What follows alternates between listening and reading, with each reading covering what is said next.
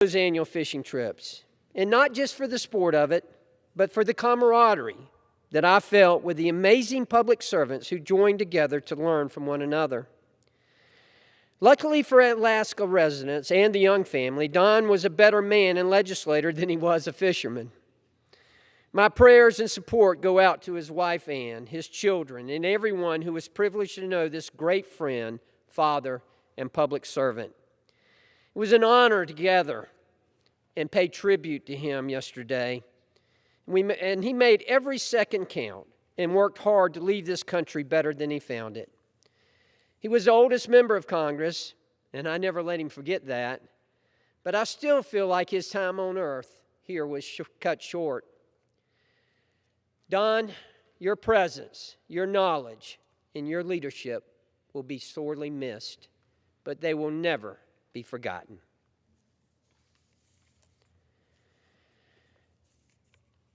Mr. Speaker, I rise today to remember the life of a woman dedicated to the service of her community, Jo Mason. Throughout her years, Jo remained involved in her community in as many aspects as she could. After graduating from Glenn Academy, Jo was active in the American Legion Auxiliary for 78 years, where she had several positions in the local, district, and state levels. The St. Simons native enjoyed making the lap throws that the American Legion Auxiliary gave out to veterans and their spouses in the local nursing homes of Brunswick. Jo also volunteered at the fire department, helping to man Radio Station 2 and serving as treasurer for many years. She was involved with the Golden Isles Emerald Society, Elks Lodge, Golden Isles Retired Firefighters Association, Veteran Council of Golden Isles, and the Coastal Republican Women's Club. She set an example for all of us to follow. Her memory will be cherished by the many lives that she impacted, including her husband, Bill, who she met on a blind date in December of 1965 while he was serving in the Marine Corps. I'm praying for her friends, her family, and her community during this very sad time. Mr. Speaker, I rise today to recognize the life of a man dedicated to his community and the people that he served, Dr. Grover Bell of Savannah, Georgia. Dr. Bell was born in Sardis, Georgia in 1928 and went to Georgia Teachers College, where he met his beloved wife, Lordine. After determining that his calling was to join the ministry, Dr. Bell attended the Emory School of Divinity, where he learned to be a shepherd of men. Throughout his career, he served almost 30 churches of the Southeast Georgia United Methodist Conference, including my home church of Wesley Monumental. He was loved as a minister by those he served and truly embodied what it means to put others before oneself. Dr. Bell was also known for his gardening and for his Southern home-style cooking, two of his passions. His love for daylilies and fried chicken were rivaled only by the love for God and his family. Leaving behind his wife, 8 grandchildren, 6 grandchildren, and countless others to whom he ministered, Dr. Bell has left a lasting impact on the community that he loved so dearly. His family and friends remain in my thoughts and prayers after this tremendous loss. Thank you, Mr. Speaker, and I yield back. The gentleman yields back. The chair recognizes the gentlewoman from California, Ms. Spear.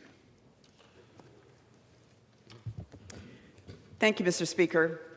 On the very last day of National Women's History Month, I want to draw attention to the fact that there is an insidious form of gender discrimination that goes on in this country from cradle to grave. It's called the pink tax. It costs more to be a woman. We have seen it happen over and over again, where retailers find it okay to jack up the prices for the same products just because they're being marketed to women. A New York City Consumer Affairs study compared 800 products and found that they were 13% more for those that were virtually identical but provided for women. And as I'm going to show you today, we see the cost as much as 60% more for the same products, just being focused on women, but basically the same products. So we need to think no further than looking at haircuts, where a woman can't get a haircut, for $26, like former Governor Scott Walker, who mocked one of our colleagues about the cost of her particular haircut. But let's talk about retail sales. I had my office go online and do some online shopping. So on Amazon, you can get this 4-pack of Dove deodorant for a woman for $19.39. But the male version of this particular product is only $13.58 for a 4-pack. So that's a 60% cost differential, a 60% tax on women. Probiotics. Here's a pack from CVS.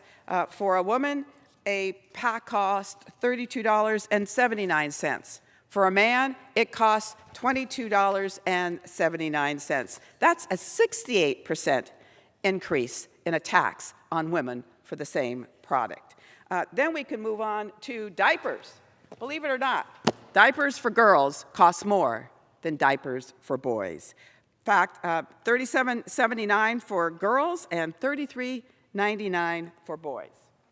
And finally, my favorite, the teddy bears. Go online and buy a pink teddy bear, and you're going to pay a tax. It's $14.99. A blue teddy bear is only $12.30. This is stupid. This is crazy. This is discrimination. It's time for us to deal with it. And there is a way to deal with it. I've introduced the Pink Tax Repeal Act, which I'm hopeful will be heard in the Energy and Commerce Committee. I'm hopeful that for once and for all, we can do something about the fact that women pay more for the same goods and the same services. In California, we have a law that I had passed many years ago that focused on services. The Assembly Office of Research found that women pay $1,300 more a year for services. Now, it shouldn't be based on the gender, it should be based on the amount of time it takes, whether it's a haircut or dry cleaning a shirt. And we've seen over and over again that we pay more for the same service as well. So colleagues, I hope that on this very last day of Women's History Month, we remember this for the rest of the year, that women pay more for the same goods and services, and that should be against the law. I yield back. The gentlewoman yields back. The chair recognizes the gentlewoman from Texas, Ms. Oh, I'm sorry. The chair recognizes the gentlewoman from North Carolina, Ms. Fox, for 5 minutes. Thank you, Mr. Speaker. Mr. Speaker, the strides women have made across all corners of the sports world deserve to be celebrated, not torn to pieces by the far left's radical ideological agenda. This year officially marks the 50th anniversary of Title IX, a law from 1972 that mandates equal opportunities for women in education.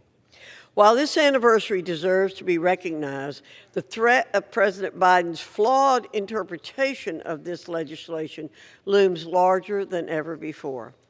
This administration's radical reinterpretation of Title IX to include sexual orientation and gender identity has pushed women to the sidelines. President Biden's decision to allow biological male athletes who identify as transgender to compete in women's sports is an affront to the progress that women have made since 1972. Title IX was a revolution for women's sports. Since its passage, Title IX has spurred women's participation in sports by a considerable margin. Instead of rightfully celebrating these achievements, the left is willing to sacrifice them for the sake of its radical political agenda. Mr. Speaker, we should not be tolerating the left's assault on women. We must ensure that the safety and needs of young girls and women are made a top priority. Erasing sex and gender means ultimately erasing women, especially when it comes to sports. Girls and women at the top of their sport lose a fair chance to compete when a biological male enters the field. How is this any different than keeping women off the field altogether? We can't let women's sports become collateral damage to the far left's campaign against a traditional science-based understanding of sex and gender. allowing women and girls to suffer for the sake of being politically correct is the textbook definition of cowardice. I'm proud of the progress our nation has made in the past 50 years to uplift and affirm the rights of women. The prospect of those advances being lost today is gut-wrenching. If we allow these fantasies of the radical left to become mainstream, 50 years of progress will be buried completely. I yield back. The gentlewoman yields back. The chair now recognizes the gentlewoman from Texas, Ms. Jackson Lee, for 5 minutes.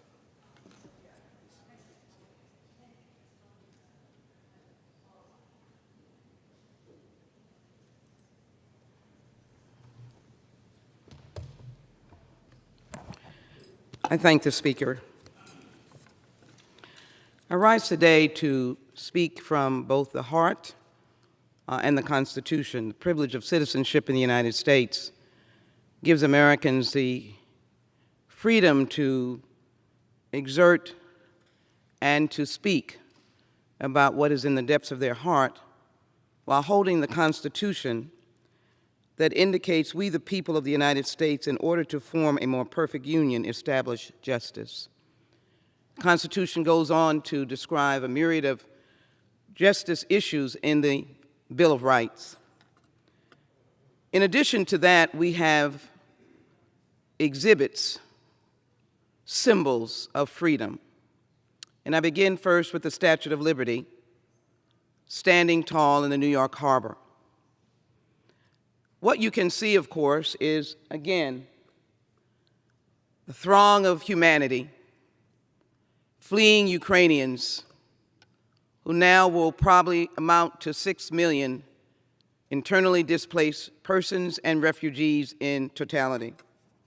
Amongst these individuals are separated families from their husbands, brothers, and cousins and others who are on the fight. But it is important to describe why we are here. One man, Putin, one man has established this level of intense brutality and violence, insensitivity, rage, and attack. Mr. Putin, your attack is on the babies of Ukraine. I will not give you any credence or respect that you're at war. You're in the midst of destruction and vile actions. If you would attack a hospital with pregnant women, if you would separate pregnant women from their babies who were born dead, or mothers who were born, who gave birth and died, and the baby died shortly thereafter, or the new revelation that babies and women and children have been stolen by Russian soldiers and carted off to Russian territory. That is the vileness of this ludicrous Putin war. Then to find out, which is in the public domain, that he may not be getting the right information, but let us not use that as an excuse. It didn't matter what revelations he would get. He is a violent actor living in a dream world of reimagining the Soviet Union.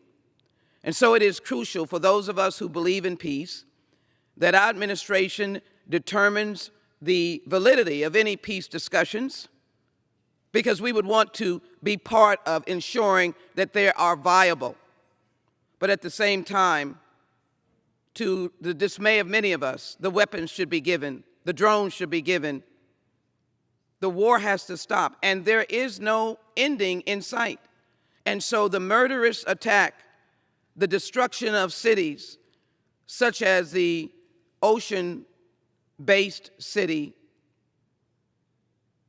that have been destroyed, brought to their knees, individuals lost lives under the pile of rubbish, and particularly the theater where 300 died, where children were written on the outside.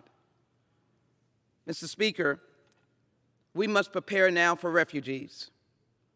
And may I suggest that we must prepare for refugees coming from the South and Central America. that will include Haitians and Africans. We are prepared to take in 125,000, only 7,000 have been utilized. As some would say, including my late friend and colleague Elijah Cummings, America is better than this. We know how to do this. And we must find the way to do it. Standing in podiums and banging on the desk about we don't want these people, then you must not want those who are fleeing the bloody, violent actions of this horrific person. I believe we should stand united as Americans to capture the words, "We, the people of the United States, in order to create a more perfect union, establish justice." I want us to stand with the Ukrainian people, that nation. Thank you, Marcy Kaptur, for leading the Ukrainian caucus and all of the members, Republicans and Democrats. But as I conclude, let me quickly say in 1 minute, one issue that we should not forget. In establishing justice, we must have oversight over the United States Supreme Court, and the text of a spouse as well must be addressed, and we will address it. I yield back. Time. The gentlewoman yields back. The chair recognizes the gentlewoman from West Virginia, Ms. Miller, for 5 minutes. Thank you, Mr. Speaker. I rise today to congratulate both the boys and girls high school basketball teams from the Covenant School in Huntington, West Virginia. The boys' high school basketball team took home the national championship in their division and finished their season with an 11-game winning streak. The girls' high school basketball team came in second place in their division nationally. Athletics play a huge role in ensuring that our next generation is well-rounded, able to work as a team, and are equipped to tackle challenges ahead. I applaud the Covenant School for instilling these very important values in our student athletes. West Virginia is so proud of the Covenant School's basketball team. Thank you, and I yield back the balance of my time. The gentlewoman yields back the balance of her time. The chair recognizes the gentlewoman from Ohio, Ms. Kaptur, for 5 minutes.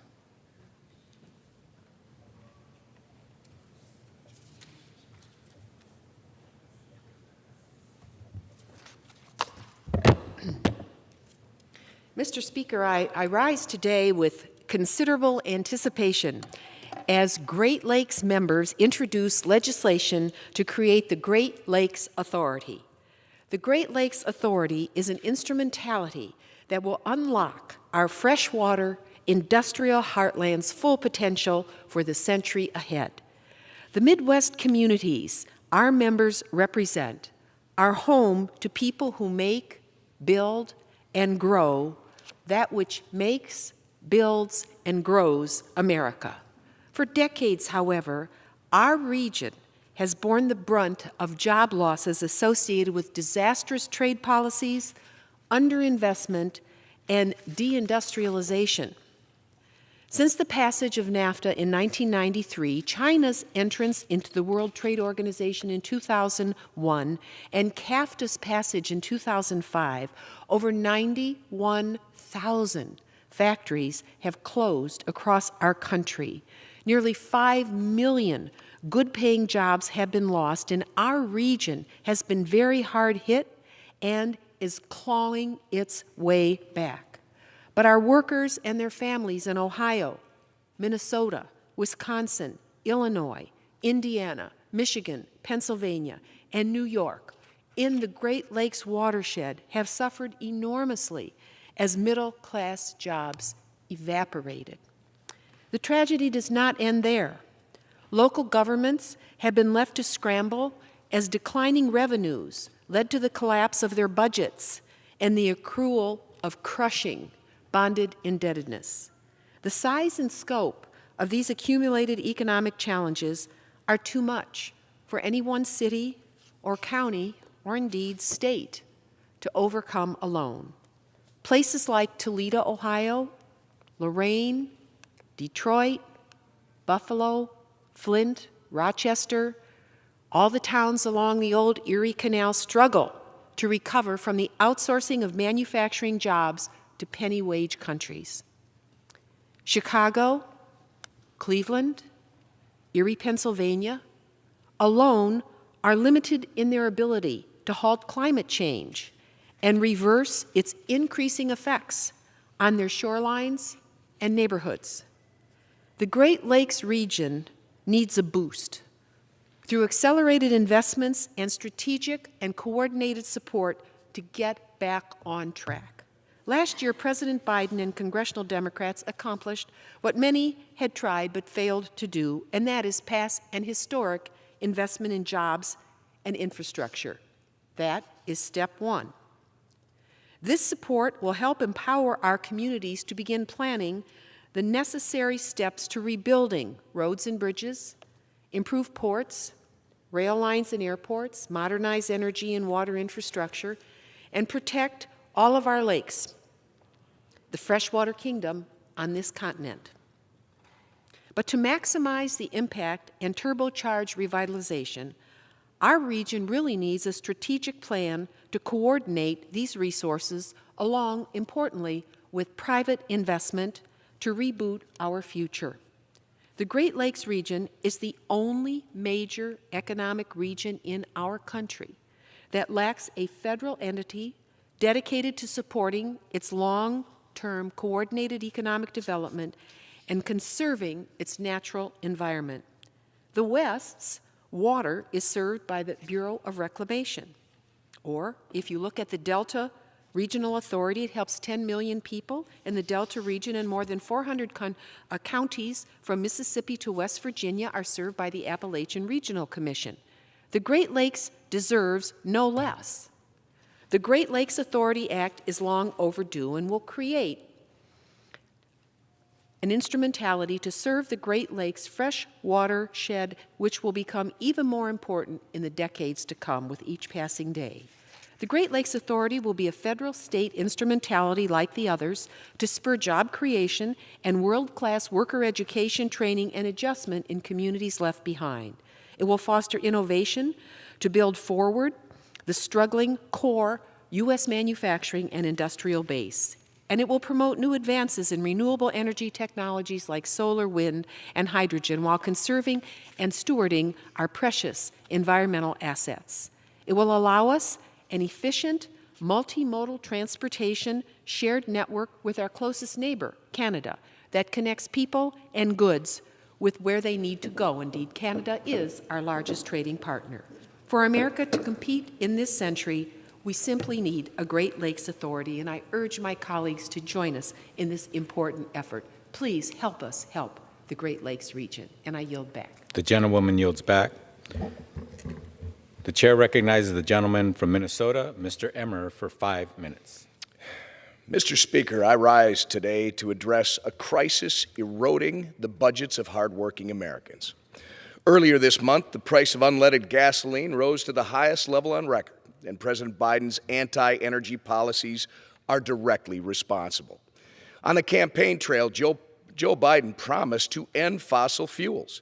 Since assuming office, President Biden has worked to make good on that promise, imposing 81 individual anti-energy policies. Coincidentally, the price of gasoline has risen 81% since the beginning of his presidency. Analysts estimate that President Biden's anti-energy agenda will cost American families an additional $2,000 per year in gasoline costs alone. This is staggering for the 64% of Americans who live paycheck to paycheck thanks to rising costs. President Biden claims he can't do much right now to reduce gas prices. This simply is not true. President Biden can end the federal freeze on new oil and gas projects, fast-track LNG export permits, expedite approval of all pipeline and energy development, and stop the regulatory barrage on U.S. energy development. There is so much that can and should be done right now, and this crusade against American energy dominance must end. Mr. Speaker, I rise today to recognize the extraordinary achievement of the Sherburne County Sheriff's Office. Sheriff Joel Brodt and his deputies in the Sherburne County Jail and clinic staff have earned the prestigious Triple Crown accreditation from the National Sheriff's Association. As one of only 50 sheriff's offices in the country to earn the Triple Crown accreditation, this is a major achievement. In fact, this accreditation is so rare that according to the National Sheriff's Association, fewer than 100 sheriff's offices have qualified since its establishment in 1993. The Triple Crown requires simultaneous accreditation by 4 law enforcement organizations. Achieving one of them is a feat, but gaining all 4 at once is truly remarkable. Congratulations, Sheriff Brodt. We applaud you and your entire staff for your exceptional work and commitment to excellence in law enforcement. Mr. Speaker, I rise today to recognize a young hockey player in my district who embodies the spirit of our great sport. For Minnesotans, hockey is a way of life. Like many young people in our state, Owen Lipinski grew up with a love for the game. Sadly, when Owen was just 2 years old, he was diagnosed with Marfan syndrome, a connective tissue disorder that makes it difficult for him to play. One rough hit could cause Owen to lose his eyesight or possibly even threaten his life.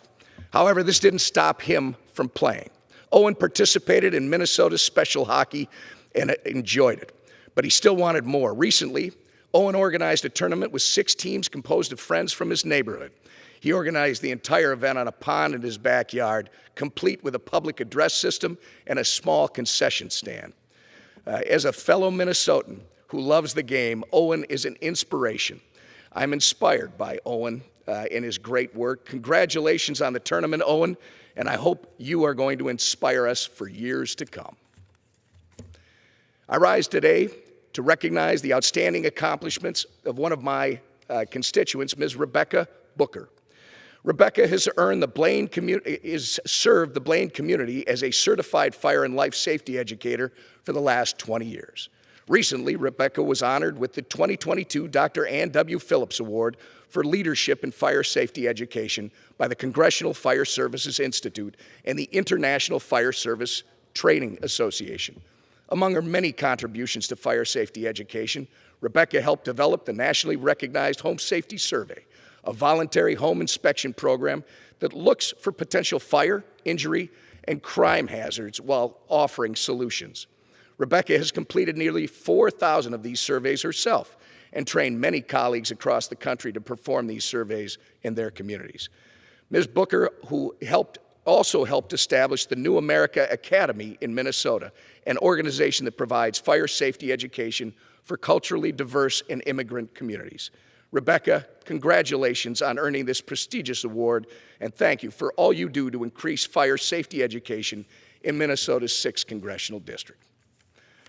Mr. Speaker, I rise today to recognize Abby Honnold, one of the strongest Minnesotans I've ever met and a leader in the fight against sexual assault. Sexual assault is a life-threatening event, the trauma of which lasts a lifetime but can be compounded in the immediate aftermath by improper care.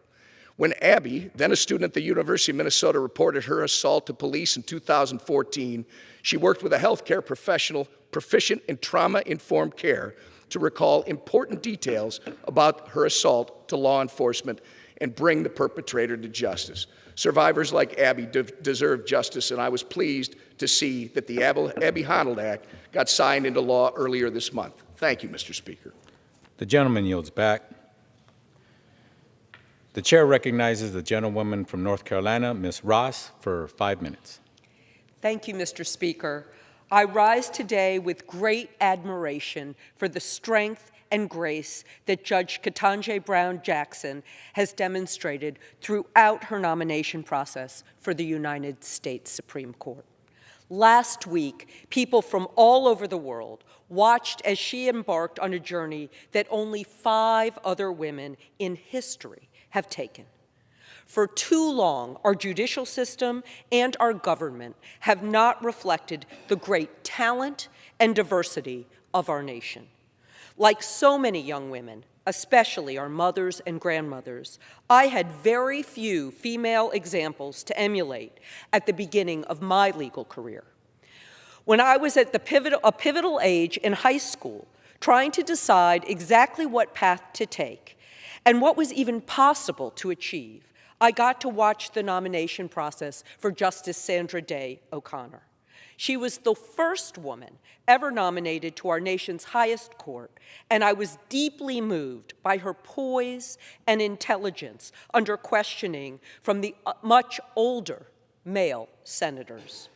Her confirmation solidified in me a passion for the law and a belief that I could accomplish anything I set my mind to.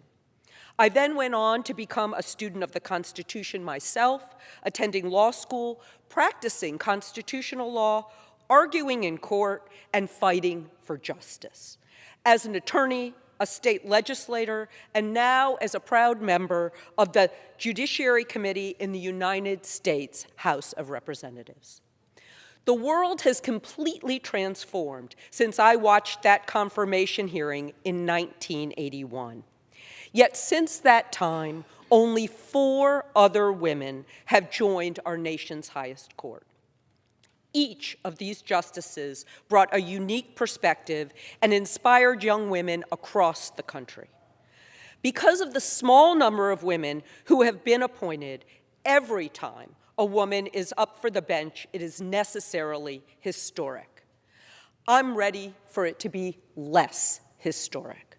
Although 51% of our population is female, of the 115 justices in American history, 110 of them have been men. And none of them, not one, has been an African American woman.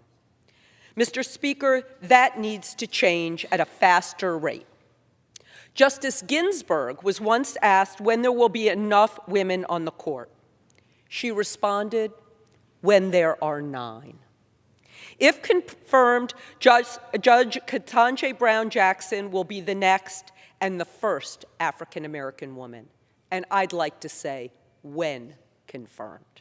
Her nomination marks a momentous step forward in the long struggle for a judicial system that truly represents every American and delivers justice, fairness, and equality for all.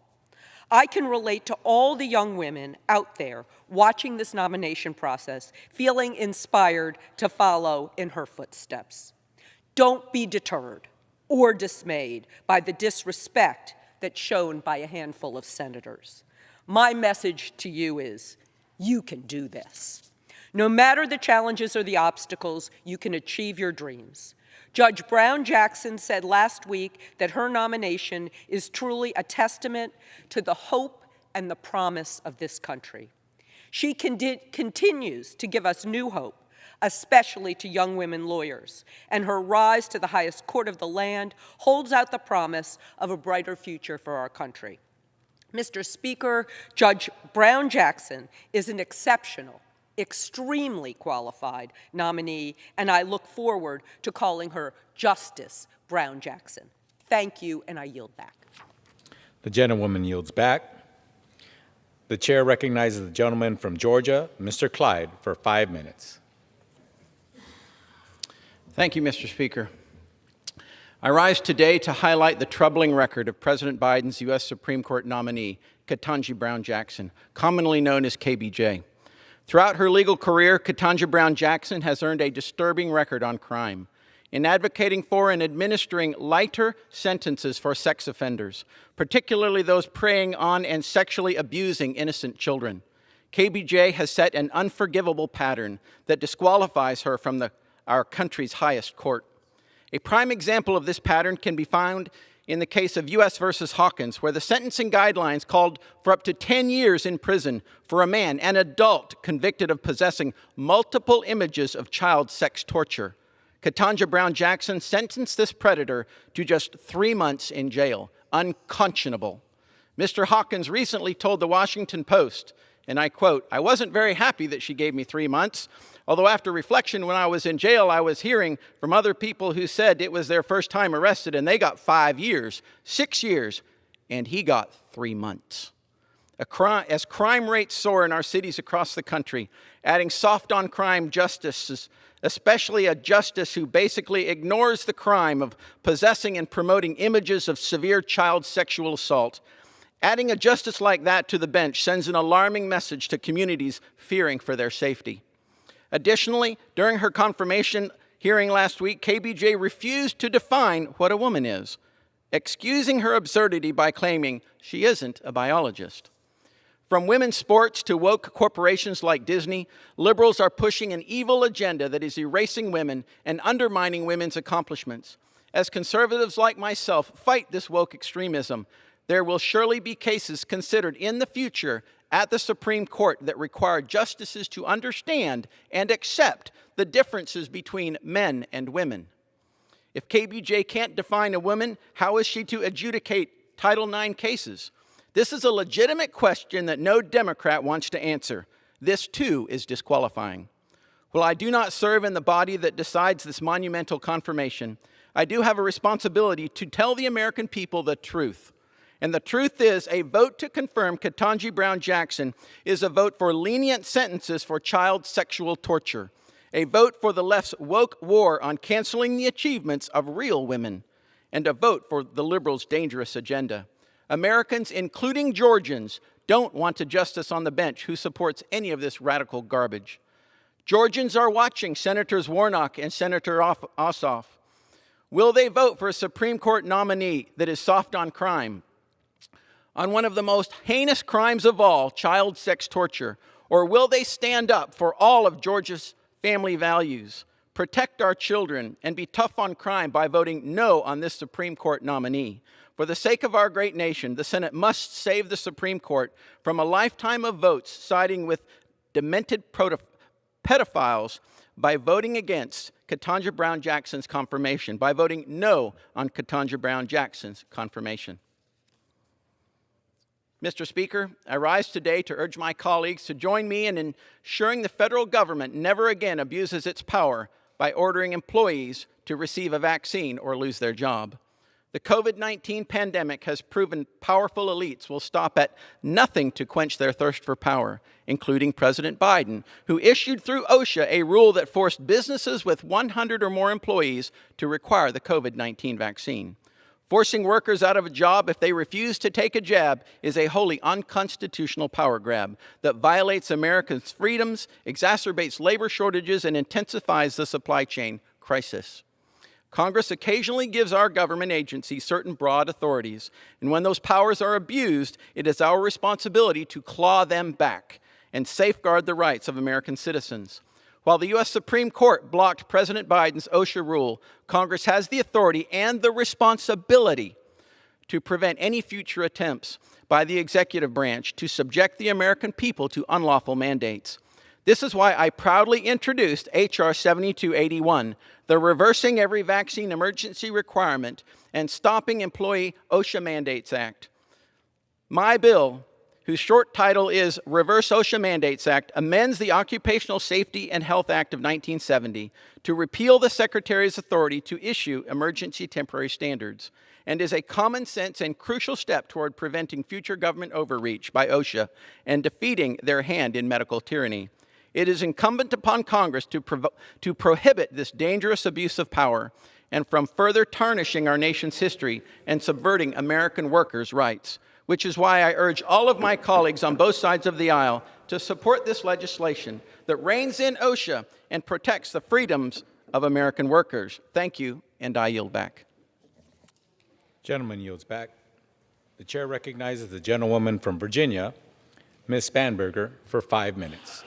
Mr. Speaker, I rise to recognize the remarkable contributions of Phil Jenkins, who recently finished serving as managing and executive editor at the Freelance Star in Fredericksburg, Virginia. Phil gave his time, his energy, and his dedication to the Freelance Star for 24 years. Equally wise and unflappable, that's how his colleagues describe him. A trusted leader, gifted editor, and generous mentor.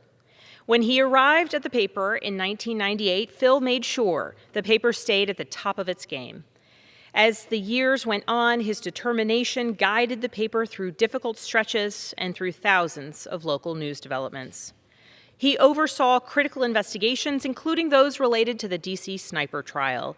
He managed major transitions, such as shifting from an afternoon to morning production cycle and moving the paper's offices to downtown Fredericksburg.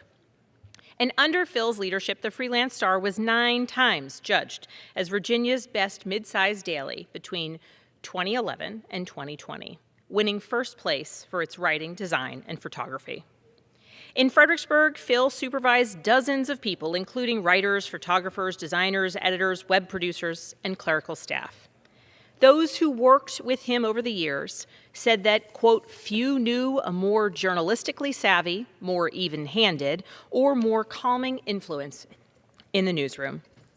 When asked to describe Phil's tenure at the paper, a former colleague said that Phil showed unparalleled leadership, as well as an uncanny ability to measure and satiate the community's hunger for the news that makes it unique. Today, Phil's staff in the entire greater Fredericksburg region and the Freelance Star readership will greatly miss Phil's hand at the helm of the Freelance Star. One former Freelance Star editor said, quote, working with such a gifted journalist and wonderful person as Phil Jenkins was one of the highest honors of my life. There is no way to adequately thank him for the contributions he has made to the paper and to the community. Phil's service to the Fredericksburg area and Virginia overall speaks to the enduring importance of local news, including print journalism. Local news keeps us informed about the day-to-day events in our communities. It allows us to share the triumphs of our neighbors. It holds those in power to account, and it brings to light the challenges we face together as a community, as a commonwealth, and as a country. As another former colleague said, quote, nobody gave more to the cause of community journalism than Phil Jenkins. And today, on the floor of the U.S. House of Representatives, I'd like to thank Phil Jenkins for his service to the people of Virginia. We thank him for his devotion to his colleagues, his commitment to accuracy, and his love of a good story founded on the truth. Mr. Speaker, I rise today to recognize 7th District constituent and U.S. Army veteran Bill Sugarts. Bill is a Vietnam veteran who served with the 23rd Infantry Division. In Vietnam, Bill planned and ran convoys, and one day, while doing command and control above the Hedup Valley, Bill was in a helicopter crash that thankfully, in which he only suffered minimal injuries. Bill was honorably discharged in 1971 with various commendations and medals, including a Bronze Star with 2 oak leaf clusters, and he began a successful corporate career spanning 3 different Fortune 500 companies. But never forgetting his experiences in Vietnam or with his soldiers, Bill has devoted himself to his fellow veterans and our nation's allies who have stood by our service members. In service to the community and local veterans, Bill founded the Northern Virginia Military Ministry Outreach, and he co-founded the Fawn Lake Veterans Group. He's a docent at the U.S. Army Museum, and he's a lay leader of the Wilderness Community Methodist Church Military Ministry. And in my earliest days in office, and well before the final exit of American forces from Afghanistan, Bill was working to bring attention to the urgent needs of the SIV program. As a founding member of No One Left Behind, Bill focused on increasing the number of visas available, speeding up processing, and bringing refuge to those in danger. He worked closely with my office as we strived to make progress, get questions answered, and ultimately get SIVs home to America, their new home. Now, through the church, Bill and his wife, Margene, continue their tireless work to help Afghan evacuees resettle and build community in their new home in Virginia. Bill represents the best of Virginia, a commonwealth made stronger through our ability to keep our promises to our veterans, our military families, and our allies. And as the U.S. representative for Virginia's 7th District, I want to thank Bill Sugarts for his advocacy, his compassion, and his deep and abiding sense of service to our country and our Commonwealth. I yield back. The gentlewoman yields back. The chair recognizes the gentleman from Texas, Mr. Gonzalez, for 5 minutes. Mr. Speaker, I rise today to commemorate the passage of the Donna Doss Memorial Act. In February 2019, Border Patrol agent Donna Doss was struck and killed by a vehicle while assisting a state trooper. She served more than 15 years in Border Patrol and held several leadership roles within the agency. She was survived by her husband, her 2 sons, parents, brother, and sister. The House voted yesterday to officially rename the Rock Springs Border Patrol Station the Donna M. Doss Station. This effort has been underway in Congress since 2020, and I'm glad to see it has finally gotten over the finish line. Our men and women in green put their lives on the line every single day to protect our country, and Americans everywhere are grateful. Mr. Speaker, I rise today to congratulate Greg Popovich, head coach of the San Antonio Spurs, on becoming the winningest head coach in the history of the National Basketball Association. On March 11, 2020, Pop earned his record-setting 1,336 win as head coach of the San Antonio Spurs when he defeated the Utah Jazz 104-102. Pop has led the Spurs for over 26 seasons. He's won 5 NBA championships and was named head coach of the year 3 separate times. I'm honored to introduce my House resolution to congratulate Coach Popovich. Mr. Speaker, I yield back. The gentleman yields back. The chair recognizes the gentlewoman from New Mexico, Ms. Ledger Fernandez. Mr. Speaker, I rise today to thank every single veteran in New Mexico and nationwide for their service and sacrifices to our country. But we can not only thank our veterans for their service, we must honor their service by providing veterans the services they have earned. In 2018, President Trump's VA began a process under the Asset Infrastructure Review Act to develop a list of recommendations to modernize and realign VA medical facilities. 2 weeks ago, the VA released its recommendations to the Infrastructure Review Commission and proposed the closure of 4 community-based outpatient clinics in rural areas of my district, closing Gallup, Las Vegas, Raton, and Espanola clinics. Combined, these 4 clinics serve thousands of veterans in predominantly Hispanic and Native American communities. Hispanics and Native Americans serve our country at higher rates. We are incredibly patriotic. The VA wrongly assumes that these patriotic veterans can receive care from other community providers. They fail to understand that in our rural areas, there aren't enough healthcare providers. The VA clearly doesn't seem to understand rural America. The VA's own report listed veteran statements that they have serious problems driving long distances for care and can't receive critical care and quality care in many areas due to limited community providers. So while these were listed in the report, the VA may have listened, but I don't think they heard. But I do hear. I hear my veterans and their stories. I hear their needs. I heard Harry. Harry is a 75-year-old Cold War veteran who is also a cancer survivor. He's a survivor today because his clinic doctor, Dr. Gomez, ensured Harry received a biopsy and he received it quickly. It caught his cancer and saved his life. The clinic doctor knew Harry. He knew his history and could respond quickly to Harry's concerns. Harry told me, "It was my pleasure serving this country, but the thing is that this country needs to take care of us too." Chris, another veteran I spoke to, told me Congress is quick to send us to war, but when it comes to health care, the government is lacking. Shirley cried as she told me how she believes she is alive today because she could drive herself to the clinic where she was immediately triaged, stabilized, and sent to a hospital for the chest pain she is experiencing. Her heart still beats today because of that clinic. It breaks my heart that after all that these brave veterans have done for us, we are abandoning them just because they live in rural America.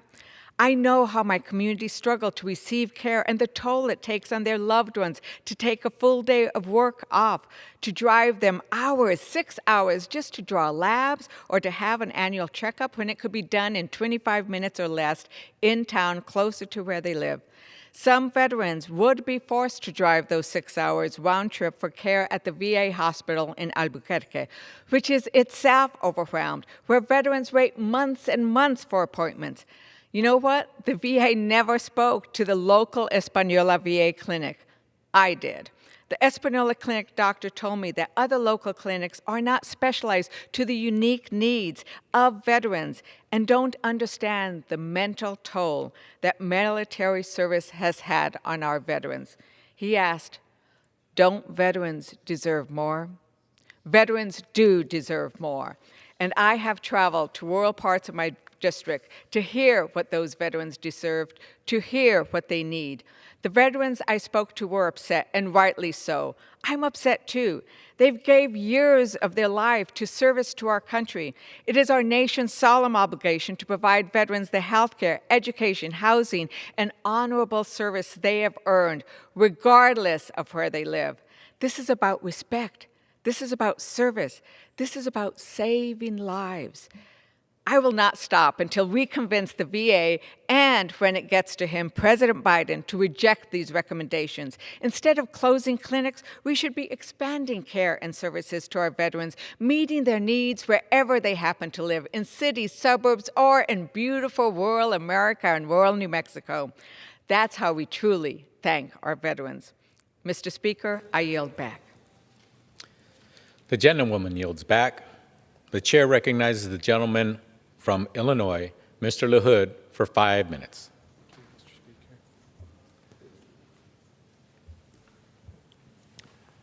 Mr. Speaker, I rise today to congratulate the United States men's national soccer team on qualifying for the 2022 World Cup this November in Qatar. Last night, the U.S. men's national team completed their qualifying campaign in Costa Rica. It was a fitting ending to the team's qualifying run filled with ups and downs and exciting matches, including big wins over Mexico, Panama, Jamaica, and Costa Rica. After missing out on the 2018 World Cup, the United States team is headed back to the World Cup for the first time in 8 years. From day one of the 2022 qualifying campaign, Coach Greg Berhalter and the team set out with one mission and one goal, and that was to qualify. Bolstered by a golden generation of young and exciting talent, including players such as Christian Pulisic, Gio Reyna, Weston McKennie, Tyler Adams, Tim Weah, and many others, the U.S. put together a strong qualifying performance, including an undefeated record against the Mexican national team this past year, which is the first time that's been done in decades. I am proud that Illinois is home to the United States Soccer Federation, which supports our men's and women's programs at all levels. I know I join many of my fellow members of Congress and across the country in congratulating the U.S. men's national team. This qualification is a well-deserved result that is a testament to the hard work put in by all of U.S. soccer and the men's team. The team has made their country proud, and I look forward to cheering them on at the World Cup in November. I yield back. The gentleman yields back. The chair recognizes the gentleman from New York, Mr. Espaillat, for 5 minutes. Thank you, Mr. Speaker.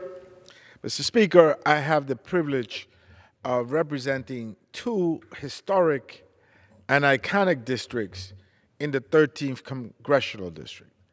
Harlem, which is the center, the Mecca of the African American diaspora. It is the center of culture, of music, of literature for the black community, with the Apollo and the Schomburg and other great historical institutions. The other neighborhood that I represent, Mr. Speaker, is East Harlem, El Barrio, which is the launching pad for the Latino experience in New York City. It was the home, the cradle for the Puerto Rican community that opened its doors to Dominicans, Ecuadorians, Colombians, Central, South Americans, and really are two historic districts within the 13th Congressional District. Today, we mark a new day for those two communities with regards to transit access. This week, President Biden announced and submitted to Congress a strong and visionary budget. It included $4.5 billion for the Capital Investment Grant Program, which includes $400 million for the construction of the second phase of the 2nd Avenue subway extension. The first phase was completed not too long ago, several years ago, and it went from 96th Street south to 72nd Street, touching some of the most affluent zip codes in the country. This phase, the second phase, will go north to 125th Street. Some people have categorized it and call it Uptown Grand Central. And it will connect East Harlem, El Barrio, and Harlem on 125th Street to the rest of the world. These stops will connect a transportation desert where over 75% of its residents use public transportation to the Lexington Avenue line, which is the most overcrowded subway line in the city, if not the country. East Harlem, as I said earlier, is currently a transportation desert. And this second phase will change the lives of over 100,000 New Yorkers that will use it on a daily basis. This phase will extend train services to 96th Street and 125th Street, a 2-mile stretch, and benefit thousands upon thousands of New Yorkers. But it would also connect to Metro North, a total of 124 stations in 7 different counties in upstate New York, suburban New York, as well as Connecticut. So as such, it will connect also folks to LaGuardia Airport via bus and future water transportation in the Hudson River and Harlem River. So this is truly a regional project that will connect Harlem and East Harlem, El Barrio, to the rest of the world. I am very happy and proud that President Biden included $400 million for the second phase of the Second Avenue subway. The first phase saw 160,000 people benefit on a regular basis. $842 million in wages and $2.87 billion in economic activity in that region on the first phase. So I'm happy to see this new initiative. Thank you, President Biden, for bringing the second phase of the Second Avenue subway to the 13th Congressional District. The gentleman yields back. The chair recognizes the gentleman from Virginia, Mr. Klein, for 5 minutes. Thank you, Mr. Speaker. Mr. Speaker, the President of the United States takes an oath promising to faithfully execute the office that he holds. That's a promise to uphold and defend the laws of this country and to protect our nation's citizens. But President Biden seems determined to violate that oath when it comes to enforcing our immigration and asylum laws. There is an undeniable crisis at our southern border, and it's a direct result of President Biden's halting of the construction of the border wall, ending the Remain in Mexico policy, and re-implementing catch and release. Now, instead of taking steps to rectify the situation that he's created, President Biden is preparing to pour fuel on the fire by lifting Title 42. Title 42 is essential to ensuring the immediate expulsion of illegal aliens, and officials within the President's own Department of Homeland Security are sounding the alarm. Officials have said that if this policy is revoked, it would cause a massive run on the border, even worse than we're seeing right now, resulting in upwards of 18,000 illegal crossings a day. That's 6.5 million illegal immigrants crossing every year. State and local governments, especially school districts across the country, are being overwhelmed. Customs and Border Protection can barely keep up as it is, let alone with that kind of surge. President Biden is failing the American people, and his neglect at the border is having catastrophic consequences. Mr. Speaker, I yield back. Members are reminded to refrain from engaging in personalities toward personal attacks on the President.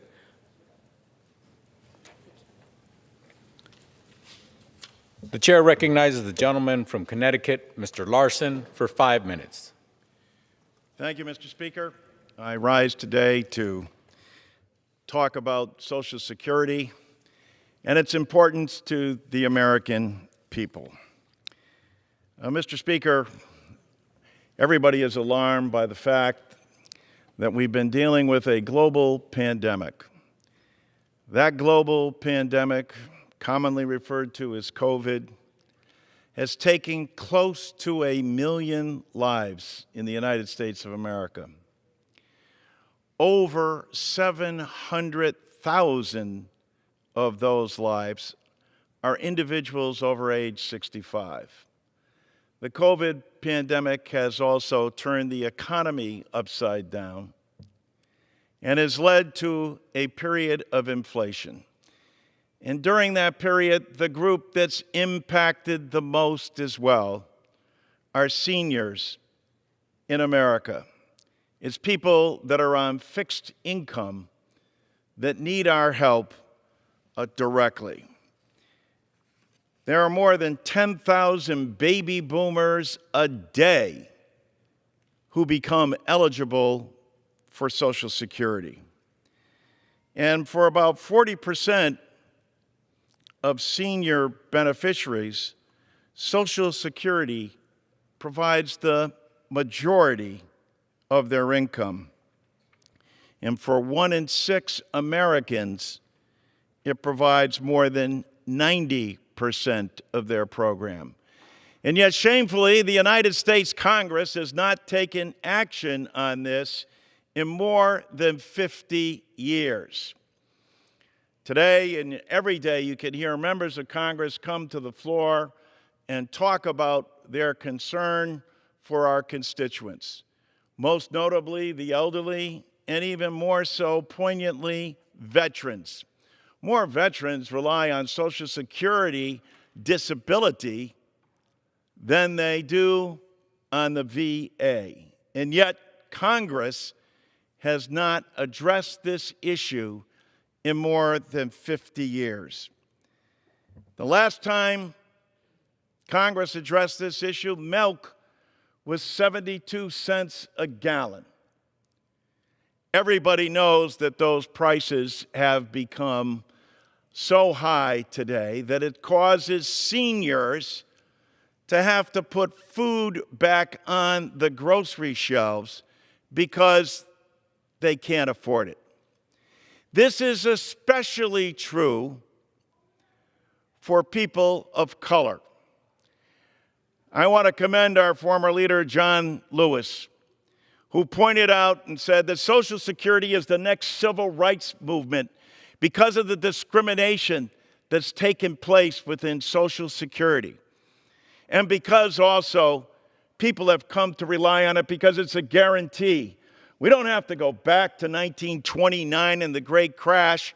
We only have to go back as far as 2008, 2009 to look at what happened in that recession and find out that people's 401k became a 101k. And yet during that same time period, Social Security never missed a payment. Not a pension payment, not a spousal payment, not a dependent coverage payment, and not a disability payment. This is not something the president can do by executive order, nor is it anything that the Supreme Court is going to adjudicate. This is the responsibility of the United States Congress, and help is on the way. People are going to have an opportunity to vote on Social Security 2100, bringing Social Security into this century, and then also rectifying the discrimination that has taken place. Recent Pew polls showed this, that 64% of black adults say securing Social Security should be the top priority for the President and Congress to address this year. Martin Luther King had a better way of saying it. He called it the fierce urgency of now. In the midst of this pandemic, remember this, my colleagues, on both sides of the aisle. These are your brothers and sisters. These are your parents. These are your aunts and uncles. These are your co-workers. These are people you worship with. Over 5 million Americans, 5 million Americans get below poverty level checks from Social Security. Why? Because Congress hasn't taken its responsibility and stepped up to the plate and done what's expected of him. I commend Jim Clyburn, our leader here, who has come out strongly in favor of making sure that we address this inequality. And I yield back. The gentleman yields back. The chair recognizes the gentleman from Texas, Mr. Pfluger, for 5 minutes. Thank you, Mr. Speaker. I rise today to recognize the Odessa and Midland Chambers of Commerce during their fly-in to Washington, D.C. this week. It was incredible to host nearly 70 business and community leaders, elected officials, students, teachers, and staff from all throughout the Permian Basin, including the University of Texas Permian Basin, engaging with lawmakers, advocating for their community, and advocating for energy independence. Thank you to the Odessa Chamber President Renee Earls, the Midland Chamber President Bobby Burns, and all the fantastic staff, leaders, and volunteers who helped make this fly-in successful. Mr. Speaker, the Biden administration's handling of the border crisis is not humane. It's heartbreaking. Yesterday, the White House confirmed their intention to rescind Title 42, one of the only policies in place that's helping quell the border crisis.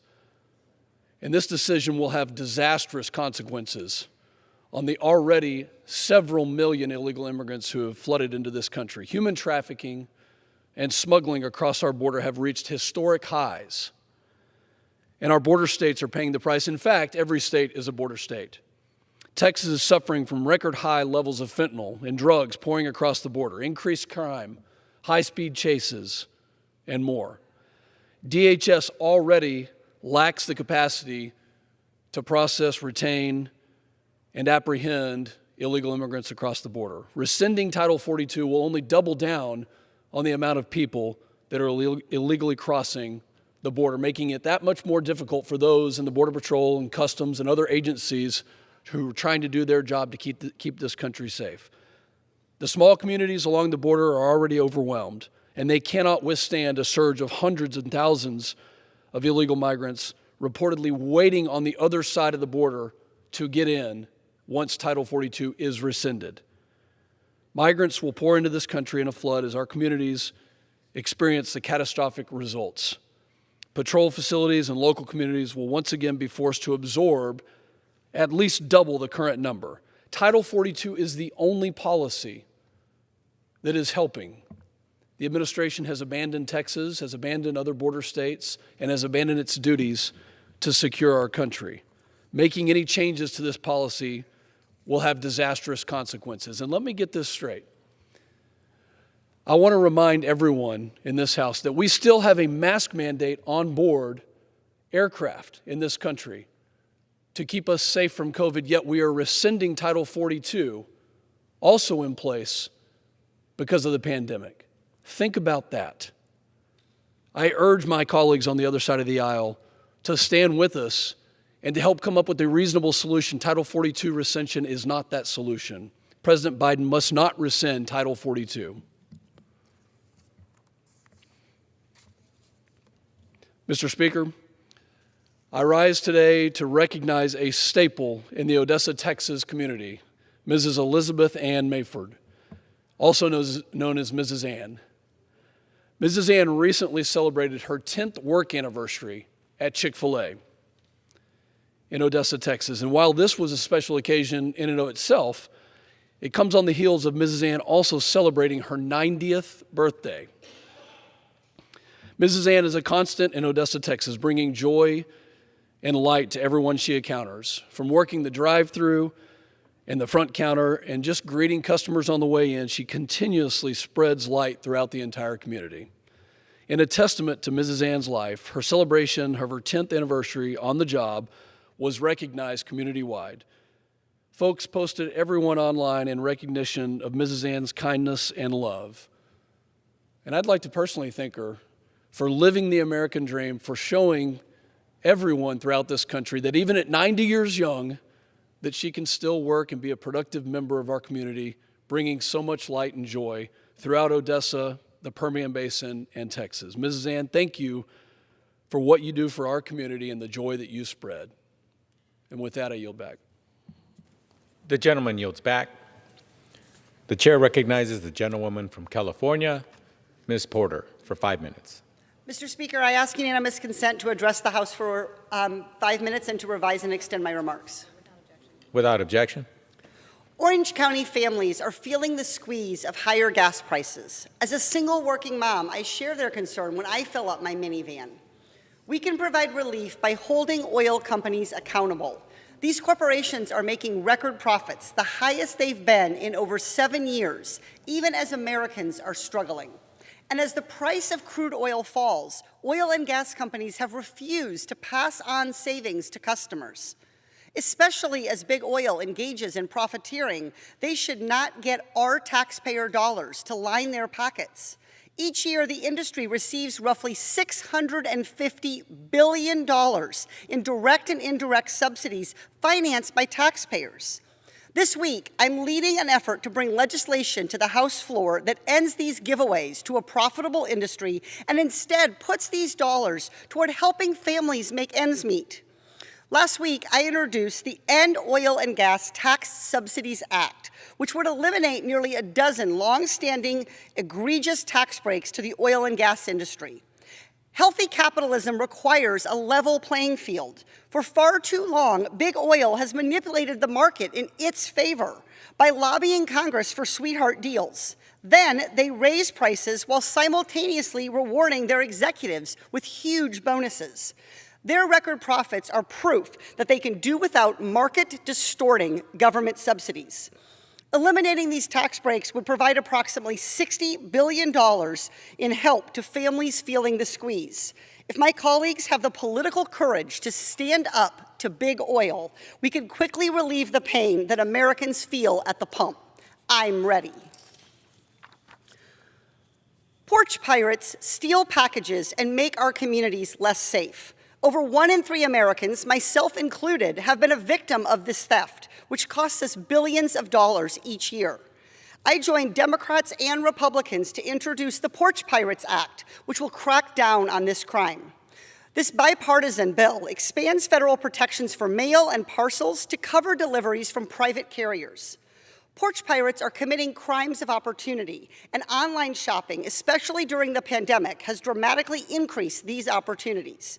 I recently met with the Irvine police chief, who described to me how sophisticated these bad actors have become. Our Porch Pirates Act modernizes federal law and helps keep families safe. Social Security is a promise. It's a promise that we make to older adults and disabled Americans, people who count on our support. One of Social Security's most important features, one not found in traditional pensions, is that benefits automatically adjust for inflation each year. But the current level of adjustment isn't working. As corporate profiteers drive inflation to new highs, people in Social Security are not even treading water. They're sinking. Democrats have a solution. The Social Security Act 2100 fixes the inflation adjustment. It would put more money in the pocket of older Americans and people with disabilities so they can afford higher health care costs and other expenses. It would also eliminate waiting periods for people with disabilities, reducing disabled poverty. More than 200 members of Congress support this bill, and I'm proud to be among them. By passing the Social Security Act 2100, we honor our promise to older Americans and disabled Americans. I yield back. The chair recognizes the gentleman from Pennsylvania, Mr. Muser, for 5 minutes. Thank you, Mr. Speaker. Mr. Speaker, when the Biden administration learned Iran was just weeks away from enriching enough uranium for a weapon, this administration's response was to rush to a deal to slow but not stop Iran's nuclear ambitions. This is so. The fact is, no deal will include concrete guarantees that Iran will not develop nuclear weapons, Mr. Speaker. Yet in pursuit of a deal, the Biden administration is offering concessions that will enrich our adversaries, endanger our allies, and cost America dearly.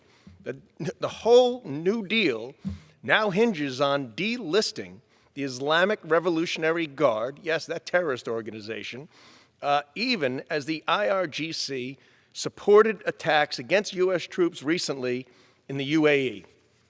Mr. Speaker, sanctions relief will give Iran access to over $100 billion in frozen assets.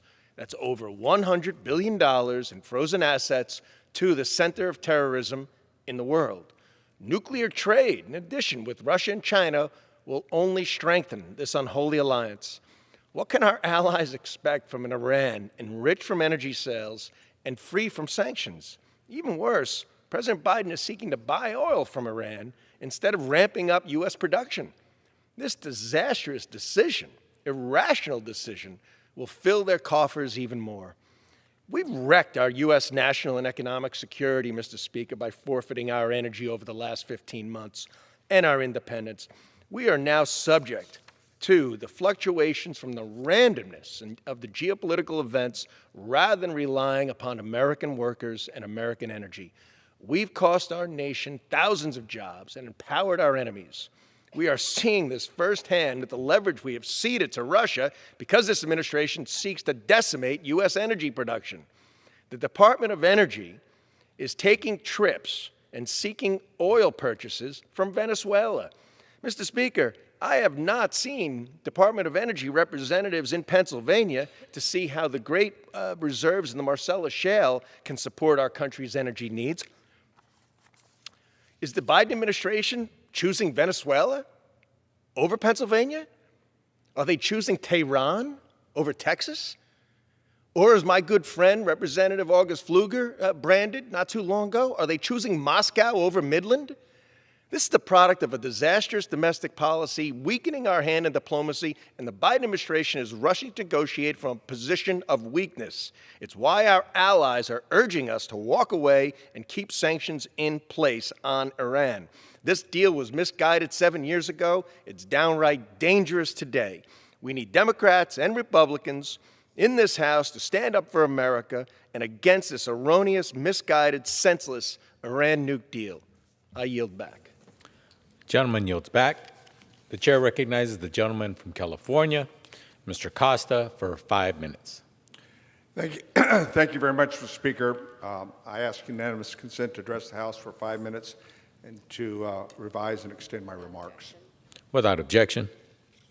Mr. Speaker, I want to begin by taking a moment to remember one of my constituents who lived an extraordinary life, Major Nia Long Vang, who recently passed away. Major Vang was a longtime leader in the Fresno Hmong community and bravely served along the side of American soldiers in Laos during the Vietnam War. This conflict also is known as the Secret War in Laos. Major Vang was recruited at the age of 19 by the Central Intelligence Agency to serve in the Special Guerrilla Unit, otherwise known as the SGU, during the Secret War, to help the U.S. fight against the North Vietnamese Communist Army and the Pathet Lao Communist troops. In the late 1960s and the early 70s, Major Vang led intelligence missions on the Ho Chi Minh Trail to gather surveillance on the Communist forces. He also oversaw missions that rescued American pilots during the Vietnam War when their planes were shot down. By 1980, Major Vang's family received asylum to come to the United States, where he would settle in Fresno in 1983. Once in the United States, Major Vang worked tirelessly to support the families of other soldiers whom the Secret War in Laos impacted.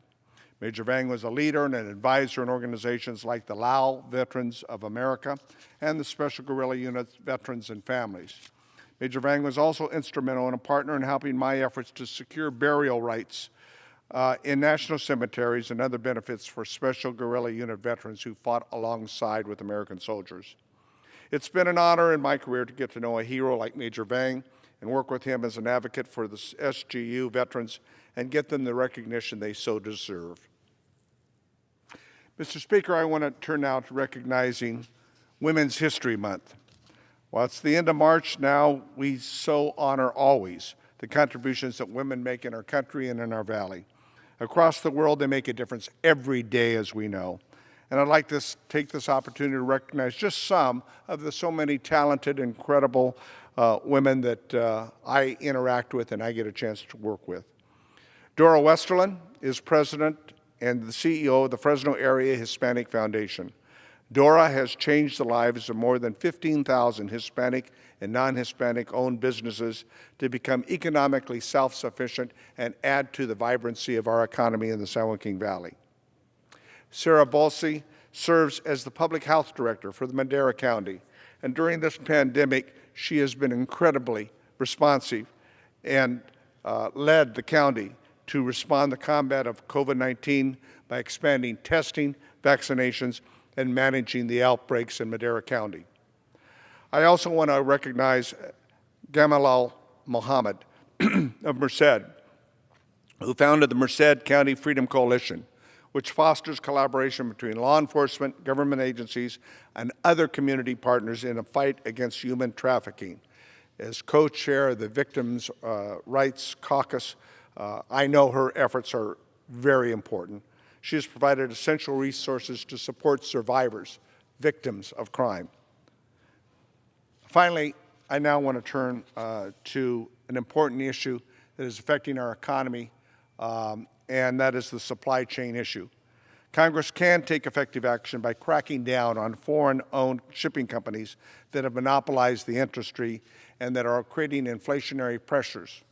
My bill, the Ocean Shipping Antitrust Enforcement Act, subjects foreign ocean shipping carriers to America's antitrust law, as they should be. This builds on provisions of the Ocean Shipping Reform Act that Representative Garamendi and I and others are supporting that has already passed the House. Together, these pieces of legislation protect American exporters from unfair trade practices, like container rate increases, sudden change in shipping schedules, unreasonable fees by shipping companies that ships leaving ports leave empty containers after they've offloaded their goods here in America. Agricultural producers in California are suffering. A University of California study found that in the fall of 2021, an empty container leaving California ports hit almost 80%. Pre-pandemic, it was about 30%. This is an unfair trade practice. President Biden said in this very chamber during the State of the Union on the topic of ocean shipping reform that capitalism without competition is exploitation, and it is. We must answer the President's call to get this meaningful ocean shipping reform legislation to his desk. And let me close by saying, God bless the people of Ukraine and the suffering during this horrific war taken on by the pariah Putin, who is a war criminal and must be punished for it. God bless them. I yield back to balance my time. The gentleman yields back. The chair recognizes the gentlewoman from Puerto Rico, Ms. Gonzalez Colon, for 5 minutes. Thank you, Mr. Speaker. I rise today to give tribute to Congressman Dong Young. For almost 50 years, Congressman Dong Young proudly represented all Alaska. The Dean of the House, as he was affectionately known, was the 9th longest tenure member of Congress. His passing last week leaves a huge void for his constituents, for this body, and certainly for so many of us who had the honor of personally knowing Don. For me personally, I thought he was a mentor for many of the issues that we shared together. Our path first crossed when I was 20 years old, and I was elected among a young group of fellow young Republicans to meet Congressman Young when he visited the island to discuss its future political status. It was in that moment when I was able to witness firsthand his loyalty to the causes he deeply cared about, including Puerto Rico's quest for statehood. Little did I know that at that time that I will have the fortune and honor to serve alongside him in this U.S. House of Representatives, and to sit on the 2 committees he ever served on and chaired, the Natural Resources and the Transportation and Infrastructure Committee. Congressman Dong Young had a unique perspective when it came to Puerto Rico's fight for statehood and full equality as American citizens. He could relate because he moved to Alaska shortly after it was admitted into the Union as the 49th state. As Alaska's sole representative in the House, he understood better than anyone else the inequities under the territorial status, and the opportunities that statehood brings. He knew what kind of fight we will be in for, and he was with us every step of the way. He understood the difficulties of representing a non-continuous district here in this body, and because of this, Puerto Rico found on him an immediate ally. He frequently visited the island and even served as an election observer in one of our most recent referendums, demonstrating once again his long-standing commitment to ensuring the island's 3.2 million American citizens had their voice heard. When former Speaker Paul Ryan was giving a tribute to Congressman Don Young when he became the Dean of the House, he said, "You always knew where he stood, but more importantly, you always knew where you stood with him." And that is because he made no secret of his politics or his opinion. He was a staunch supporter of utilizing domestic energy and mineral production and infrastructure development to spur economic growth. He also fiercely defended Alaska Natives' rights and worked tirelessly to ensure they were enabled to improve their lives and economic status. He was a loyal friend to organized labor and to his fellow veterans. Congressman Don Young was a legislative force of nature. He was the primary sponsor of 123 bills that were enacted into law, including legislation for the Trans-Alaska Pipeline in his first year in Congress. And more often than not, he crossed the aisle on bills such as the Infrastructure Investment and Jobs Act, women's rights such as the Lilly Ledbetter Fair Pay Act of 2009, and the Magnuson-Stevens Act, otherwise known as the Young Stud Bill, which revolutionized federal fisheries management and preserved the commercial fishing industry in Alaska and across the country. Mr. Speaker, Congressman Don Young's legacy will live on in every Alaskan, in every member who has served with him, and every staffer who has been fortunate to learn from him. His passing leaves a big void. He touched our hearts, our lives deeply in so many ways. And this house will never be the same without Don. I pray for his wife, Ann, and Congressman Young's 2 daughters and his grandchildren. Thank you. Gracias, Don Young. Godspeed. I yield back. The gentlewoman yields back. The chair now recognizes the gentleman from Louisiana, Mr. Carter, for 5 minutes. Mr. Speaker, thank you very much. March is Women Histories Month, and I can't let this month pass without highlighting 2 barrier-breaking public servants. So many women have contributed greatly to Louisiana, but today I want to take a few moments to celebrate 2. Councilwoman Dorothy May Taylor and Congresswoman Lindy Claiborne Boggs. A New Orleans teacher and activist, Dorothy May Taylor led a fight for equality within the segregated school systems while serving as a PTA president. Under her leadership, the city's black and white schools finally achieved equal funding. While I didn't know it at the time, my educational experience as a boy growing up in New Orleans in the 60s and 70s would improve thanks to the work of Mrs. Taylor. During the Civil Rights Movement, she successfully fought to desegregate New Orleans recreational facilities and to register African American voters. She was a woman of many firsts. The first woman of color to be elected to the Louisiana House of Representatives, the first African American woman to hold the head of a State Department, and the first black woman and one of the first 2 women to serve on the New Orleans City Council in 1986. Councilwoman Taylor worked issues like criminal justice reform before they were popular. After a century of segregation, she was the first council member to move on a proposal to ban discrimination in Mardi Gras crew membership, a move that paved the way for the eventual desegregation. I was elected to New Orleans City Council in 1994, the year that Councilmember Taylor retired. But I am so grateful to have known her and have had an opportunity to learn from her many pearls of wisdom. Though she passed in the year 2000, she left a lasting mark on New Orleans, Louisiana, and our country. Congresswoman Lindy Boggs lived a life of service and warmth, unafraid to break the glass ceiling while overcoming great personal loss. Her husband, the Honorable Hale Boggs, served in Congress for decades until his tragic death in a plane crash. Following his passing, Lindy Boggs replaced him as Congresswoman Boggs and became the first woman ever elected to Congress from the state of Louisiana. It takes a lot of inner strength to do that.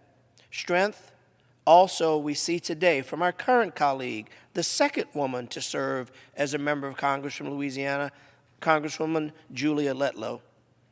In this very chamber, Congresswoman Boggs fought tirelessly for equal rights of women and minorities. She also fought to make the House of Representatives more welcoming to women, successfully advocating for a woman's-only space in a governing body that was more than 96% male. That room still exists today and is appropriately named the Lindy Claiborne Boggs Congressional Women's Reading Room. Throughout her life, Congresswoman Boggs famously opened her home, her kitchen, her heart to the people of Louisiana and the community she loved so much. She passed in 2013, but we all uplift the memory of Congresswoman Boggs and Councilwoman Dorothy May Taylor for advancing issues that they are committed their entire lives to, protecting and advancing voting rights, fighting against discrimination, providing health care to underserved members of our community, and fighting for humanity for people everywhere. In the spirit of the Honorable Lindy Boggs and the Honorable Dorothy May Taylor, we say thank you for your incredible service, and we will continue the drumbeat of these issues here in Congress. I yield back. The gentleman yields back. The chair recognizes the gentleman from California, Mr. LaMalfa, for 5 minutes. Thank you, Mr. Speaker. Well, there's been a lot of talk about energy and energy costs in this country, and of course my home state of California, where you can easily find fuel over $6 a gallon. So let me translate this conversation into what it means for farmers and what farmers mean for food supply. Now we know the United States farmer provides the best, the cleanest, the most efficient process, more grown per acre, per unit, than anywhere else in the world. So it's amazing to me, just a few days ago, President Biden announced that we're going to have food shortages in the world and even here. We're already seeing the empty shelves. We're already seeing the high prices, supply and demand for everything. So in the United States of America, food shortages makes me ask, what are our priorities as a country, as a government, here or my home state government of California? We're looking at energy costs. So everything requires energy when you have a product that goes from a field, from a mine, from a manufacturer to your home. So the fuel costs to operate a tractor, a combine, the trucks that bring you fertilizer, that bring you seed, the trucks that take away the grown product to the processor, to the mill, and finally bring it to your store shelf, or even if you have it delivered to your house. All those energy costs ripple through everything we have as citizens of this country. What's being done about energy costs? Well, I just saw a blurb a minute ago that the president wants to tap into our energy reserve. The stored oil we have someplace that always seems to be a political football around here to solve some problem, when it's really supposed to be a reserve for very acute times of danger for our country, not to use it as an economic flattener or what have you. We have reserves in the ground in this country that we're not tapping, but our tone-deaf government here and our state of California won't do anything about that. Instead, let's export it from Venezuela. Let's export it from the Middle East. Maybe we've finally done something about Russia. We'll see if that takes effect. We're not doing anything to help our own people with the energy crisis, energy costs here. We're dancing around that collectively as a government in this administration. Why? What is our priority? When John Kerry says, well, I hope this thing Putin's doing in Ukraine doesn't stop our ability to reach our climate change goals, how tone deaf are these people? Are you kidding me? So we're going to continue to enjoy even emptier shelves for food, tires, everything else, because of high energy costs in a government in Washington and in Sacramento unwilling to do anything about it other than half measures or zero measures. So what's this do to our food supply, as we talked about? My home state of California, energy costs. Oh, one good piece on top of that. My colleagues at the state legislature proposed a sales tax holiday, fuel tax holiday, which would knock about 51 cents off of a gallon of fuel. It's not the be-all or fix-all, but it can do something temporarily to help while we get our energy going again, supposedly, right? It would help. They turned that down, and instead they proposed a tax increase on production of fuel in California. Unbelievable. It's like, damn, who do you guys working for? Amazing. So in my home state, as we try to produce food, tens of millions of acre feet of water and snow fall upon our state each year. We hear drought, record drought. Yeah, it's lower than normal, but we're not capturing the water we can.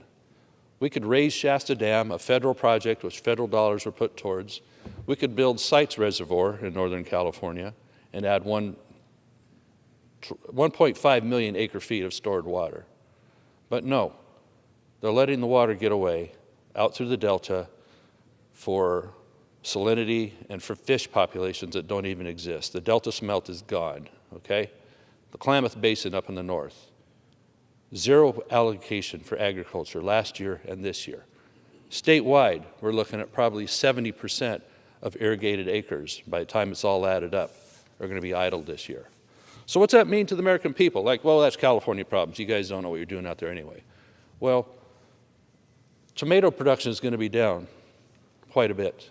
So that means less tomato sauce for New York, less olives and olive oil for New York.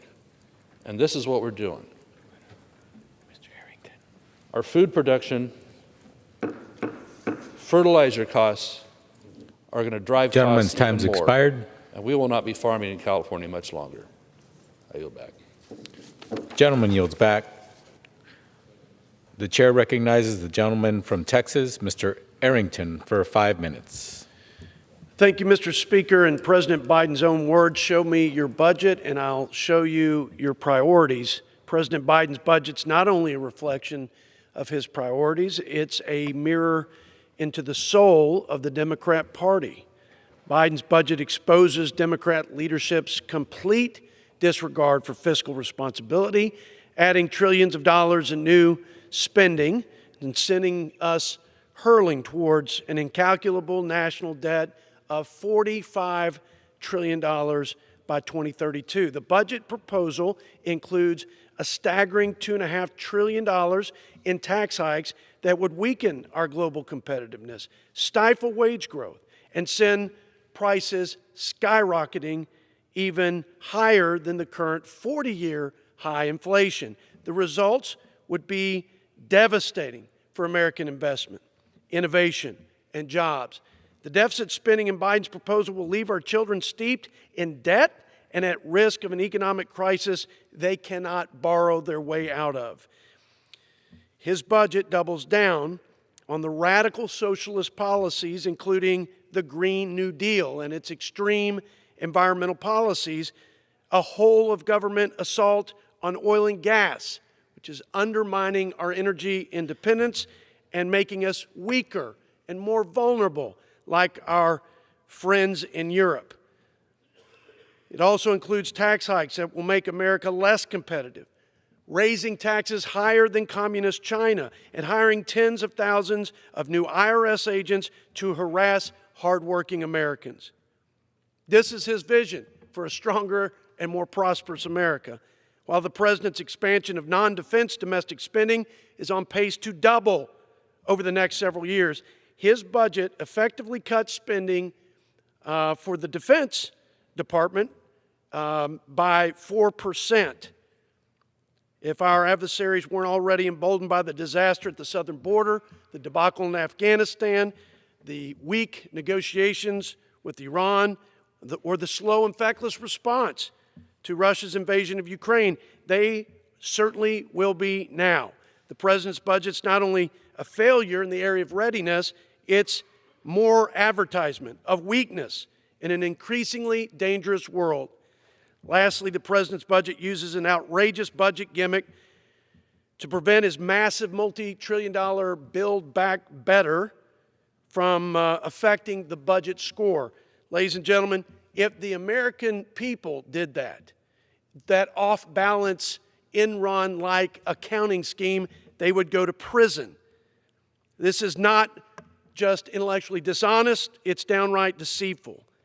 From the top line numbers to tax hikes, from partisan policies to bureaucratic bloat, President Biden's budget highlights the Democrat Party's real priorities: the largest expansion and most radical reimagination of the federal government in the lives of its people.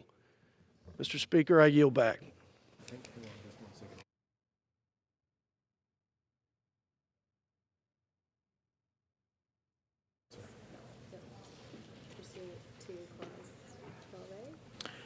Pursuant to Clause 12A of Rule 1, the Chair declares the House in recess until noon today.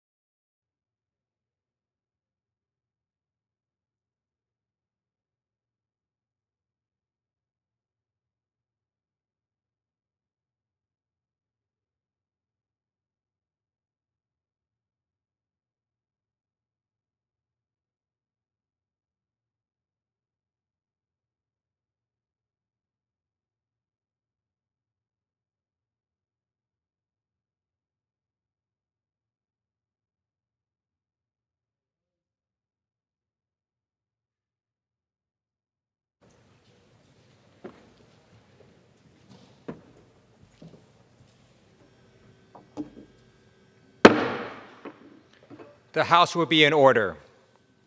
The prayer will be offered by Chaplain Kibben. Would you pray with me? Gracious God, take this day into your keeping.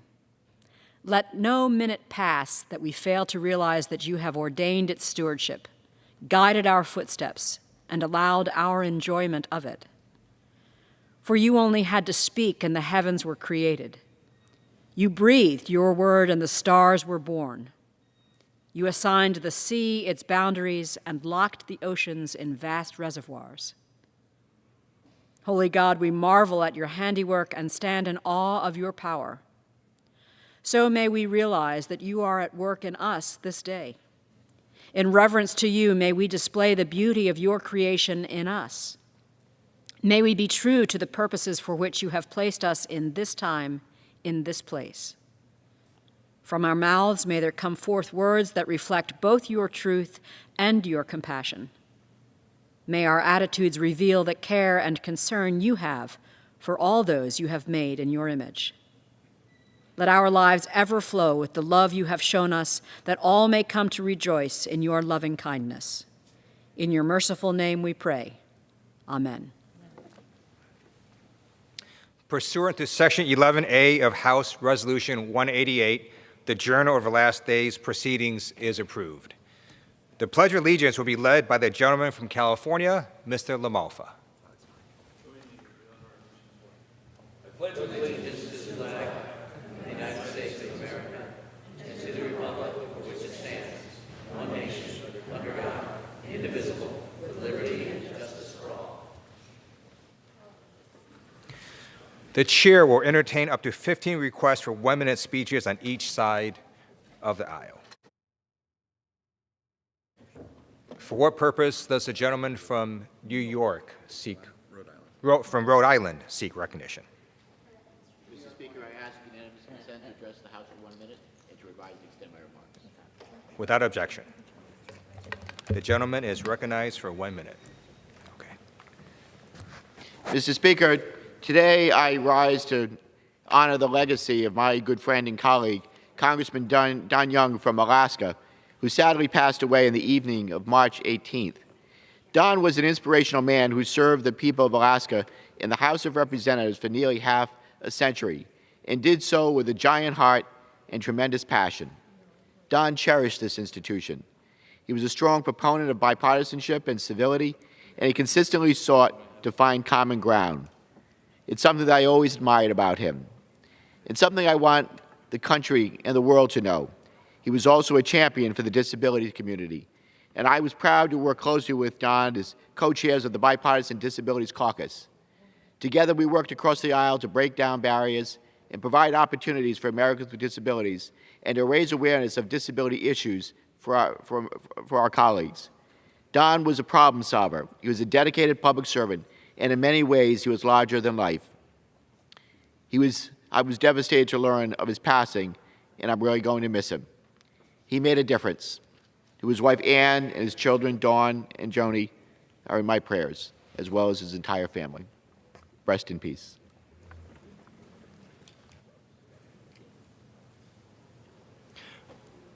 For what purpose does the gentlewoman from Illinois seek recognition?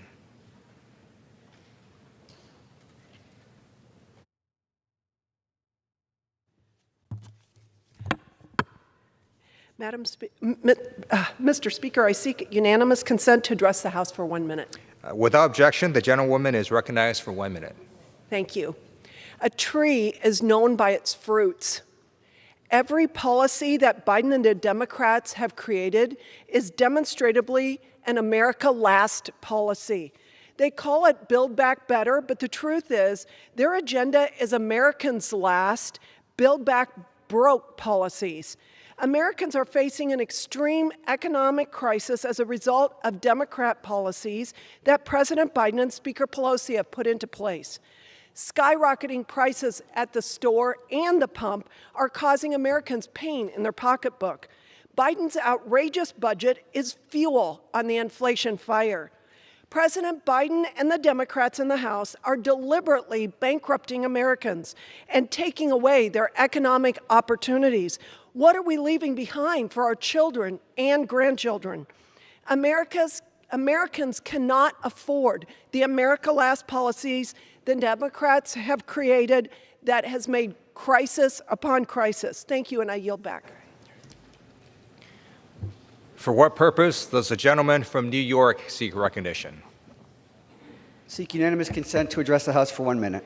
Without objection, the gentleman is recognized for 1 minute. Thank you, Mr. Speaker. U.S. reliance on foreign oil threatens our national security, pollutes our environment, and unnecessarily burdens our families with high and fluctuating gas prices. Americans want to make the leap to electric vehicles, which are cleaner, quicker, and quieter. But the lack of supply and changing infrastructure is holding people back. China ranks #1 in the world, controlling 80% of the market of producing raw materials in lithium-ion batteries. The United States ranks 15th. If we don't move quickly, we will fall further behind. In support of efforts to invoke the Defense Production Act, as President Biden can help domestic manufacturers expand the production and supply of critical materials and goods. This is a bold and necessary move that will accelerate the availability of electric vehicles and put Americans back to work. I yield back. For what purpose does the gentleman from California seek recognition? Unanimous consent to address the House 1 minute and revise extended remarks. Without objection, the gentleman is recognized for 1 minute. Thank you, Mr. Speaker. President Biden has been promising recently empty shelves, food shortages in the United States of America. American farmers are the most efficient and best in the world at what they do. But they can't do it very well with these high energy costs. Fertilizer takes energy to produce. It takes oil to produce. When you see the costs increasing 51%, it isn't just going to hit the farmer, it's going to hit all consumers. Energy costs ripple through everything. Planting, harvesting, delivering, everything. So what are we doing? What's our focus going to be? In my home state of California, the water's being taken away from agriculture. We need the Bureau of Reclamation and our own state water resources to be focused on producing food for people. Ukraine, those farmers are trying to plant amidst bombs from Putin and Russia. In our own country, in my own home state, the bombs are being dropped by the government on farmers having their water taken away and having their energy costs go through the roof. We have to focus on producing energy and food for Americans that's affordable instead of this direction that the federal and my own state government are doing to the people and not for them. I yield back. Okay. For what purpose does the gentleman from New York seek recognition? I ask unanimous consent to address the House for 1 minute and to revise and extend my remarks. Without objection, the gentleman is recognized for 1 minute. Thank you, Mr. Speaker. Today I rise to pay tribute to an American patriot and a prominent fixture in my community, retired Major General Norbert Rappel, who passed away earlier this month. General Rappel was a courageous veteran who dedicated his life to serving our great nation in the United States Army. A Korean War veteran, he rose through the ranks, retiring as commander of the 98th Training Division of the United States Army Reserves. We are deeply grateful for his service. Upon returning home, General Rappel turned his dedication to his community in my hometown of Irondequoit, becoming a charter member and past president of the Irondequoit Rotary Chapter. His never-ending devotion to serving others was his life's calling. It is a key piece of his legacy that will never be forgotten. May he rest in peace. Thank you, Mr. Speaker. For what purpose does the gentleman from Pennsylvania seek recognition? Mr. Speaker, I request unanimous consent to address the House for 1 minute and revise and extend my remarks. Without objection, the gentleman from Pennsylvania is recognized for 1 minute. Thank you, Mr. Speaker. This past Tuesday was Vietnam Veterans Day. The day was a reminder that our freedom is not free. We stand together to thank and honor Vietnam veterans and their families for their service and their sacrifice. Across the country, we pause and remember the service and sacrifices made. Tuesday in Indiana County, in Pennsylvania 15th Congressional District, the Historical and Genealogical Society hosted their second annual program featuring guest speakers, music from the era, and a historical display relating to the Vietnam Memorial in Washington, D.C., called The Wall That Heals. Vietnam Veterans Day and the programs are dedicated to honor the veterans who served active duty in the United States Armed Forces from November 1st, 1955 to May 15th, 1975, the time period which the U.S. had soldiers deployed. In addition to a pinning ceremony for Vietnam veterans in attendance, wreaths will be placed remembering Indiana County residents who were killed in the line of duty or named as missing in action during the war. Mr. Speaker, events like the program in Indiana County are a great way for our younger generation to learn and our older generations to be remembered. It is important we always find time to thank and honor our veterans for their service to our great nations. To my friends who are Vietnam veterans, welcome home. Thank you, Mr. Speaker, and I yield back the balance of my time. For what purpose does the gentlewoman from Pennsylvania seek recognition?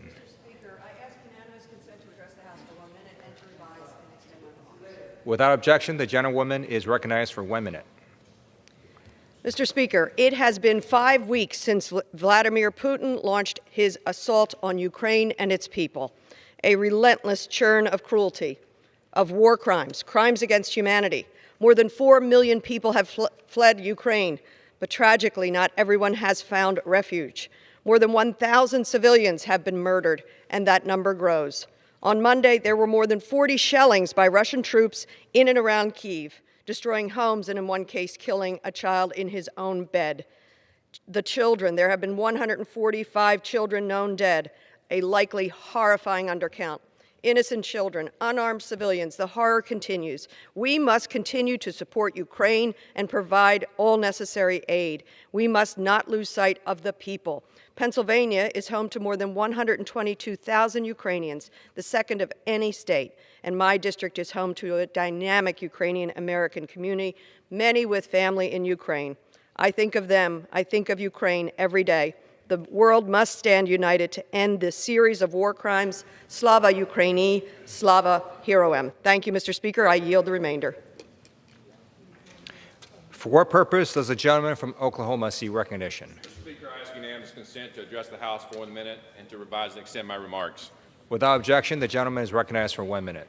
Mr. Speaker, a very special friend and constituent of mine turned 100 years old last week. Her name is Marina Medavalis, but back home she is better known as Tulsa's Rosie the Riveter.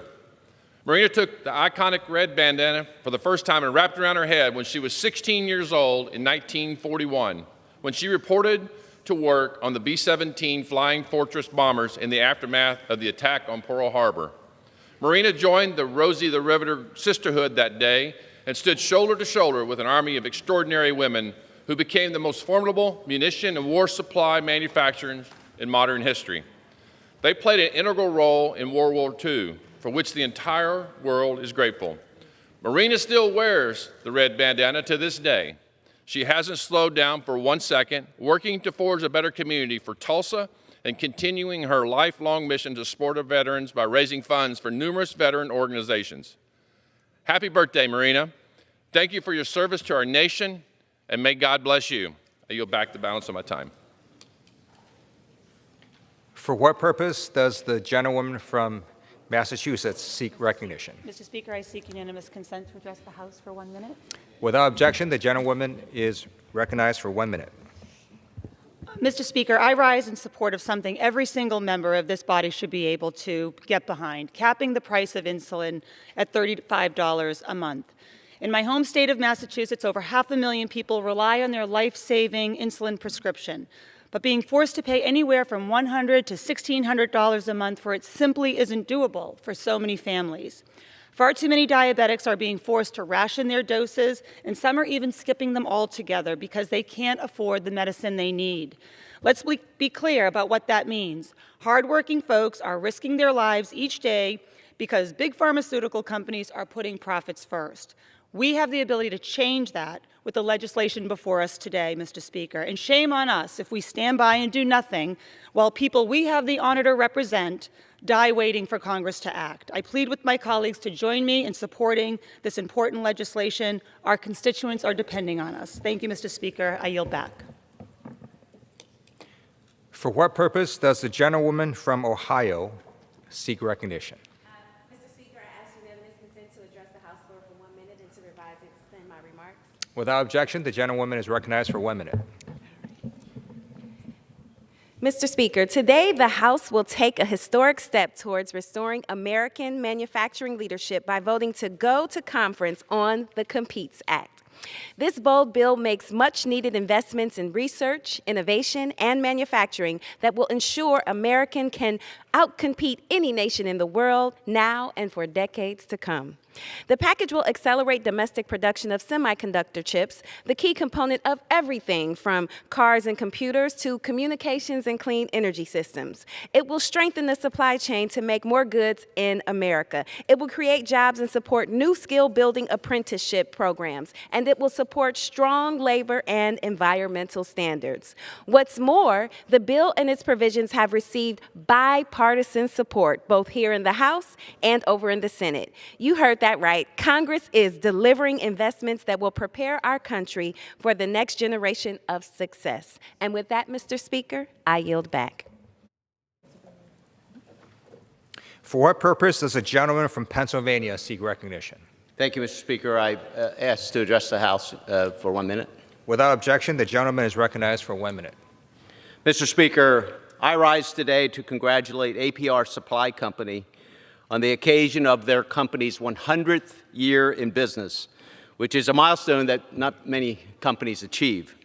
APR Supply Company is a third-generation owned and operated full-service distributor of plumbing, HVAC, and hydronic supplies, supporting countless companies through their 38 locations in my district and in other areas of Pennsylvania, New Jersey, and Delaware. In America, the entrepreneurial spirit has led many to pursue founding a business. And over the years, some may succeed, some may fail, but to celebrate 100 years is a milestone that few achieve, as I mentioned. This achievement signals that an organization is relentlessly pursuing their values and supporting their customers. I recently enjoyed visiting one of their facilities with third-generation president and CEO Scott Weaver to learn about their innovative inventory management system and their operations. Again, congratulations to the team at APR Supply and to Scott on celebrating 100 years in business and best wishes on their continued success. Thank you, Mr. Speaker. I yield back. For what purpose does the gentlewoman from Florida seek recognition? Without objection, the gentlewoman is recognized for 1 minute.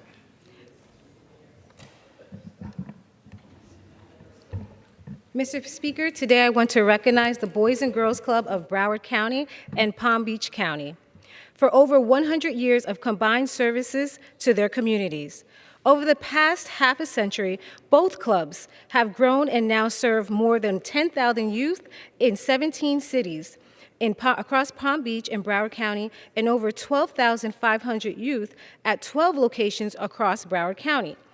Their work is critical for success of our kids, and we need them most in our communities. Each young person who walks through their doors can access programs that support their academic success, physical health, social, economic, and well-being, and leadership development. Most importantly, it is a safe place for kids to have fun, make lifelong friends, to help build resiliency and the confidence that will serve them for the rest of their lives. The Boys and Girls Clubs movement challenges each and every one of us to fulfill our full potential. For more than 50 years, the Palm Beach County and Broward County clubs have done just that. I commend both organizations as they continue their essential work, helping young people reach their full potential as productive, caring, and responsible citizens. I yield back the balance of my time. Is it from Colorado? Okay. For what purpose does the gentleman from Colorado seek recognition? Good afternoon, Mr. Speaker. By direction of the Committee on Rules, I call up House Resolution 1017 and ask for its immediate consideration. The clerk will report the resolution. House Calendar Number 71, House Resolution 1017. Resolved that upon adoption of this resolution, it shall be in order to consider in the House the bill H.R. 3617 to decriminalize and deschedule cannabis, to provide for reinvestment in certain persons adversely impacted by the war on drugs, to provide for expungement of certain cannabis offenses, and for other purposes. All points of order against consideration of the bill are waived. In lieu of the amendment in the nature of a substitute recommended by the Committee on the Judiciary now printed in the bill, an amendment in the nature of a substitute consisting of the text of Rules Committee Print 117-37, modified by the amendment printed in Part A of the report of the Committee on Rules accompanying this resolution, shall be considered as adopted. The bill as amended shall be considered as read. All points of order against provisions in the bill as amended are waived. The previous question shall be considered as ordered on the bill as amended, and on any further amendment thereto to final passage without intervening motion except 1 hour of debate equally divided and controlled by the chair and ranking minority member of the Committee on the Judiciary or their respective designees. 2, the further amendments described in Section 2 of this resolution, and 3, 1 motion to recommit. Section 2. After debate pursuant to the first section of this resolution, each further amendment printed in Part B of the report of the Committee on Rules shall be considered as ordered, shall be considered only in the order printed in the report, may be offered only by a member designated in the report, shall be considered as read, shall be debatable for the time specified in the report, equally divided and controlled by the proponent and an opponent, may be withdrawn by the proponent at any time before the question is put thereon, shall not be subject to amendment, and shall not be subject to a demand for division of the question. All points of order against the further amendments printed in Part B of the report of the Committee on Rules are waived. Section 3. Upon adoption of this resolution, it shall be in order to consider in the House the bill H.R. 6833 to amend Title 27 of the Public Health Service Act, the Internal Revenue Code of 1986, and the Employee Retirement Income Security Act of 1974 to establish requirements with respect to cost sharing for certain insulin products and for other purposes. All points of order against consideration of the bill are waived. An amendment in the nature of a substitute consisting of the text of Rules Committee Print 117-38, modified by the amendment printed in Part C of the report of the Committee on Rules accompanying this resolution, shall be considered as adopted. The bill as amended shall be considered as read. All points of order against provisions in the bill as amended are waived. The previous question shall be considered as ordered on the bill as amended, and on any further amendment thereto to final passage without intervening motion except 1 hour of debate equally divided among and controlled by the respective chairs and ranking minority members of the Committees on Education and Labor, Energy and Commerce, and Ways and Means, or their respective designees, and 2, 1 motion to recommit. Section 4. House Resolution 188, agreed to March 8, 2021, as most recently amended by House Resolution 900, agreed to February 2, 2022, is amended by striking April 1, 2022, each place it appears, and inserting, in each instance, April 29, 2022. Mr. Speaker. The gentleman from Colorado is recognized for 1 hour. Thank you, Mr. Speaker. I am definitely over-caffeinated today. Mr. Speaker, for the purposes of debate only, I yield the customary 30 minutes to the gentlelady from Minnesota, Ms. Fischbach, pending which I yield myself such time as I may consume. And during consideration of this resolution, all time yielded is for the purposes of debate only. I ask unanimous consent that all members be given 5 legislative days to revise and extend their remarks. Without objection. Mr. Speaker, the Rules Committee met and reported a rule, House Resolution 1017, providing for consideration of 2 bills. The rule provides for consideration of H.R. 3617, the MORE Act, under a structured rule. The rule self-executes a manager's amendment from Chairman Nadler, provides 1 hour of debate equally divided and controlled by the chair and ranking minority member of the Committee on the Judiciary, makes 3 amendments in order, and provides 1 motion to recommit. The rule also provides for consideration of H.R. 6833, the Affordable Insulin Now Act, under a closed rule. The rule self-executes a manager's amendment from Chairwoman DeLauro, provides 1 hour of debate equally divided among and controlled by the chairs and ranking minority members of the Committees on Education and Labor, Energy and Commerce, and Ways and Means, and provides 1 motion to recommit. Finally, the rule extends recess instructions, suspension authority, and same-day authority through April 29, 2022. Mr. Speaker, I'm pleased we're here today to provide for consideration of Chairman Nadler's MORE Act, which would end decades of failed and unjust marijuana policy. Today, 18 states, 2 territories, and the District of Columbia have laws legalizing and regulating commercial cannabis, and a total of 37 states, 3 territories, and the District of Columbia have laws allowing cannabis for medical purposes. An additional 11 states have low THC medical cannabis laws. This means a total of 47 states, 4 territories, and the District of Columbia have laws allowing some use of cannabis. 97.7% of the U.S. population live in these states and territories. It is clear prohibition is over. Today, we have an opportunity to chart a new path forward on federal cannabis policy that actually makes sense. The MORE Act is about justice, safety, equity, and states' rights. The bill would decriminalize cannabis at the federal level by removing the substance from the Controlled Substances Act. But the bill does not force a state to legalize any form of cannabis. It is still up to the states to set their own policy. The bill also contains provisions on resentencing and the expungement of criminal records. There is no reason why people should still be in prison for low-level, nonviolent cannabis convictions or have their future predetermined by a cannabis conviction. The war on drugs has torn many families and communities apart and has had a disproportionate impact on people of color. The MORE Act would allow communities to start the healing process. By removing cannabis from the Controlled Substances Act, the bill also addresses the cannabis banking problem that I've been working on for nearly 10 years in the form of the Safe Banking Act. Under current law, banks and credit unions providing services to state-licensed cannabis businesses are subject to criminal prosecution and regulatory penalties under federal law. Therefore, businesses which legally grow, market, or sell cannabis in states where it is legal are generally locked out of the banking system, making it difficult for them to maintain a checking account, access credit, accept credit and debit cards, meet payroll, or pay tax revenue. This has created a significant public safety risk as these businesses are forced to operate as cash-only businesses in an industry with billions and billions of dollars of transactions.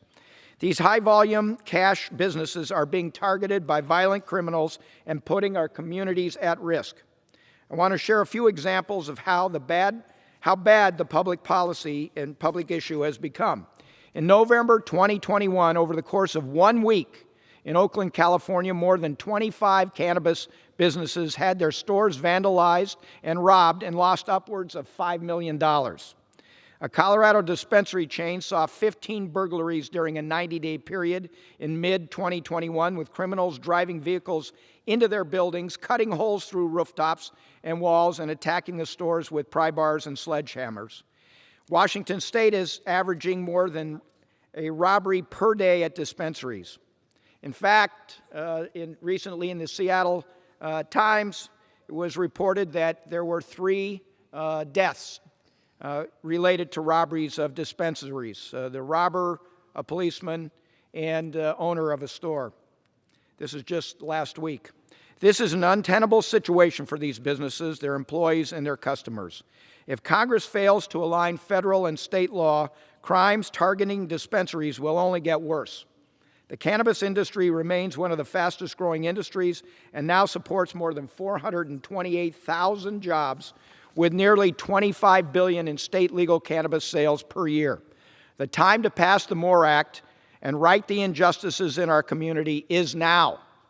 This rule also provides for consideration of H.R. 6833, the Affordable Insulin Now Act, to address skyrocketing insulin costs. Over 37 million Americans have been diagnosed with diabetes, and in Colorado, there are over 300,000. The Affordable Insulin Now Act will require Medicare Part D and health insurance plans to cover insulin and cap out-of-pocket cost sharing at $35 per month. Prescription drugs like insulin force Coloradans to make difficult financial decisions. In a 2020 report from the Colorado Attorney General, approximately 40% of all survey respondents reportedly who are using insulin are forced to ration their use of this life-saving product at least once a year. I'm proud the steps Colorado has taken to ensure individuals have greater access to insulin. In 2021, Colorado became the second state in the country to limit insulin prices by enacting an insulin affordability program. No one should have to pay more than $35 a month for insulin. The passage of this legislation will lower costs for insulin users and save money for hardworking Americans. I commend Representative Angie Craig and all my colleagues for their work on this bill. I urge all my colleagues to support the rule and the underlying bills, and I reserve the balance of my time. The gentleman from Colorado reserves. The gentlewoman from Minnesota is recognized. And Mr. Speaker, I thank the representative from Colorado for yielding me the customary 30 minutes, and I yield myself as much time as I may consume. Today we are here to consider H-Res 1017, a rule providing for consideration of H.R. 6833 and H.R. 3617. This rule makes, in order, no Republican amendments, completely ignoring the flaws of each underlying bill and the thoughtful concerns raised by my colleagues. Not only do my colleagues not want to debate these issues, but they also don't appear to even want to acknowledge them. First, I want to address H.R. 6833, the Affordable Insulin Now Act, which would require health insurers to cover selected insulin products without applying any deductible or imposing any cost sharing in excess of $35. This bill is just a partisan exercise that will only reshuffle the decks for how patients pay for insulin. It is not a serious attempt to address rising prices. The price controls in this legislation would be an expansive intervention into the free market and will most likely lead to an increase in premiums for everyone. Let's not forget, one of the reasons drug prices are rising is because of Washington and the majority's runaway spending leading to the greatest deficits in American history. Instead of admitting that their wildly expensive spending bills have caused inflation, my colleagues claim that companies have suddenly decided now is the time to raise prices arbitrarily. Congress cannot keep dumping money into the economy and then blaming American companies for the problems it creates. We need to be focusing on getting our debt under control and stop the war on American industry so that we can reduce prices, not just on drugs, but on everything. Furthermore, addressing only insulin establishes a problematic precedent and fails to take into account the high prices associated with countless other necessary drugs, like those for cancer, heart disease, and a slew of other conditions. A sincere attempt by Congress to solve this problem would be to focus on ways to reduce pricing through market-based forces. For example, Republicans on the Energy and Commerce Committee have offered several proposals which would improve price transparency so that Americans could see the real cost of their drugs and make choices accordingly. Instead of working with Republicans to advance these solutions, the majority has yet again elected a go-it-alone approach that has yet to achieve any results for the American people.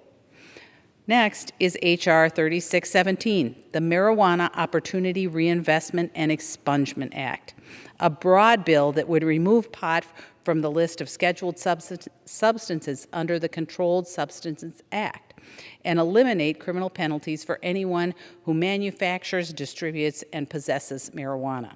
This rule makes no Republican amendments in order, which is proof that the Democrats just want to push this bill as a messaging bill.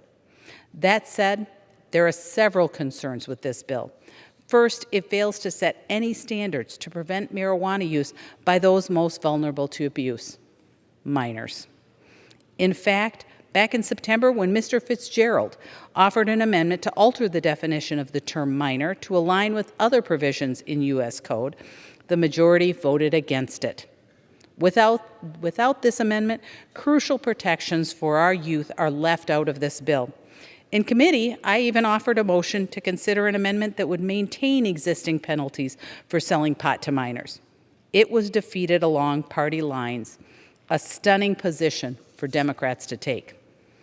But not only does this bill legalize pot, it creates a new government program to assist people in opening pot stores.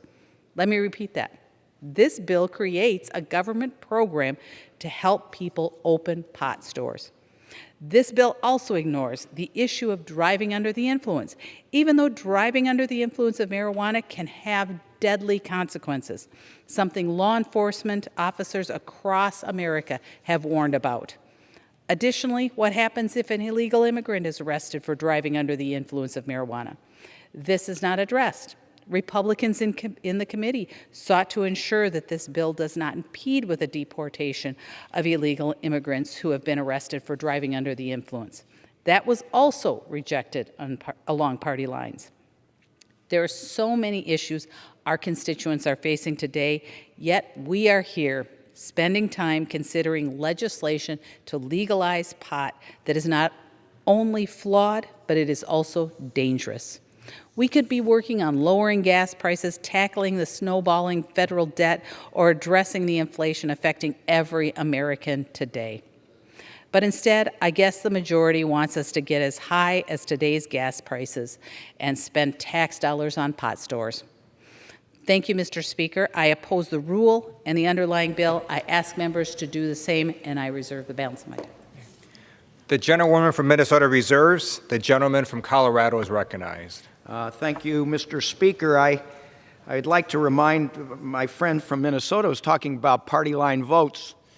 We want to bring down the cost of prescription drugs, whether it's insulin or across the board, which we've done in the Build Back Better bill that's sitting in the Senate.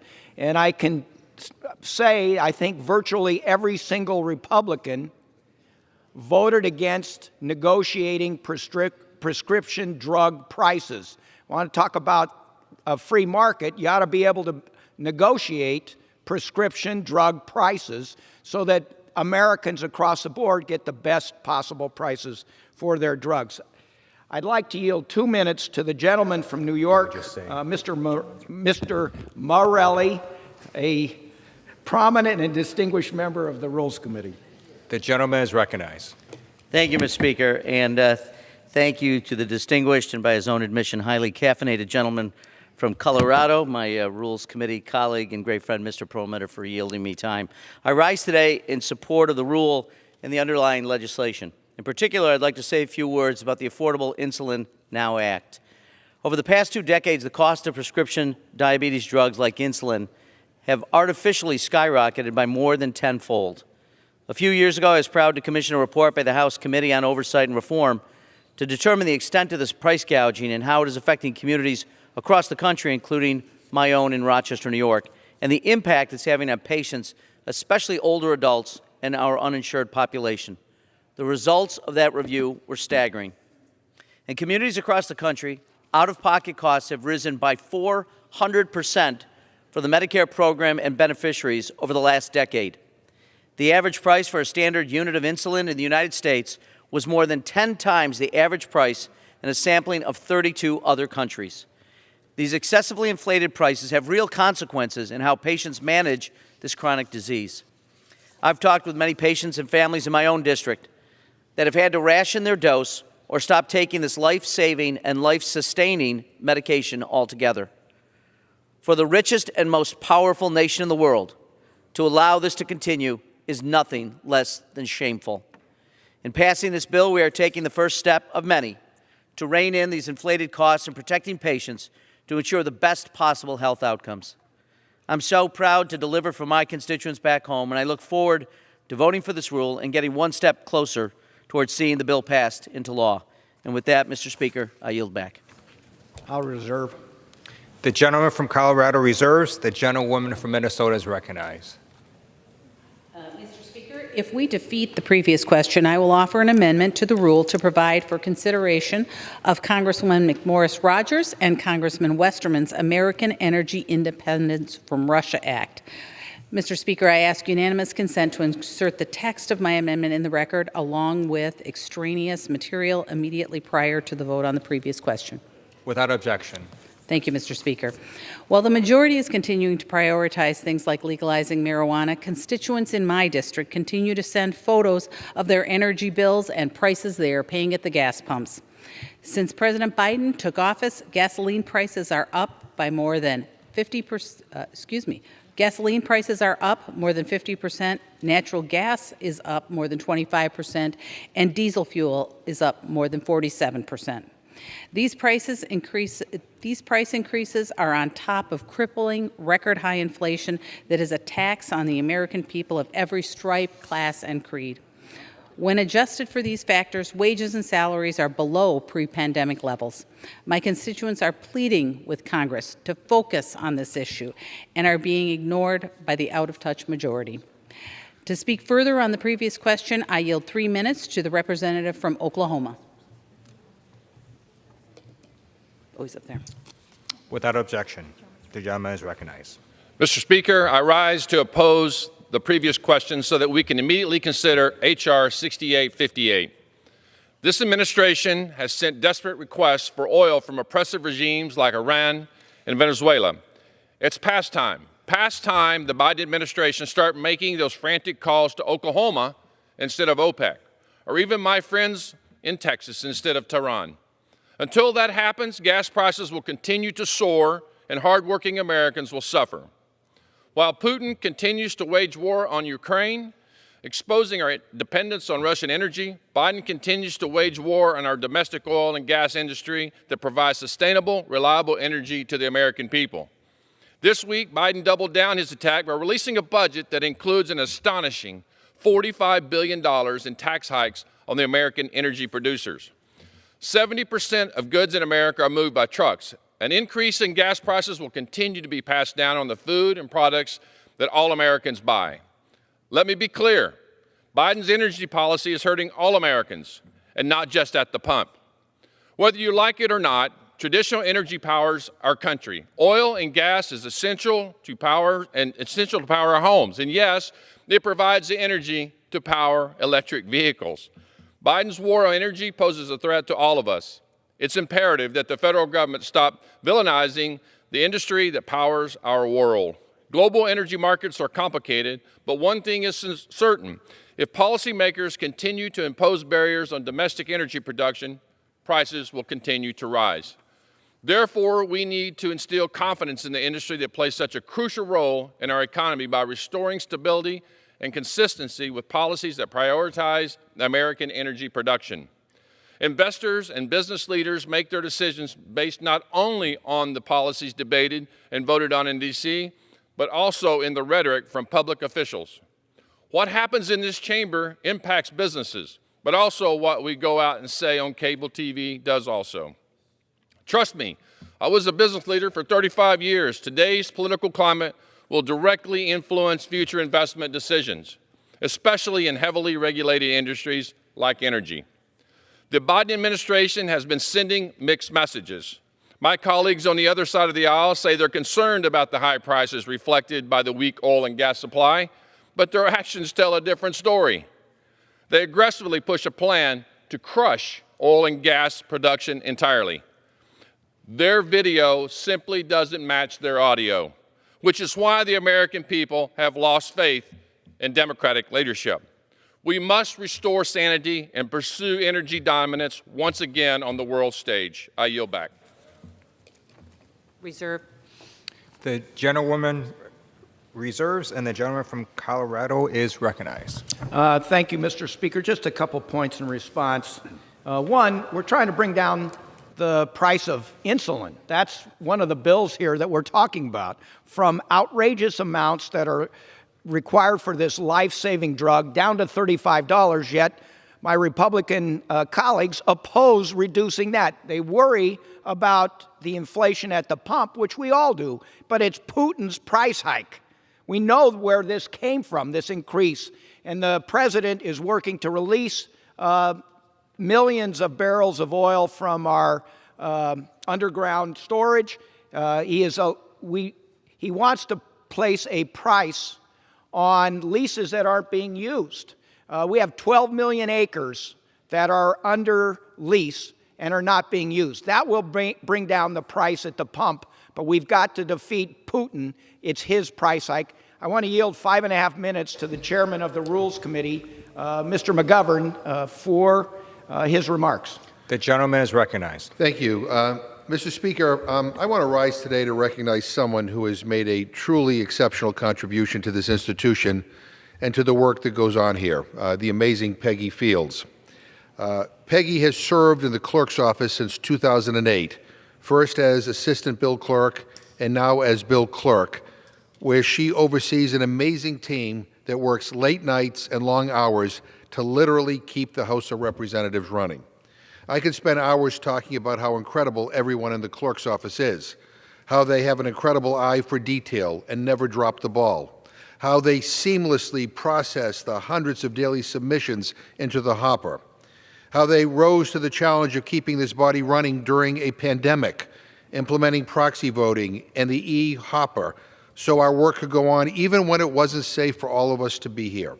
And of course, how much they believe in this institution and all that it represents. But I only have a few minutes, so let me just say to everyone in the clerk's office that your work does not go unnoticed. It is recognized by so many of us here in the congressional community and beyond. Mr. Speaker, Peggy Fields started her journey to Capitol Hill 33 years ago when she went to work for former Congressman Bud Kramer, who was then the district attorney of Madison County, Alabama. Congressman Kramer told me that when he was sworn into Congress in January 1991, the first employee in his Washington office was Peggy Fields.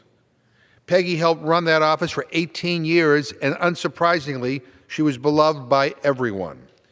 In the congressman's office, Peggy proudly represented her hometown of Huntsville, Alabama. He told me that Peggy and her family are renowned in Huntsville and that she is and always has been devoted to the people of Huntsville, as well as her friends and family back home. In 2008, she joined the office of the clerk as an assistant bill clerk, and her dedication and exceptional work ethic earned her the promotion to bill clerk in July of 2021. As if all this were not enough, Peggy will soon graduate from Wesley Theological Seminary with a doctorate of ministry degree in church leadership, and I want to congratulate her on that incredible achievement. Peggy and her team have the daunting task of processing every single bill and co-sponsor form for the House. And as you know, Mr. Speaker, the bill clerks work especially closely with the parliamentarian's office because the parliamentarian is responsible for referring all bills on the day that they are introduced, and the bill clerks process those referrals on the same day as well. Now, sometimes that means that the bill clerks and parliamentarians share late nights together, and they get to know each other quite well. I want to read a note sent over to me by the parliamentarian's office about Peggy, and let me quote. Peggy is always such a welcoming presence to us, both on the floor and in our offices. However, Peggy is so welcoming and kind that there is always a noticeable uptick in bill introduction whenever she is stationed on the floor. That's why we came to know her by the nickname, the Bill Magnet. And we know that our workload increases whenever she's on the floor. However, always thinking of others, Peggy would make up for this increased bill count by singing a cappella renditions of popular songs in our office while we finished up our referrals. She's one of a kind, the consummate public servant, and truly irreplaceable to this institution, end quote. Mr. Speaker, at a time when there are a lot of challenges and uncertainties in the world, here is someone who is doing everything she can to make everyone's day a little bit brighter. And to give back to her community and to her country. Someone who, through her dogged willpower, incredible knowledge, and decades of experience, tackles every challenge she faces with poise, talent, and a great sense of humor. Even on her team's busiest days, during their longest hours, and on the latest nights, and during the historic and often unprecedented times that we are living through, Peggy is a beacon of light, bringing camaraderie and positivity to everything she does. She has served this institution and the people it represents with integrity, with honor, and with skill for the past 33 years. Mr. Speaker, Peggy Fields is an inspiration, and her career in public service has been nothing short of remarkable. She set out to make a difference, and what a difference she has made. On behalf of all of my colleagues and staff on both sides of the aisle, past and present, and the countless people in whose lives Peggy has made an immeasurable difference, I would like to extend this institution's deepest and most sincere thanks to Peggy and wish her all the best as she begins this new chapter. Thank you, Peggy.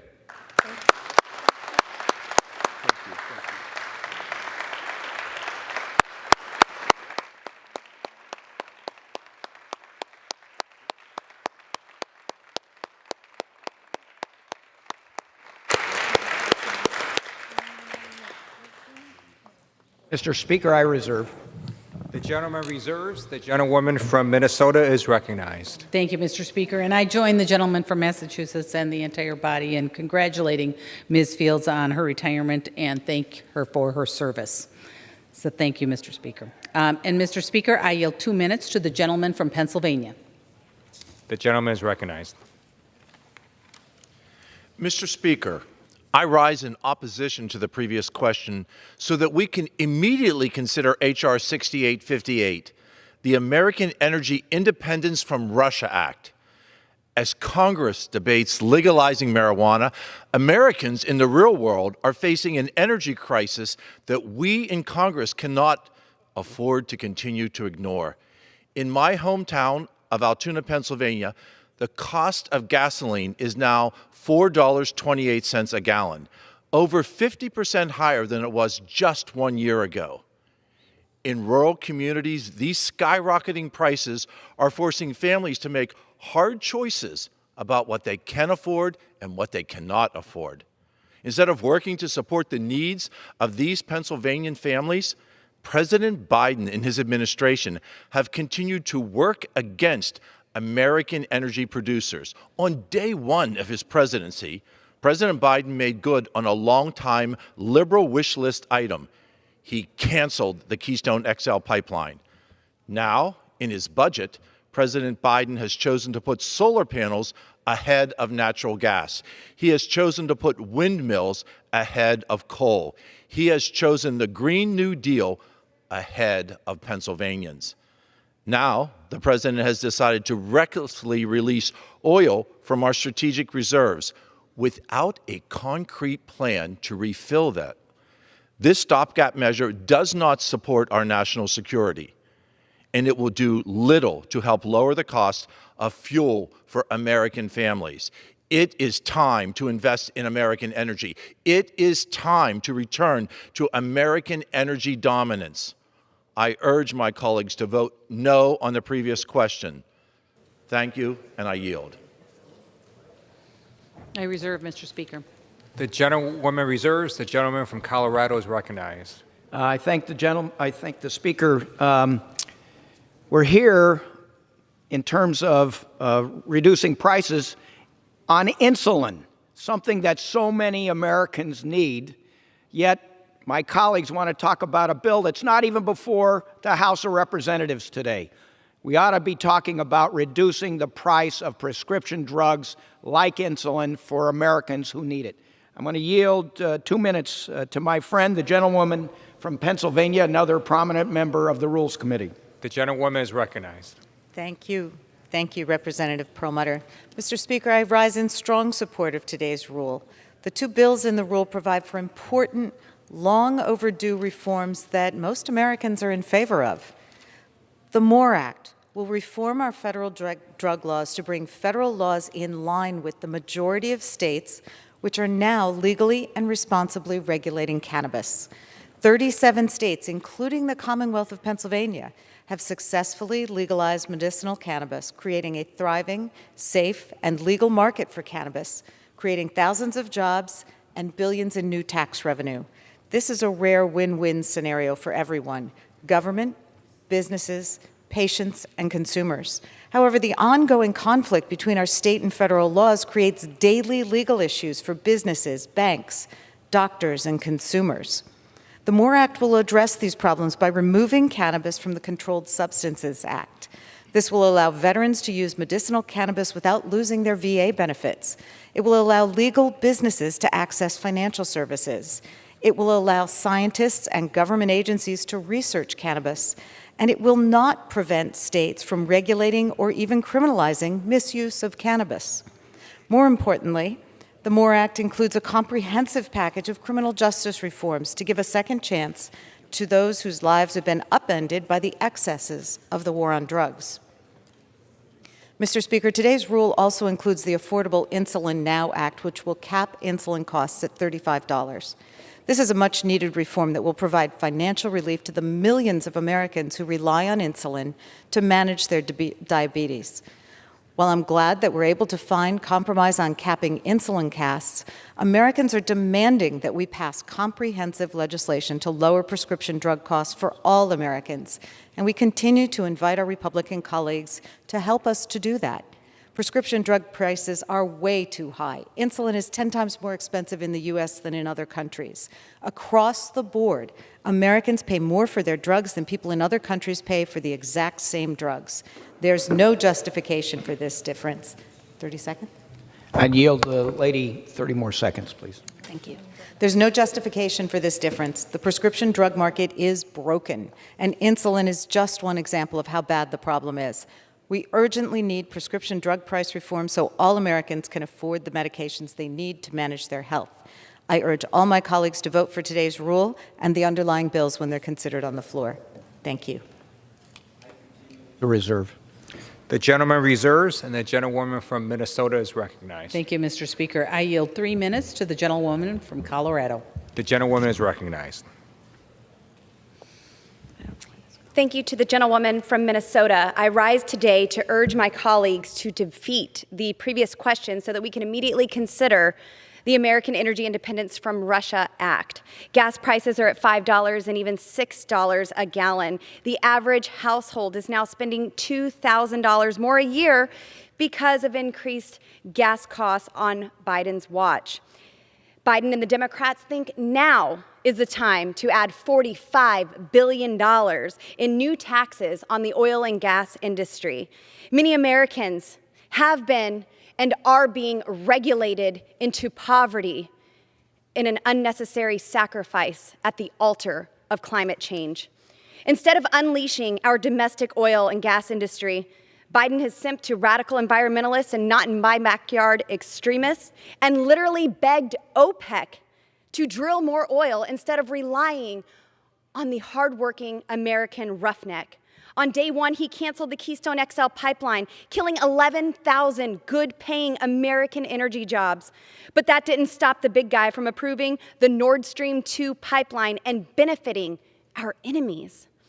Because of Biden's fake ban on Russian oil and gas that won't even go into effect for 22 more days and is littered with waivers to keep Russian energy flowing, the U.S. continues to import 100,000 barrels of Russian oil and send them roughly $10 million each day. We, folks, are funding the Kremlin. Why does Biden favor foreign energy over domestic energy? We know that American natural gas is 42% cleaner than Russian gas. So it's not for environmental reasons, but maybe there's another reason we don't know about. Perhaps there's 10% in this tucked away for the big guy. How about this? Instead of funding both sides of the war and playing Biden and Pelosi's con game, we should restart construction of the Keystone XL pipeline, overturn Biden's energy leasing moratorium, and expedite permits for pipelines and natural gas exports. We need the American Energy Independence from Russia Act and stop playing Biden's energy from anywhere from America game. Mr. Speaker, America should not only have affordable energy for our own use, but we should be exporting it abroad. We can literally export strength and freedom to our allies. In short, the solution is very simple. Drill, baby, drill. And I yield back. Members are reminded to refrain from engaging in personalities toward the president. Mr. Speaker, I reserve. The gentlewoman reserves. The gentleman from Colorado is recognized. Thank you, Mr. Speaker. I yield 90 seconds, 1.5 minutes, to the gentleman from Texas, Mr. Green. The gentleman is recognized. I thank the gentleman for yielding. And still I rise, Mr. Speaker. Mr. Speaker, in the richest country in the world, We cannot allow health care to become wealth care, available to those who can afford it. Mr. Speaker, this is why I support H.R. 6833, the Affordable Insulin Now Act, because diabetes can kill and insulin can save lives if you can get it. Some things bear repeating. Insulin saves lives if you can get it. Mr. Speaker, this bill will ensure that millions who need it will be able to get it. In the richest country in the world, Mr. Speaker, we cannot allow health care to be wealth care. I yield back the balance of my time. Continue to reserve. The gentleman reserves. The gentlewoman from Minnesota is recognized. And Mr. Speaker, I yield 2 minutes to the gentleman from Indiana. The gentleman is recognized.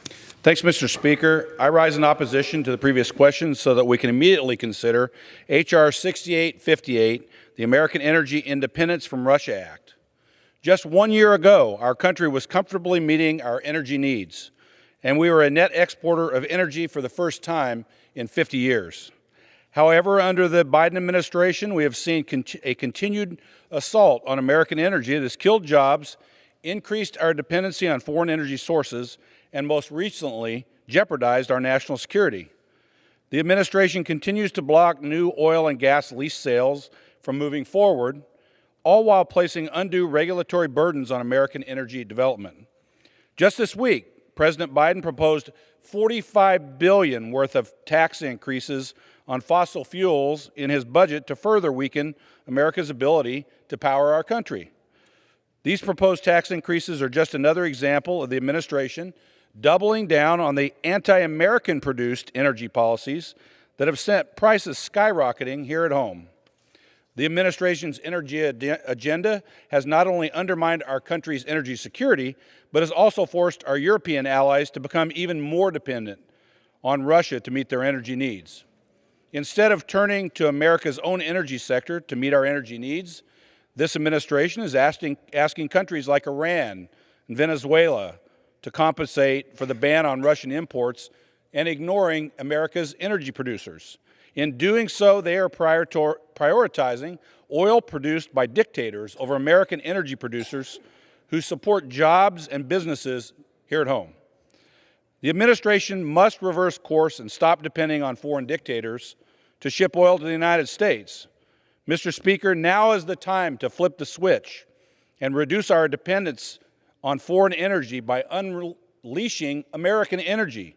I urge a no vote on the previous question, and I yield back.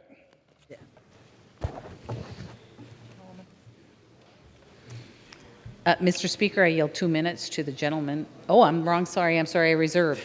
I was ahead of myself. Look at that. So excited. Maybe I'm have too much caffeine. Yes, we're both getting I'm ahead sorry, of Mr. ourselves Speaker. today. The gentlewoman Speaker, reserves. I'd The like gentleman from Colorado is recognized. Thank you. Could I inquire how much time each side has, please? The gentleman from Colorado has 10 minutes remaining. And the gentlewoman from Minnesota has 13 and a half minutes remaining. Thank you, Mr. Speaker. I'd like to yield 2 minutes to the gentlewoman from Michigan, Ms. Tlaib. The gentlewoman is recognized.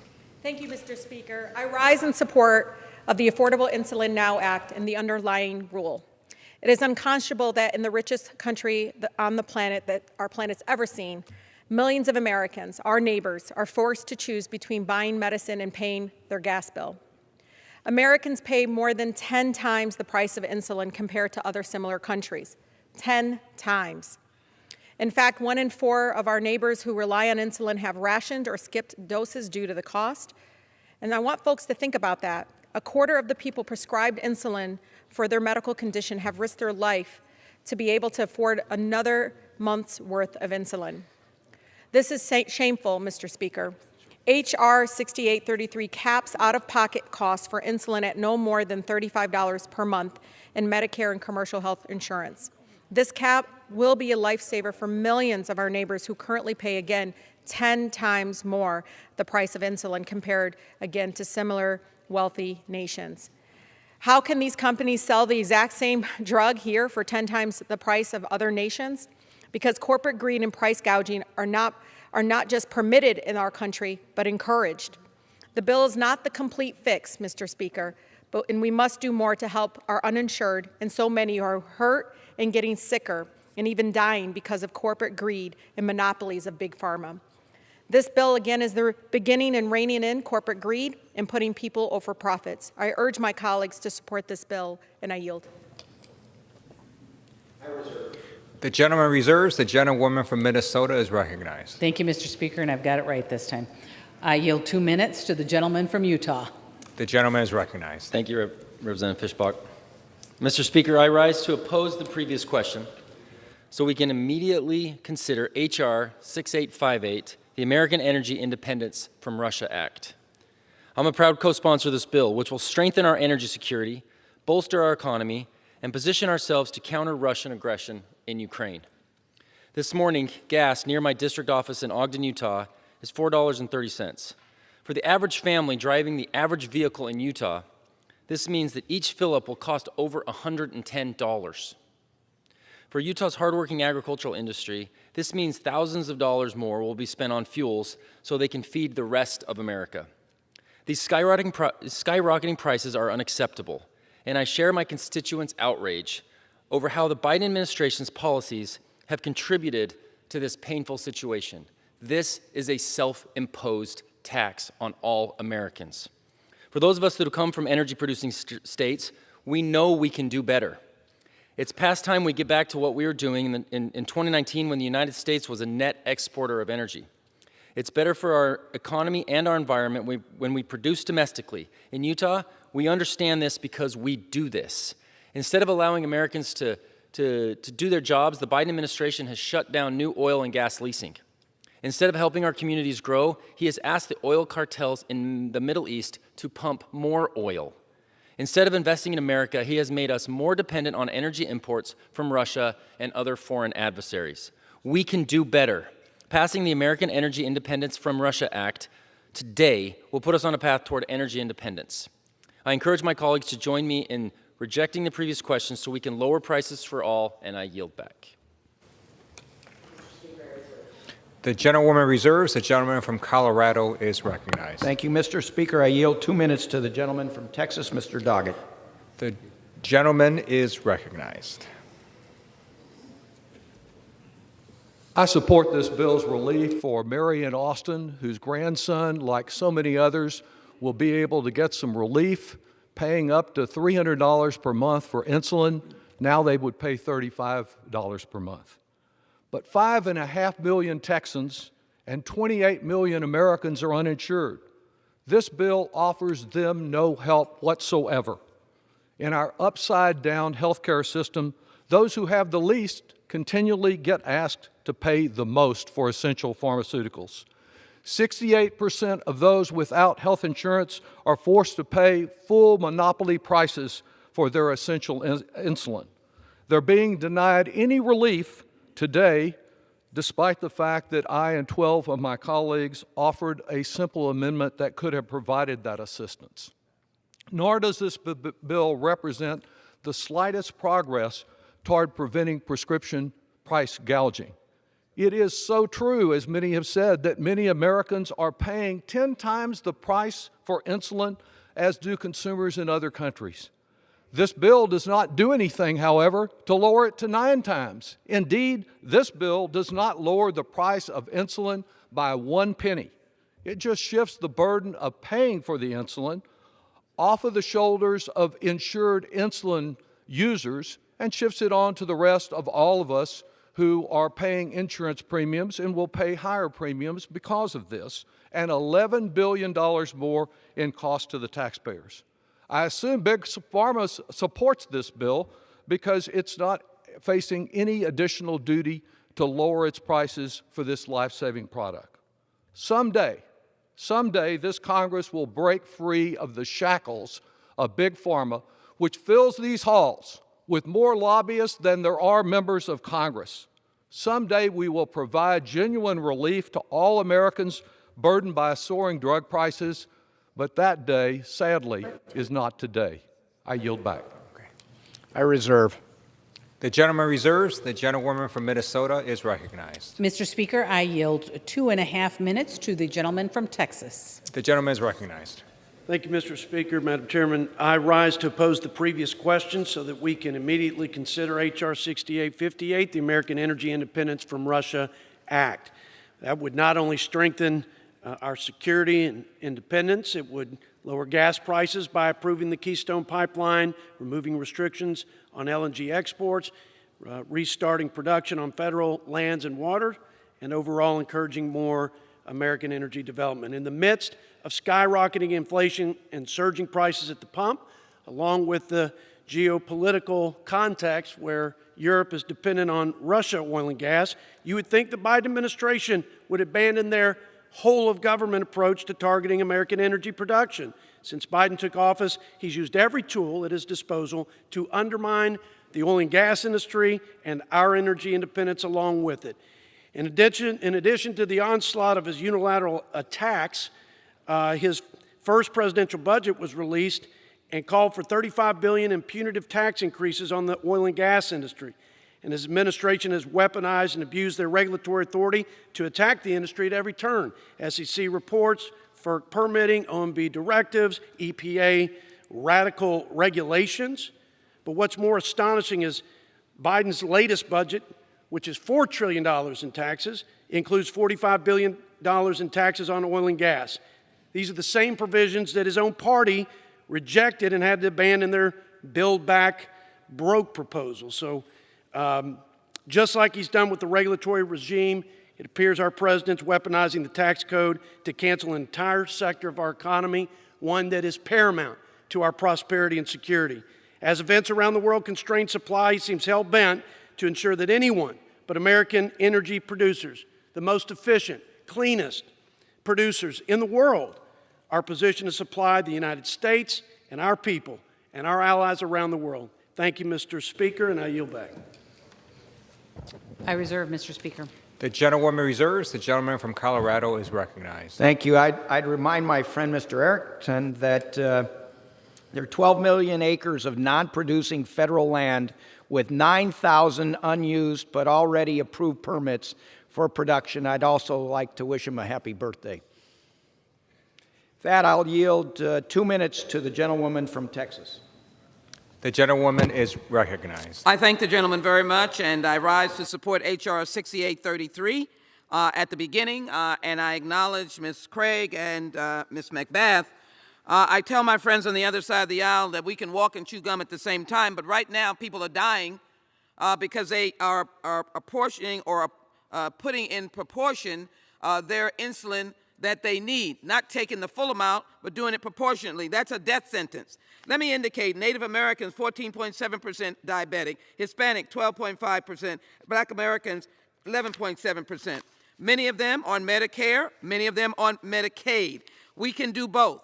But I do rise to support this legislation, $35 in 2023, regardless of whether a beneficiary has reached the annual out-of-pocket spending, $35 beginning in 2024. It is well known that those who had diabetes suffered more with COVID-19. This is an important step, but in my district, the 18th Congressional District, uninsured residents pay 23 times more for the brand of insulin, and we must begin to work on that. I join with my colleagues in making that the next steps. I rise for this. But I also rise to support the new response to marijuana and to insist that we pass the MORE Act. Came out of my subcommittee on the Judiciary Committee. Thank you to Mr. Nadler.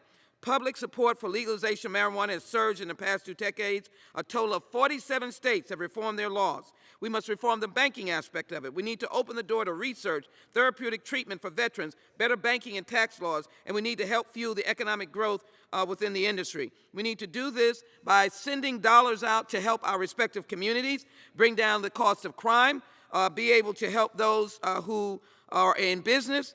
We must do this and spend federal resources to end criminalization, build the economic engine, and to ensure that we are in step with 47 of our states. Thousands of men and women have suffered needlessly from the federal criminalization of marijuana with mandatory minimums, particularly black and brown.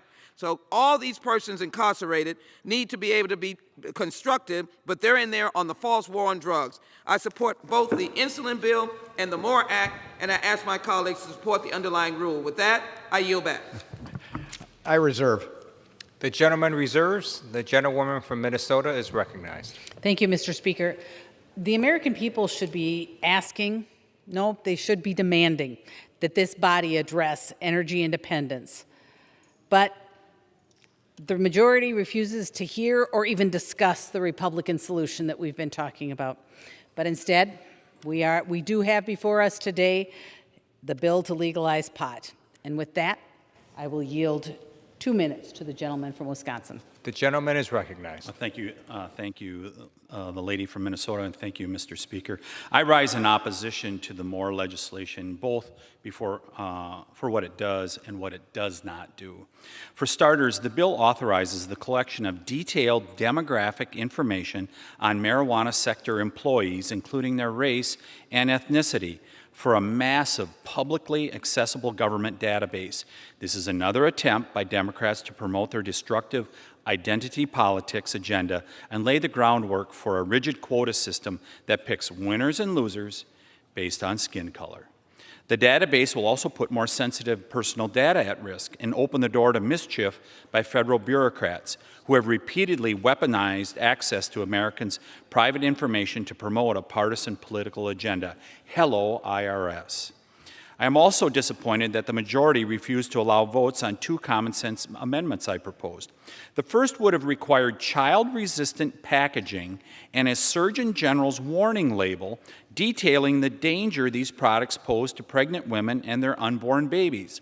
Investigative reports have revealed multiple instances of pot shop clerks recommending marijuana to expectant mothers as safe, despite well-documented risks. Few, if any, of these retail clerks have any medical training and should stick to dispensing pot, not prenatal advice. The second would have banned the use of ingredients or flavor additives in marijuana-infused products such as fruit, chocolate, vanilla, or candy. For years, we have been told by many on the other side that such flavors appeal to children and should be banned from tobacco products. If this standard is good enough for Juul and Puff Bar, shouldn't it also apply to Cheech and Chong? Mr. Speaker, this legislation will make an already complicated situation worse. I ask for a no vote and a no vote on the bill. I yield back. Mr. Speaker, I reserve. The gentlewoman reserves. The gentleman from Colorado is recognized. Thank you. And I just remind my friend from Wisconsin, 47 states, every territory, and the District of Columbia now allow for some level of marijuana use, and this Congress is going to have to catch up to what the states are doing. With that, I'd like to yield 1 minute to the gentlelady from California, the Speaker of the House of Representatives, Ms. Pelosi. Recognized. Thank you, Mr. Speaker. I thank the gentleman for yielding, and I thank him for his leadership in bringing this important legislation to the floor. Mr. Speaker, in his outstanding State of the Union address earlier this month, President Joe Biden presented Democrats' visionary agenda to build a better America with lower health care costs for American families and with justice in all that we do. House Democrats have long led the charge to lower the cost of prescription drugs. So it's great pride that the Democratic House today will advance one of the pillars of this vision, capping the cost of insulin at $35 a month. And in doing so, we take another important step in the fight to bring down drug prices across the board for every American family. Thank you to the lead sponsors of this legislation who have been relentless, dissatisfied, and persistent in this fight, Congresswoman Angie Craig, Congressman Dan Kildee, and Congresswoman Lucy McBath of Georgia. And I salute the chairs of the committees of jurisdiction for helping steer this vital legislation to the floor. Chairman Frank Pallone of Energy and Commerce, Chairman Richie Neal of Ways and Means, and Chairman Bobby Scott of Education and Labor.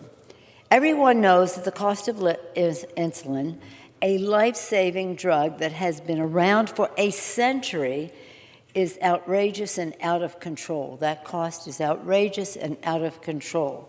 On average, Americans pay more than 10 times for insulin compared to what consumers around the world pay. Here in the United States, the price of insulin skyrocketed by 54% from 2014 to 2019.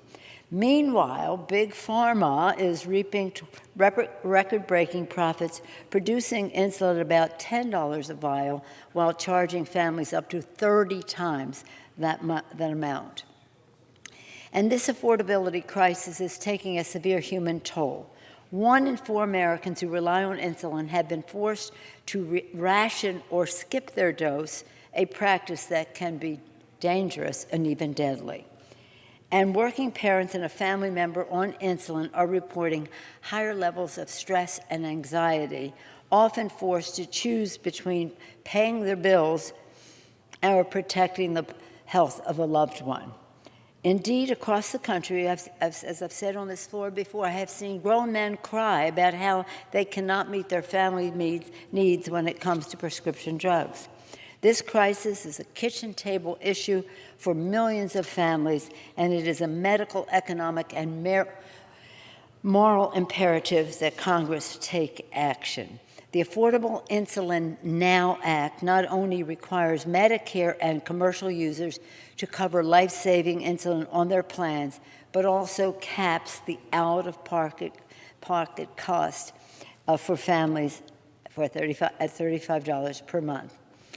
In doing so, we put more money back in the pockets of hardworking families and vulnerable seniors. This is crucial right now, as so many Americans struggle to keep up with the burdensome everyday cost. And of course, this has even been exacerbated with COVID, which has, in many instances, spread diabetes more. House Democrats proudly passed a cap on insulin's cost in the Build Back Better legislation last year. We already did this last year. And today, we again take this strong step toward lower cost for the people. To be clear, comprehensive reform is urgently needed to lift the crushing burden of prescription drug prices weighing on our families.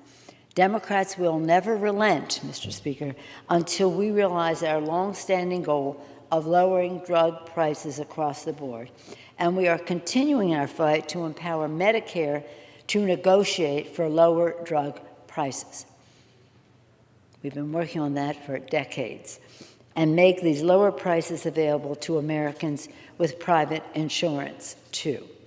We do so in honor of the late Chairman Elijah Cummings, the North Star of our Congress, and a relentless warrior for lower drug prices with the Lower Drug Cost Now Act. Mr. Speaker, as you know, this rule applies not just to lowering the cost of insulin, but also to the very important MORE Act. I rise today in support of this urgent legislation that will help pave the path toward racial and economic justice. Thank you, Chairman Jerry Nadler, for being steadfast voice for equity and opportunity for all at the helm of the Judiciary Committee. Let us salute Congressman Ed Perlmutter for your tireless and long-standing leadership on this issue. Relentless, persistent, dissatisfied, would you say? Thank heaven for passing it today. I also want to commend Congresswoman Barbara Lee and Congressman Earl Blumenauer for their persistence as well. For far too long, Mr. Speaker, failed federal drug policies have torn apart families and devastated communities of color. People of color are 4 times more likely to be arrested on cannabis charges and are often targeted for longer prison terms than others. Tragically, the communities most harmed by criminalization are benefiting the least from legal cannabis marketplace, as prior cannabis convictions are barring too many of them from entering the industry. As a result, only 1/5 of cannabis businesses are minority-owned, and only 4% of owners are Black. Meanwhile, more than 600,000 Americans are still arrested each year on cannabis charges, threatening to perpetuate this vicious cycle. With the MORE Act, which the Democratic House proudly passed last Congress, we take strong actions to correct these injustices. This landmark legislation is one of the most important criminal justice reform bills in recent history. delivering justice for those harmed by the brutal, unfair consequences of criminalization, opening the doors of opportunity for all to participate in this rapidly growing industry, and decriminalizing cannabis at the federal level so we do not repeat the grave mistakes of our past. Those of us who are California take pride in our state's long leadership in this justice effort, and in recent years, 46 more states have reformed cannabis laws, as the distinguished gentleman from Colorado mentioned in his remarks. 47 states have taken this act. Now it is time for the federal government to follow suit. Both of the bills that the House will pass today that are covered by this rule, the Insulin Bill and this MORE Act, are overwhelmingly popular with the American people, and they represent strong steps toward building a brighter, fairer future for our children. With that, I urge strong bipartisan yes votes on both bills and on the rule, and I yield back the balance of my time. I reserve. The gentleman reserves. The gentlewoman from Minnesota is recognized. Mr. Speaker, I yield 2 minutes to my colleague from Minnesota. The gentleman is recognized. Thank you, Mr. Speaker. As a law enforcement officer for over 23 years, I have had to make the devastating visit to unsuspecting family members to tell them that their loved one has died because a driver who was driving under the influence. We can all sit here and pretend that marijuana is a harmless drug, but it is not. It clouds your judgment and inhibits your reaction time. The unfortunate reality is, if we take steps to legalize, we will without question increase the number of people who will drive under the influence of marijuana on our roads. As we know all too well, there are many angel families in this country that have lost their sons and daughters to people who were unlawfully in this country and drove under the influence. My amendment would have ensured the MORE Act does not prohibit the deportation of illegal immigrants who are convicted of driving under the influence of marijuana. Unfortunately, Democrats blocked my common sense and potentially life-saving amendment. Mr. Speaker, shouldn't we, at a minimum, ensure this legislation is not weaponized and used as a tool to get criminals who are in this country illegally out of trouble and out of deportation proceedings? It seems to me that the safety of the American people continues to be a low priority for this Democrat majority.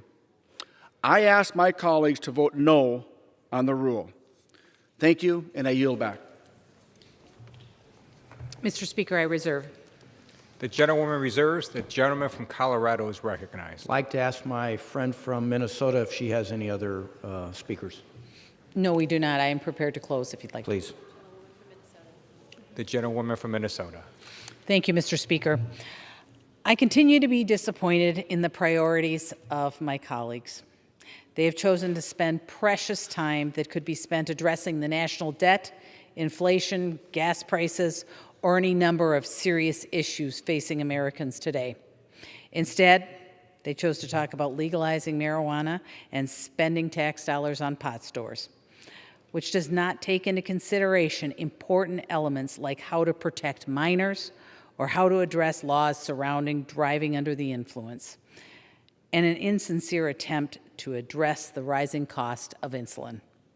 Mr. Speaker, I oppose the rule and the underlying bills, and I ask members to do the same. And with that, Mr. Speaker, thank you, and I yield back the balance of my time. The gentlewoman yields back. The gentleman from Colorado is recognized. Thank you. Mr. Speaker, how much time do I have left? The gentleman from Colorado has 3 minutes.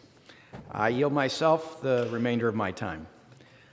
I want to thank my colleagues for joining me here today to speak on the rule, the MORE Act, and the Affordable Insulin Now Act. I especially want to thank Mr. Nadler, Ms. Lee, Mr. Blumenauer with respect to the MORE Act. Data is clear that patients in the United States pay more than 10 times for their insulin than what patients in other countries pay for this life-saving drug. There are reports of people paying up to $1,000 a month just to keep themselves alive. Nobody should face these kinds of difficult decisions about affording their medication and keeping themselves healthy or putting food on the table. The Affordable Insulin Now Act puts a reasonable cap of $35 a month on this important drug, and I hope we can advance this bipartisan idea this week. On marijuana, we are long past due for the reforms in the MORE Act. The MORE Act is about justice, safety, equity, and states' rights. We must decriminalize marijuana at the federal level and take meaningful steps to address the effects the war on drugs have had, particularly in minority and disadvantaged communities. To my friends on the other side of the aisle who claim this isn't an important issue to American families, I encourage them to talk to individuals who can't pass a background check to get a job, to visit with people who spent time in prison for a low-level marijuana conviction whose lives have been changed forever. Talk to a state legal business owner or employee who faces armed robberies and threats of violence due to all the cash they have since a business can't access the banking system. The House is acting again this week to urge the Senate to finally pass meaningful cannabis reform legislation. As this body knows, my Safe Banking Act has passed the House 6 times, now without any Senate action, with big bipartisan numbers. The House will pass the MORE Act this week. It is clear Congress needs to reform our broken cannabis laws to better respond to the 47 states across the country who have some level of marijuana use. With that, Mr. Speaker, I encourage a yes vote on the rule and the previous question. I yield back the balance of my time, and I move the previous question on the resolution. The gentleman yields back. The question is on ordering the previous question on the resolution. Those in favor say aye. Aye. Those opposed, no. In the opinion of the chair, the ayes have it. Mr. Speaker. The gentleman from Minnesota is recognized. Mr. Speaker, I request the yeas and nays. Pursuant to Section 3S of House Resolution 8, the yeas and nays are ordered. Members will record their votes by electronic device. Do I?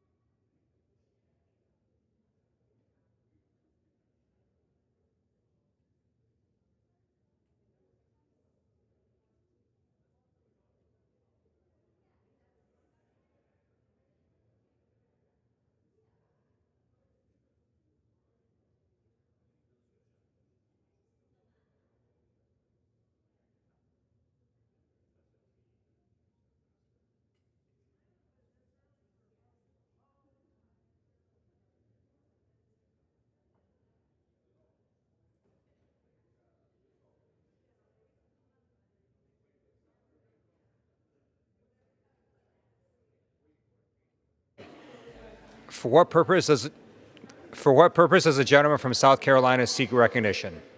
Mr. Speaker, as the member designated by Mrs. Mace of South Carolina, Mrs. Mace will vote no on 1017.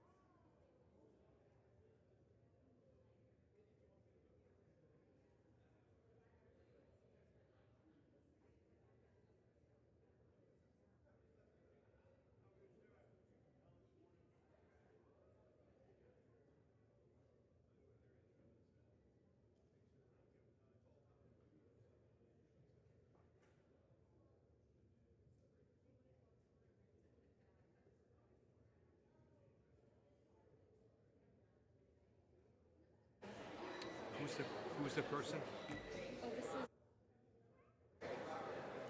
And who do I say for what purpose? For what purpose does the gentleman from Wisconsin seek recognition? Mr. Speaker, as a member designated by Mrs. Lisa McLean of Michigan, 10th District, pursuant to House Resolution 8, I inform the House that Mrs. McLean will vote no on H.R. 1017.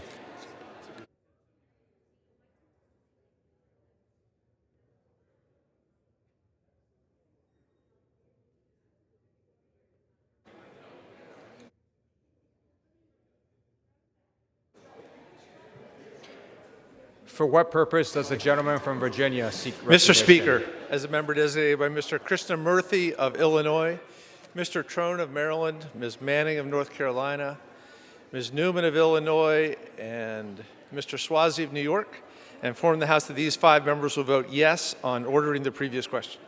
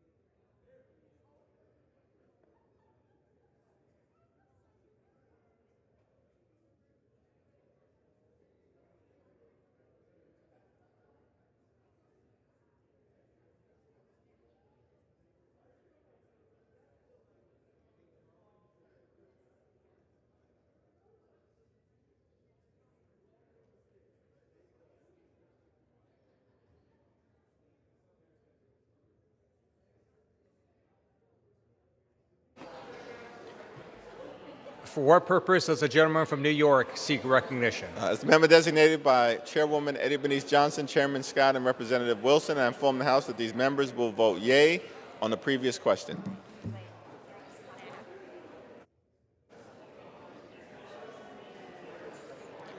For what purpose does the gentlewoman from New York seek recognition? As the member designated by Jamal Bowman, I inform the House that he will vote yes on the previous question.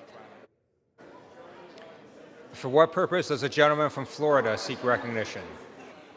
Mr. Speaker, as the member designated by Ms. Salazar of Florida, I inform the House that Ms. Salazar will vote nay on the previous question. For what purpose does the gentleman from California seek recognition? Mr. Speaker, as member designated by Congressmember Adriano Espaillat, I inform the House that Adriano Espaillat will vote yes on the previous question. Purpose does a gentlewoman from Indiana seek recognition? Mr. Speaker, as a member designated by Mr. Baird of Indiana, I inform the House that Mr. Baird of Indiana will vote no on the previous question.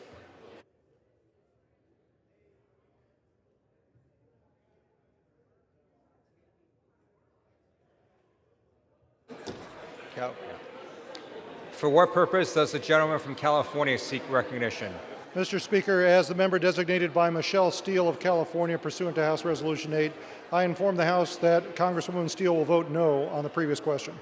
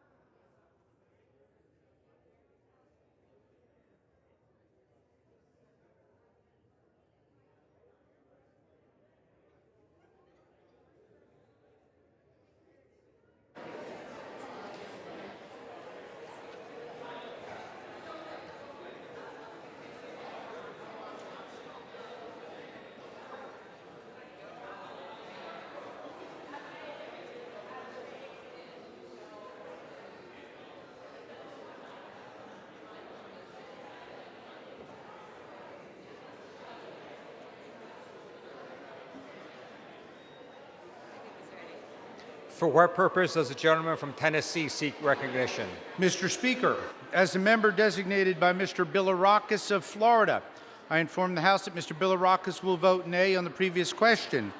And Mr. Speaker, as the member designated by Mr. Comer of Kentucky, I inform the House that Mr. Comer will vote nay on the previous question. Thank you.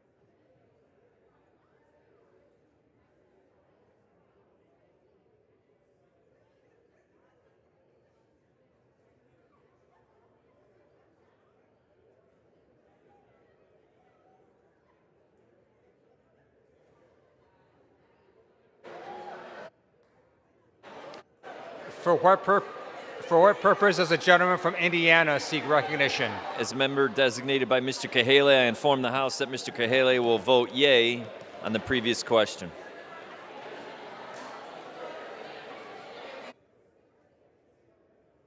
For what purpose does the gentleman from Utah seek recognition? Mr. Speaker, as a member designated for Mr. Owens and Mr. Curtis from Utah, I inform the House that Mr. Owens and Mr. Curtis will vote nay on the previous question.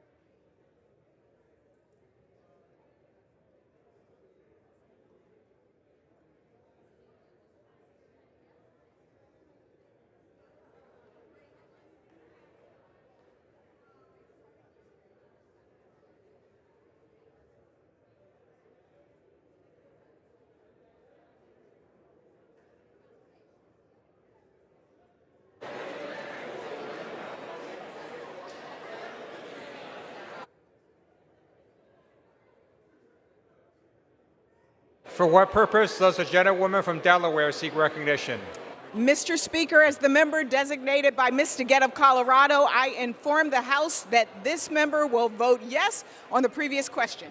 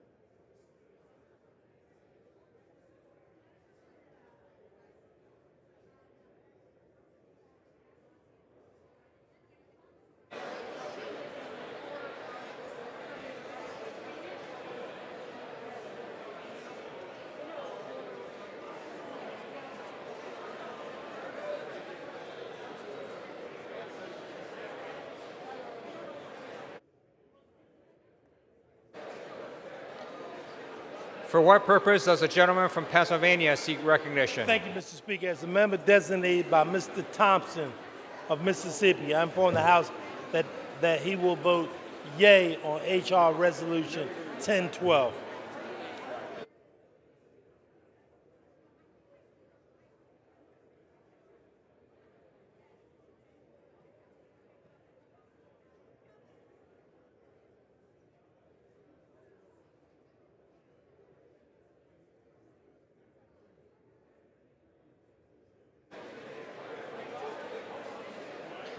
For what purpose does the gentleman from New Jersey seek recognition? Mr. Speaker, as the member designated by Mr. Albio Series, I inform the House that Mr. Series will vote yes on the previous question.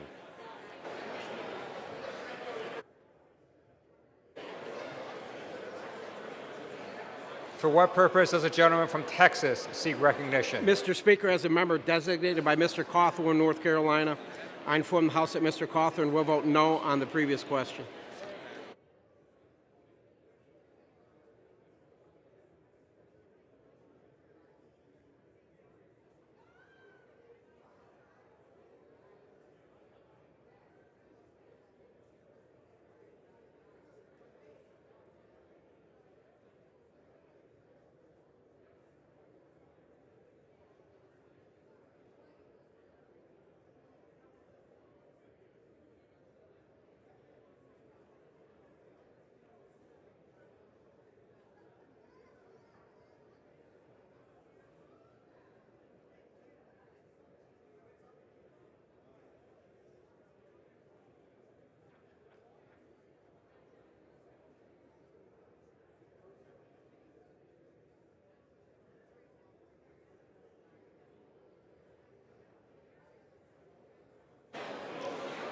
For what purpose does the gentleman from Florida seek recognition?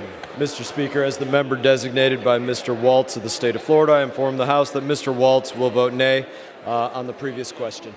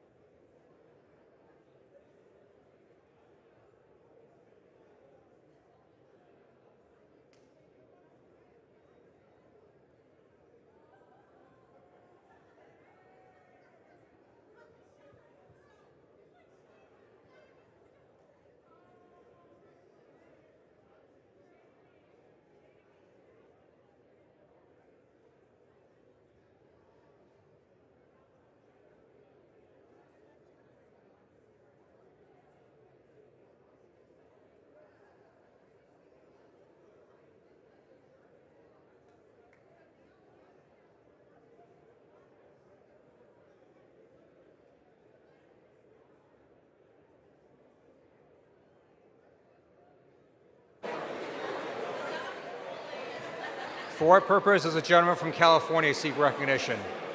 As the member designated by Representatives Harder, Sanchez, and Jayapal, I inform the House that these members will vote aye on the previous question.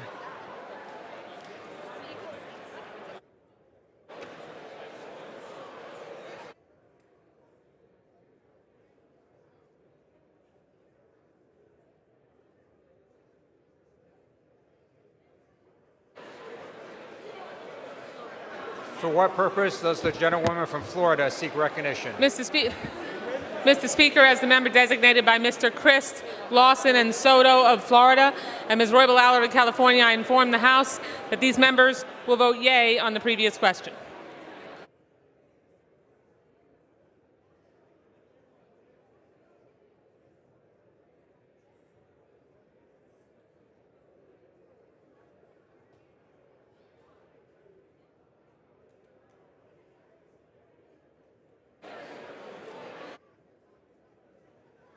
For what purpose does the gentleman from California seek recognition? Mr. Speaker, as the member designated by Representative Marilyn Strickland, I inform the House that Ms. Strickland will vote yes on the previous question.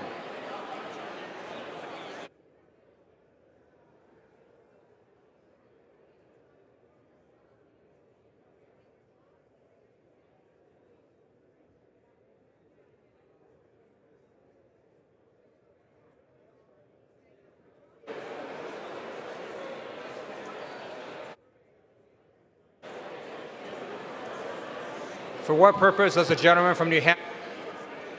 Mr. Speaker, as member designated by Mr. Cuellar, I inform the House that Mr. Cuellar will vote yes on the previous question.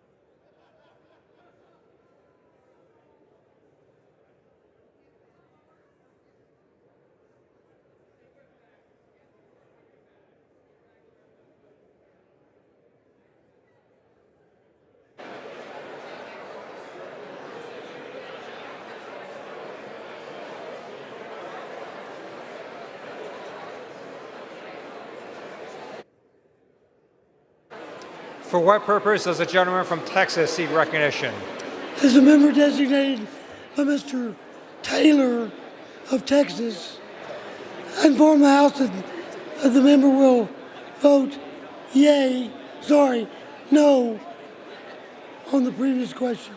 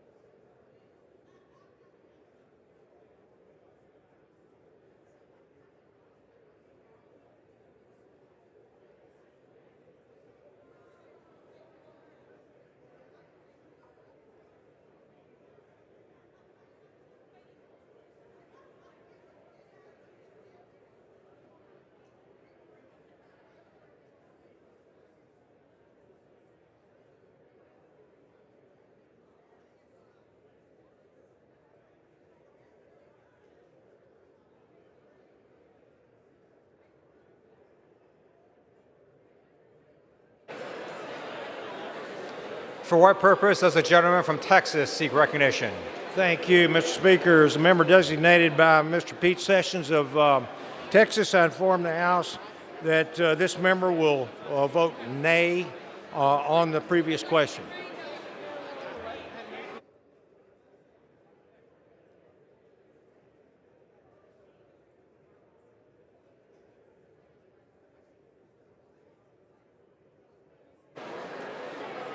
For what purpose does the gentleman from New York seek recognition? Mr. Speaker, as a member designated by Mr. Joyce of Ohio, I inform the House that Mr. Joyce will vote nay on the previous question.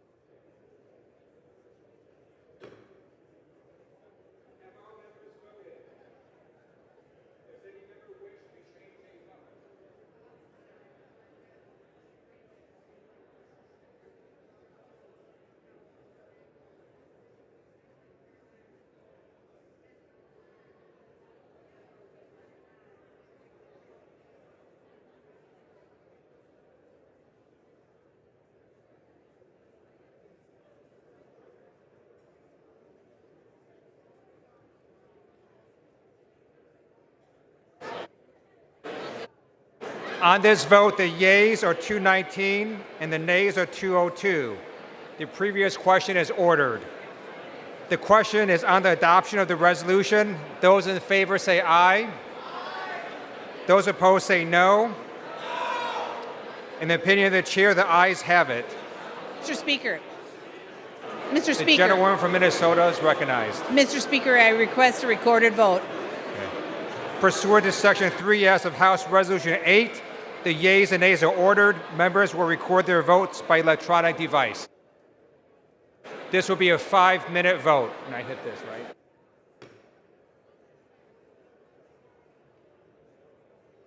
For what purpose does the gentlewoman from Delaware seek recognition? Mr. Speaker, as the member designated by Ms. DeGette of Colorado, I inform the House that Ms. DeGette will vote yes on H-Res 1017. For what purpose does the gentleman from Florida seek recognition?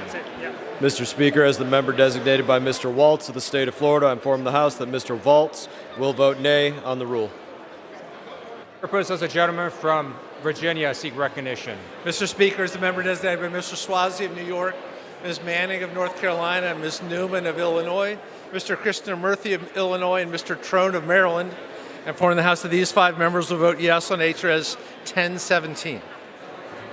For what purpose does... Mr. Speaker, as a member designated by Mr. Baird of Indiana, I inform the House that Mr. Baird will vote no on the present rule.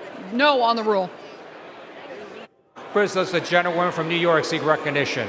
As the member designated by Jamal Bowman, I inform the House that he will vote yes on H-Res 1017.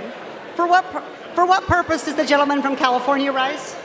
Madam Speaker, as the measure designated by Michelle Steele of California, I inform the House that Congresswoman Steele will vote no on the rule. For what purpose does the gentleman from New Hampshire rise? Madam Speaker, as the member designated by Mr. Cuellar, I inform the House that Mr. Cuellar will vote yes on H-Res 1017.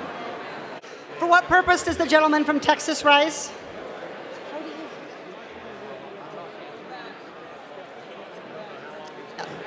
Madam Speaker, as a member designated by Mr. Taylor of Texas, Mr. Taylor will vote no on the previous bill on 1017.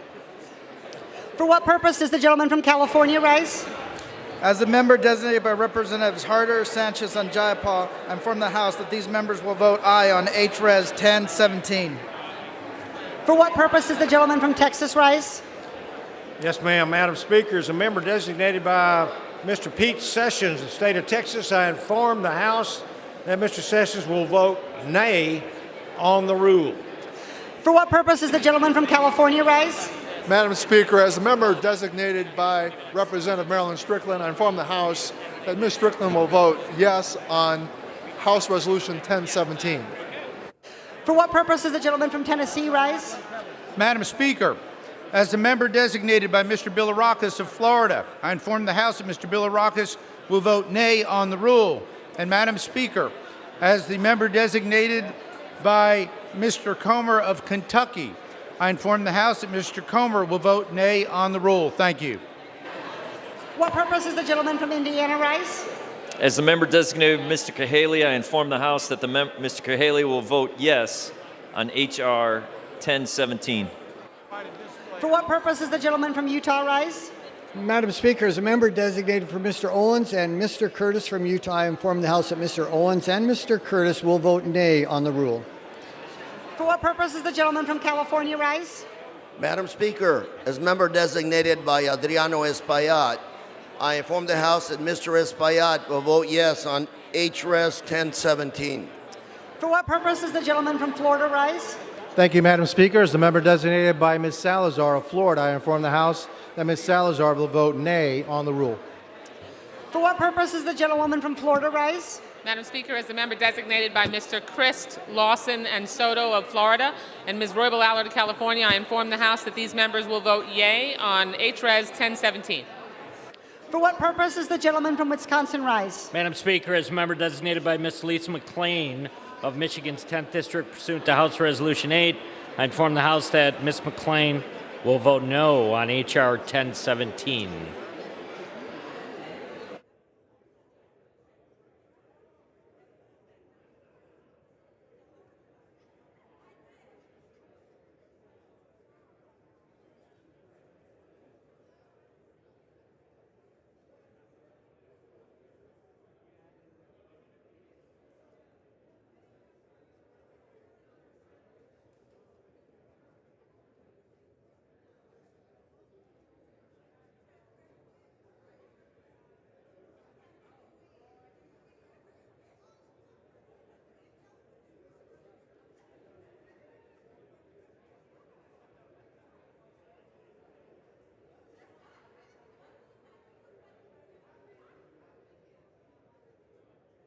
For what purpose does the gentleman from New York rise? As a member designated by Chairwoman Eddie Bernice Johnson, Chairman Scott, and Representative Wilson, I inform the House these members will vote yea on H-Res 1017.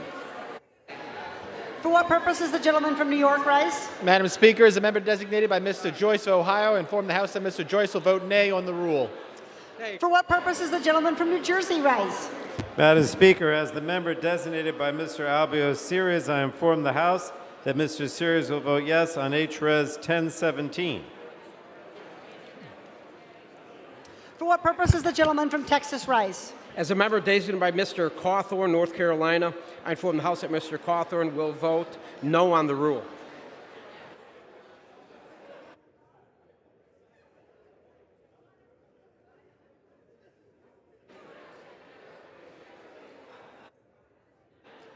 For what purpose does the gentleman from Pennsylvania rise? Madam Speaker, as a member designated by Mr. Thompson of Mississippi, I'm from the House that Mr. Thompson votes yes on 1017.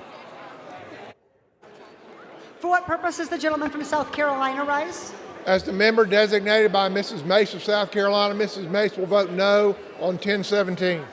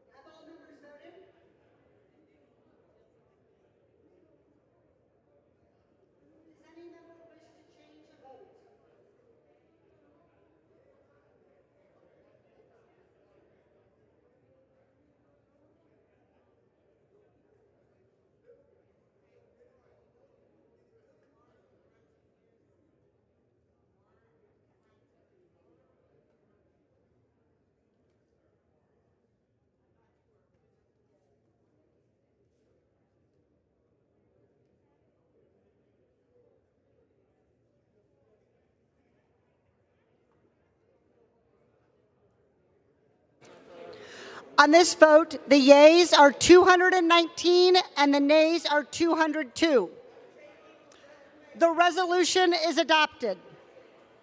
Without objection, the motion to reconsider is laid on the table.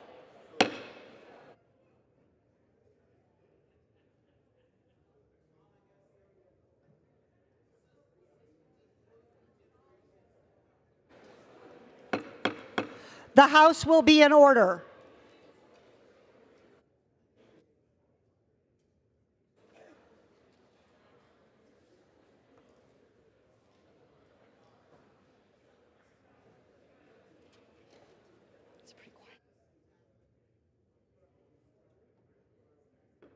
The House will be in order. Members will remove their conversations from the House floor.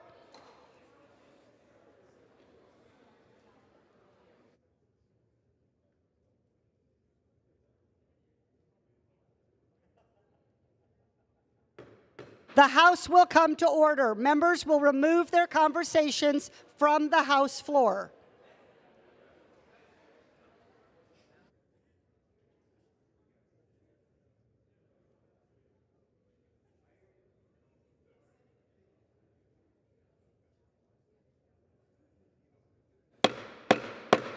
The House will come to order. Members will please remove their conversations from the House floor.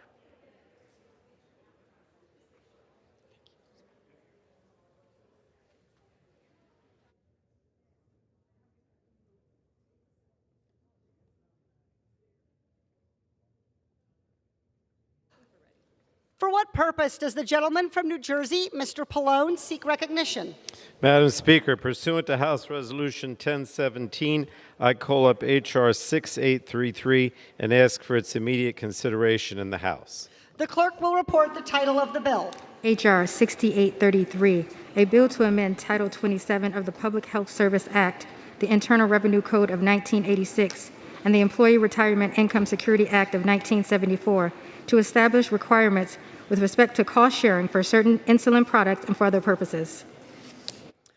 Pursuant to House Resolution 1017, an amendment in the nature of a substitute consisting of the text of Rules Committee Print 117-38, modified via the amendment printed in Part C, House Report 117-285, is adopted, and the bill as amended is considered read. The bill as amendment shall be debatable for 1 hour, equally divided among and controlled by the respective chairs and ranking members of the Committees on Education and Labor, Energy and Commerce, and Ways and Means, or their respective designees. The gentleman from California, Mr. DeSaulnier, the gentlewoman from North Carolina, Ms. Fox, the gentleman from New Jersey, Mr. Pallone, the gentlewoman from Washington, Mrs. Rogers, the gentleman from Massachusetts, Mr. Neal, and the gentleman from Nebraska, Mr. Smith, will each control 10 minutes. The chair now recognizes the gentleman from New Jersey, Mr. Pallone. Thank you, Madam Speaker. I ask unanimous consent that all members may have 5 legislative days in which to revise and extend their remarks and add extraneous material on H.R. 6833. Without objection. Madam Speaker, I yield myself such time as I may consume. The gentleman is recognized. Madam Speaker, I rise today in strong support of the Affordable Insulin Now Act, which is critical to protecting more than 7 million American patients who rely on insulin. Today, 1 in 4 Americans who need insulin report either having cut back or skipped doses because the cost is simply too high. That is heartbreaking and unacceptable. No one should have to ration their insulin to help reduce costs and risk their health, and in some cases actually cost them their lives. This bill will make insulin more affordable by capping the out-of-pocket costs for consumers in both Medicare and the private insurance market at $35 a month. This will address the vast disparities between what people pay for insulin in other countries as compared to the United States. Right now, Americans are paying more than 10 times the price for insulin as people in other high-income countries, and that's simply not fair. Right now, 1 out of every 5 Americans who depend on insulin have out-of-pocket costs of significantly more than $35 per month. And that is unconscionable considering that this has been in use. Insulin has been in use for over a century. Now, I've heard my Republican colleagues contend that prices for insulin are coming down. But in reality, prices are going up for the consumer. The list prices set by the manufacturer and which patient cost sharing is based off of keep going up. In fact, reports note that the average retail price for insulin rose 54%, more than double, from 2014 to 2019.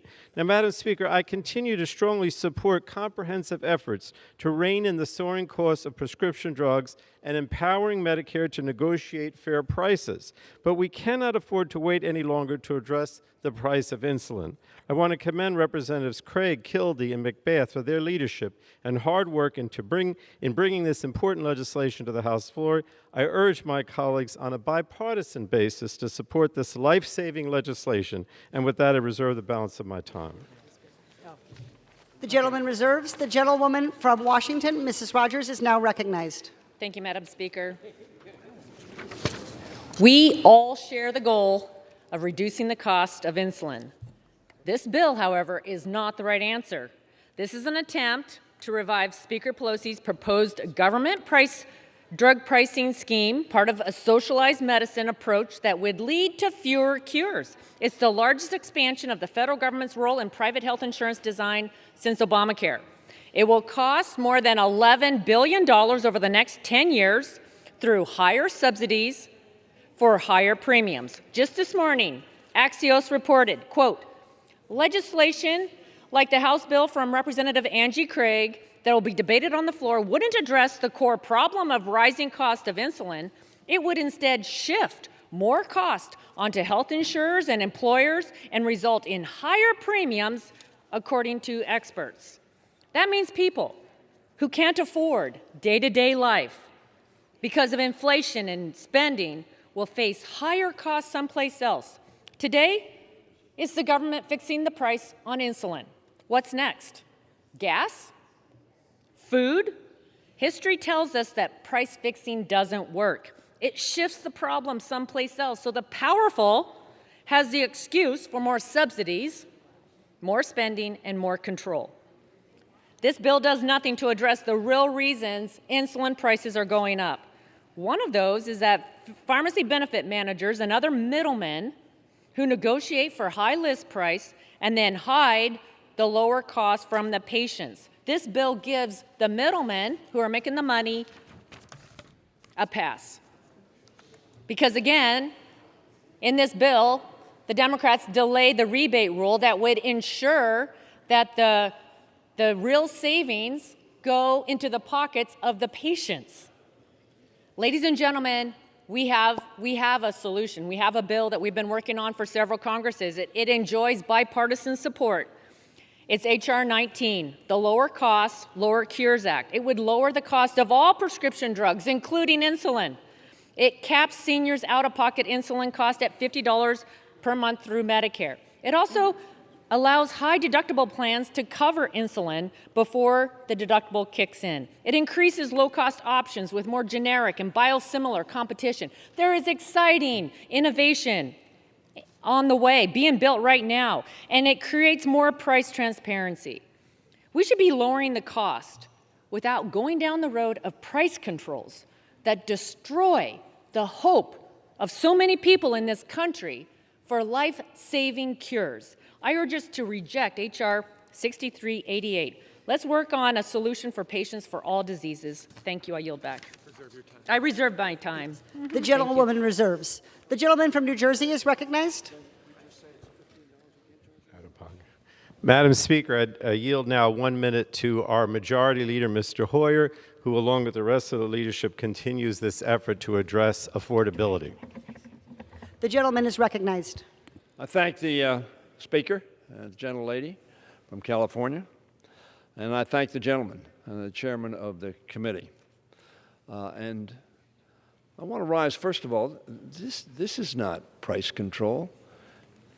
It's limiting the purchaser on a price, but the companies are still going to charge what they're going to charge, and somebody's going to have to pay, and Medicare is going to have to pay. So it does increase the cost, but it's not price control on the pharmaceuticals. And I want to say that we have a bill, of course, that will allow negotiation in Medicare, just as the VA does. Negotiation is not price control. Negotiation is saying, I'm going to buy a lot of your product and I want a better price. A lot of us do that. We call it Sam's Club or some other club that we go to, and we buy large volumes and get a cheaper price than our poorer friends who just buy it one at a time. So I'm for this bill. It's a good bill. Madam Speaker, I want to thank Representatives Craig, Kildee, and McBath for their leadership on this bill. They have long been champions of making health care and prescription medications accessible and affordable for all Americans. More than 1 in 3 Americans are at high risk of developing diabetes, and over 37 million Americans have it. A lot of those folks can't do without it. They don't have an option. And insulin, which has been on the market for decades and is not protected under patent, and the development prices have long ages ago been amortized. To treat their condition, the people who have diabetes must rely on insulin injections to regulate their blood sugar levels. Now, if you have no option of not buying a product, those who sell that product can put the price wherever, if it means your life. A lack of insulin can lead to insulin shock, diabetes coma, kidney failure, and death. It's unacceptable that this life-saving medication is priced out of the reach for many who need it, because it costs so little to produce. This is not a mechanism that has to charge these prices because it took so much to produce it. It costs only $10 to manufacture a month's supply. Yet a month's supply can cost hundreds of dollars. However, with out-of-pocket costs as high as over $600 for a 40-day supply. Now, if you extrapolate 40 days, that's 10 days more than a month. So that's a third more. So let's say it costs $13 to produce. $600. Why? Because if they don't have it, they die. So all we're saying is, let's make sure this is affordable so people can sustain their lives and their health. Many Americans have resorted to rationing for skipping doses of their insulin because they can't afford it. The legislation before us would cap the out-of-pocket price of insulin of $35 a month.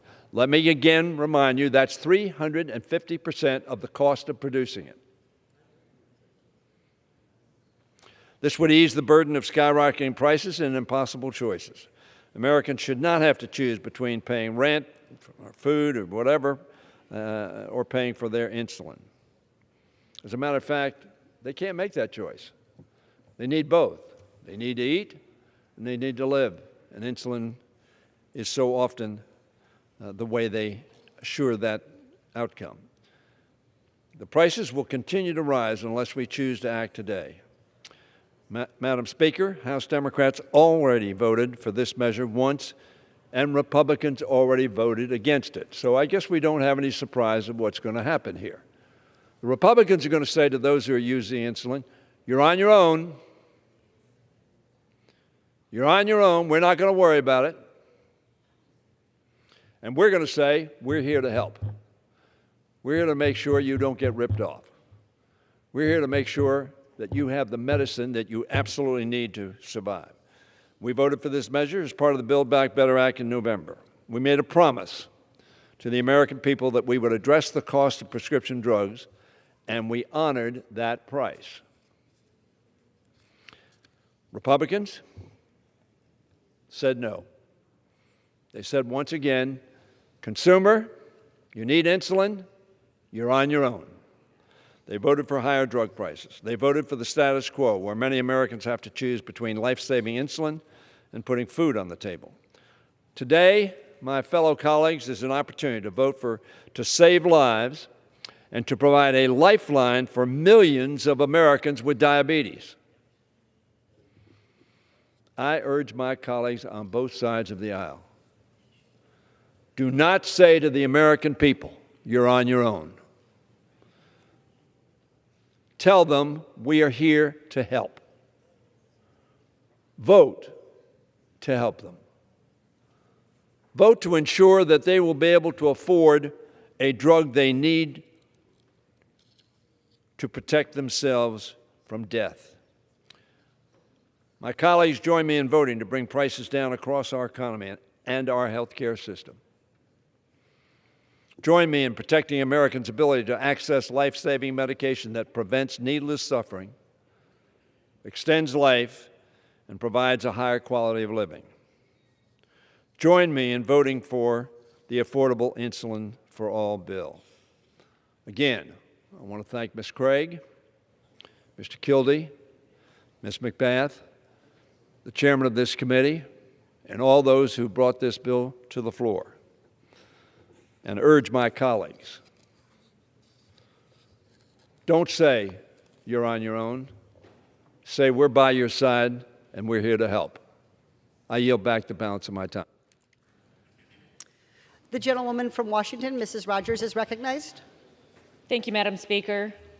Just remind the body that the measure that the majority leader referred to in committee, it failed in the Energy and Commerce Committee. Opposition from Democrats and Republicans because the proposed capping, price fixing of drugs that the Democrats are promoting would jeopardize cures for people with Alzheimer's, cancers, diabetes.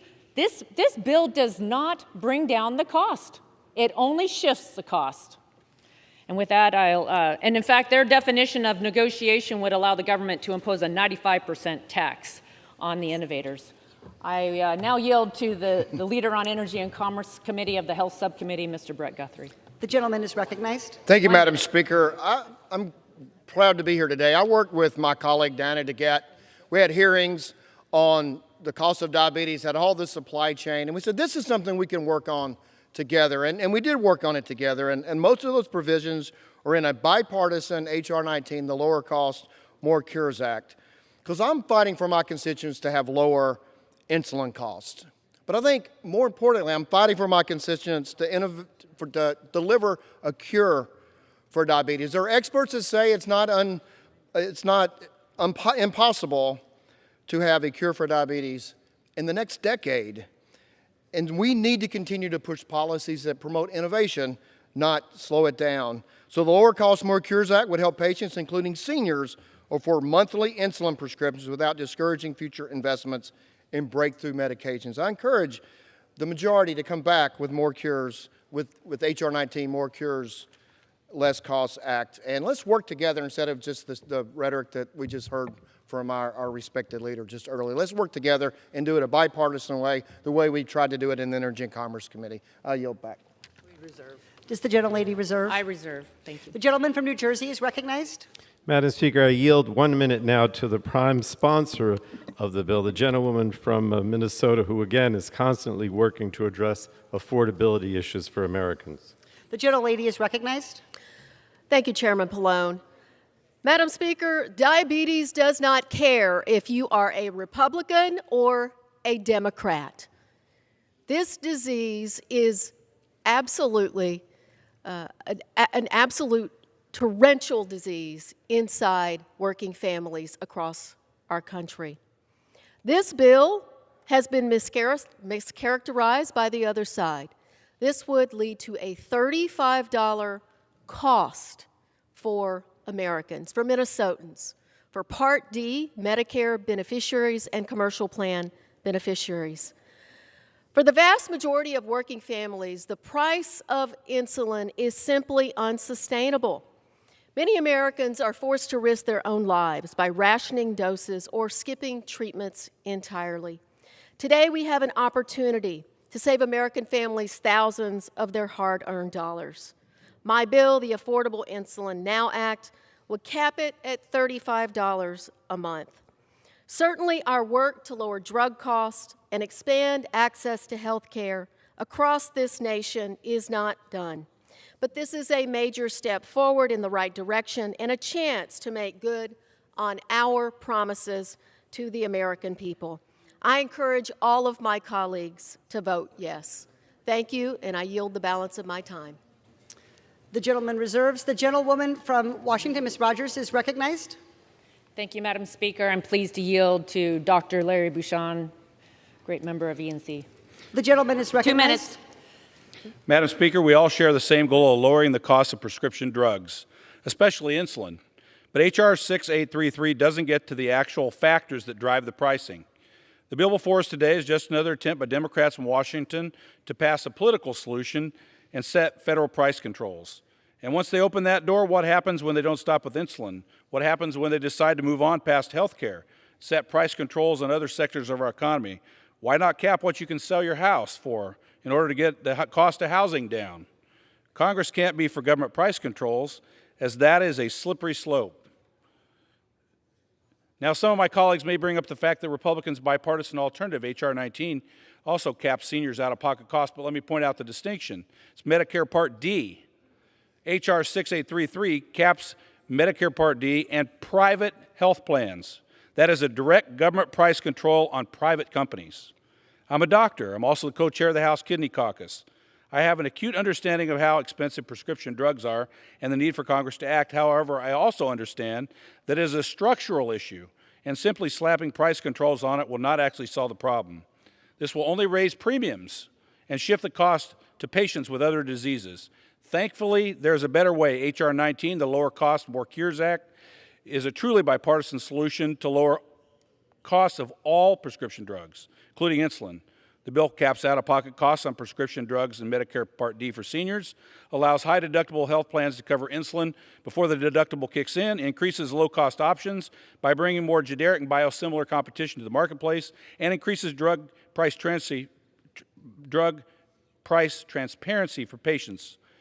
And the best part, every provision is bipartisan. So let's get back to work together on bipartisan solutions that actually lower drug prices rather than resort to government price controls and a march towards government-run health care. Madam Speaker, if we adopt the motion to recommit, we will instruct the Committee on Energy and Commerce to consider my amendment to H.R. 6833, which is H.R. 19, the Lower Cost, More Cures Act of 2022. I ask unanimous consent to insert the table of contents of this amendment in the record immediately prior to the vote on the motion to recommit. Without objection. I yield back. The gentleman from New Jersey is now recognized. Madam Speaker, I now yield 1 minute to the Energy and Commerce Subcommittee on Health Chair, Ms. Eshoo of California. The gentlewoman from California is now recognized. Thank you, Madam Speaker. I rise in full support of this legislation, and seated here on the floor listening to our Republican friends, price controls, socialists, killing innovation. I'm not going to use all of my time using their language. How about this? Diabetes kills. Diabetics need insulin. They have to be able to afford it. They've paid their taxes all of their lives, hardworking people. So the cost for this, sign me up for it. Sign me up for it to help people, to invest in our own people. This is absurd that these prices in our country, when it costs $15 to manufacture. So today we stand with your constituents as well as ours to lower the price of insulin for those that need it so that they can go on with their lives. I yield back. The gentleman reserves. The gentlewoman from Washington is now recognized. Thank you, Madam Speaker. I reserve. The gentleman from New Jersey is recognized. Thank you, Madam Speaker. I yield 1 minute now to Ms. Schakowsky, who's the chair of our subcommittee, Energy and Commerce Subcommittee on Commerce and Consumer Protection. The gentlelady is recognized. I thank the gentleman for yielding. Americans pay 10 times as much for insulin as do any other consumers in countries around the world, the exact same drug. We have actually the names of people who have died because they could not afford their insulin and started to cut back on their prescribed amount. And that is just unacceptable. Big Pharma has been gouging consumers for a long time, even for life-saving drugs, and it's time to stop it. The Affordable Insulin Now Act will make insulin $35 a month for millions of Americans, and it will save life after life after life. And this is only the start. We have to make sure that all Americans have access, including those who have no insurance. And now I yield back. The gentleman reserves. The gentlewoman is now recognized. Thank you, Madam Speaker. I reserve. The gentleman from New Jersey is recognized.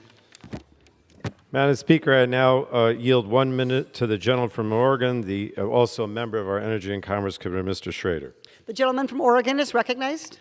Thank you, Madam Speaker. I rise today in support of the Affordable Insulin Now Act. The bill before us today will finally deliver the financial relief Oregonians whose lives depend on insulin so desperately need. By capping the cost to no more than $35 a month in Medicare Part D and commercial insurance, Congress is making it clear that no one should have to cut back, ration, or skip doses of life-saving medication. I'm proud that this policy is a central tenet of my own drug pricing bill that I've worked on with leadership, secured in the House and passed in the Build Back Better bill. We need to rein in all drug price prescriptions. That's why it's important to negotiate drug prices without stifling innovation like we do in our bill, limit the price increases of everyday drugs to the price of inflation, and perhaps more importantly, limit out-of-pocket costs to seniors to $2,000 or less. And I yield back. The gentleman yields back. The gentleman reserves. The gentlewoman from Washington is recognized. Thank you, Madam Speaker. I reserve. The gentlewoman reserves. The gentleman from New Jersey is recognized. Madam Speaker, I yield 1 minute to the gentlewoman from New Hampshire, Ms. Custer, also a member of the Energy and Commerce Committee. The gentlewoman from New Hampshire is now recognized. Thank you, Mr. Chairman. I rise today in support of the Affordable Insulin Now Act, critical legislation to cap out-of-pocket costs for insulin at $35 per month.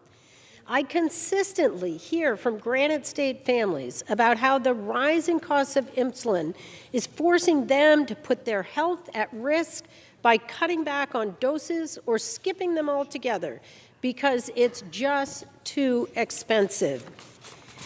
We cannot continue to force American families to make impossible decisions between their medication and their well-being. At the end of the day, the work that we do is about our constituents. And I can say right here, right now, I care more about the well-being of my constituents and their health than I do about the profits of certain companies that seem to be protected on the other side of the aisle. No one should pay more than $35 a month for their insulin, and I urge my colleagues to support this bill. And with that, I yield back. The gentleman yields back. The gentlewoman from Washington is recognized. Thank you, Madam Speaker. Madam Speaker, I reserve. Thank you. The gentleman from New Jersey is recognized. Madam Speaker, can I inquire how much time remains on each side of 10 minutes each for Energy and Commerce? The gentleman from New Jersey has 2 minutes, and the gentlewoman from Washington has 3.5 minutes. All right, I yield now, Madam Speaker, to Dr. Schreier, a member of the Energy and Commerce Committee. 1 minute. The gentlelady is now recognized. Thank you, Mr. Chairman. Thank you, Madam Speaker. I am delighted that today we will be voting to pass the Affordable Insulin Now Act. This is personal for me. I have type 1 diabetes, and insulin keeps me alive. But this tiny 2-teaspoon bottle that used to cost $40 now retails for over $300. And most of us need more than 1 bottle a month to survive. No one should have to ration their insulin, taking just enough to stay alive, but not enough to stay healthy. That is a dangerous and sometimes deadly tightrope to walk, which is why this bill to cap insulin at $35 a month is so critical for my patients as a pediatrician and for people like me. Thank you, and I yield back. The gentleman yields. The gentlewoman from Washington is now recognized. Thank you, Madam Speaker. Pleased to yield. Outstanding member of ENC, 2 minutes, Buddy Carter. The gentleman is now recognized for 2 minutes. I thank the lady for yielding. Madam Chair, for over 30 years, I was the one who was on the other side of the counter who had to tell the patient how much their insulin cost. I was the one who watched the senior citizens trying to decide whether they were going to buy insulin or buy groceries. I was the one who watched a mother cry because she couldn't afford the medication for her daughter or for her child. I was the one who watched all this happened. And now I'm finally getting the opportunity to address this issue on the House floor, and I'm saddened that it will do nothing to protect those mothers from the pain of not being able to afford life-saving medications. Make no mistake about this. We all agree on the same thing, Madam Speaker.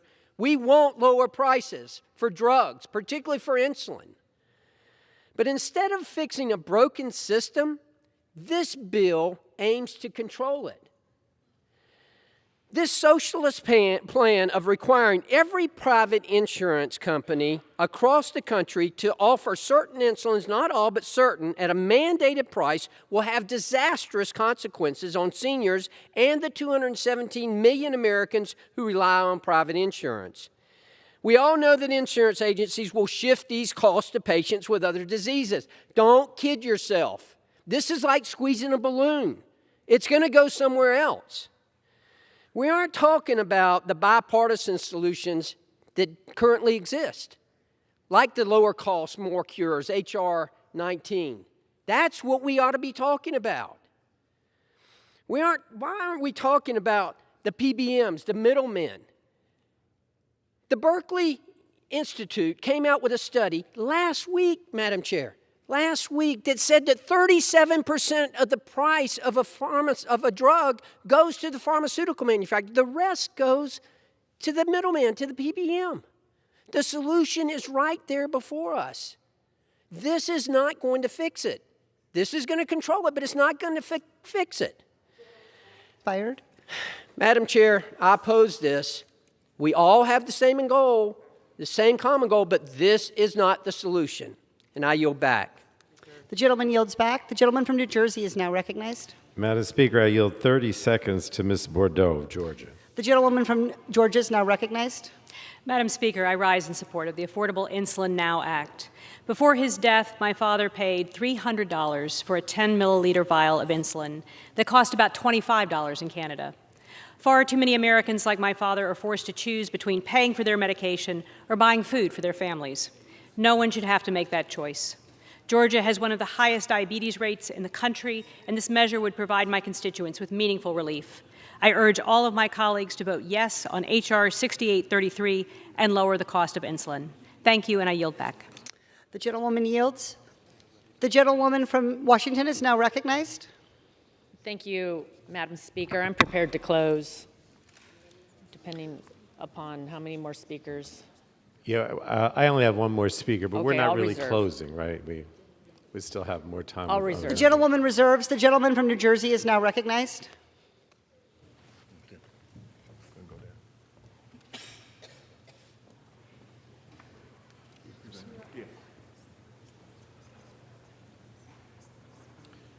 Madam Speaker, I yield what time remains of my time to Mr. Payne of New Jersey.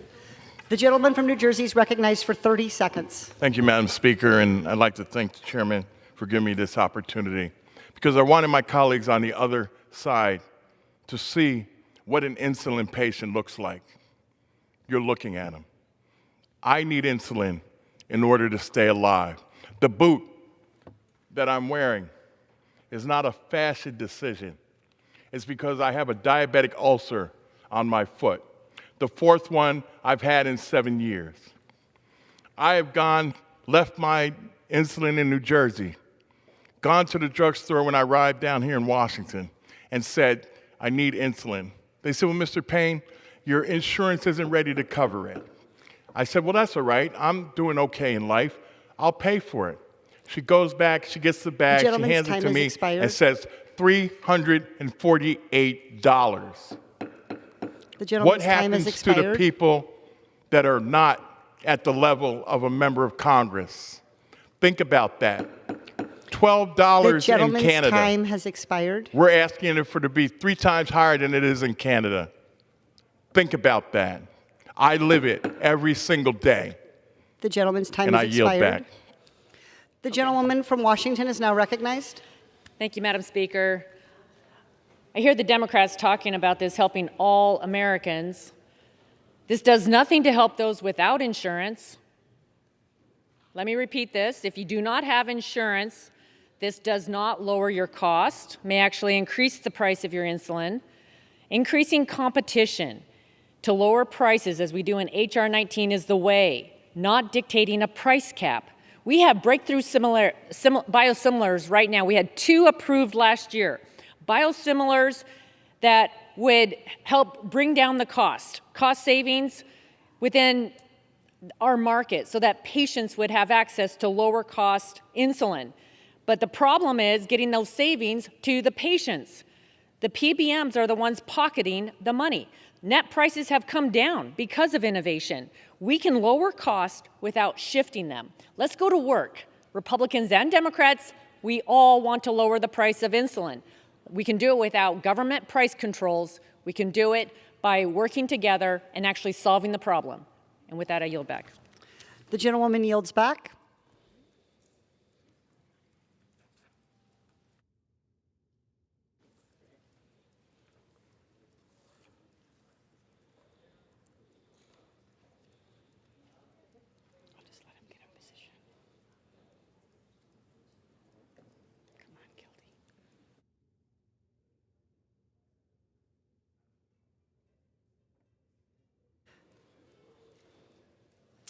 The gentleman from Michigan, Mr. Kildee, and the gentleman from Texas, Mr. Brady, each will control 10 minutes. The chair recognizes the gentleman from Michigan. Thank you, Madam Speaker. I yield myself as much time as I may consume. First, I want to thank. Is recognized. Thank you. First, I want to thank Chairman Neal for his leadership on the Ways and Means Committee in helping to bring this important legislation to the floor. Right now, families and seniors that I represent in Michigan and all across the country are paying too much for prescription drugs, in particular for insulin. And that's why Congressman Craig, Congresswoman McBath, and I have introduced the Affordable Insulin Now Act to make insulin more accessible and more affordable. This legislation would lower out-of-pocket costs for Americans with diabetes by ensuring that insurers and Medicare can't charge more than $35 a month out of pocket for this medication. Insulin was discovered over 100 years ago, and since then, little about this life-saving medication has changed, but the price of insulin in the United States has absolutely skyrocketed, and as a result, Americans pay 10 times more for insulin than patients in other developed countries. 1 in 4 Americans who rely on insulin have cut back or skipped their doses due to costs. No one should have to choose between taking their medication as prescribed and putting food on the table or a roof over their head, but people must make that choice because of Big Pharma's unfair pricing practices. This is something I know a little bit about. As a father of a type 1 diabetic, I have seen firsthand how the high price of prescription drugs like insulin can harm patients and harm families. When my daughter turned 26 and got her own health insurance, there are months where she spends a third of her take-home pay because she's diabetic on staying alive. Now, she has her mom and I to back her. Not everybody has that advantage. But either way, that doesn't make it okay. In Michigan, it's estimated that 1 in 10 people have some form of diabetes, and the average sticker price for a month's supply of insulin is $375. For some, it can be as high as $1,000 a month just because they need to take more insulin. That's just not right.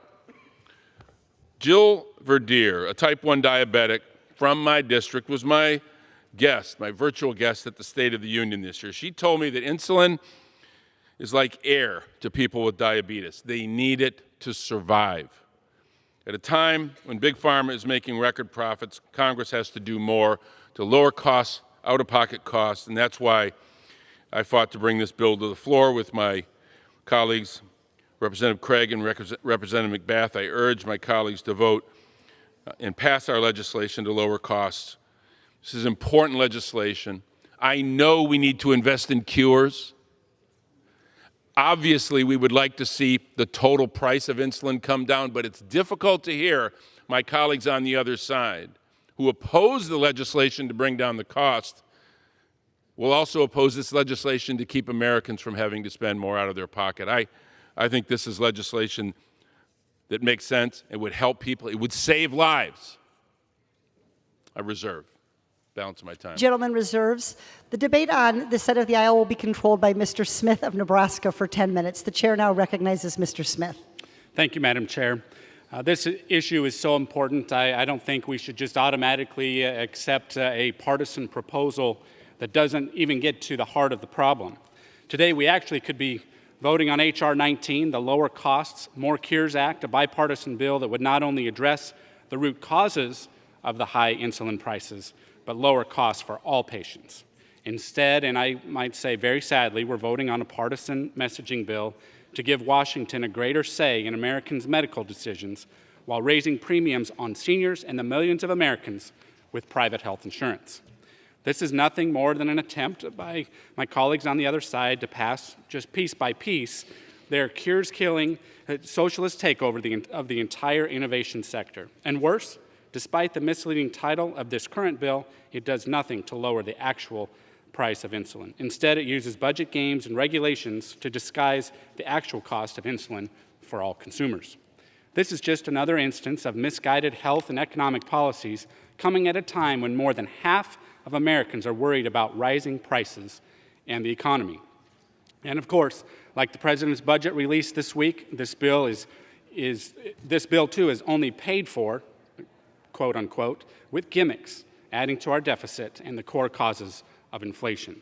We can and should do more for the American people who are struggling. The American people expect us to work together. We could be doing that. And Madam Speaker, I reserve the balance of my time. The gentleman reserves. The chair now recognizes the gentleman from Michigan. Thank you, Madam Speaker. I now yield 1 minute to the gentleman from Illinois, my colleague on the Ways and Means Committee, Mr. Davis. The gentleman is now recognized.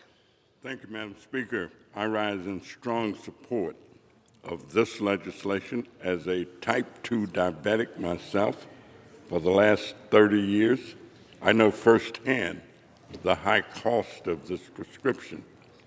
There's nothing in my district more prevalent as a disease entity than diabetes. I strongly support it. It's an idea whose time not only has come, but has passed. I yield back. The gentleman yields. I reserve. The gentleman reserves. The gentleman from Nebraska. Madam Speaker, I reserve. Thank you. The gentleman from Nebraska reserves. The gentleman from Michigan is now recognized. Thank you, Madam Speaker. I yield 1 minute to the gentleman from Texas, also a member of the Ways and Means Committee, Mr. Doggett. The gentleman from Texas is recognized.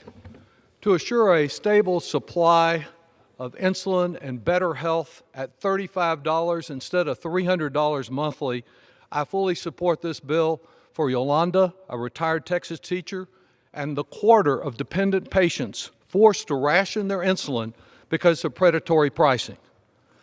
Yet instead of addressing pharmaceutical price gouging, this bill really only shifts how Big Pharma is rewarded.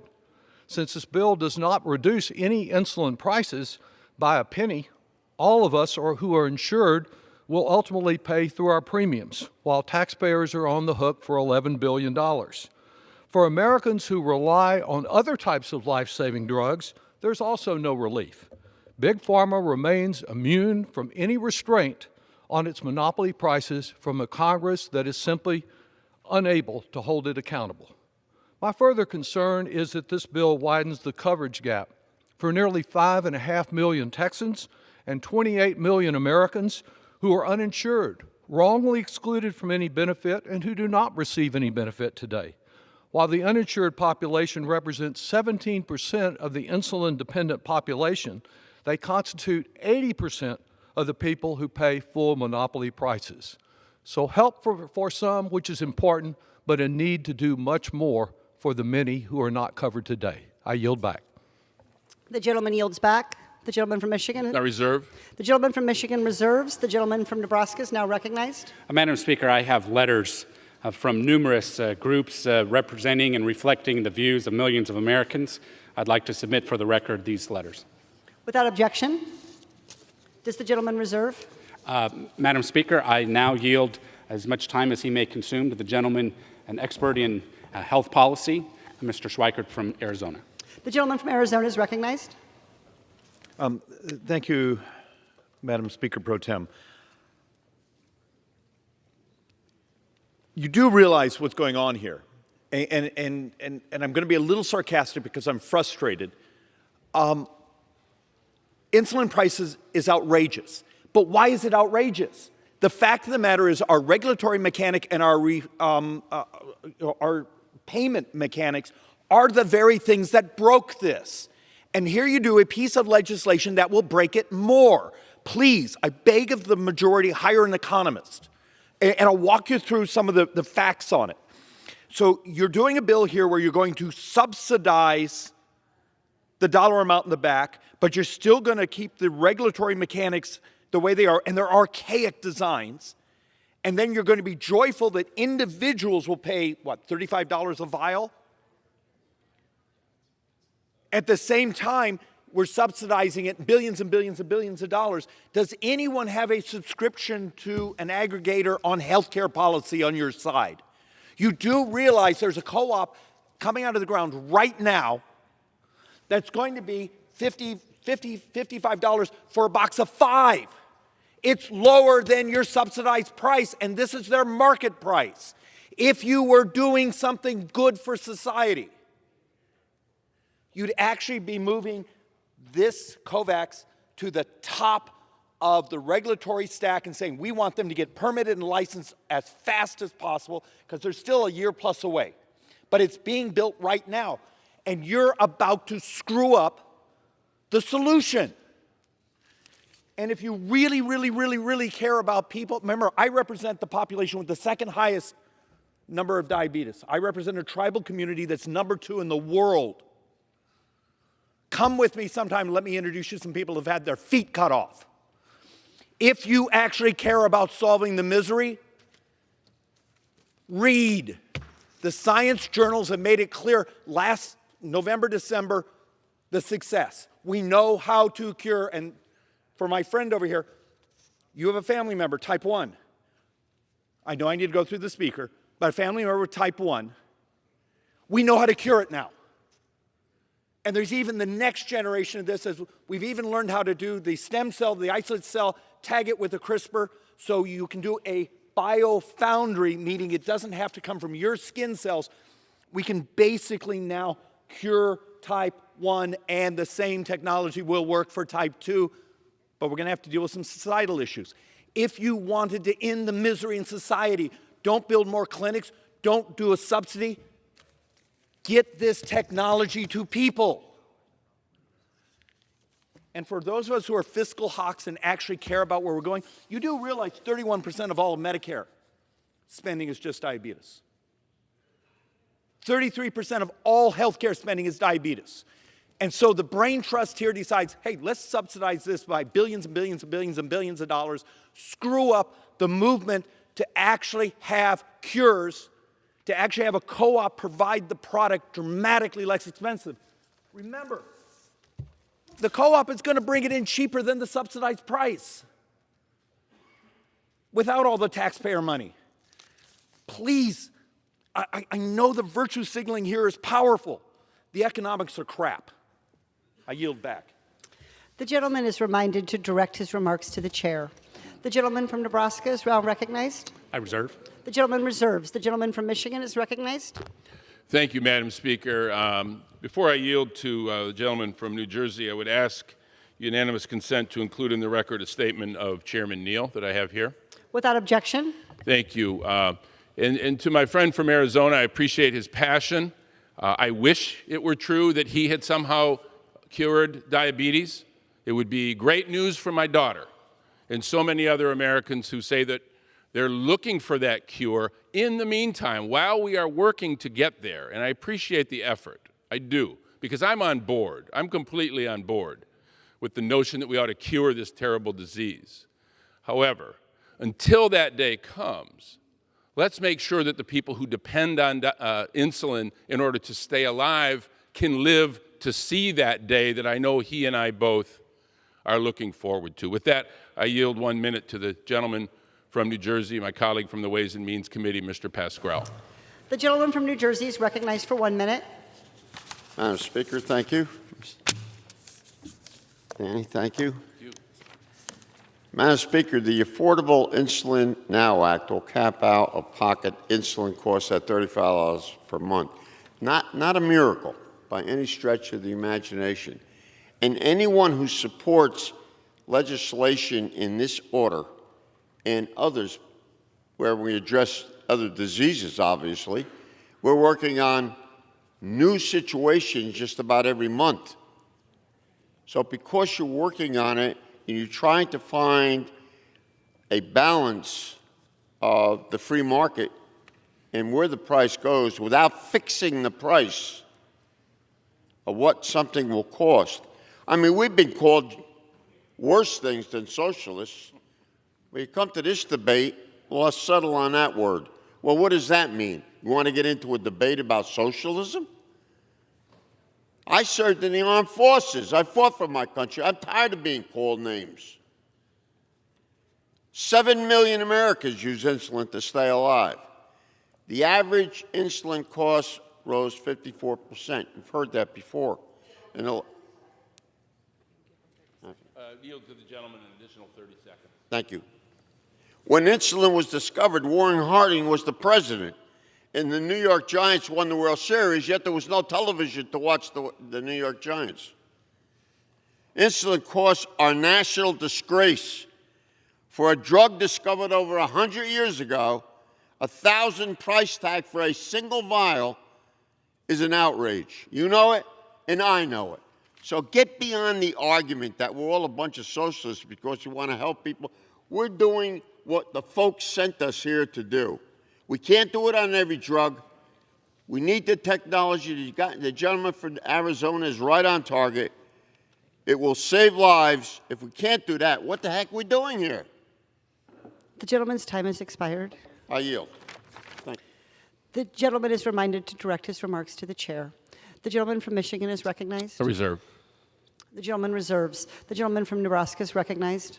Thank you, Madam Speaker. It's interesting listening to the debate here, and certainly my colleague, Mr. Doggett, I think very appropriately pointed out, and I quote, "This bill does not lower the price of insulin by 1 penny. It just simply shifts around who pays for what." We've seen that pattern in healthcare across America for some time now, and I would hope that we could learn from that. And, Madam Speaker, I reserve the balance of my time. The gentleman reserves. The gentleman from Michigan is recognized.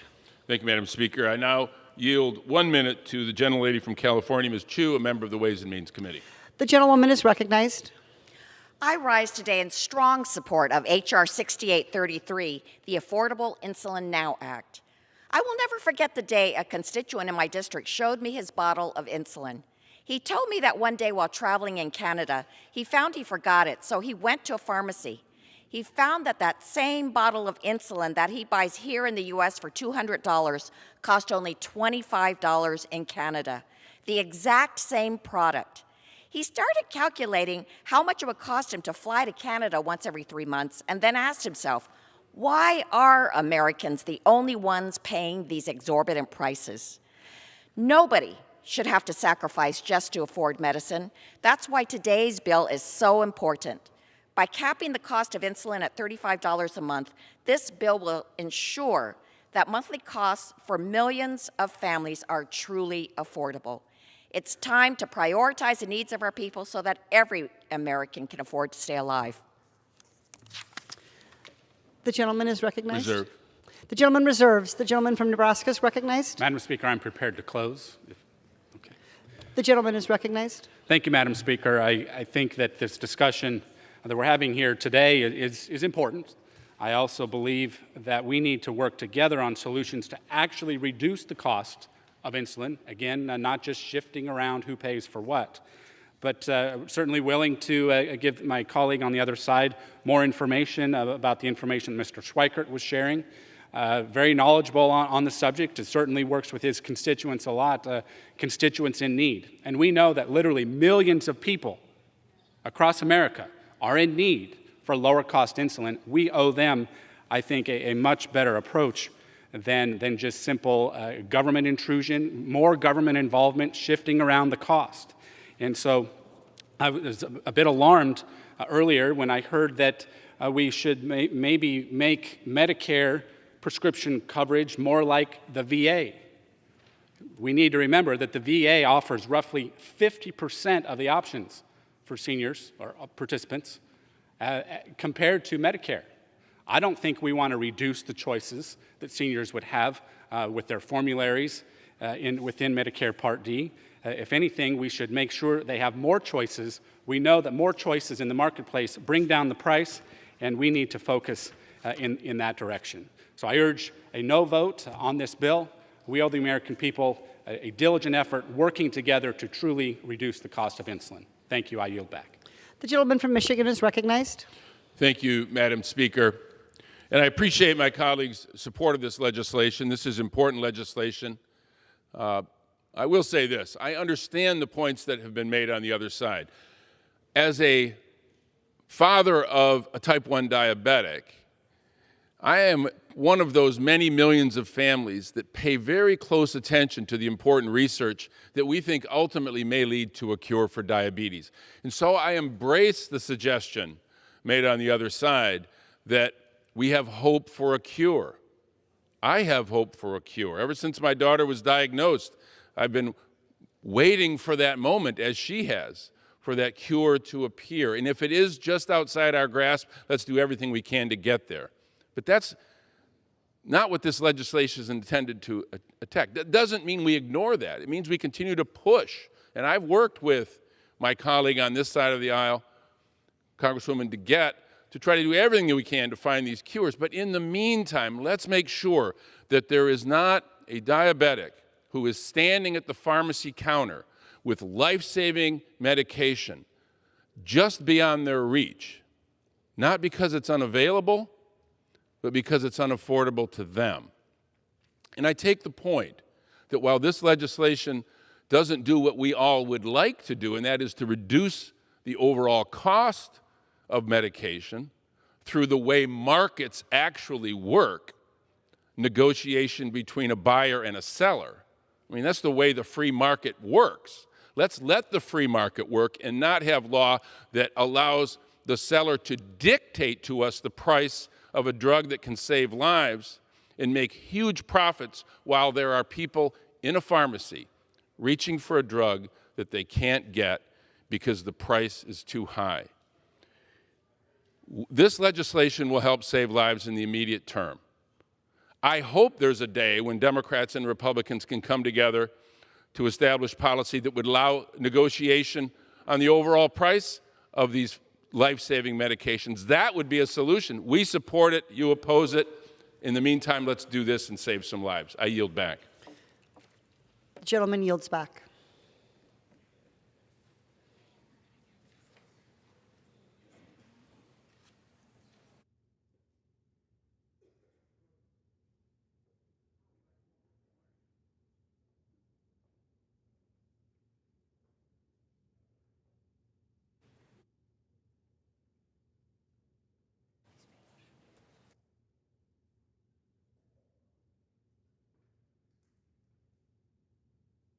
The gentleman from California, Mr. DeSaulnier, and the gentlewoman from North Carolina, Ms. Fox, each will control 10 minutes.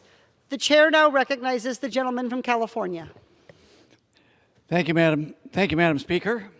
Today I rise in support of the Affordable Insulin Now Act. On top of weathering the economic fallout of the global pandemic, Americans are still paying far too much for insulin. This is particularly frustrating given that these are not the prices that consumers in the rest of the world pay.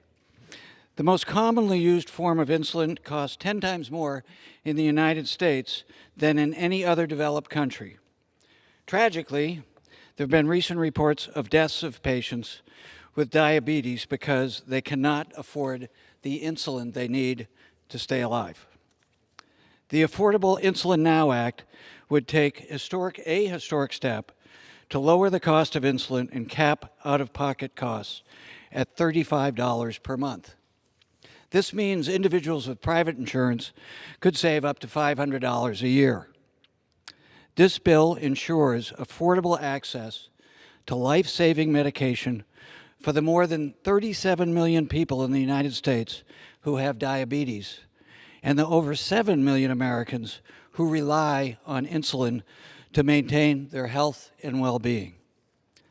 Madam Speaker, it's past time, but today it's time to finally deliver on our promise to ensure that all Americans can get the medication they need and they deserve to stay healthy and thrive.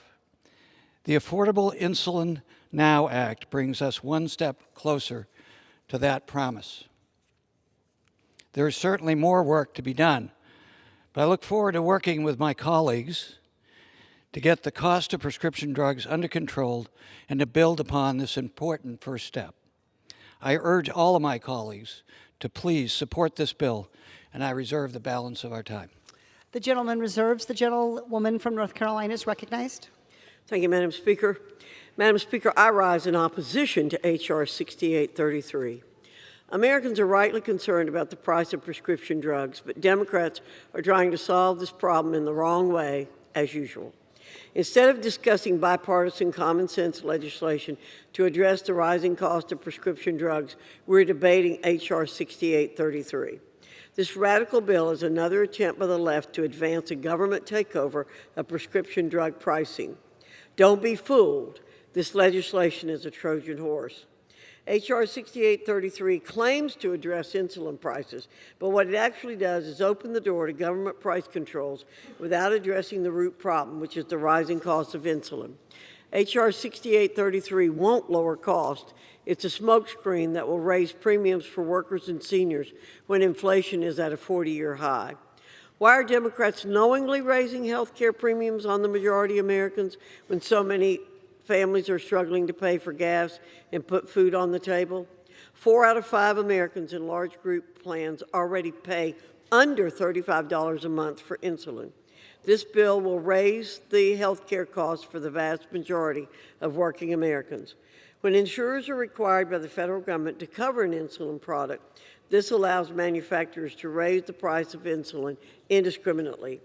Since insurers can charge only $35 a month out of pocket to the patient, the insurer must make up for the increased cost of insulin by raising premiums for all beneficiaries. With a lack of competition in the market, this bill removes the bargaining power insurers use to keep insulin prices low, leading to increased insulin prices and higher premiums. This legislation will only worsen the root problems of high insulin prices, which is a lack of competition in the market. H.R. 6833 will lead to fewer approved generic insulin brands, making the insulin monopoly even worse. If Democrats really want to decrease the price of insulin, they should pave the way for more competition, not less. This legislation will cost taxpayers $11 billion, giving the Centers for Medicare and Medicaid Services $1.5 million in FY 2022 to administer these drug pricing caps. Trusting the Washington bureaucracy to manage drug pricing and distribution is a mistake. This legislation would be the largest expansion of federal control over Americans' private health insurance since Obamacare. We must stop the federal government from wedging its foot in the door of our health care system and moving us one step closer to a socialist single-payer system like Medicare for all. In fact, this week, the chair of the Progressive Caucus said she was, quote, fighting to make it the law of the land, end quote. H.R. 6833 sets a dangerous precedent. If the federal government can set prices for insulin, what's to stop it from implementing price controls for every drug on the market or in every other sector of the economy? The free market is the reason the United States outpaces every other country in developing life-saving cures and treatments, particularly countries with socialized medicine. Federal drug pricing mandates will discourage medical innovation, resulting in fewer cures, which will keep Americans from receiving the therapies they rely upon. Instead of perpetuating Obama-era schemes to expand federal control over Americans' health insurance, the Obama administration, congressional Democrats should bring to the floor H.R. 19, the bipartisan Lower Cost, More Cures Act. Every single provision in H.R. 19 has bipartisan support. Lawmakers on both sides of the aisle agree that this legislation will lower health care costs and protect America's status as a leading health care innovator. Furthermore, H.R. 19 sets a new standard in health care affordability. This bill caps seniors' out-of-pocket insulin costs at only $50 a month in the Medicare program. It also allows for high-deductible insurance plans to cover insulin before a deductible kicks in, and it increases the availability of low-cost options for treatment in the marketplace. The cost of insulin, like most health care costs in this country, are climbing rapidly, yet total federal control is not the solution. H.R. 6833 is a perfect example of legislative trickery. This bill will lower out-of-pocket costs for insulin for a minority of Americans by bloating premiums and other health care costs for the majority of Americans and leave our health care system worse off. Supporting socialist drug pricing isn't a solution, which is why I'm rejecting this one-sided, harmful bill. I urge my Democrat colleagues to support the Lower Cost, More Cures Act, bipartisan legislation that will lower drug costs for Americans without limiting access to cures. I reserve the balance of my time. The gentlelady reserves. The gentleman is now recognized. Madam Speaker, I yield 3 minutes to the gentlelady from Georgia, a lead sponsor of this legislation and a member of the Education and Labor Committee, Congresswoman McBath. The gentlewoman is recognized for 3 minutes. Thank you so much. I really appreciate you giving me the few moments of time, Chairman DeSagne, and thank you so much, Madam Speaker. I rise today in support of H.R. 6833, the Affordable Insulin Now Act. I want to take this time just to talk about the cost of health care and prescription drugs for all those in our community. It's a topic that I hear about every single day from my constituents, and it's something that touches the lives of every single American, whether you have diabetes or not. Today, we'll be voting on a bill that will actually provide desperately needed relief to some of the most vulnerable patients in the United States and in Georgia, all across this nation. There is no time off when you live with diabetes. It's a constant, ever-present disease that influences every aspect of your life. Listen to those that gave testimony to what they live with every single day with this chronic disease. In 1920, before insulin was discovered, it would have been exceptional for those who had diabetes to live no longer than 1 or 2 years. But over the past 100 years, we've been able to save lives with insulin. For over 100 years, it has remained the most effective treatment that we have. And over 100 years later, some estimates state that diabetics spend around $6,000 a year alone on insulin. This is just absolutely unconscionable. For a drug that's been saving lives for over 100 years, we can and we must make it more affordable for Americans who need it to live. And that's why I joined my representatives, Angie Craig and Dan Kildee. I find them to be healthcare champions in introducing this critical legislation.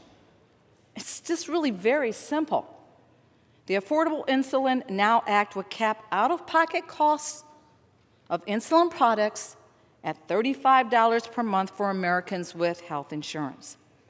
This bill brings a measure of certainty and affordability to every American who needs insulin to continue living a healthy life. And yes, I've heard arguments all this afternoon that talk about that this doesn't take care of every individual in the country, specifically those that are uninsured. We know that. And I assure you, we are not completely satisfied with this either. But if our Republican colleagues would come to the table with us with any measures that you have, compromise, come to the table, consensus, help us build the ability to make sure that every American in this country, whether they are insured or not, has the ability to be able to afford this life-saving drug. We welcome that from you because people every single day are dying right beneath our noses. And I'm here to save lives. So I look forward to passing this vital legislation out of the House of Representatives today. And I look forward to continuing to fight for passage with Senator Warnock in the Senate because, as the President so rightly stated, this legislation can and will save lives, and it is long overdue. And I yield back. I reserve.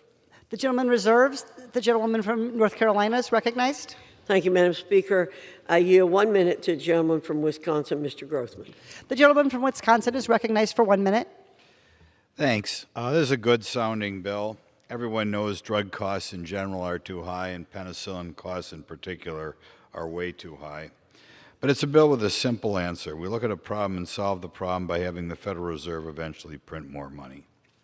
$15.5 billion over 10 years.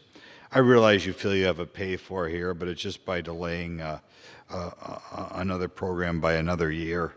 And as a practical matter, this bill spends $15.5 billion more over 10 years than we would without the bill. We're already told this source of funds, we already use this type of source of funds in the infrastructure bill. It's just grabbing another year. Why don't we just require PBMs to pass on their rebates to the patients as intended? That's something that would cost the federal government, in my mind, no new money. Would be a significant reduction in cost for the individual. I appreciate that so many people on the majority side of the aisle would like to work together with us, and it shouldn't be difficult to find a solution to this problem that's fair to all concerned. Thank you very much. The gentlewoman reserves. The gentleman from California is recognized. Madam Speaker, I yield 1 minute to the gentleman from Texas and a member of the Education and Labor Committee, Mr. Castro. The gentleman from Texas is now recognized. Thank you, Madam Speaker. I rise in support of the Affordable Insulin Now Act, which would cap out-of-pocket insulin costs at $35 per month and help fight the scourge of diabetes. In 2019, as chair of the Congressional Hispanic Caucus, I organized meetings with leading insulin producers to confront them about the strain their prices are putting on the American people. In each of those meetings, I said the same thing, that for millions of Americans, including a disproportionate number of Latinos, access to affordable insulin is a matter of life and death. And for me and many of us, those aren't just numbers. 4 months before I graduated from college in 1996, my grandmother died of complications from diabetes. If we fail to bring down the price of insulin, more families will suffer just like mine did. But our responsibility is to all our constituents, not just those with insurance. So I co-sponsored Representative Doggett's amendment to extend the benefits of this bill to the uninsured, and I hope we will make that happen in the days to come. But this bill is an important step forward, and I urge my colleagues to support it. With that, I yield back. The gentleman yields back. The gentleman reserves. The gentlewoman from North Carolina is now recognized. Thank you, Madam Speaker. I yield 2 minutes to the gentleman from Virginia, Mr. Good. The gentleman from Virginia is recognized for 2 minutes. Thank you, Person Speaker. And I say Person Speaker because I'm not a biologist, and out of respect to our Supreme Court nominee, I don't feel qualified to say Madam Speaker. But I do rise in opposition to this bill. The Affordable Insulin Now Act is just more of government controlling your health care. Today, Democrats are using insulin as the gateway to their dream of fully socialized medicine, where Joe Biden and his accomplices in Congress have more control over your health care than you or your doctor. After all, they got to decide whether or not you got a vaccine, and they fired you if you didn't obey. If Democrats succeed in setting the price of insulin at $35, the negative effects will ripple across the entire healthcare market.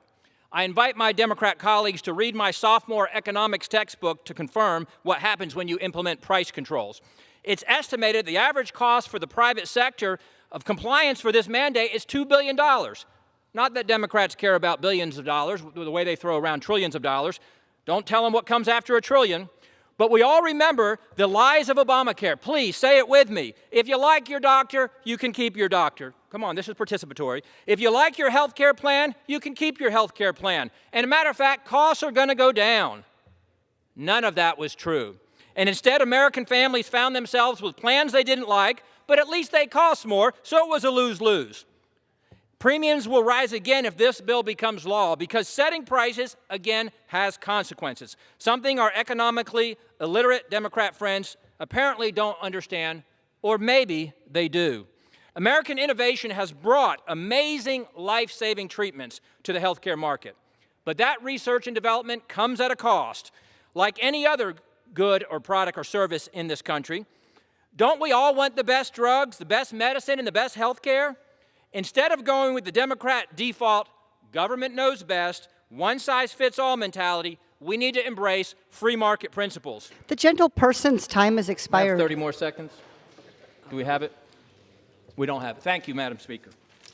The gentleperson yields back. The gentleman from California is now recognized. Thank you, Madam Speaker. I'd like to yield 1 minute to the distinguished gentleman from New York, Mr. Jeffries. The gentleman is now recognized.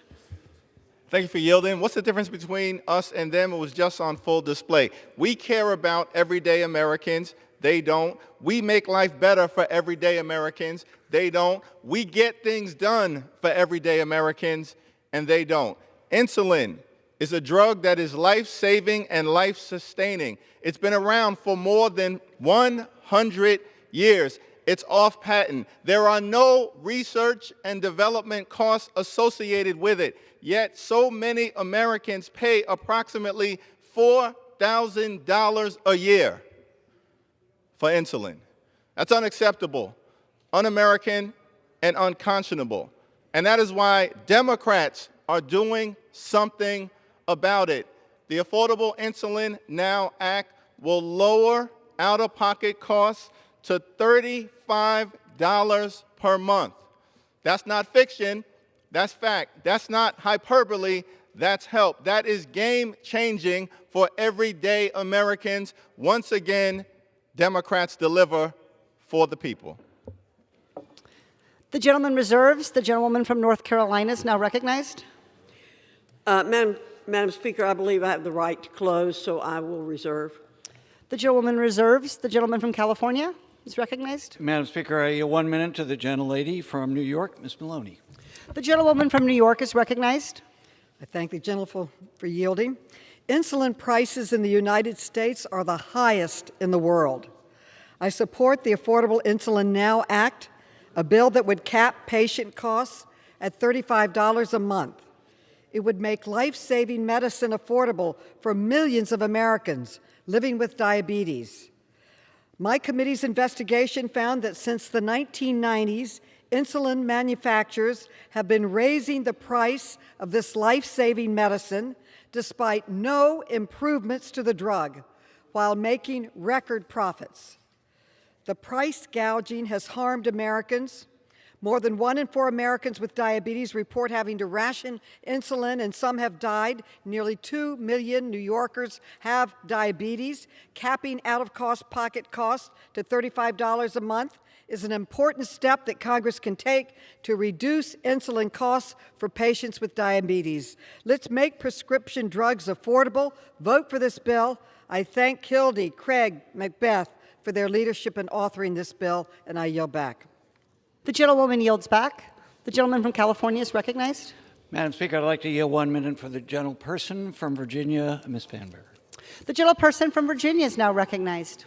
Thank you, Madam Speaker. I have been so pleased to hear colleagues across the aisle speak in favor of competition and price negotiations, and I hope that they will follow through in their commitment to supporting competition and negotiation and co-sponsor the Lower Drug Costs Now H.R. 3. But that is not the bill we're talking about today. Today we are talking about Affordable Insulin Now Act, a bill that would make changes in the lives in Virginia of the more than 630,000 Virginians who are living with diabetes. The Affordable Insulin Now Act would finally make sure that every affected child, teenager, family member, every American can afford the insulin that they need.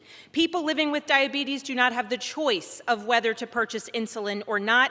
They depend on it to stay alive. People like my constituent, Joshua Davis, a 13-year-old Virginian with type 1 diabetes who accompanied Dr. Jill Biden to the State of the Union address earlier this year. I am proud to co-sponsor this legislation to make sure that no American is skipping life-saving doses of their insulin or making choices between whether they take their insulin or put food on the table. I am grateful to my colleagues for leading this effort. Thank you so much, Madam Speaker. I yield back. Thank you. The gentleman reserves. Thank you, Madam Speaker. I'd like to yield 1 minute to the gentleman from Louisiana, Mr. Carter. Thank you very much for yielding, sir. Louisiana has the second highest diabetes mortality rate, but only the 11th highest number of cases. The rate of diabetes among blacks, Hispanics, and Native American adults in the state is disproportionately high as compared to other populations. Insulin is a life-saving medicine, allowing people to live healthy lives, raise families, and do their jobs. However, many can't afford this life-regulating medicine. Many Louisianians have to pay over $100 a vial in out-of-pocket cost every single month, and some are forced to ration prescriptions, risking complications or death. The people must always come before Big Pharma. Today, we're finally taking action to cut the price of insulin. The Affordable Insulin Now Act would cap out-of-pocket costs for insulin for month-long supply at $35 and require plans to cover different types of insulin. The bill is strong move in the right direction to end the burden, and we must do this now. I yield back. I reserve. The gentleman's time has expired. The gentlewoman from North Carolina is recognized. Thank you, Madam Speaker. Madam Speaker, I cannot let go past one of our colleagues saying before that we don't believe in helping average people. Yes, we do. Republicans are here every day. We're average people. We're here to help average people. But what we believe in most of all is freedom for Americans. And we happen to believe that Democrats don't believe in that. And this bill is an exemplar of the fact that they want the government to control our lives in every way they possibly can. In the past, Democrats and Republicans have worked together to bring down the cost of prescription drugs, but Democrats have once again pursued politics over progress. H.R. 6833 is a massive power grab that will lead our country one step closer to socialized medicine. That's not what the American people think and want. There's no such thing as a free market system when government bureaucrats control prices. This legislation sets an extremely dangerous precedent. We shouldn't pursue policies that will harm the health and well-being of American patients, and we should not knowingly raise health care premiums on American workers and their families when prices for goods are soaring. Republicans stand ready to work with Democrats to advance legislation that promotes competition, lowers costs for consumers, establishes transparency and accountability in drug pricing, and advances the cause of freedom. H.R. 6833 is not that legislation. I urge my colleagues to vote no, and I yield back the balance of my time. The gentlewoman reserves. Gentlewoman yields back. Is expired for debate. Pursuant to House Resolution 1017, the previous question is ordered on the bill as amended. The question is on engrossment and third reading of the bill. Those in favor say aye. Those opposed, no. The ayes have it. Third reading. A bill to amend Title 27 of the Public Health Service Act, the Internal Revenue Code of 1986, and the Employee Retirement Income Security Act of 1974 to establish requirements with respect to cost sharing for certain insulin products and for other purposes. For what purpose does the gentleman from Indiana seek recognition? Madam Speaker, I have a motion to recommit at the desk. The clerk will report the motion. Mr. Bouchon of Indiana moves to recommit the bill, H.R. 6833, to the Committee on Energy and Commerce. Pursuant to Clause 2 of Rule 19, the previous question is ordered on the motion to recommit. The question is on the motion. All those in favor say aye. Those opposed, no. The noes have it. The motion is not agreed to. Request the yeas and nays. The yeas and nays, pursuant to Section 3S of the House Resolution 8, the yeas and nays are ordered. Pursuant to Clause 8 of Rule 20, further proceedings are postponed.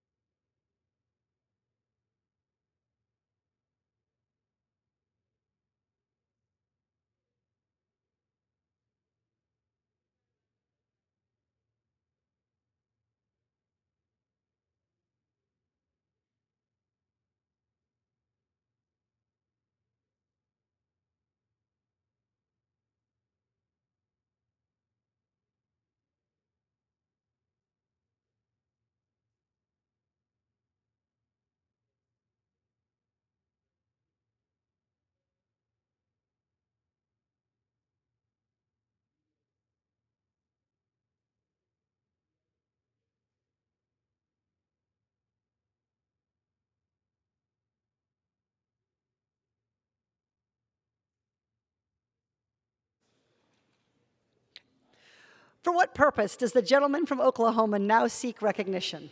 Madam Speaker, pursuant to the order of the House of March 30, 2022, I offer a motion to instruct on H.R. 4521. The clerk will report the motion. Mr. Lucas moves that the managers on the part of the House at the conference on the disagreeing votes of the two houses on the Senate amendment to the bill H.R. 4521 be instructed to agree to Section 2502 of the Senate amendment. Pursuant to Clause 7 of Rule 22, the gentleman from Oklahoma, Mr. Lucas, and the gentlewoman from Michigan, Ms. Stevens, each will control 30 minutes. The chair recognizes the gentleman from Oklahoma. Madam Speaker, I yield myself as much time as I might consume. The gentleman's recognized. Thank you, Madam Speaker. I rise today to urge my colleagues to vote in favor of this motion to instruct the conferees on our competitiveness legislation. This motion instructs conferee members to agree to Section 2502 of the Senate legislation. This section is simple and common sense. It says that no person or entity of concern can receive grants, awards, or other support from the National Science Foundation, federally funded manufacturing programs, or technology hubs authorized by this legislation. A person or entity of concern is generally defined by the Department of Defense as directed by Congress in previous Defense Authorization Acts. DoD has identified entities of concern as communist Chinese military companies and companies owned or controlled by the People's Liberation Army. And they've defined persons of concern as individuals affiliated with these CCP military entities. Simply put, this motion ensures that we aren't giving taxpayers' dollars to the adversaries who are trying to steal U.S. technology and use it against us. The Senate was right to add this important guardrail, and it's only responsible that we urge our House conferees to ensure it's included in the final conference legislation. I would like to point out that we wouldn't have this particular difference in our bills had the process of passing House legislation been done in regular order. The Competes Act was developed in a back room by the Speaker's office with very little input or review from relevant committees.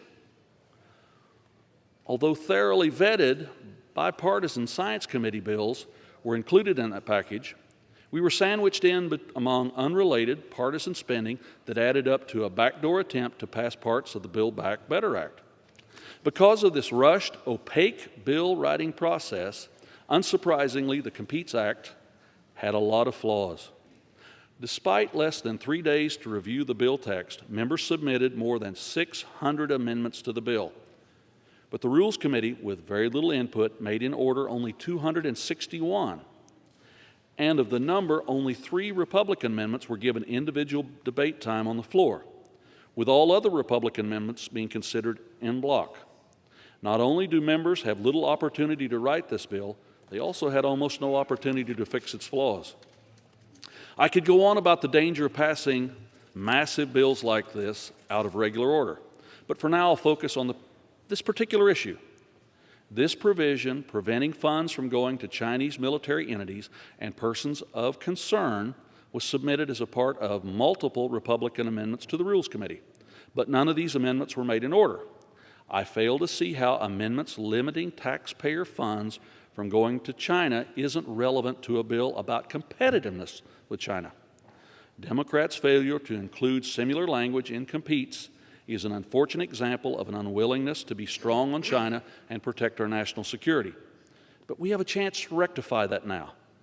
Madam Speaker, surely we can all agree that we shouldn't be sending taxpayer dollars to communist leadership in China. They're already stealing our discoveries and using them to suppress us economically and militarily. We're spending the time, money, and effort to plant the seeds of new technologies, but China is the one harvesting the crop. We have a once-in-a-generation opportunity to pass legislation to improve U.S. technology and to set us up to be globally competitive for the coming decade. The Science Committee has spent 2 years preparing for this opportunity, working together, Republicans and Democrats, holding meetings with stakeholders, conducting in-depth hearings, and individually marked up more than a dozen bills to strategically scale up America's research and development capacities. Those bills all passed out of committee unanimously, and many passed across the floor with strong bipartisan support. They double down on investment in basic research at the National Science Foundation, the Department of Energy, Office of Science and National Labs, and the National Institutes of Standard and Technology. They also direct the creation and regular review of a national science and technology strategy, as well as improving STEM education and regional research opportunities. The Science Committee bills are targeted to the areas where government investment is most needed and will give us the biggest reward. We ensure our approach is strategic, focusing on the technologies of the future like quantum sciences, artificial intelligence, and advanced manufacturing. We will keep America competitive and secure and help create good jobs here at home. This legislation should be the foundation for the conference legislation, not COMPETES, which is more of a climate change bill than a technology bill, and not the bill formerly known as CFIUS, which is a grab bag of special interest provisions cobbled together in a Franken-like bill. USICA, I should say. There is a lot of chaff to separate from the wheat of this bill, but I believe we can come to smart, consensus policy through the conference. The Science Committee worked together to pass strong bipartisan legislation, and I think our progress, as well as our end result, should serve as a model moving forward. I'm looking forward to getting to work and paring down these bills to the smart policies we need. It's urgent that we act now. Democratic leadership delayed the legislation for 9 months. I assure you the Chinese Communist Party isn't doing the same. Let's stop playing politics with something so important. I urge my colleagues to pass this motion, and I reserve the balance of my time, Madam Speaker. The gentleman reserves. The gentlewoman from Michigan is now recognized. Madam Speaker, I yield myself as much time as I may consume. The little lady is recognized. Madam Speaker, I rise today in strong and enthusiastic support of moving forward to conference the America Competes Act of 2022 with the Senate. I thank the gentleman from Oklahoma. For those watching back at home, a conference committee is a joint committee between the House and Senate, is a temporary ad hoc configuration to negotiate elements of this bill, and it is frankly the best of legislative action. Congress working for the American people, debating through democracy and deliberation to produce an end result.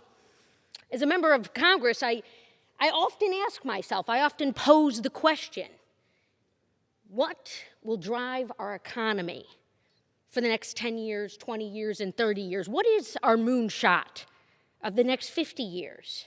What can I do today to ensure that my neighbors in Southeast Michigan are on a strong path to a successful future? What are the technologies and research investments that we can make today to ensure the success of the nation for all of us?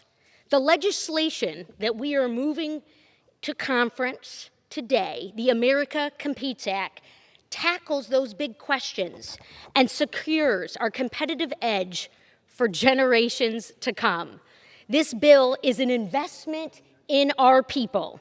It reflects our ability to reach higher, to think deeper, and to invent solutions to not only today's problems, but solutions for tomorrow's opportunities. Americans are known for their hustle, for our ingenuity. And my job, our job in Congress, is to connect people to the tools to unlock a good life, to connected opportunity for everyone.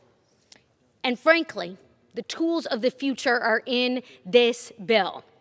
The COMPETES Act turbocharges America's scientific research and technological leadership while strengthening America's economic and national security at home and abroad. Even more, this bold investment in innovation ensures our top scientific minds have the tools to rise to the challenge of our climate crisis, from clean energy technologies to emissions measurement. Not only does this bill look to the future, but it also mends the acute stressors that we are all feeling today due to our years of federal underinvestment in science and innovation. a conference committee to discuss this, my friends. The American Competes Act tackles our supply chain vulnerabilities to make more goods in America and surges production of American-made semiconductors, chips, that which we invented here in this nation, and in the 1990s were producing 40% of, a crucial component in everything from cars to computers to medical devices. And the American people are ready for investments that will spur innovative solutions to create jobs across the nation, support American manufacturing, and build a strong and diverse STEM workforce ready to address the challenges we face as a nation. During President Biden's State of the Union address, he called on Congress to get our innovation package to him for signature. So we should be proud, I certainly am, to be here as we move to take the next step in this process. There is, frankly, no time to waste in getting Competes to the President's desk. As the chairwoman of the Subcommittee on Research and Technology, I am so proud of the range of bipartisan Science Committee provisions that have long been championed that are included in this package. I am especially proud of the NIST for the Future Act. My legislation, this critical investment in NIST will ensure the agency and its employees have the resources they require to be a key part of bolstering our American technology enterprise. A resilient supply chain, small and mid-sized manufacturers being brought to the table to deliver for America and the American workforce that compels them. Since Michigan's 11th district sent me to Congress, I've been laser focused on bringing innovation economy solutions, not only to folks in southeastern Michigan, but also obviously all across the United States. We built a transformative piece of legislation from the ground up. The ranking member is right, bipartisan. Years of work on the Science Committee to do such legislation. We heard from the science community, we heard from industry, we heard from academia, we heard from other stakeholders. They all told us the same thing: don't leave Americans behind. Don't leave anyone behind based on geography or demographics. Bring the scientific research enterprise to all. We're here, and we're here with a lot of hardworking people from the Science Committee staff. We have not had a conference committee since 2018, albeit for NDAA, all right? Many people have not been able to be privy to such an action, and they deserve our gratitude. These are the folks writing the text late into the night based on our corrections. The Science Committee staff who work so hard, the Science Committee members. The United States has long been a beacon of excellence in science and innovation, and it is long overdue that we restore federal support for these vital initiatives, that we invest now and lead the world. The House and Senate approaches may certainly have some differences, but we seek the same goal: to deliver for this nation.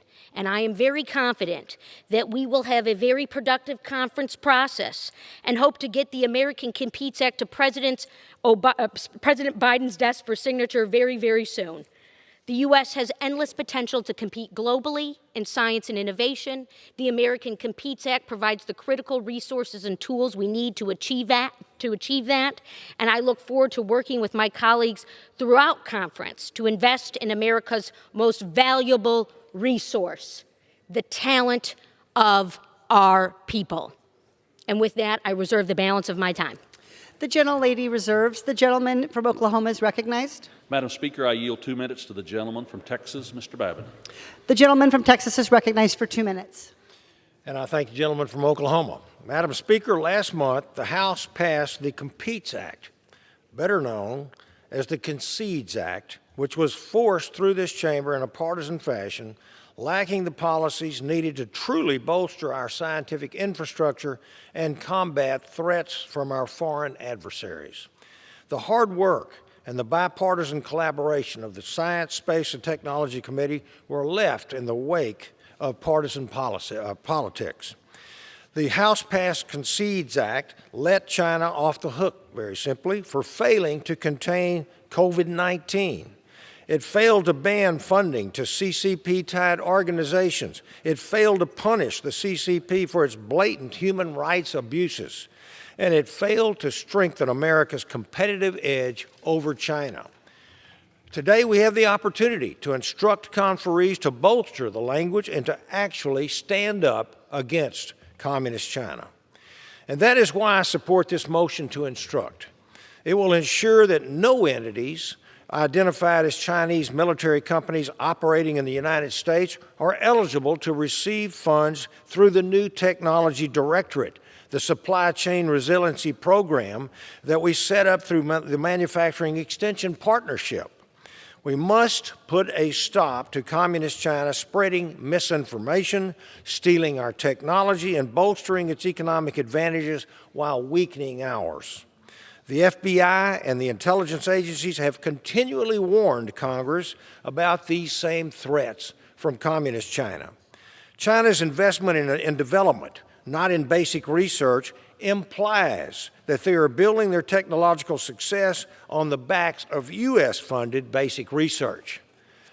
We have even seen the infiltration of Chinese influence in our university systems and academia on several different occasions at the top institutions of America.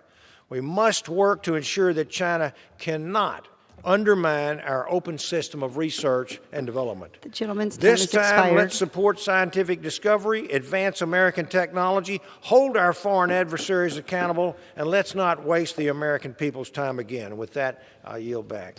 The gentleman yields back. The gentleman from Oklahoma, do you reserve?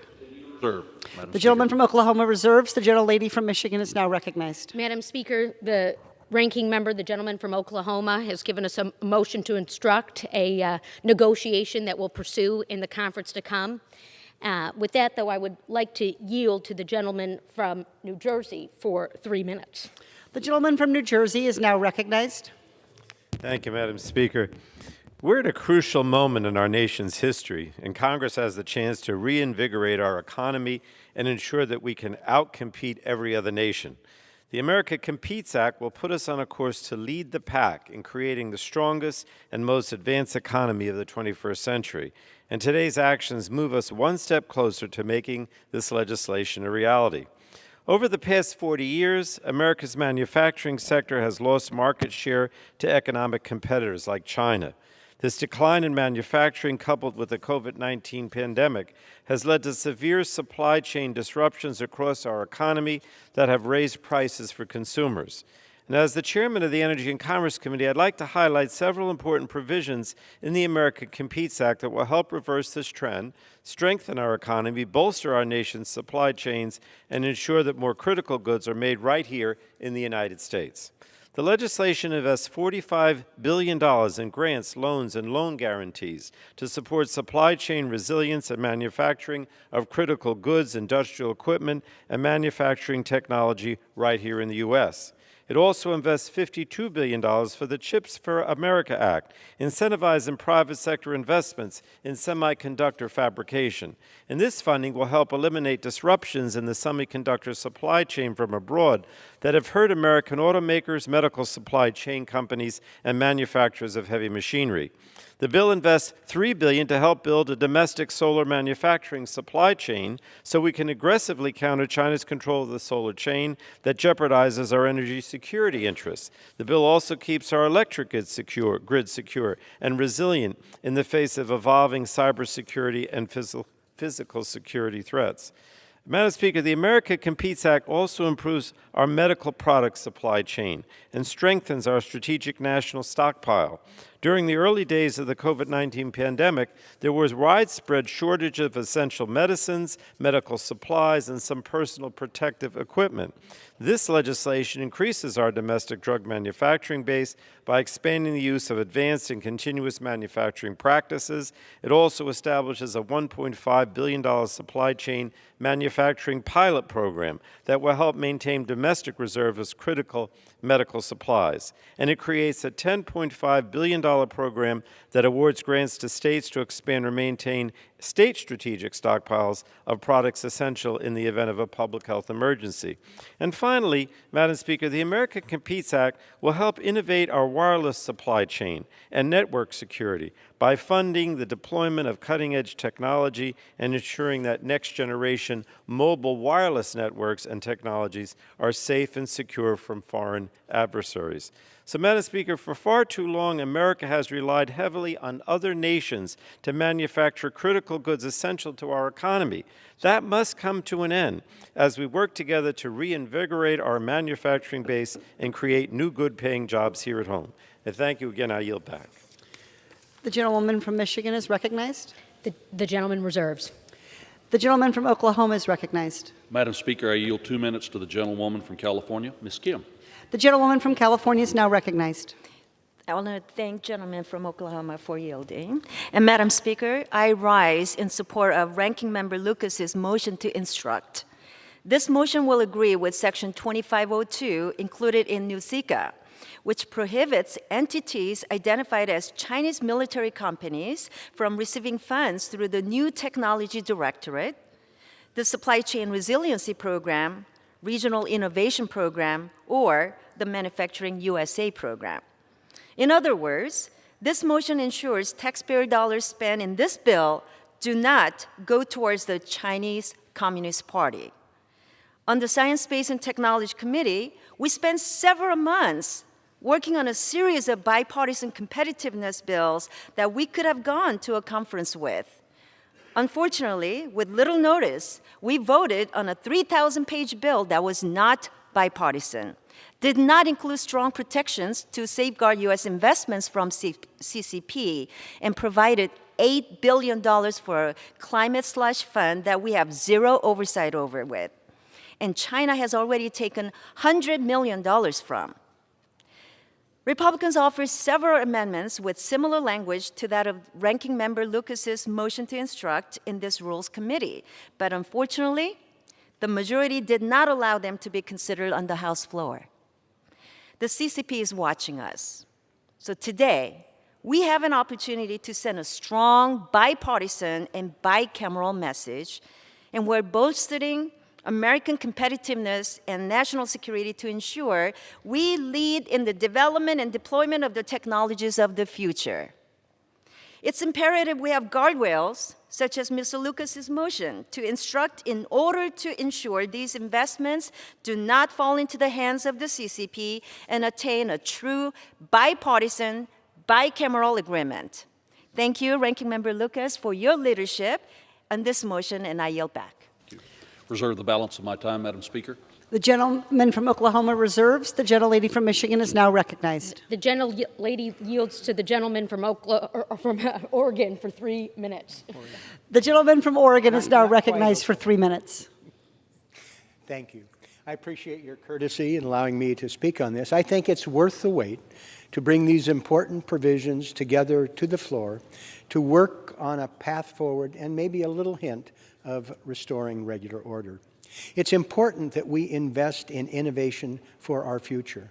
And I would note not just the cutting-edge, high-tech future developments that are so important in my state and in many others that are going to help us keep on the front lines, but it's also important to invest in legacy technology, legacy chips. We had the manufacturing supply chain all over America halt for lack of chips that cost only a few pennies because it wasn't profitable for some to create the legacy chips moving forward. And I hope some of these billions will be invested in opportunities to ramp up that production. It can happen very fast, and it will make a difference from automobiles to microwaves and washing machines. I am proud of work we've done in the Ways and Means Committee under the leadership of Richie Neal to develop pro-worker responsive efforts and deal with the Chinese challenge. Now, because the benefits of trade are broadly understood and spread, but the problems are localized. The impacts often hit individual communities. That's why our provision has a strong trade adjustment Assistance Program, sadly expired a year ago, setting us back and leaving people desperately in need of this help out of luck. We have a very strong, carefully crafted provision that will help workers and communities alike with an updated, modernized trade adjustment assistance program. We hear a lot of concerns about China, and I share those concerns. Our provisions are tough on China. For instance, we closed the de minimis loophole that allows 2 million packages a day to be imported into the United States directly to our consumers, uninspected in the main, and evading tariffs. It's time for us to close that de minimis loophole. I note that the Chinese give Americans $7 of an exemption, and ours is $800. The least we ought to do is close that de minimis loophole. The trade title is strongly supported by American business and organized labor. We are dealing with the TSP and MTB that will improve global standards and strengthen American manufacturing. The title is supported by AFL-CIO, Alliance of Manufacturers, auto workers, machinists, electricians. People who want to build products in America are advantaged under this. It meets workers' needs, bolsters America's ability to compete, and is attuned to what Americans want. I look forward to the work with the committee moving this forward and ultimately its passage. Thank you, and I yield back.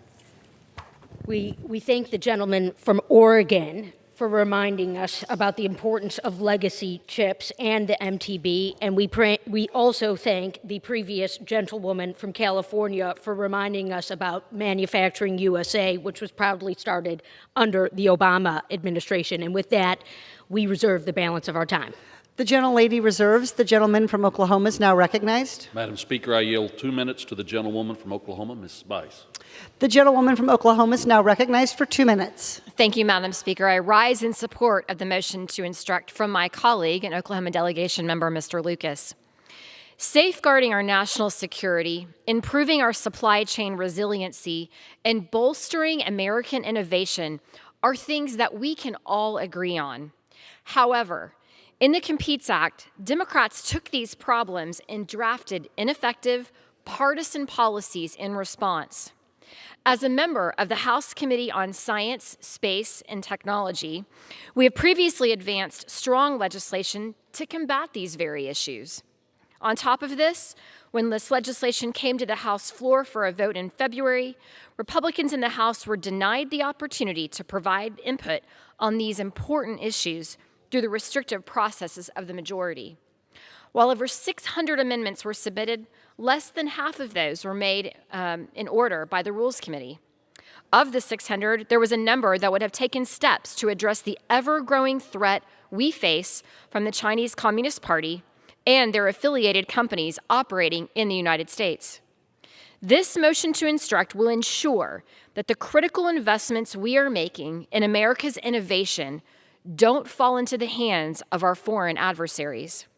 Democrats' failure to include similar provisions in the Competes Act exemplify their continued weak policies on China that compromise our strategic advantage and our national security. It is common sense that U.S. taxpayer dollars should not be lining the pockets of the Chinese Communist Party, and instead should be used to strengthen our industries here at home. Investing in American companies will strengthen the economy while keeping the nation safe. This should not be a partisan issue, Madam Speaker. I encourage the adoption of the motion, and I yield back the balance. Madam Speaker, I reserve the balance of my time. Thank you. The gentlewoman from Michigan is recognized. Madam Speaker, I yield 3 minutes to the gentleman from New York. Thank you. I thank the gentlelady from Michigan for yielding the time. Madam Speaker, we find ourselves in a competition to lead in the 21st century. And that is a competition that the United States cannot afford, and if we do what we should do here, will not lose. A month ago, Vladimir Putin and Xi Jinping thought that America was in decline, that America could no longer lead the world, and that they could therefore simply overwhelm smaller states. They believed that they could undermine the rules-based order whenever they chose. Well, this incredible global coalition, binding and getting us together, working with our allies that President Joe Biden has put together to condemn Russia and support the Ukrainian people, has proven that their assertion is absolutely wrong. But the events of the past month have underscored the need to position America for this challenge on a long-term basis. Therefore, it is absolutely critical that Congress get H.R. 4521 to the President's desk. It's an investment in science, innovation, and technology, which will allow us to excel in the global economy for decades and bolster our domestic industry and create jobs for American workers. So I am proud that my bill, the EAGLE Act, serves as the Foreign Affairs Division of American Competes. It bolsters our diplomacy to marshal a coalition of states to check the PRC's aggression, its theft of technology, its shirking of global rules, and its gross violation of human rights, of which we need to focus on. And I know that if we put our minds to it, we can work together in a bipartisan and bicameral way to finalize this critical legislation and get it to the President's desk, and we must do it. And that is because our allies and partners in the Indo-Pacific are watching. They need our help to bolster international rules, combat the PRC's corrosion, and address shared global challenges like climate change. And after what we've seen in Ukraine, the people of Taiwan are watching to ensure that we deepen our economic ties, strengthen its defense, and create greater space for Taiwan globally. Hong Kongers and Uyghurs are also watching to make sure we get this done, because they urgently need the refuge protections that we have in Competes. They need Congress to send a message to Beijing that is genocide in Xinjiang, its destruction in Hong Kong's autonomy, and its lack of regard for human rights will not stand. Thank you. Yield back. We are lucky to have such a chair of the Foreign Affairs Committee here in the Congress. And with that, Madam Speaker, I reserve the remainder of the time. The gentlewoman reserves. The gentleman from Oklahoma is recognized. Madam Speaker, I yield 3 minutes to the gentleman from Arkansas, Mr. Westerman. The gentleman from Arkansas is recognized for 3 minutes. Thank you, Madam Speaker. You know, in a Pee Wee sports competition, you could make the case that if you're competing, you're winning. But when it comes to global standing, energy independence, and economic security, there are no participation trophies. Our goal can't be to just compete. We have to dominate, because if we're not winning in this area, we're losing. And if America loses, the world loses. Unfortunately, this so-called Competes Act would place America on the loser's bench. I'm baffled why, at a time when gas prices are skyrocketing from Putin's war in Ukraine and more Americans than ever are facing economic instability, this majority is still laser-focused on a blind green energy political agenda when America needs a rational domestic energy plan that results in reliable, affordable, and clean energy. Our constituents are paying almost $5 a gallon to fill their cars. Yet I'm hearing my Democrat colleagues suggest the solution is just to buy an electric vehicle. What a slap in the face to thousands of hardworking men and women that President Biden put out of their jobs by canceling pipelines and shuttering American mines while turning to international adversaries like Russia, China, Iran, and Venezuela to solve the energy and mineral crisis he created.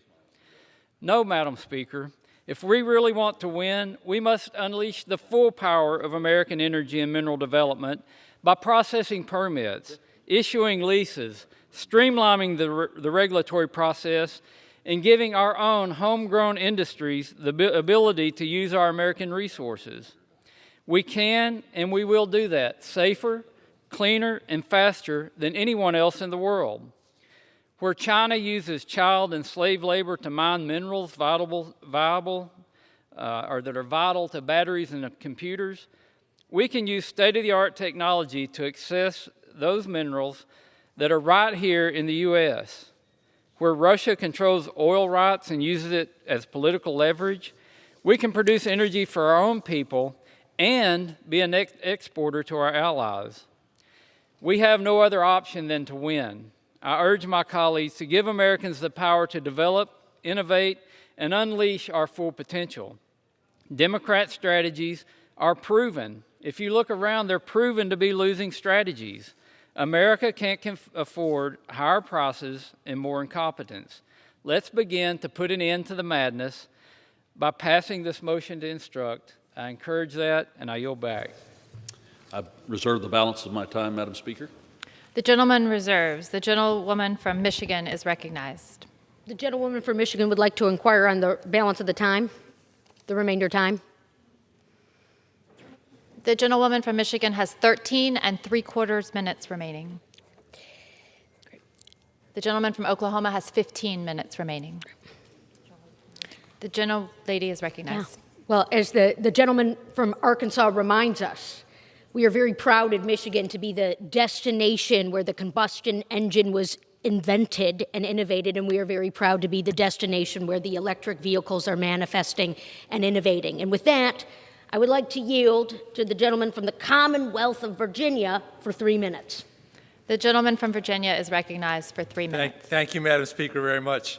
I confess I cannot connect my friend from Arkansas's comments with this motion to instruct, but I won't take any time to refute these things, because manufacturing has been a core strength of the American economy, but the decade-long decline in manufacturing jobs has cut off pathways to security for so many families across this country.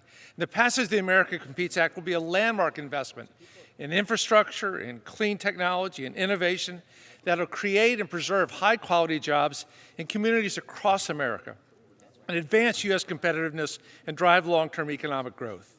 Disinvestment in American homemade products has also contributed to the severe supply chain disruptions during the coronavirus pandemic that have pushed up prices for so many American consumers. The America Competes Act will bolster supply chains, ramp up domestic manufacturing of critical components like semiconductors, and insulate U.S. workers and families from the price volatility and help build their own family economic resilience. Part of our House-passed version is the National Secure Data Service Act, which will allow agencies to link together data collected through surveys, federal program administration, non-governmental data sources to advance evidence-based policymaking. This will be the great boon for artificial intelligence and machine learning. Also completed in the Competes Act is an amendment I co-sponsored with Representative Trahan to increase our investment in fusion energy, the holy grail for our climate and for world poverty. The Competes Act bottom line gives us the U.S. the competitive edge needed to maintain our global leadership in innovation and research. But, Madam Speaker, I'm not sure why my Republican friends felt the need to offer this motion in the first place. Of course, we all understand that the essential understanding, the essential subtext of the Competes Act has been to strengthen our competitive position versus communist China. Or to restate my friend from Arkansas, to put us in the dominant position to compete against communist China. Of course, nothing in this landmark initiative in American research, in American innovation, in American manufacturing, American artificial intelligence, American chips is intended to be transferred to the PRC. And so if this is meant to show that Republicans are tougher on China than Democrats, that's silly and untrue. Together, we will fight China's human rights abuse. We will fight its cheating on trade. We will fight its autocratic, dictatorial government. And the Competes Act gives us the strength we need to do that today. And with that, Madam Speaker, I yield back. And with that, we reserve the remainder of our time. The gentlewoman reserves. The gentleman from Oklahoma is recognized. Madam Speaker, I yield 5 minutes to the gentleman from Texas, Mr. McCall. The gentleman from Texas is recognized for 5 minutes. Thanks, Madam Speaker, and I want to thank the gentleman from Oklahoma. The The Chinese Communist Party poses a generational threat to the United States and our freedom-loving allies around the world. They're brutally oppressing their own people. They're committing genocide against ethnic and religious minorities. They're expanding their military reach and carrying out territorial aggression against their neighbors. We cannot wait any longer to address these issues. I stand before you, Madam Speaker, and quite frankly disappointed. We had a great opportunity here, and this bill that passed the House is not the bill.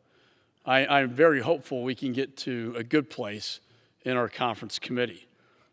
And unfortunately, the Democrat leaders chose not to work with Republicans to pass a substantive, meaningful bill to counter this malign influence. Instead, they jammed the partisan Competes Act through the House. The Competes Act, in my judgment, is a Trojan horse filled with unserious, dangerous, and wasteful provisions. Those provisions include fringe progressive priorities like $8 billion worth of taxpayer money into an unaccountable UN slush fund. This UN slush fund has already provided at least $100 million directly to China, a country that this Congress, former Republican administration, and current Democrat administration have all agreed is committing genocide. In fact, it's worse. The Xinjiang province can get this money to make solar panels and batteries in the Xinjiang province where they commit genocide itself. That's not good for America, and it certainly is not good for the U.S. taxpayer. Secretary Kerry admitted before our committee that the CCP is using slave labor to make these green energy products like solar panels and batteries that could be used by this UN fund. In effect, the bill would fund their slave labor, propped up their forced abortions. We tried to stop this from happening, to stop U.S. taxpayers from funding slave labor, and my motion to recommit. And shockingly, we were outright rejected by the Democrats. The motion to recommit prohibited taxpayer money going to slave labor, genocide in the Wuhan lab, and every Democrat voted against that measure. This is a test of our time. So I remain the eternal optimist and hopeful that this conference process will be able to rectify these glaring issues that I've outlined. But we can start today by supporting this motion that will block billions of dollars from going to the CCP, military PLA companies, and human rights abusers. Congress owes it to the American people to pass a bill that takes this threat seriously, and that includes tough export controls, outbound investment screening and funding for the Chips for America Act, which I introduced to give us a competitive edge, bring manufacturing to the United States to make advanced semiconductor chips and protect our national security at the same time. This is vitally important to our national security, and it keeps critical U.S. technology out of the hands of the Chinese military, like hypersonics. Ensures U.S. taxpayers are not subsidizing their genocide. So with that, I urge my colleagues to support this motion to instruct. I hope we can all work together in a bipartisan manner on what could be the most important legislation of this Congress. And with that, Madam Speaker, I yield back. Madam Speaker, I reserve the balance of my time. The gentleman reserves. The gentlewoman from Michigan is recognized. Madam Speaker, I joined the ranking member in being optimistic because we are in a conference committee negotiating the America Competes Act, and we will get this CHIPS legislation done proudly. I led 29 Democrats, 29 Republicans in endorsing the CHIPS Act legislation, so it will be bipartisan, it will get done for the American people, and we will solve some of our supply chain woes. And with that, Madam Speaker, I'm delighted to recognize my colleague, the gentleman from New York, for 3 minutes for speaking. Thank you. Thank you, Madam Speaker, and I thank the gentlelady for yielding. I'm very proud of the efforts that have been made by the House to advance Competes, an act that is about investment, a bipartisan effort really promoted with high prioritization by the leadership of this House to address investment. Investment in research, investment in workforce, investment in manufacturing. It is so important that we are now investing in research, as the Competes Act requires, so that we create the next generations of product line and chips. It is important to invest in that pipeline of workers that will have those precision-oriented skills in an innovation economy that requires such precision. It's important that we retrofit our manufacturing centers so as to compete and compete effectively. I'm impressed by the fact that we have taken the strengths of so many committees and brought them into the forefront of competes to make certain that we invest in the Chips for America Act. I have industries for microelectronics and certainly the semiconductor industry that are hosted in the 20th Congressional District that I'm honored to represent. They deserve and they require, more importantly, a partnership with the federal government. Those resources will be there with the passage of this bill as we bring together a consensus. We will invest in that $52 billion worth of investment for the chips industry, the Chips for America Act. We'll make certain that a bill that I authored, the Micro Act, is incorporated in the context of competes, and that will complement the provisions in CHIPS by making certain that we accelerate early-stage microelectronics research to feed into the National Semiconductor Technology Center. So important to have that cutting-edge investment so that we can lead the world in innovation, and making certain also that we promote strong global leadership by positioning the interests and the values of our United States, not China, to win on the world stage, including with strong action to hold the PRC accountable for its trade abuses which hurt U.S. workers and for its human rights violations. The America Competes Act will elevate American leadership in the global arena, putting diplomacy first, strengthening our alliances, combating unfair trade practices, and standing up for our national values. Competes Act ensures that American goods are made in America by American workers and boosts competition, addressing supply bottlenecks, strengthening U.S. manufacturing, and lowering those kitchen table costs. This is a measure that is all-inclusive. It's the boldest, strongest statement on competitiveness for America. It is the great strength of Competes that I hope will carry us now into an innovation economy with the workforce prepared to go, a research investment that gives us the vision and tethers that vision into future product lines and chips development, and that will allow for us to strengthen our manufacturing partnership. They require that assistance. They require our partnership. With that, I yield back. Madam Speaker, we reserve the remainder of our time.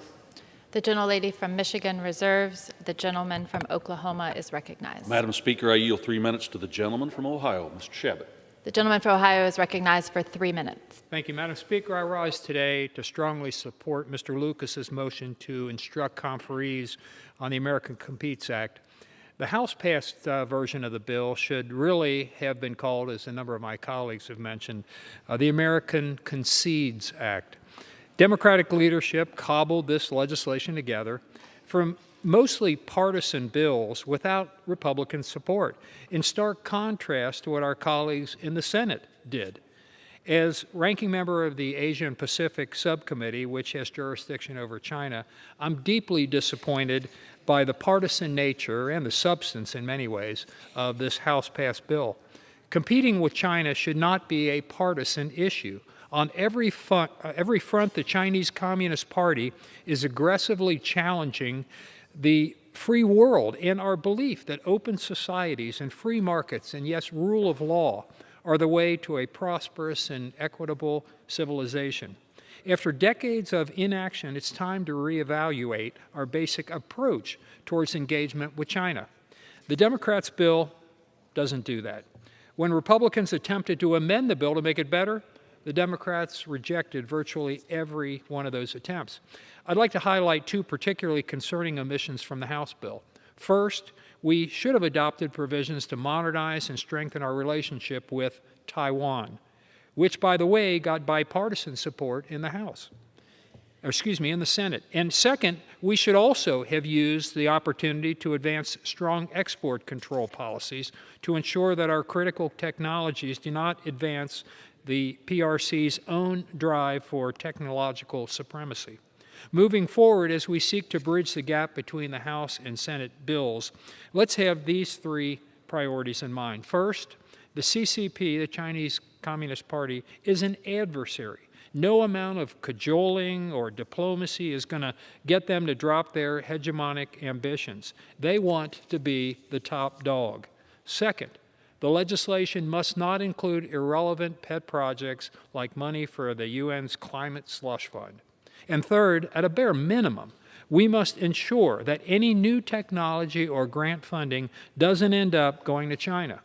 A bill aimed at competing with the Chinese Communist Party that simultaneously funds their military modernization simply makes no sense.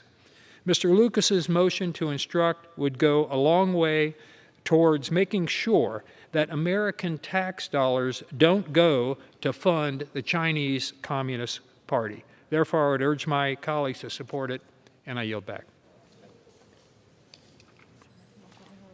The gentleman from Oklahoma reserves.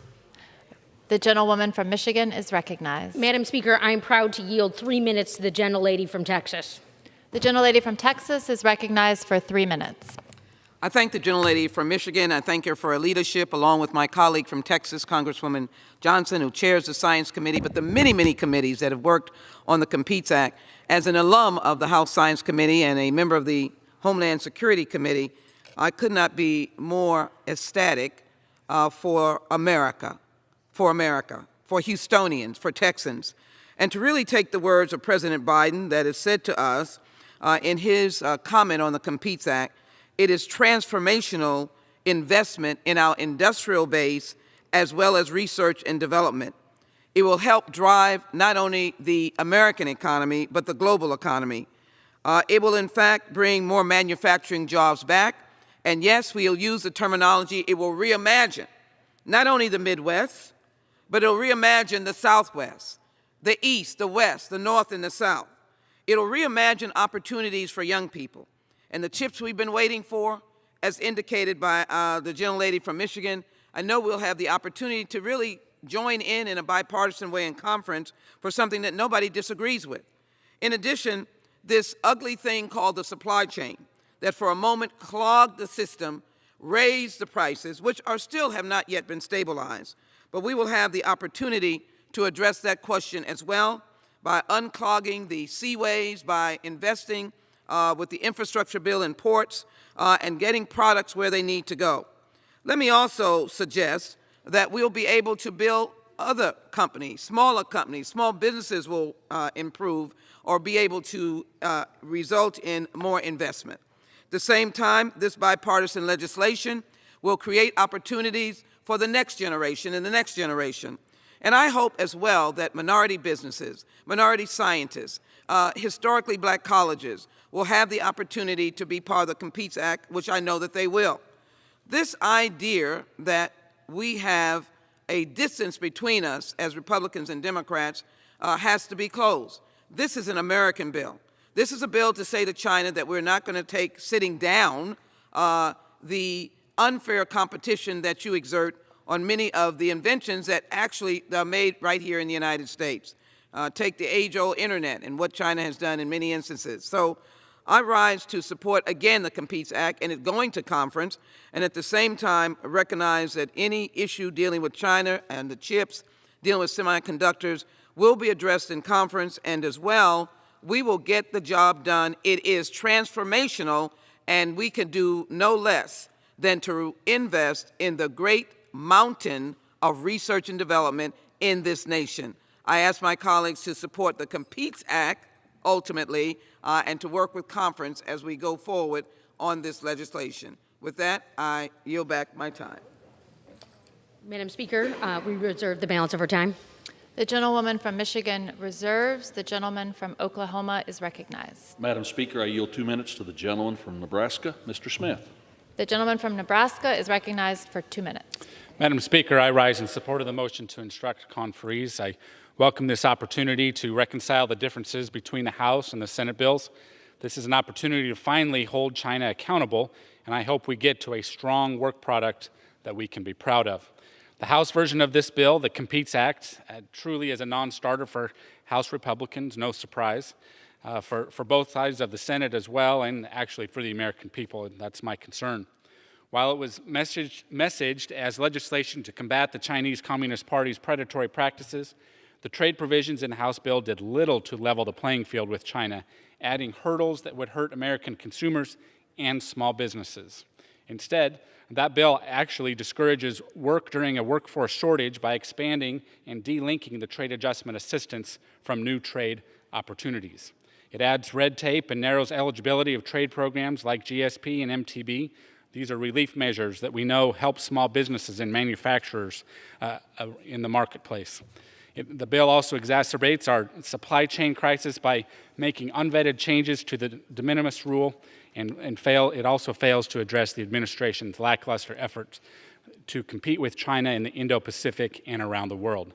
The Senate's bipartisan approach, while imperfect, addresses China. It promotes small businesses of all sizes across our country, and more than anything, it empowers American consumers right here at home. It offers a clean renewal of MTB and retroactively extends GSP, mandates a Section 301 exclusion process with retroactivity, and it does not include the Green New Deal wish list. Let's work together on a final product that actually holds China accountable. I reiterate my support and certainly urge my colleagues to do the same. Thank you. I yield back.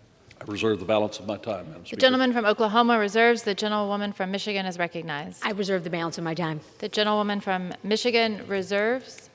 Madam Speaker, Gentleman we from have Oklahoma. no further requests for time and are prepared to close, and I believe I have the right to close, so I continue to reserve. The gentleman reserves. The gentlewoman from Michigan is recognized. Madam Speaker, we're prepared to close. The gentlewoman is recognized. Madam Speaker, I move to yield back the balance of my time and close debate.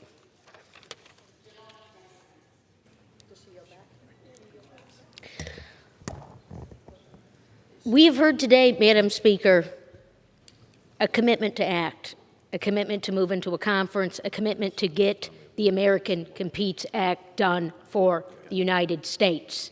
CHIPS Act funding, investment in scientific research, and on. This is an exciting moment in this chamber, and with that, Madam Speaker, I yield back the balance of my time and close debate. The gentlewoman yields back. The gentleman from Oklahoma is recognized. Madam Speaker, I yield myself the balance of time. Thank you, Madam Speaker, and I thank my colleagues for their words of support in this motion.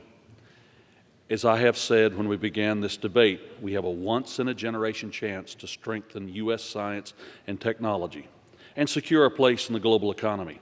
The Science Committee has passed strategic bipartisan legislation to do just that. Our bills double our investment in critical research and technology. They are a strong commitment to America's technological development. There's no question that our bills should be the core of the final conferenced legislation. We can't afford to pollute these critical policies with partisan poison pills and throw away our deliberate strategic approach for long-term growth in favor of a one-time spending spree in the Competes Act. There's a difference between empty spending and making an investment. Competes is empty, unfocused spending. The Science Committee has passed targeted, bipartisan investments in research and technology. They will pay off in more jobs, a stronger economy, and a more secure homeland. I urge my colleagues to support that approach and to support guardrails to ensure that our taxpayer investments aren't going to the communist leadership in China. That's why this motion is so important. This isn't a partisan issue. It's been a part of Senator Schumer's legislative text on competition from day one. That's because this is basic common sense policy. I can't imagine that any of our constituents would disagree with that. So I encourage my colleagues to pass this motion, and I yield back the balance of my time, Madam Speaker. All time for debate has expired. Without objection, the previous question is ordered on the motion to instruct. The question is on the motion to instruct. Those in favor say aye. Those opposed say no. In the opinion of the chair, the ayes have it.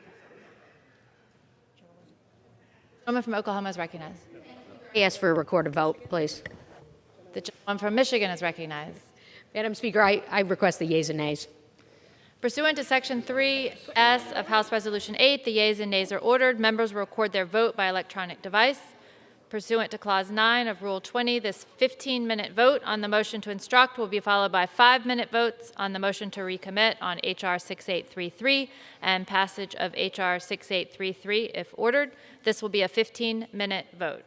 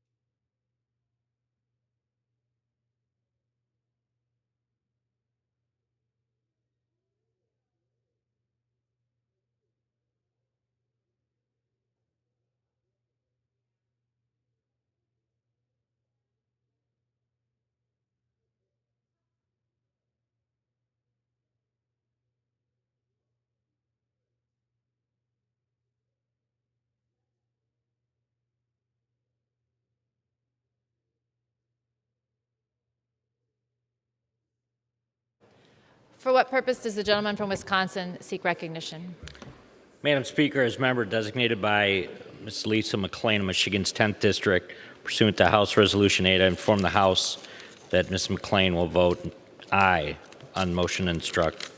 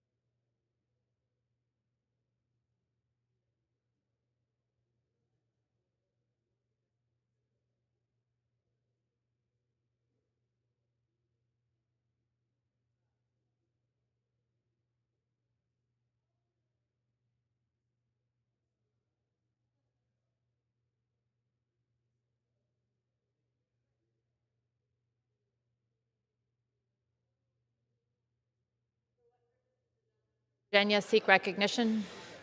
Madam Speaker, as a member designated by Mr. Trone of Maryland, I inform the House that Mr. Trone will vote yes on the motion to instruct. As a member designated by Ms. Newman of Illinois and Mr. Swazi of New York, I inform the House that these members will vote no on the motion to instruct.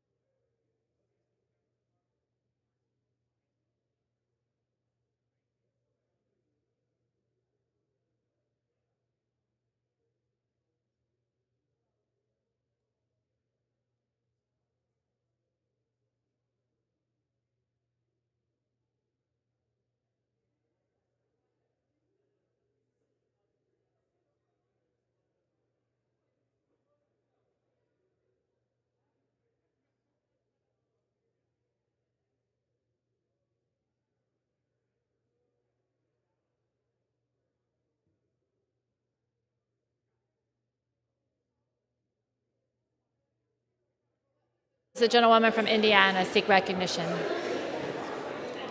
Madam Speaker, as a member designated by Mr. Baird of Indiana, I inform the House that Mr. Baird will vote yea on the motion to instruct. Are we yea? Yeah.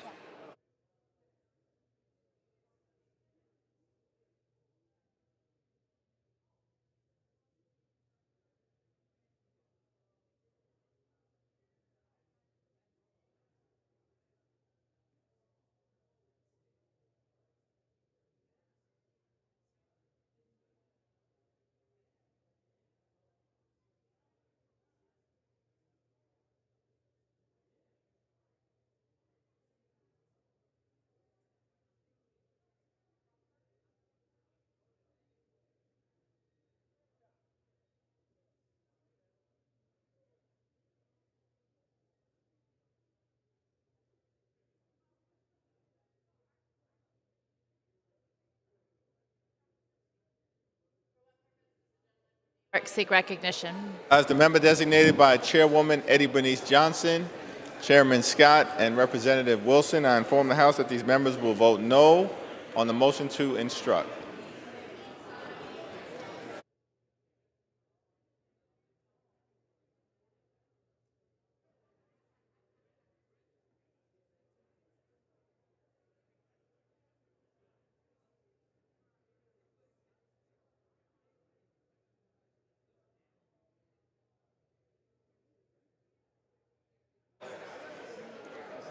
Back again. For what purpose does the gentleman from Virginia seek recognition? Madam Speaker, as the member designated by Mr. Trone of Maryland, no. By Mr. Yarmouth of Kentucky, Mr. Kind of Wisconsin, I inform that these House members will vote no on the motion to instruct. I am a member designated by Ms. Manning of North Carolina, I inform the House that Ms. Manning will vote yes on the motion to instruct. I inform the House that Mr. Trone of Maryland has decided to vote no on the motion to instruct, contrary to earlier instruction.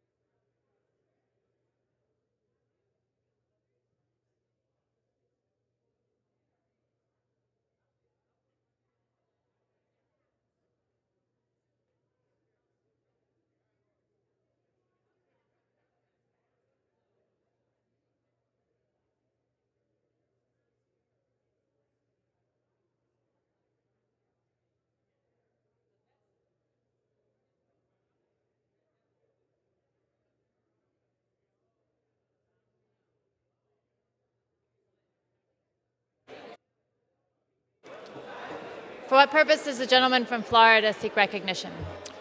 Thank you, Madam Speaker. As a member designated by Ms. Salazar of Florida, I inform the House that Ms. Salazar will vote yea on the motion to instruct.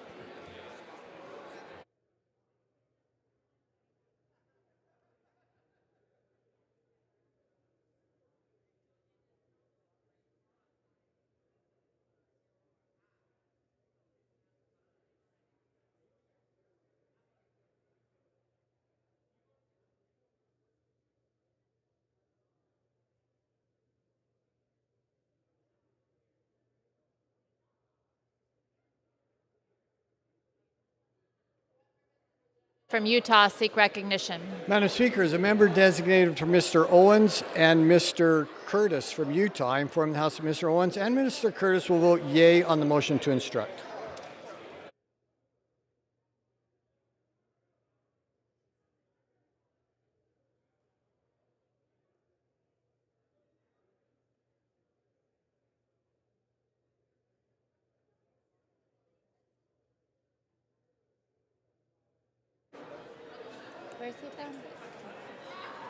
For what purpose does the gentleman from Texas seek recognition?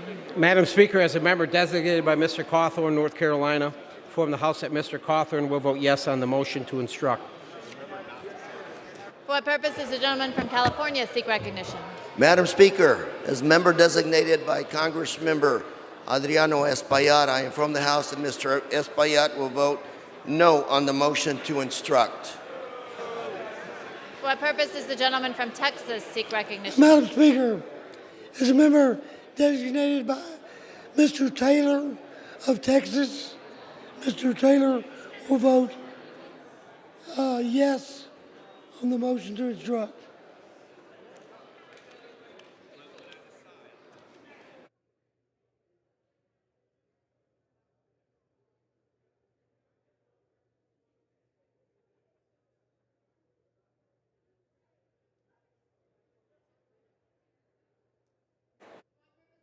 From South Carolina seek recognition. Madam Speaker, as a member designated by Congressman Wilson and Congresswoman Mace, both of South Carolina, they will both vote yes on 4521. For what purpose does the gentlewoman from New York seek recognition? As the member designated by Jamal Bowman, I inform the House that he will vote no on the motion to instruct.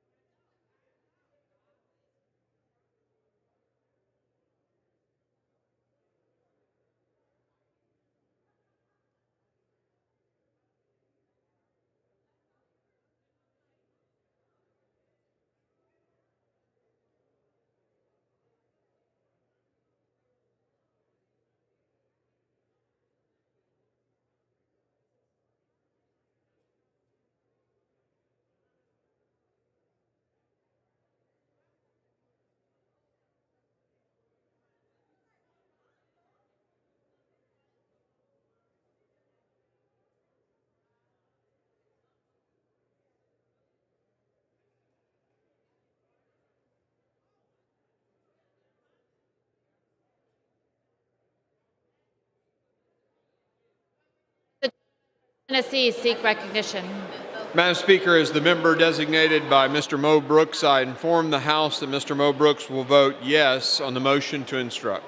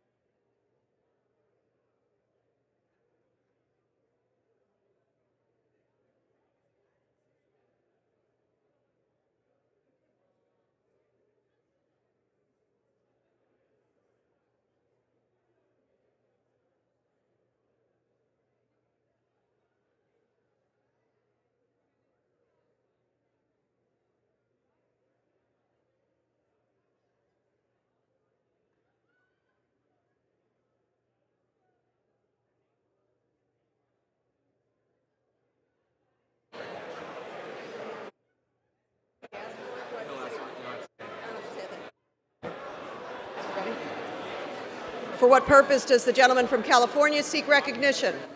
As the member designated by Representatives Jayapal and Harder, I inform the House that these members will vote aye on motion to instruct. As the member designated by Ms. Sanchez, I inform the House that Ms. Sanchez will vote no on the motion to instruct. Updated, right? Yes. Okay, just check. For what reason does the gentleman from Mississippi seek recognition? Madam Speaker, as the member designated by Mr. LaMalfa, California, I inform the House that Mr. LaMalfa will vote yea on the motion to instruct.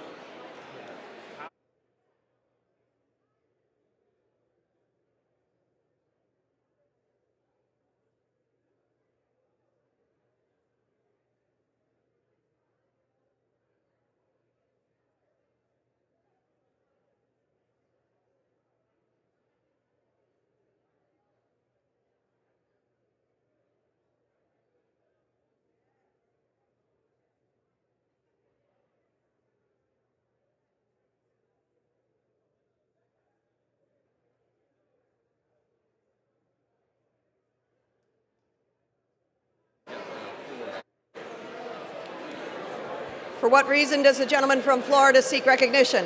Madam Speaker, as the member designated by Mr. Waltz of the state of Florida, I inform the House that Mr. Waltz will vote yea on the motion to instruct.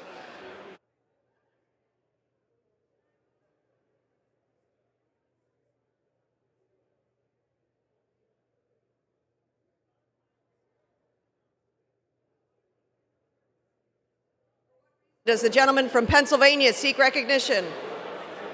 Speaker, if Representative Benny Thompson votes yes on H.R. 4521. Is he ready? For what reason does the gentleman from Michigan seek recognition? Madam Speaker, as the member designated by Mr. Kinzinger of Illinois, I inform the House that Mr. Kinzinger will vote yea on the motion to instruct. For what reason does the gentleman from New Jersey seek recognition? Madam Speaker, as the member designated by Mr. Albio Series and Ms. Ann Kirkpatrick, I inform the House that these members will vote yes on the motion to instruct. Aye. For what reason does the gentleman from Tennessee seek recognition? Madam Speaker, as the member designated by Mr. Bilirakis of Florida, I inform the House that Mr. Bilirakis will vote yea on the motion to instruct. And Madam Speaker, as the member designated by Mr. Comer of Kentucky, I inform the House that Mr. Comer will vote yea on the motion to instruct. Thank you.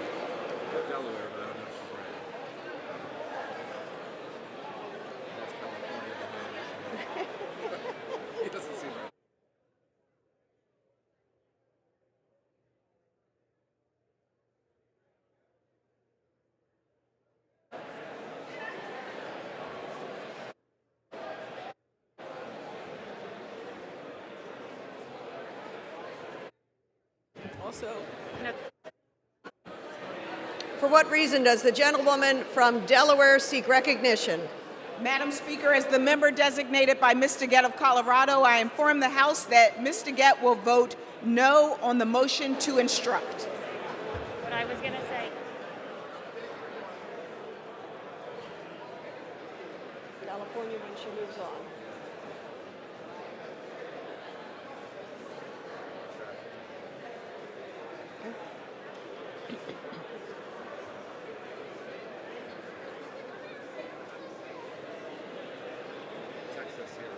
For what reason does the gentleman from Texas seek recognition? Yes, Madam Speaker, as the member designated by Mr. Pete Sessions of Texas, I inform the House that Mr. Sessions will vote yea on the motion to instruct. For what reason does the gentleman from California seek recognition?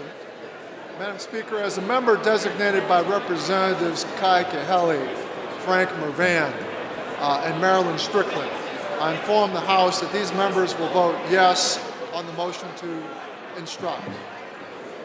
For what reason does the gentleman from California seek recognition? Madam Speaker, as a member designated by Michelle Steele of California, pursuant to House Resolution 8, I inform the House that Congresswoman Steele will vote yes on the motion to instruct. For what reason does the gentlewoman from Pennsylvania seek recognition? As the member designated by Ms. Spear, I inform the House that Ms. Spear will vote no on the motion to instruct.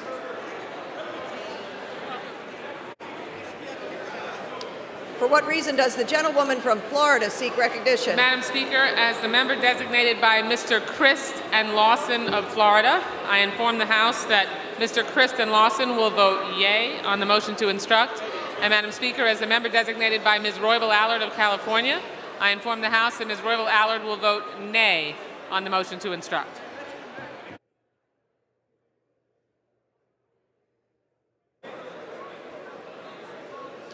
For what reason does the gentleman from Virginia seek recognition? Madam Speaker, as a member designated by Mr. Krishnamurthy of Illinois, I inform the House that Mr. Krishnamurthy will vote yes on the motion to instruct.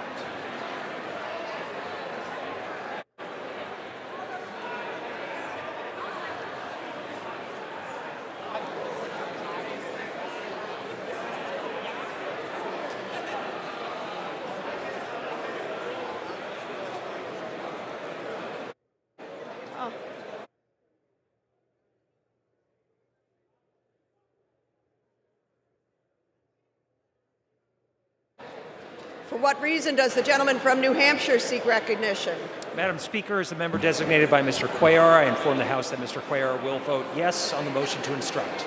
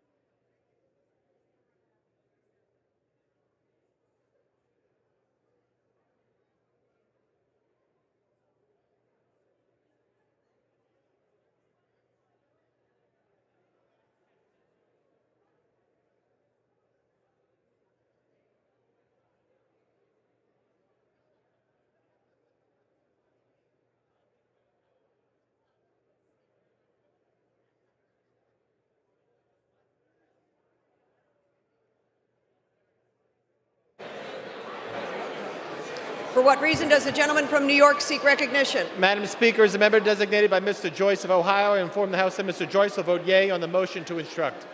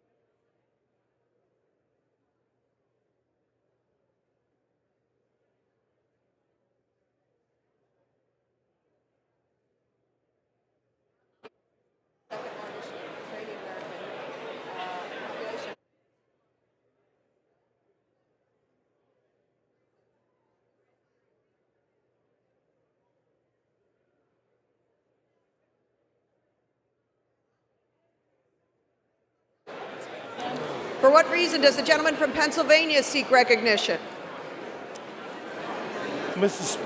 Madam Speaker, member designated by Mr. Thompson of Mississippi, want to make a correction in my vote.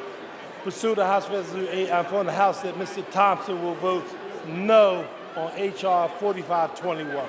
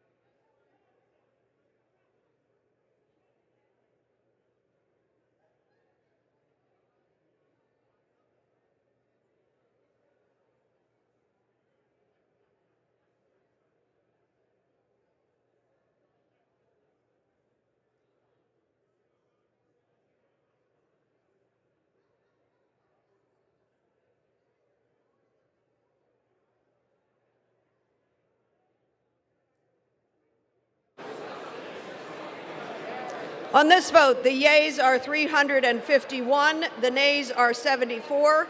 The motion is adopted. Without objection, a motion to reconsider is laid on the table.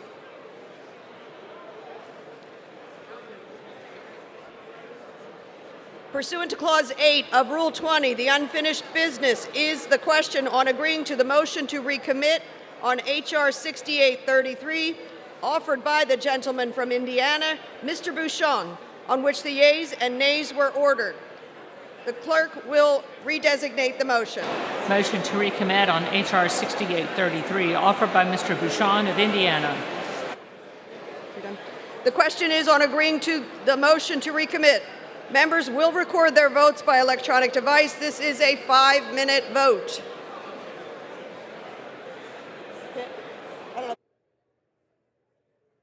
Oh, I could have.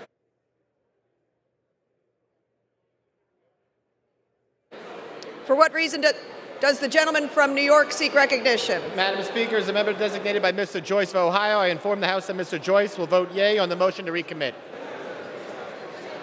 For what reason does the gentleman from New Jersey seek recognition?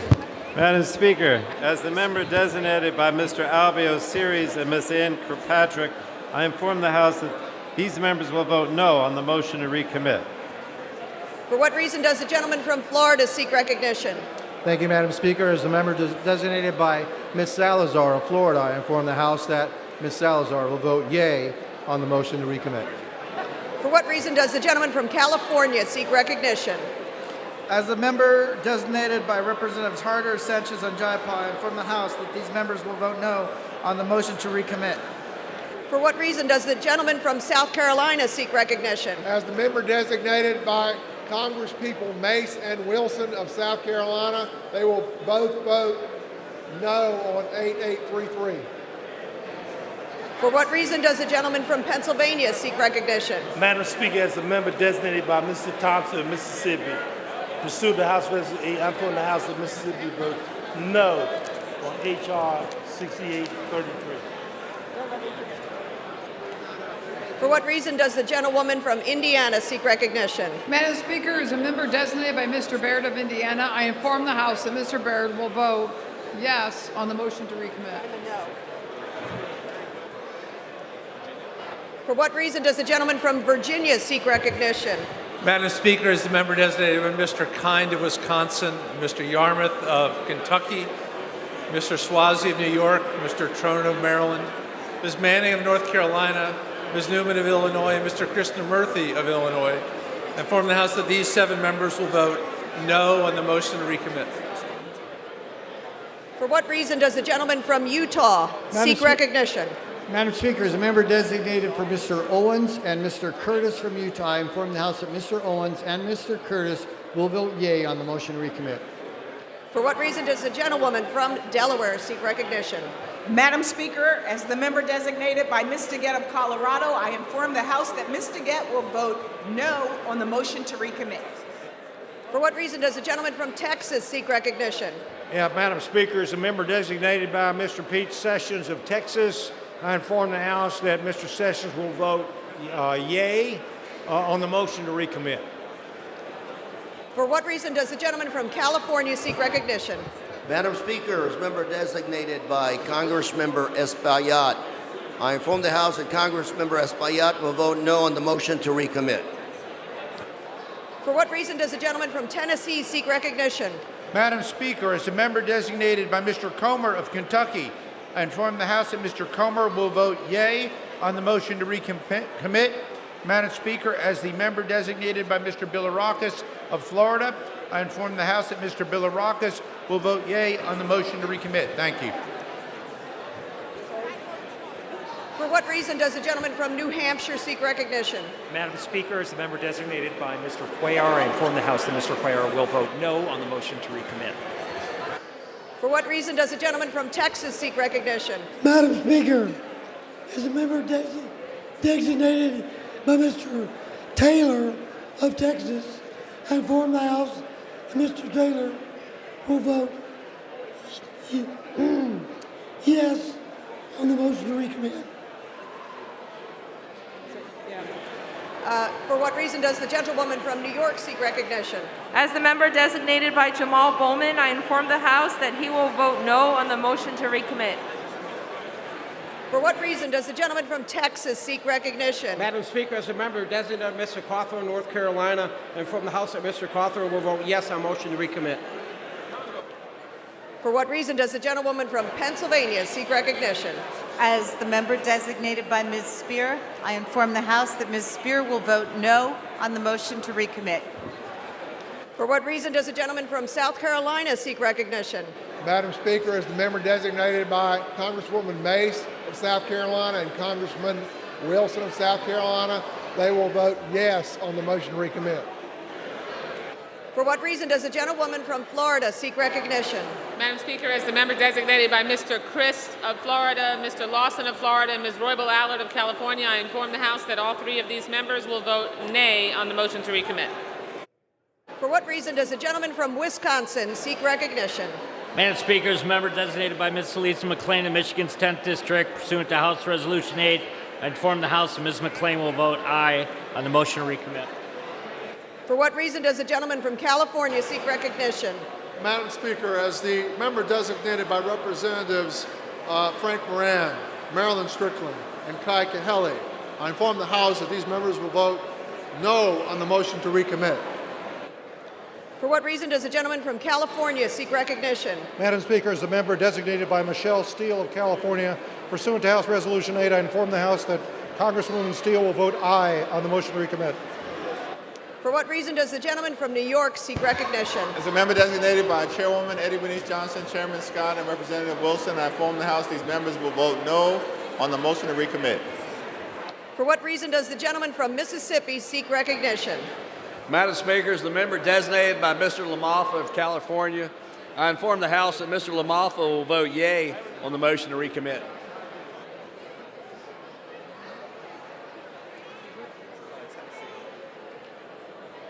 For what reason does the gentleman from Tennessee seek recognition?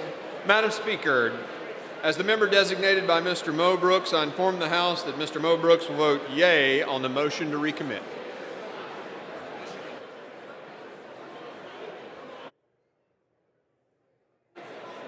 For what reason does the gentleman from Michigan seek recognition? Madam Speaker, as the member designated by Mr. Kinzinger of Illinois, I inform the House that Mr. Kinzinger will vote yea on the motion to recommit.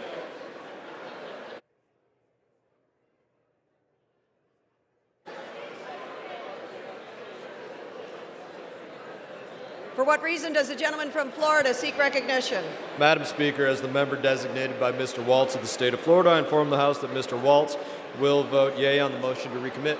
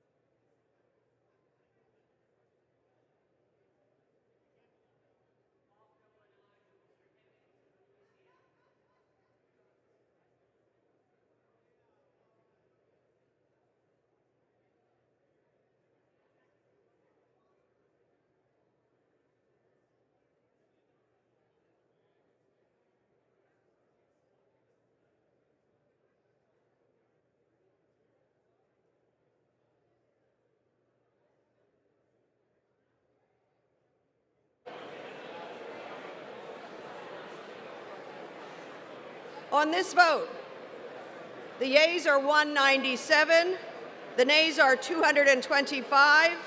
The motion is not adopted.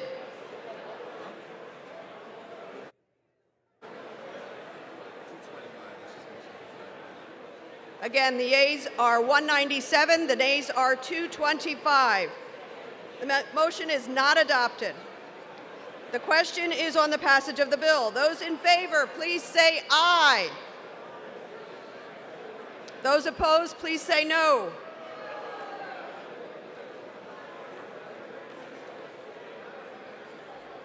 The ayes have it.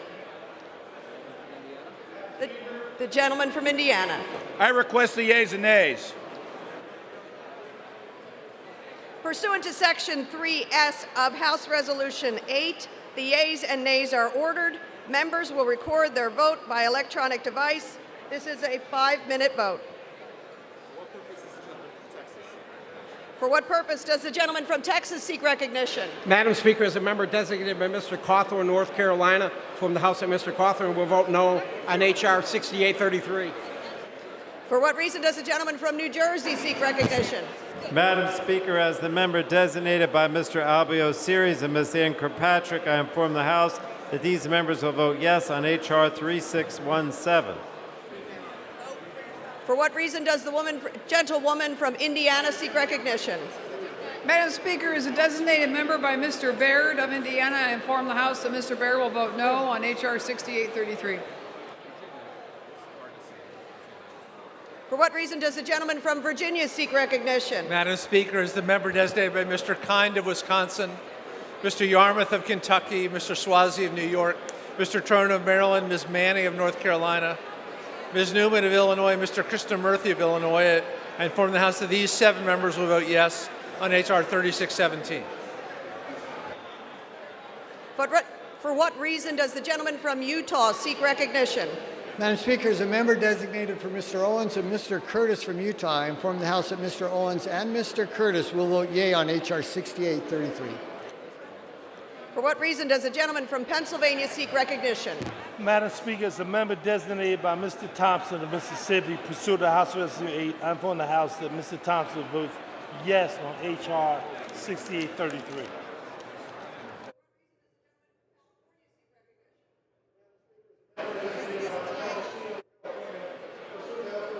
I inform the House that Ms. Steele will vote no on H.R. 6833. For what reason does the gentlewoman from Pennsylvania seek recognition? As the member designated by Ms. Spear, I inform the House that Ms. Spear will vote yes on H.R. 6833. For what reason does the gentleman from New York seek recognition? Madam Speaker, as a member designated by Mr. Joyce of Ohio, I inform the House that Mr. Joyce will vote nay on H.R. 6833. For what reason does the gentleman from California seek recognition?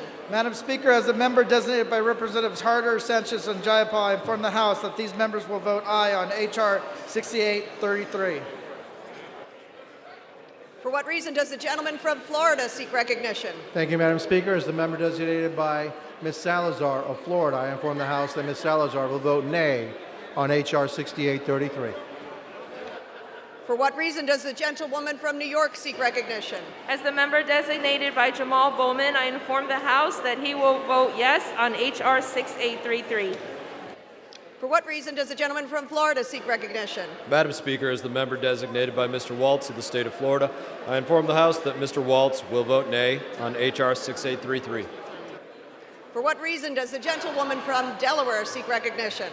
Madam Speaker, as the member designated by Mr. Gett of Colorado, I inform the House that Mr. Gett will vote yes on H.R. 6833. For what reason does the gentleman from Mississippi seek recognition?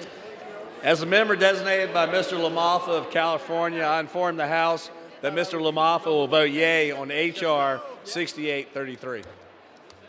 For what reason does the gentlewoman from Florida seek recognition? Madam Speaker, as the member designated by Mr. Christ of Florida, Lawson of Florida, Roybal Allard of California, I inform the House that all 3 of these members will vote yea on H.R. 6833.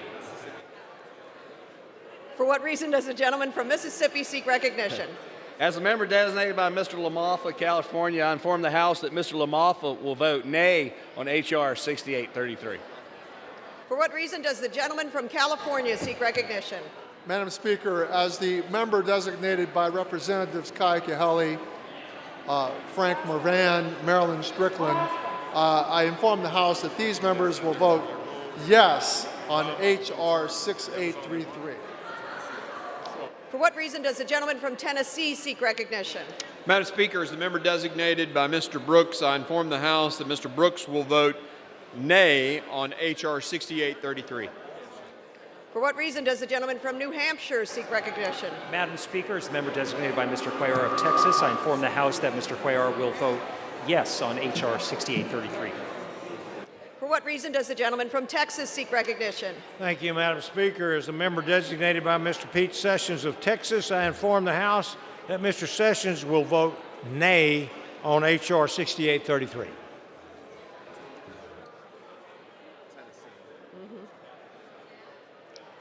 For what purpose does the gentleman from Tennessee seek recognition?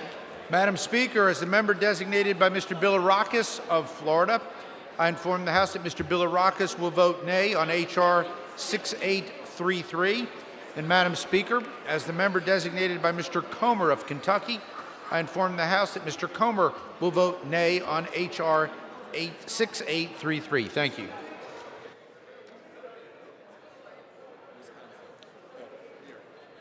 For what reason does the gentleman from New York seek recognition? As a member designated by Chairwoman Eddie Bernice Johnson, Chairman Scott, and Representative Wilson, I inform the House these members will vote yea on H.R. 6833. For what reason does the gentleman from Wisconsin seek recognition? Madam Speaker, as member designated by Ms. Lisa McClain of Michigan's 10th District, pursuant to House Resolution 8, I inform the House Ms. McClain will vote no on H.R. 6833.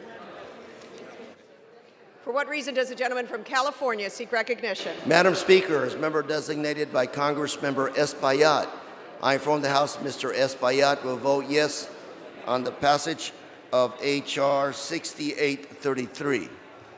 For what reason does the gentleman from Texas seek recognition? Madam Speaker, as a member designated by Mr.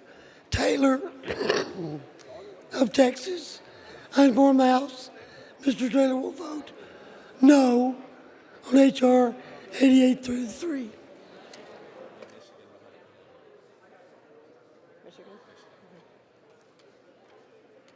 For what reason does the gentleman from Michigan seek recognition? Madam Speaker, as a member designated by Mr. Kinzinger of Illinois, I inform the House that Mr. Kinzinger will vote nay on H.R. 6833.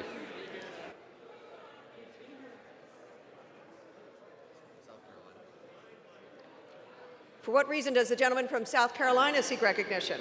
Madam Speaker, as the member designated by members Mace and Wilson, both of South Carolina, they will both vote no on 6833.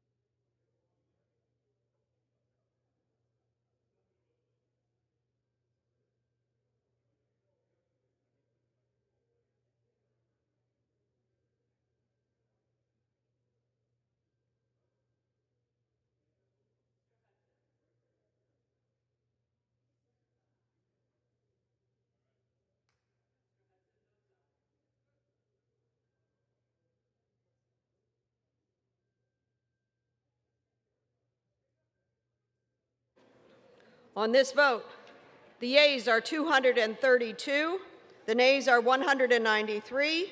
The bill is passed. Without objection, a motion to reconsider is laid on the table.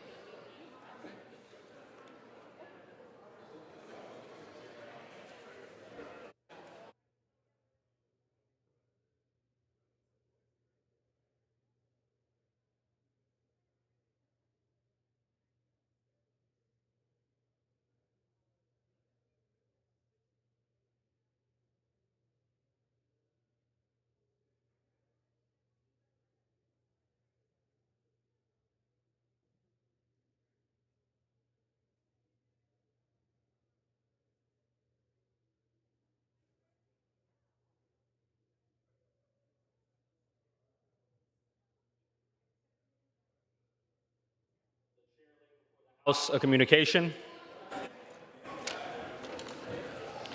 The Honorable the Speaker, House of Representatives, Madam, I write to inform you that I have notified Texas Governor Greg Abbott of my resignation from the U.S. House of Representatives effective today at 11:59 p.m. Eastern Standard Time. It has been a profound honor to represent the people of the 34th Congressional District of Texas for the last 9 years, and my distinct pleasure to serve under your leadership. Please let me know how I can be of assistance during this period of transition. Signed sincerely, Philemon Vila, Member of Congress. The Honorable the Speaker. Just read the one.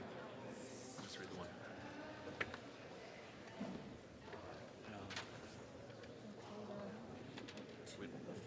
I give you the two, but we only read.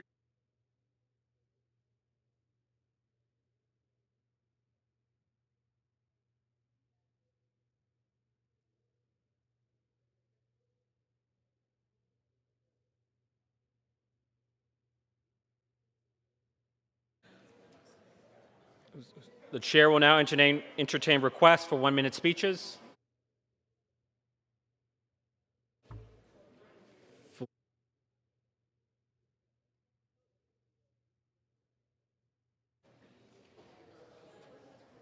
For what purpose does the gentleman from New Jersey seek recognition?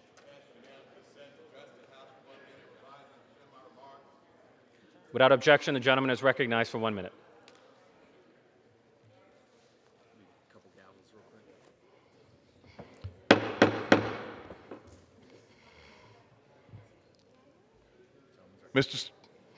The gentleman is recognized. Thank you, Mr. Speaker. I rise today to support the Affordable Insulin Now Act. In America, a unit of insulin costs almost $100. I paid $348 for a vial. Across the border in Canada, it costs $12 for the same insulin. This erroneous price difference causes diabetics to take drastic steps to survive. They ration their insulin to make it last, and some of them stop taking it days to save money.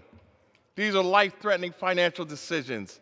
As a diabetic myself, I know the importance of insulin to the daily life.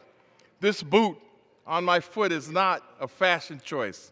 It is for a diabetic ulcer that I've been fighting for 8 months and have had 7 in 10 years.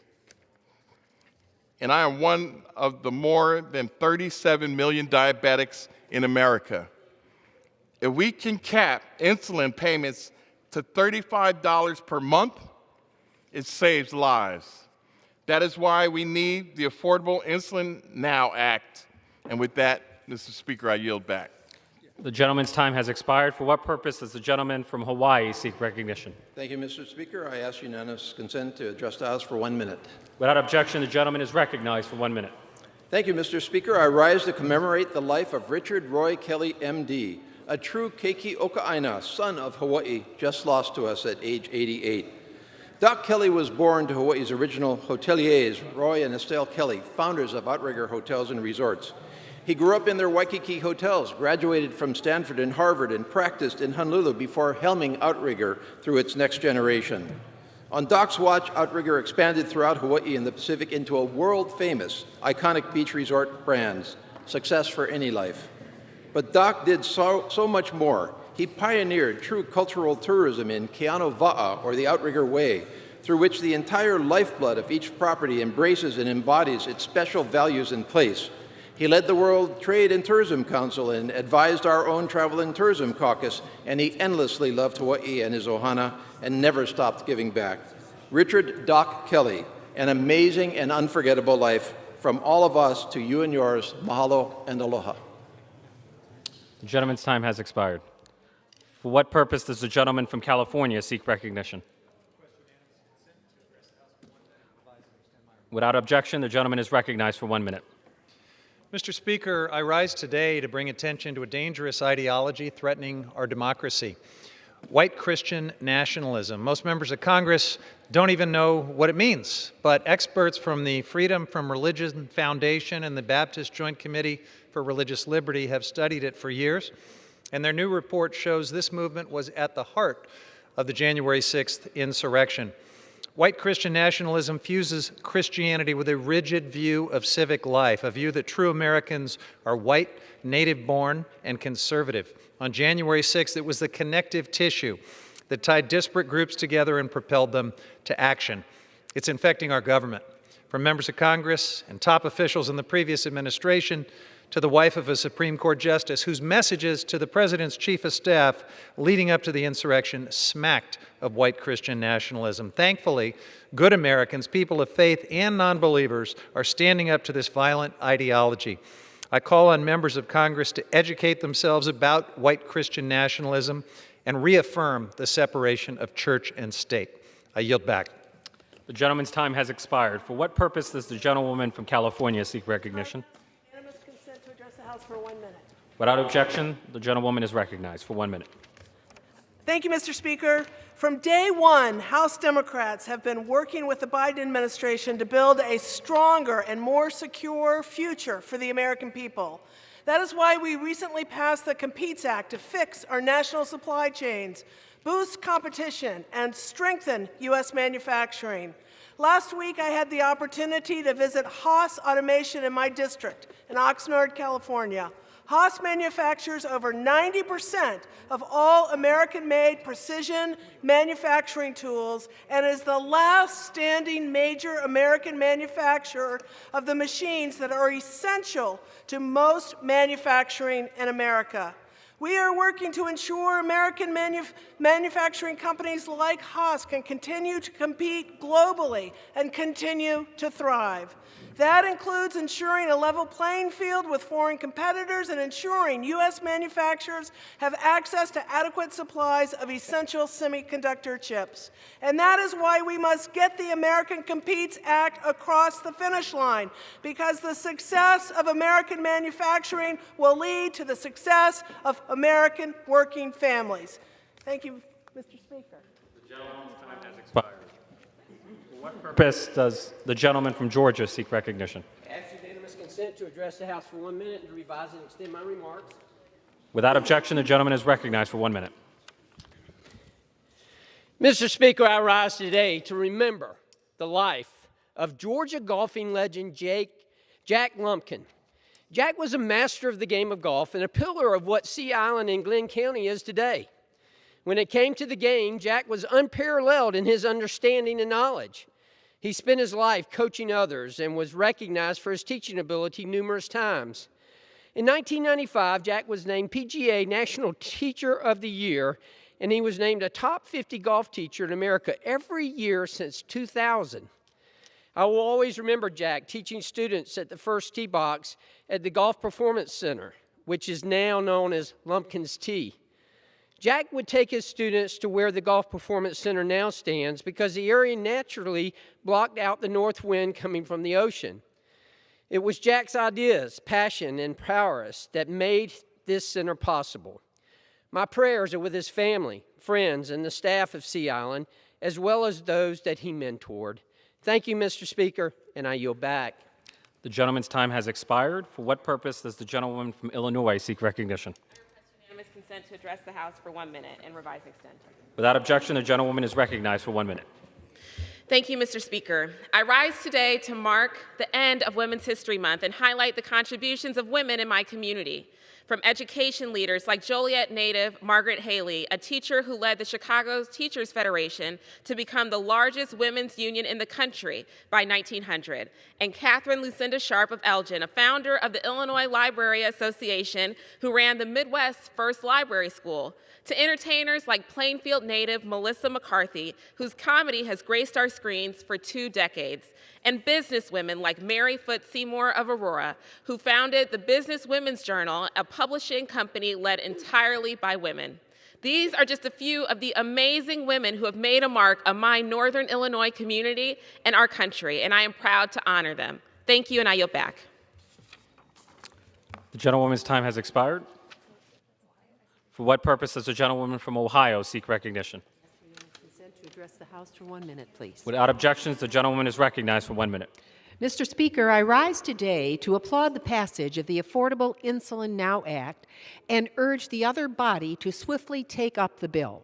Millions of Americans depend upon insulin every single day, but too many are forced to ration or cut back on their other essential needs just to pay for the medication that keeps them alive. In Ohio, the cost of insulin can cost hundreds of dollars a month, and the pens that are used can cost between $45 and $600. It is simply unaffordable. Capping the price of insulin at $35 a month means no longer will families have to choose between groceries and rent or their own lives. No longer should a diabetic be forced to ration out their injections just to ensure they have enough until next month. Congress must act to pass the Affordable Insulin Now Act. Let's save people real money, improve their lives, and afford them the dignity they deserve. Thank you, and I yield back.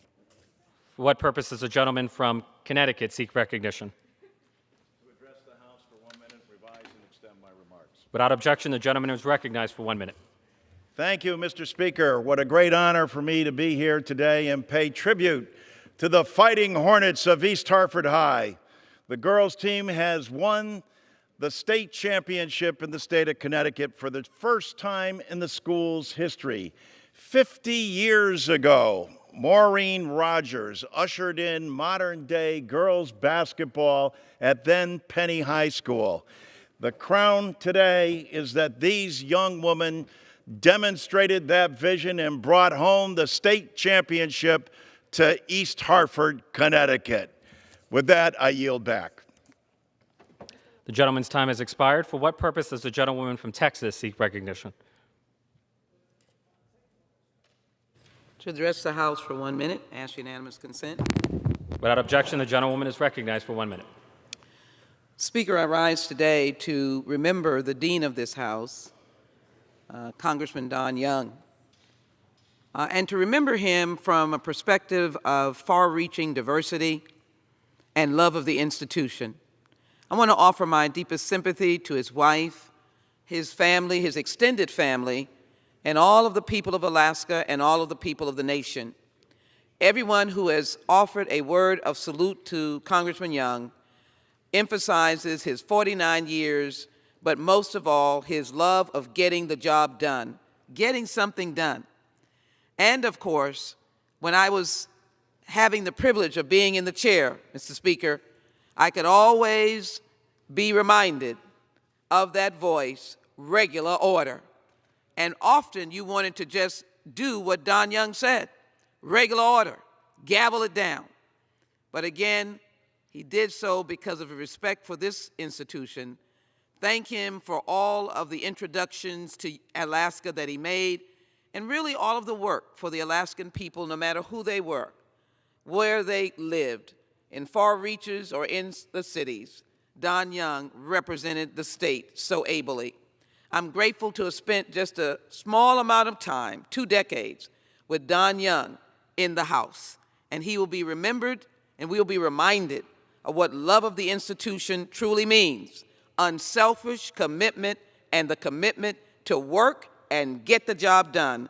I salute the late Congressman Don Young. Thank you for teaching us how to get the job done. I yield back. The gentlewoman's time has expired. Under the Speaker's announced policy of January 4th, 2021, the gentleman from Arizona, Mr. Schweikert, is recognized for 60 minutes as the designee of the Minority Leader. Thank you, Mr. Speaker Pro Tem. I'm going to yield as much time as he may consume to my friend from West Virginia. Thank you. Thank you, Mr. Speaker, members of the Chamber. One of the latest partisan games being pushed by the radical left is the call for Supreme Court Justice Clarence Thomas to recuse himself from certain cases or face impeachment. These demands stem from an email and other digital private communications of Justice Thomas's wife to and from government officials at the time. If it becomes the standard that an elected official or a judge or a commissioner or other government appointees can be attacked because of the views and political actions of a spouse, then everyone is fair game. How many members of the Democrat caucus would like to be held accountable for the politics or actions of their spouse? How many governors, state legislators, or judges at any level would be able to withstand an assault based on the beliefs of their husband or wife? No good will come of this effort. There are those who argue that the radical left wants such a toxic environment. The feeling is that those who wish to radically transform America know that they are facing a harsh verdict from the American people come this November. These activist partisans are willing to literally throw our country into a frenzy of hate, suspicion, and personal vendetta in order to divert attention from the failure of their policies. I pray that the members of the Democrat caucus making these extremist demands are ignored and that statesmen can take the lead. But if, once again, the Democrat leadership is so beholden to the extremist fringe that they send us into such a fight, you will not succeed. Thank you, my good friend from Arizona, for the time, and I yield back to the gentleman from Arizona. Thank you, Mr. Mooney. Mr. Speaker, tonight's going to be a tricky presentation, and I want to apologize immediately to those who have to try to, take down our words. But tonight I'm going to actually try to focus on solutions. Last week, I spent an hour behind this microphone begging our friends on the left, begging our Democrat colleagues to stop doing much of what they've been doing because and I demonstrated it's been hurting people. Last year was miserable for the working poor, for the middle class. And it's, in some ways, it's our own fault in this body because intellectually this place is calcified. It's my word of the day. Because we see the math, we see the facts, we have folks lay out what's going to happen, but because it's already part of, particularly in this case, the left's dogma, we do it anyway. And then we act surprised here a year later when my community had 10.9% inflation last year. Year over year, how many people is that crushing? And now we're seeing some data, and this is important. This isn't transitory. A number of the most powerful modelers in the economic world in this country are now starting to ring the alarm bells of both we're heading towards a recession and that inflation may now be with us for a decade because of how we've screwed things up in this place. First, this is as of almost today. You have Goldman Sachs now saying 27.5% chance of a recession, not a slowdown, a recession, which means 2 quarters of negative GDP by the end of this year. Citi is at 25%. JP Morgan still at 15%, which was the numbers from last week. These numbers have skyrocketed. If you and I looked at this 3 weeks ago, it was 9%. Does anyone here actually care about people? Do you care about working men and women? Do you understand what a recession does to people? How long it takes to get your feet back underneath you? Let alone the head kick we're giving to the American public with inflation. So here's my goal. I'm going to race through just a boatload of slides here. And I'm going to throw out concept after concept after concept. Some of them are marginal. Some of them you're going to go, oh, that makes sense. But the point is there are actually solutions. If the left would ever allow us to offer a genuine amendment in committee, to actually have a genuine discussion and debate, maybe we could change some hearts and minds in this place, or just even enlighten some intellect around here. But that isn't what this place does. So let's actually start to walk through the bill that a number of folks are so giddy about today. I am fixated on diabetes because of what it does in the misery to parts of my district. I represent a tribal community that is number 2 as its percentage of population who suffer diabetes. Come to the reservation. I'll introduce you to some families I've known where mom has her feet cut off. But to tout the bill that was passed here today as a solution is an absolute fraud. You do realize the con job that the Democrats are touting here, and I'm not sure it's purposeful. I don't think they spent some time understanding. First, you basically created a subsidy bill for Big Pharma. Congratulations. You didn't reduce the price. What you did is you created functionally $20 billion of subsidy to buy down the price of insulin, and you bought it down with a fraud because you're doing we're going to pretend that the Trump administration's rule in regards to rebates is in effect, which it was never going into effect. So you made magic money again. And at the same time, you just took away the pressure we could have done together to actually get a real solution to the price of insulin. And some of that solution could have been something as simple as the co-op that's in construction right now that is saying they're going to bring $30 a vial, $55 a box, and a box is 5 vials of insulin to market in a year. So if we were actually doing solutions here, the Democrats' bill, working with Republicans, would have been, we're going to put it at the stack for licensing and permitting. We're going to put aside some money to make sure that they get their factory up and running in Virginia as soon as possible. And, oh, by the way, this is substantially less expensive than the subsidized version that's going to cost the society $20 billion, and you're handing that to Big Pharma, which isn't that amusing? You know, I mean, the amusing is the speechifying here, and the Democrats' approach to helping people who can't afford their insulin is to blow up the market, screw up the incentives, and then screw up the actual solution. And the solution's coming. Does anyone actually subscribe to something where they read? And you got to understand, we need to go, in the whole debate around diabetes, we got to go much, much further. 31% of all Medicare spending is diabetes. It's 33% of all healthcare spending.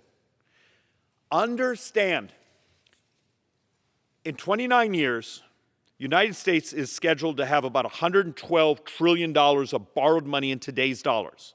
75% of that is just Medicare. But if 31% of Medicare spending is diabetes, cure it. And you go, but David, how would we do that?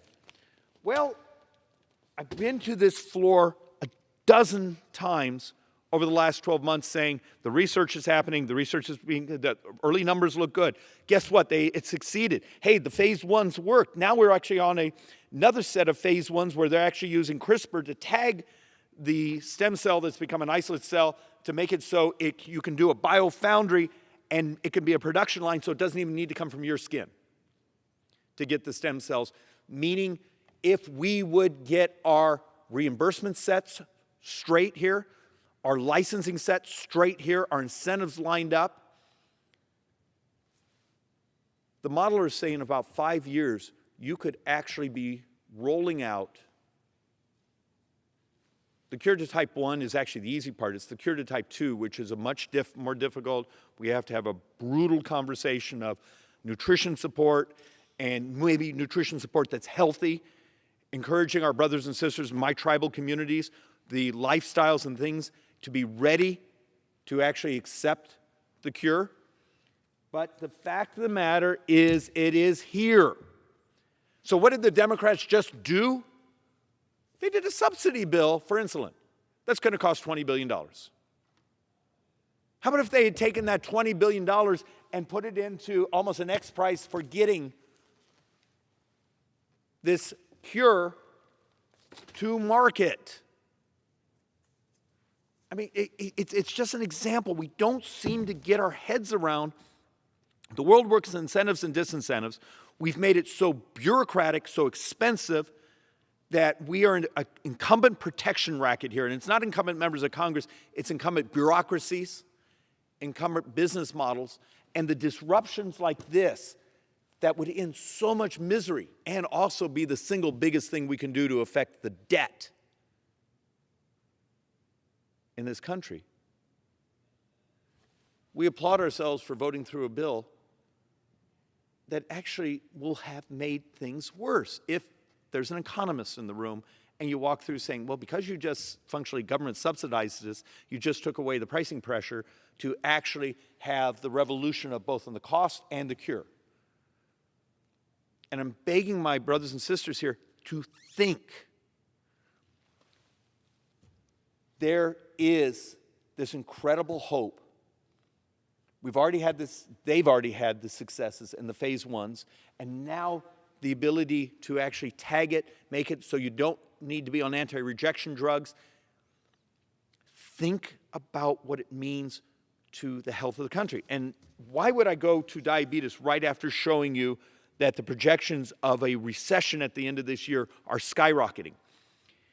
Because if you are heading in an approach where you're making a substantial portion of our population and making them available to participate in the economy. Mr. Speaker, I'm going to throw out a really uncomfortable subject for a second, but I'm the senior Republican on joint economic, and we've been trying a little side project for almost a year. What makes people poor? What's the real cause of income inequality? And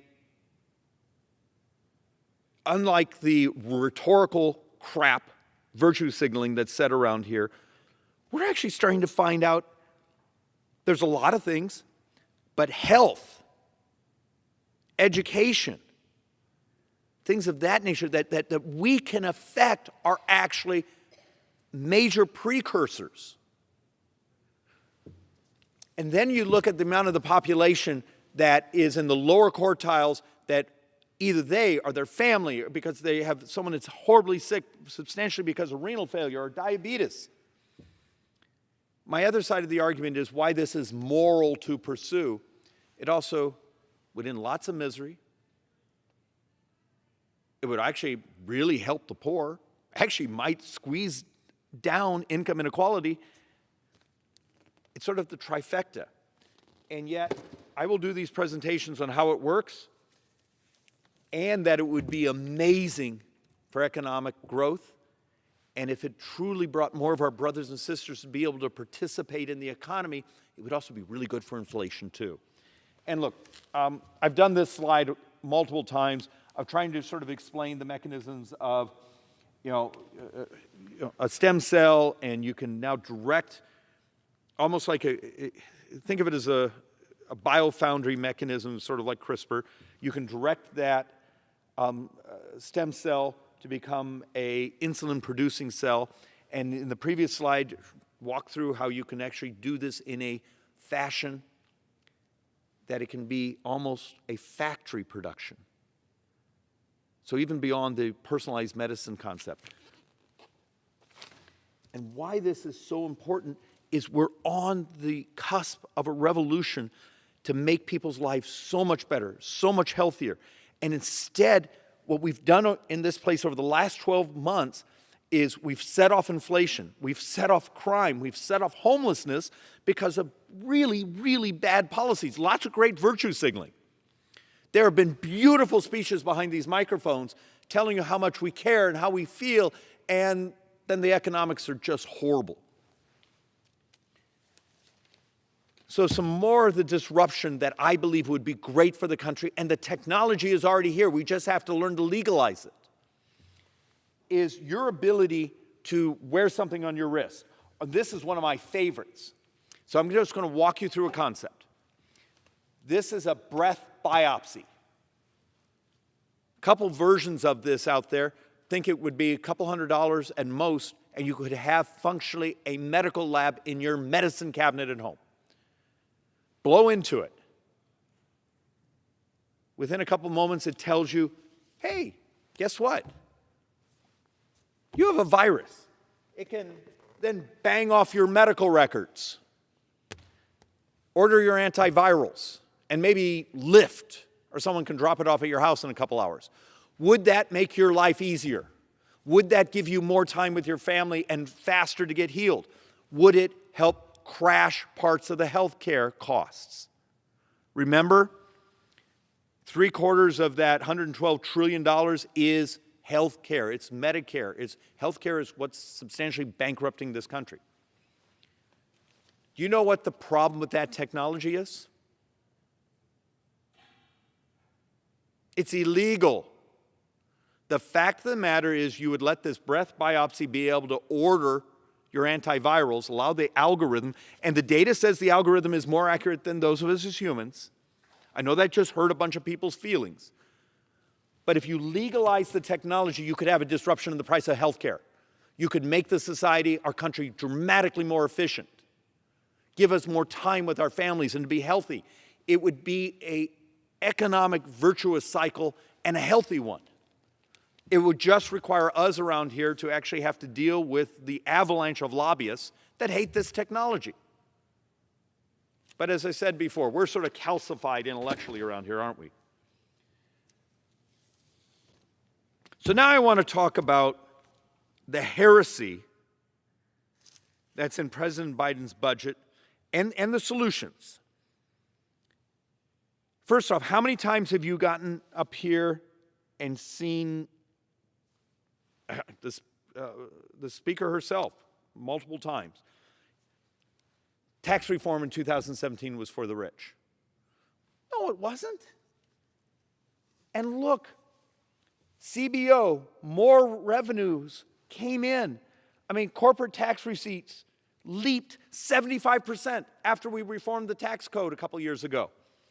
The fact of the matter is what we call receipts and ways and means, revenues as most people will think of, coming into the government went up dramatically. And why that was so important is in 2018, 2019 were our most successful years in modern economic history of poor people getting less poor, the middle class doing better, income inequality shrinking, food insecurity shrinking. Minority populations had the biggest movement ever in U.S. history in getting less poor, getting wealthier, but that income inequality gap shrank because we got the tax incentives correct. But because it was Republicans that did it, there's this running away from it, and we've seen great job, guys. Think about what's happened to this country in 1 year.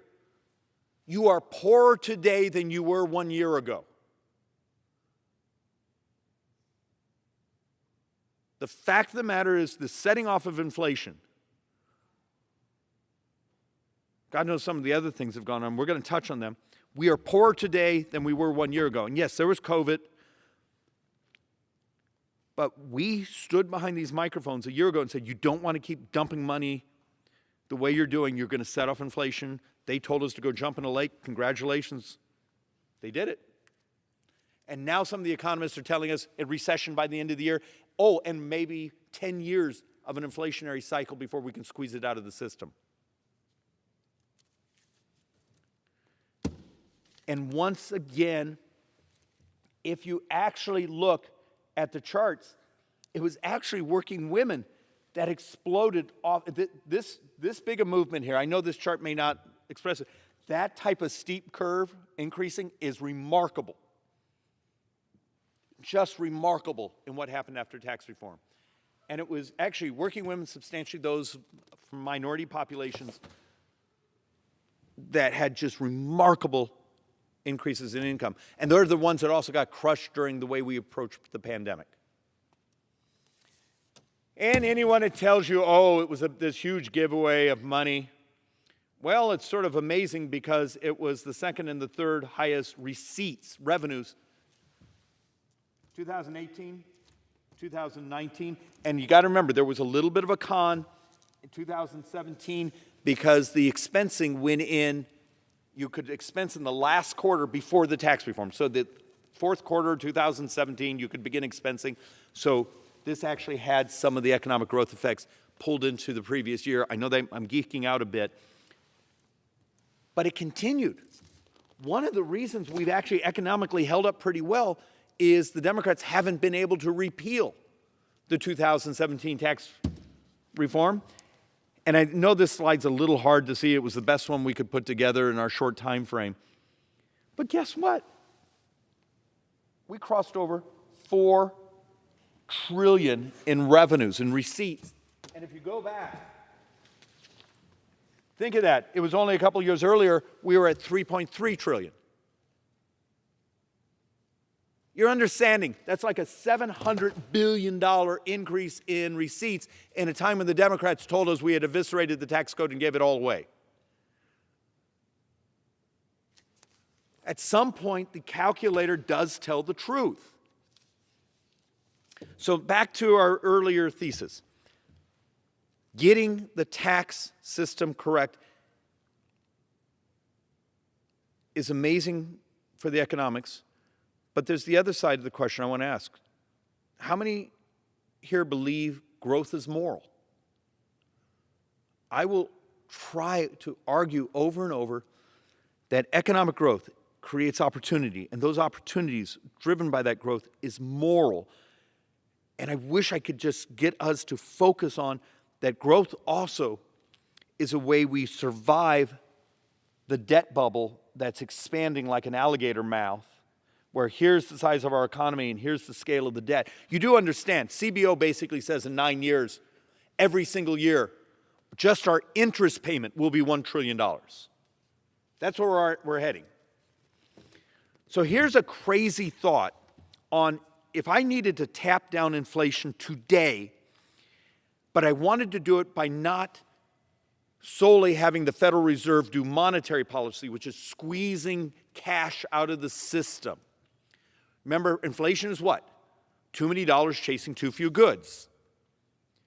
Well, you have the monetary side of inflation, pull the dollars out of the economy. The other side is make more stuff. So this year, expensing, and the reality of it, tax reform, it was the expensing that drove much of the economic expansion, the investment in productivity, goes to 80% this year, or next year. 80% this fiscal year, and then drops down, I think, to 60 the next year. Do a mechanism where you add a bonus. Say, business, if you're willing to take some of that cash functioning out of the system and go invest it in productivity capital, go buy a new plant, go put in new equipment, do things that will make it so you can pay workers more. We make more stuff because if we have more stuff, you knock down inflation because it's now numbers of dollars divided by numbers of stuff. Crazy idea. Do a tax adjustment. Say, we're going to give you a bonus on your expensing to encourage you to take that money out of liquidity and buy things that make us more productive as a country. It's a win-win. And it has the benefit of being a long-term benefit to society. And it's sort of, we've been working on this just as a thought experiment. And it may not be brilliant, but it's more the concept of if right now today there's too many dollars chasing too few goods, then create a deal with business in America saying, hey, if you'll take some cash, set it aside, functionally escrow it, and you're going to put it into new equipment that makes us more efficient so you can have more goods, better transportation, better supply chains. That's what we want to incentivize instead of trying to buy things today and shove them in a warehouse because you're worried the price is going to go up tomorrow. This is the type of thought experiments, policy, we should be pursuing if you need to knock down inflation, but you want to do it by growing as an economy. Instead, around here, we're going to sit around on our backsides and let the Federal Reserve basically squeeze us out and put many people through months and months and months of recessionary misery, because that's how we're going to knock down inflation. Another part of the thought experiment. I have some new areas, if I'm blessed enough to represent in the coming cycle, and we did some polling, and they came back, crime is their number one issue. I went on a ride-along with a sergeant who's actually a friend, and he's showing me neighborhoods saying, you do realize the homelessness in these neighborhoods has doubled in a year. Doubled. He's explaining to me that someone now can get high for a fraction of the cost they could a year ago. Every single one of those are what we call knockoff effects, second degree, third degree effects. You all remember your high school economics class? You opened up the borders. What did you think was going to happen? My community of Phoenix is flooded with narcotics. Matter of fact, we just had a bust a couple months ago. There was enough fentanyl to kill every single resident in Arizona. So the compassion that this administration and Speaker Pelosi wanted to show for the border, well, thank you, because you're killing my neighbors. The homelessness. I don't believe the Phoenix market is the only area that's seeing incredible increases in homelessness. The crime. Go on the city of Phoenix's heat map and click, click, click, and you can see the expansion of the crime and where it's moving. And the number of overdoses. The fact of the matter is, when you screw up a policy, you need to think through the knockoff effects. You screw up the border policy, how much misery did you bring to society? And remember, we've done a number of presentations. What are the two ways you make the working middle class or the working lower class poorer? Inflation, well, we're doing a great job at that. And you flood the marketplace with people with similar skill sets. So if you're that individual that may not have finished high school, but you're a good drywaller, and you're busting your backside, and it's hard work. I hung drywall as a young man. We've just flooded the marketplace with people with similar skill sets. Does anyone around here, own a basic economics book? So let's go to a couple other things. So the principle there is get the border policy right, because there's this incredible irony. Legal immigration for individuals with specific talent sets that we actually need in this society. You know, the young man who just got his PhD at Arizona State University and is leaving because the State Department's ability to process visas and the ability to be immigration has functionally become non-existent in the last 2 years. But over here, a couple million crossed the border. I mean, does anyone see just the weird irony of the Democrats' policies of they hurt? I don't think they were meant to hurt. I think they had the virtue signaling quality of sounding compassionate, but that's not what's happened. So let's actually walk through a couple things that are actually additional solutions. How many times do we talk about supply chain? And you've seen the latest data.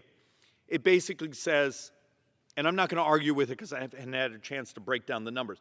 Half of inflation is we spent too damn much money. But half of inflation is second-degree knockoff effects in supply chains. So we just did a transportation bill. And the transportation bill was substantially green-oriented. Very little of the money actually went to roads and bridges. None of it actually went to disruptive technologies. But there's ideas like this, where this was some SpaceX engineers who are out raising capital to build this, where you would actually have autonomous trains. So you pull a container off, stick it on one of these, the autonomous lorry right underneath it on a track drives it to the warehouse it's supposed to be dropped off at. So if you're telling me we have a crisis in truck drivers in the Alameda corridor outside LA, the ability to use technology. Why didn't we incentivize this sort of thing? But do you want to know what the Democrats chose to incentivize in their Build Back Better? Wasn't creative things to make us more productive as a society. It was ideas like this. In their legislation, it's illegal for the ports to automate. Huh? But they just told us that they were trying to fix the supply chains. Except for the numbers of giveaways to the unions, they put into their legislation that you can't automate the ports. So on one hand, you have breakthrough technology that says we think we have a way to move these containers. And then the next thing that the brain trust around here does policy-wise, but we're going to make it illegal for you to do the automation that would move the supply chains that you are telling us is half the inflationary spike. There are solutions. Stop putting up these impediments and start embracing the technology to fix the problem. Mr. Speaker, may I ask for my time?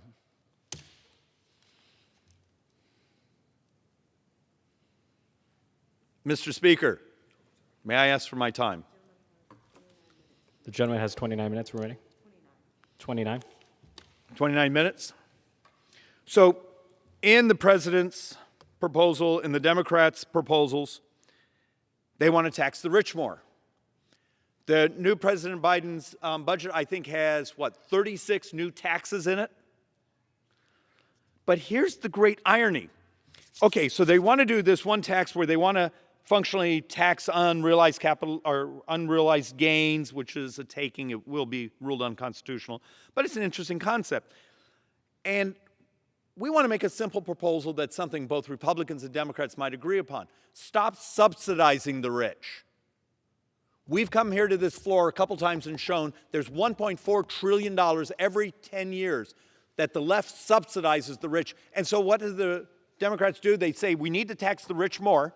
Okay, and then they put in Build Back Better, you can make $800,000 a year and we're going to hand you $125,000 of tax credits.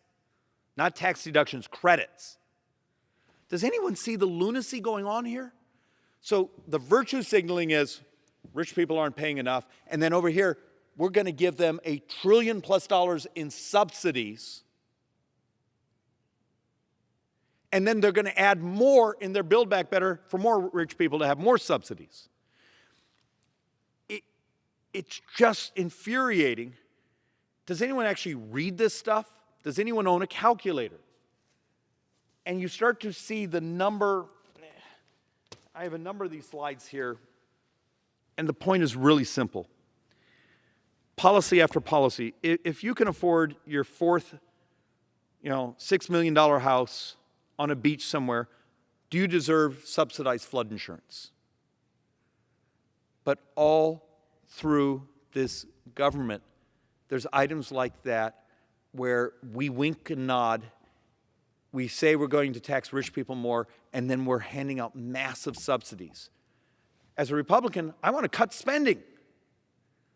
You say you want more revenues. Great. Stop putting through the tax code, the regulatory code, these programs, wink, wink, nod, nod, a bunch of subsidies to people that write checks.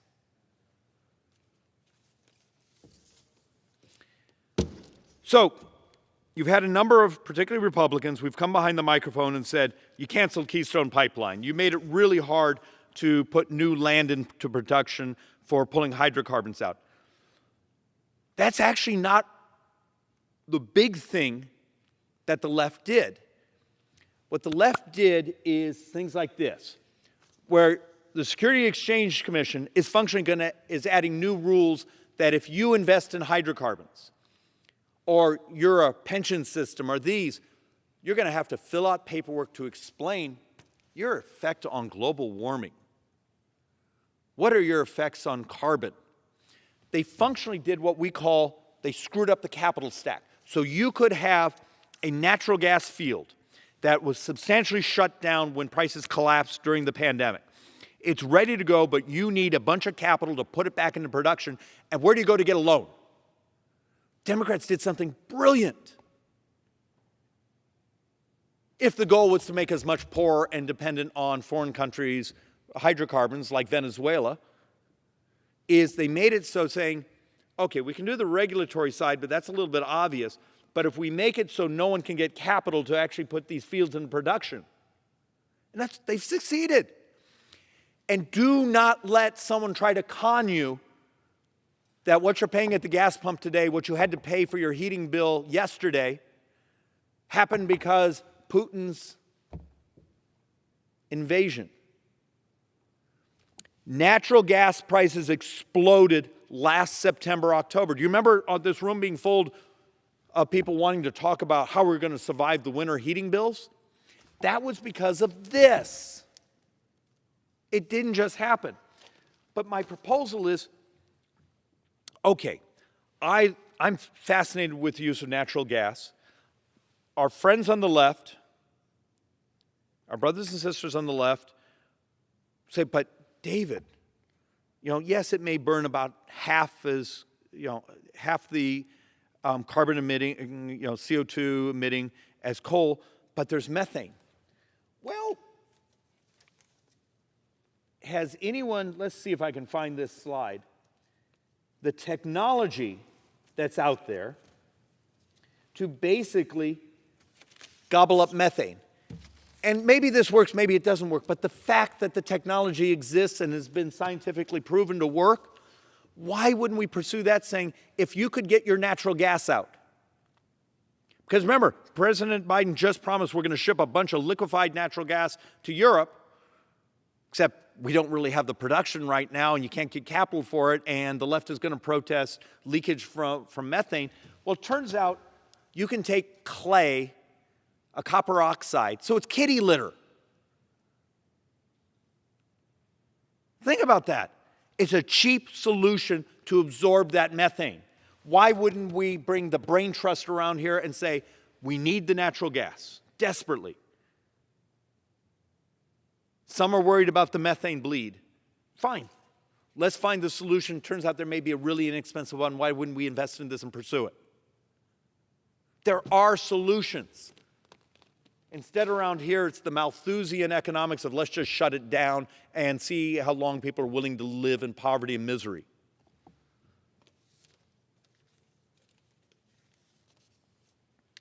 Transportation bill again.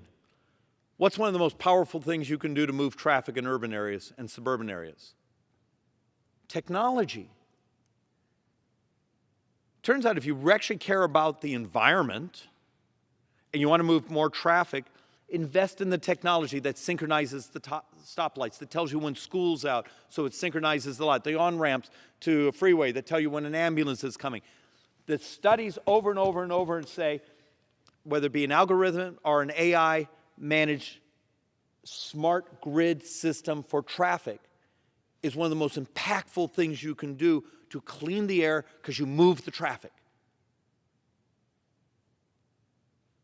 We couldn't get anyone willing here to even listen to one of our amendments on the left about promoting that type of technology. There is a biotech revolution going on around us, and substantially this is happening because of what we did in that 2017 tax reform, which exploded the investments.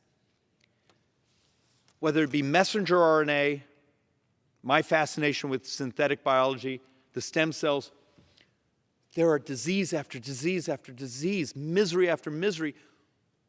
We're about to cure. We know how to cure hemophilia now. We know how to, I think we're on the cusp of knowing how to cure sickle cell anemia. Incredibly painful disease. They're here.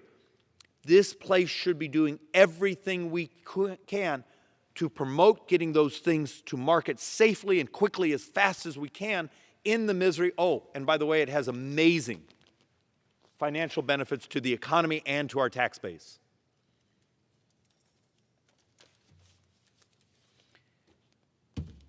And you start to look at the innovations that are coming right now from the biotech industry, and one of the reasons I did this, and I didn't bring the other slides, then the left offers their HR 3, which functionally, The economists, even on the left-wing economists, said, yeah, it will lower some drug prices because we're basically going to do scarcity pricing, which functionally we're going to say you can't have certain drugs if it costs more than a certain amount, like they do in Europe.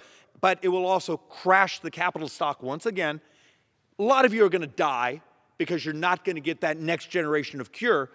And this amazing cycle of cures that are coming goes away.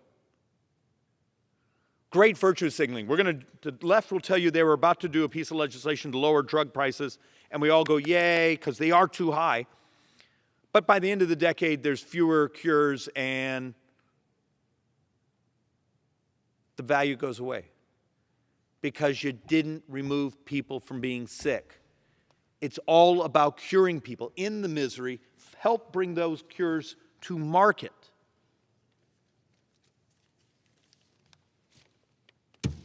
Personalized medicine, let's legalize it. The fact of the matter is, I showed you the wearables, those things. The fact of the matter is, this here should be part of your ability to stay healthy. Legalize it. Mr. Speaker, may I request my time again? How much time? The gentleman has 19 minutes. Okay. Forgive me, I've been trying to talk fast, not to chew it all up. So, in a couple of the pieces of legislation in the past year, we've put aside boatloads of cash to run wire to rural America, and they deserve to have internet access.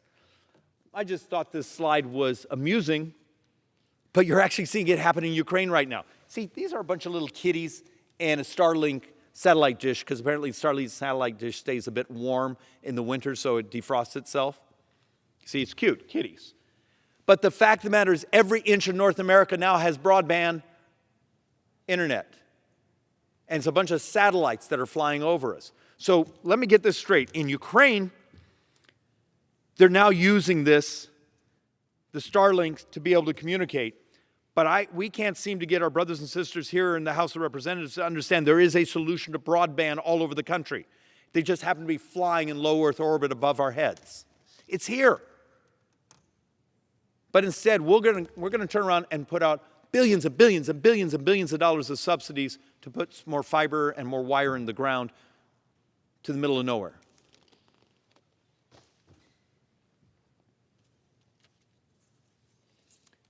There is a huge disruption coming. We need to make sure that our regulatory, our policy sets are ready for this. This is another thing that would also dramatically help this coming decade's inflation cycle. Researchers, particularly at the University of Illinois, have done this remarkable thing, and I did a series of presentations this a year ago. I'll do this real quick. You all remember your high school biology class. You know, remember a C4 plant, plants that they really, really want a carbon to turn into a sugar and grow. And they accidentally grab an oxygen molecule. And they have to spend all this energy purging that oxygen molecule and go back and try to get a carbon molecule. I know this is a little geeky, but it's important to sort of get our heads around. They've come up with a way to tweak the plant so every time it always grabs the carbon, so it turns it into a sugar. Some plants will grow 40% more efficiently on the same land, the same fertilizer, same water. You do realize if just that basic math, and it won't turn out this way, but just conceptually, that's like removing every car off the face of the earth. So if our brothers and sisters really care about the environment, they would be running as fast as they can to allow these types of technology to feed the world, feed our country, available. Yes, it would be a disruption, but these things exist. The other one I want to give you is a tax policy, and this is a conceptual one. How many of you have ever heard of a VAT tax, a value-added tax? Okay, so much for the enthusiasm. A value-added tax is what substantially most of the rest of the world uses.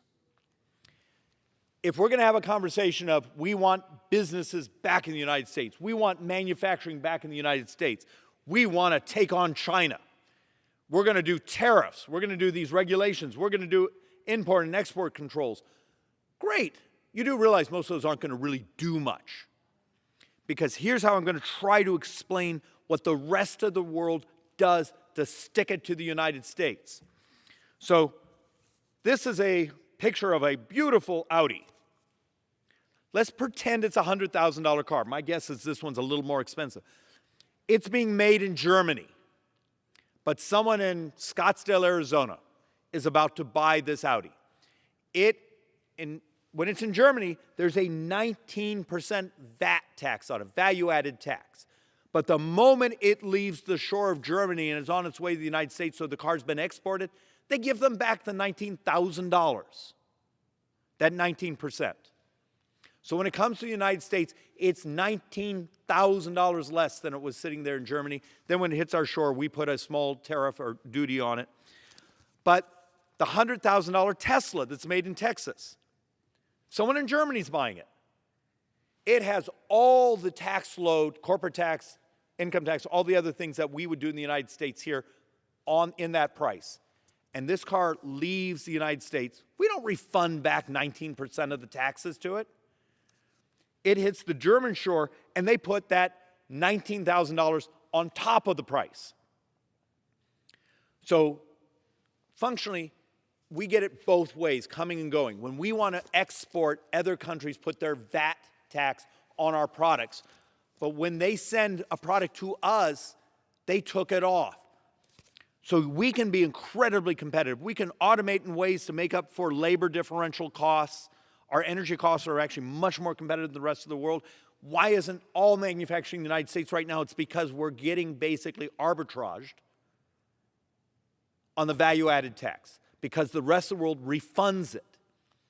Until we fix that, all the talk of we want made in America, the math doesn't work. There's some couple creative solutions. They are technically difficult, where you'd have to take that refunded VAT and put it back on at our shore.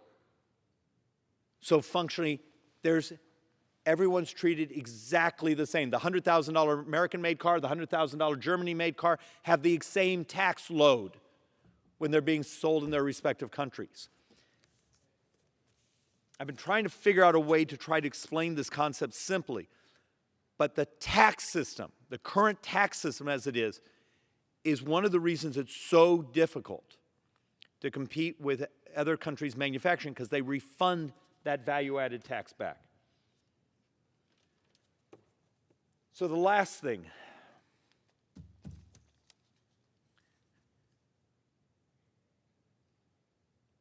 I'm truly worried about something,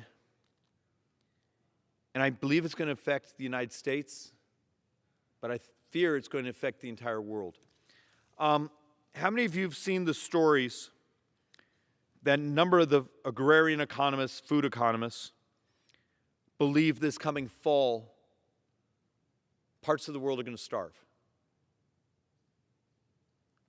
The price of fertilizer is up dramatically. The price of grain is up dramatically.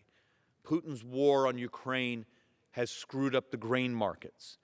Do we have a moral obligation to step up and understand that 6 months from now, part of the world may be starving? And what happens in a world when you have people going hungry? You have violence, you have horrible things happen. We see it coming. And if I'm wrong, if all the things we're seeing in the futures markets, the price of fertilizer blowing up, that they don't actually affect food supplies, if I'm wrong, it's a free option. But if I'm right that we should be pulling the alarm cord, we should be begging farmers, farm policy, our ag committee, saying remove set-asides, encourage ways to take corn that would be used for corn-based ethanol and turn it into animal feed. The rotation that's already happening to soy, because soy only uses, it's not my specialty, but a quarter or a third of the amount of fertilizer. If this is about to happen to the world and we see it 6 months ahead, what's our moral obligation? To pull that alarm cord and get it right? Because by getting it right, we also help our own inflation, and maybe a couple million people don't die in sub-Saharan Africa. Mr. Speaker, I know that was a lot of different subjects thrown really quickly. If someone's interested, almost everything I touched on, we've done much longer presentations on how the policy would work, how it would help inflation, how it would make people's lives healthier and better. But my point tonight is a really simple one. Stop doing the things that ultimately are hurting people. Start looking for the optimism, the opportunity that can make America more prosperous, that can make the poor less poor, that could actually knock down inflation. And it would actually be able to be done together. Because a lot of these ideas aren't actually Republican or Democrat. They're just disruptive. And if we would embrace the disruption, this could be an amazing decade. But right now, the data we're getting today, we may be in for years of misery because of policy from this last year. And with that, Mr. Speaker, I yield back. Yields back. Under the Speaker's announced policy of January 4th, 2021, the gentleman from Texas, Mr. Green, is recognized for 60 minutes as the designee of the Majority Leader. Thank you, Mr. Speaker. And still I rise, Mr. Speaker, and still I rise. And I rise as a proud member of this august body. I rise with gratitude for the time that I have been afforded. I rise understanding that time is precious. And I rise understanding that tonight I have a topic that is going to be of interest to many and provocative to some. But I still rise. I rise with the topic of institutionalized racism emanating from Capitol Hill. Institutionalized racism emanating from Capitol Hill. This is hardly where one would expect institutionalized racism. And there are a good many people who say there is no such thing as institutionalized racism. I trust that after tonight's message, many minds will be changed, and perhaps some hearts will be changed. Because if you know the truth, it can set you free. It can free your heart. It can free your mind. It can free your body, and it can free your soul. So let's take the axe of truth tonight and slam it into the tree of circumstance and let the chips fall where they must. And still I rise. Mr. Speaker, it is said that a picture is worth 1,000 words. A picture is worth 1,000 words. Here is a picture. This is a picture of the Russell Senate Office Building. The Russell Senate Office Building. I think it appropriate that we get a better understanding of who Russell was. In 1972, some 50 years ago, the old Senate Office Building, that would be this building, was named after Senator Richard Brevard Russell Jr., an unapologetic racist, white supremacist. He was the chief legislative architect of the South's bitter opposition to the Civil War, civil rights, bitter opposition to civil rights. He claimed that America was a white man's country. And he said, quote, and we're going to keep it that way. Richard Brevard Russell Jr., Senator. During his first run for the state legislature in 1920, he solicited support and influence of every white voter and pledged he would serve only them, if elected. Russell said while campaigning in 1936, as one who was born and reared in the atmosphere of the Old South, with 6 generations of my forebearers now resting beneath Southern soil, I'm willing to go as far and make as great a sacrifice to preserve and ensure white supremacy in the social, economic, and political life of our state as any man who lives within her borders. These are the words of Richard Russell, Senator Richard Russell. Senator Richard Russell, whose name is on the Russell Senate Office Building. A building maintained with tax dollars. A building constructed with tax dollars. A building that I have to go into from time to time. I try to limit my traversing through the building, but from time to time I must. But at some point I'm going to limit all of my movement into the building. I won't be going into it at some point. And at some point, people of African ancestry are not going to go into this building. It's a symbol of national shame, not national pride, a symbol of national shame. The Russell Senate Office Building. Senator Richard Russell successfully filibustered anti-lynching bills. We just passed an anti-lynching bill after many decades. One of the reasons why it took so long was because of Senator Richard Russell. He blocked bills to eliminate poll taxes, stood in the way of voting rights, especially for people of color. He also blocked bills to desegregate public schools, and this was done after Brown versus the Board of Education. He co-authored the Southern Manifesto to slow the integration of public schools after the Supreme Court unanimously ordered in its Brown case that schools would be desegregated with all deliberate speed. Senator Richard Russell, Russell Senate Office Building.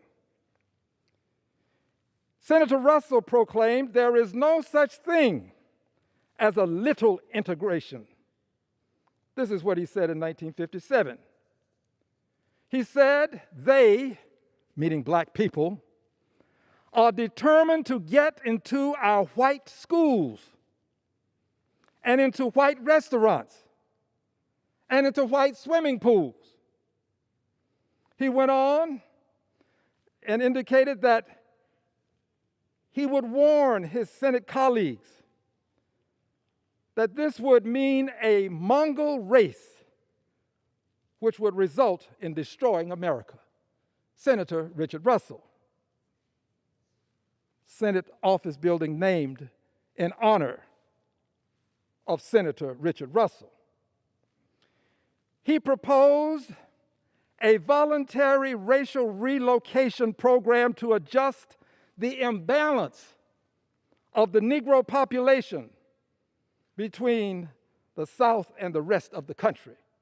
Literally proposed moving black people to some other states because there were too many in the South. Senator Richard Russell, the Russell Senate Office Building. When President Truman sought to end segregation in the military, Russell responded with vile racial libels. Here's what he stated. Senator Richard Russell, these are his words. The incidence of syphilis, gonorrhea, chancre, and other venereal diseases is appallingly higher among members of the Negro race. One would say that by this standard, all of us have been maligned, those of us who are members of the Negro race, as he called it. He declared, and allowing black and white troops to serve together is sure to increase the numbers of men who will be disabled through communicable diseases. The words of Senator Richard Russell. Yes, the Senate Russell Office Building is named after a self-proclaimed white supremacist. It is a symbol of national shame.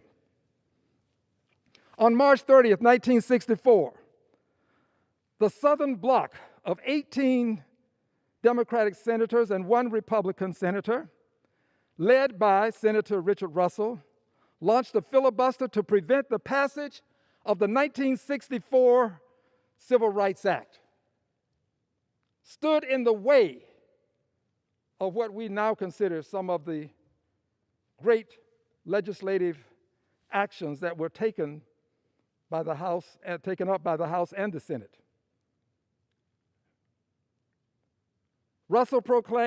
Senator Russell proclaimed, "We will resist to the bitter end any measure or any movement which would tend to bring about social equality." Some things bear repeating. "We will resist to the bitter end any measure or any movement which would tend to bring about social equality and intermingling and amalgamation of the races in our states."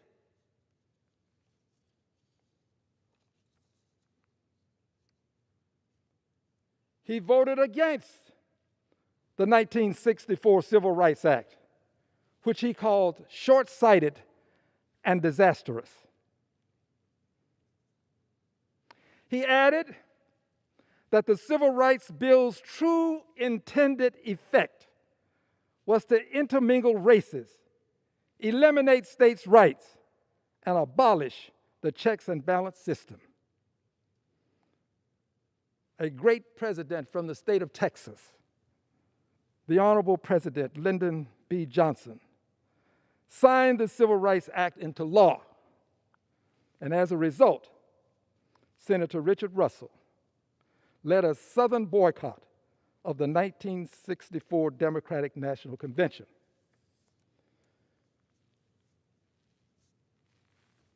I would that many who contend that there is no institutionalized racism could walk in the shoes of those of us who face it, who understand that for us, racism is more than a word.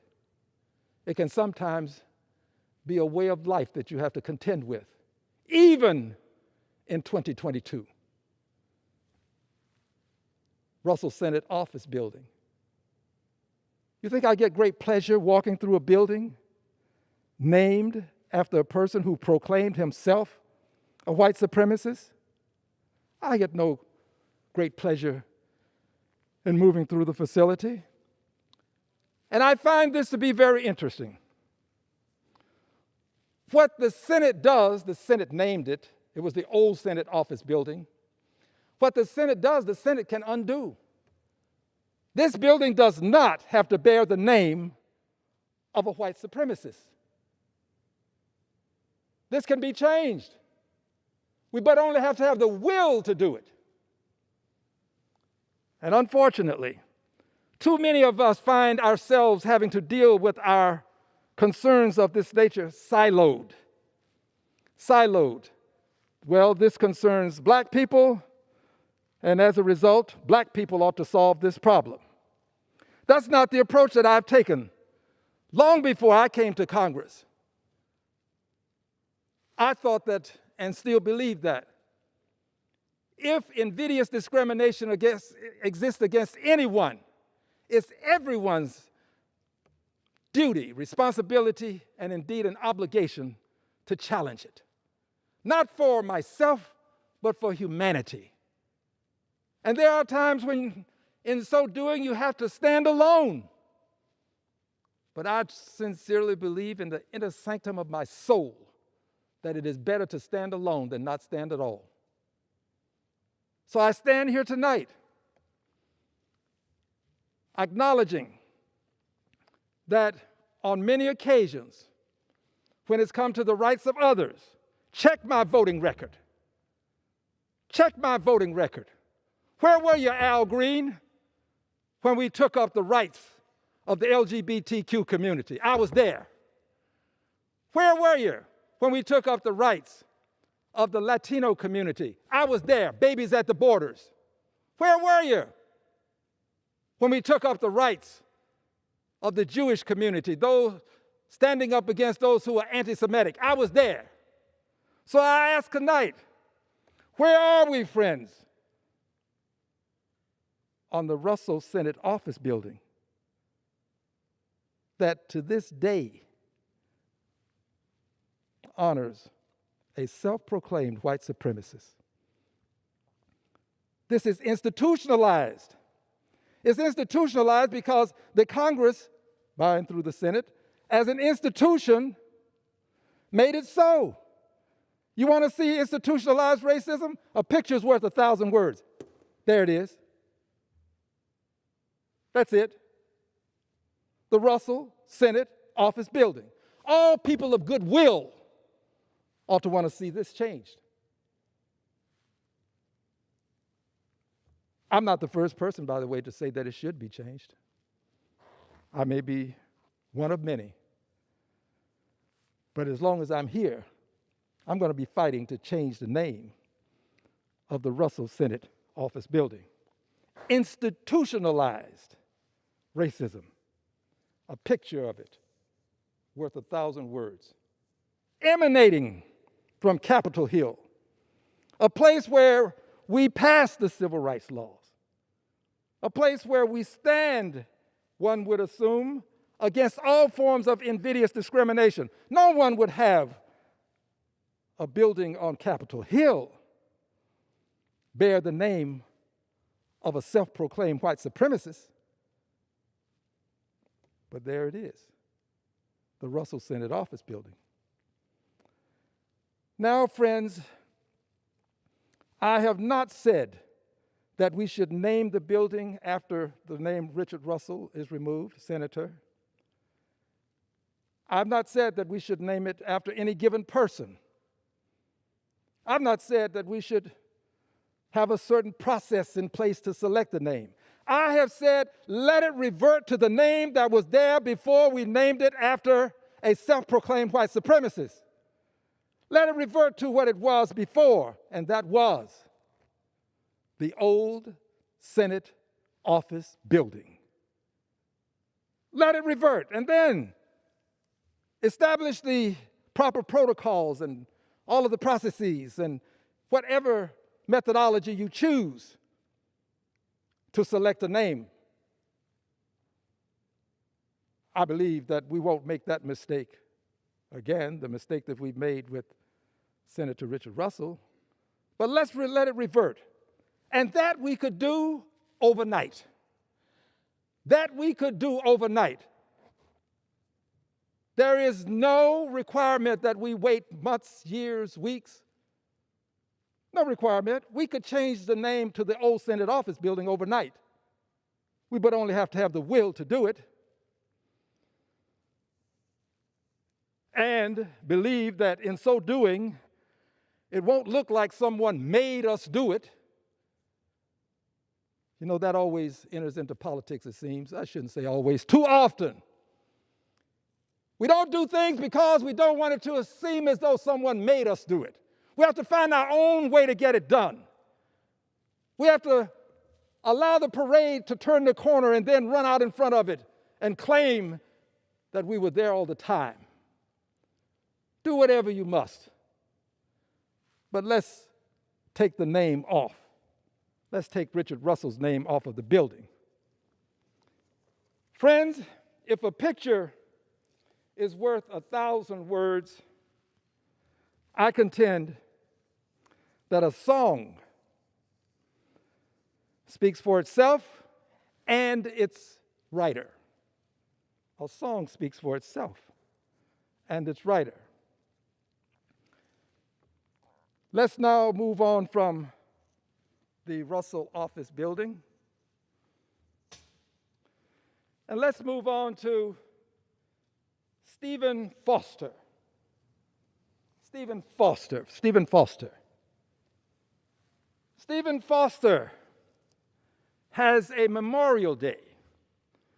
Stephen Foster Memorial Day in the United States is a federal observance day.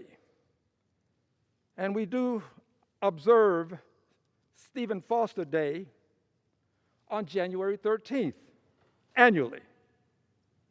Stephen Foster Memorial Day. Who, pray tell, was Stephen Foster? Well, let's talk about Mr. Foster and some of the lyrics in some of his songs. Not all of his songs, but too many of his songs contain lyrics that are offensive to people of color. Before we examine the lyrics, let's do this. Let's just explain that you don't get a day in your honor without the consent of the House and the Senate and the President of the United States of America. You don't get a day in your honor without voting. People have to vote. The President has to sign an order.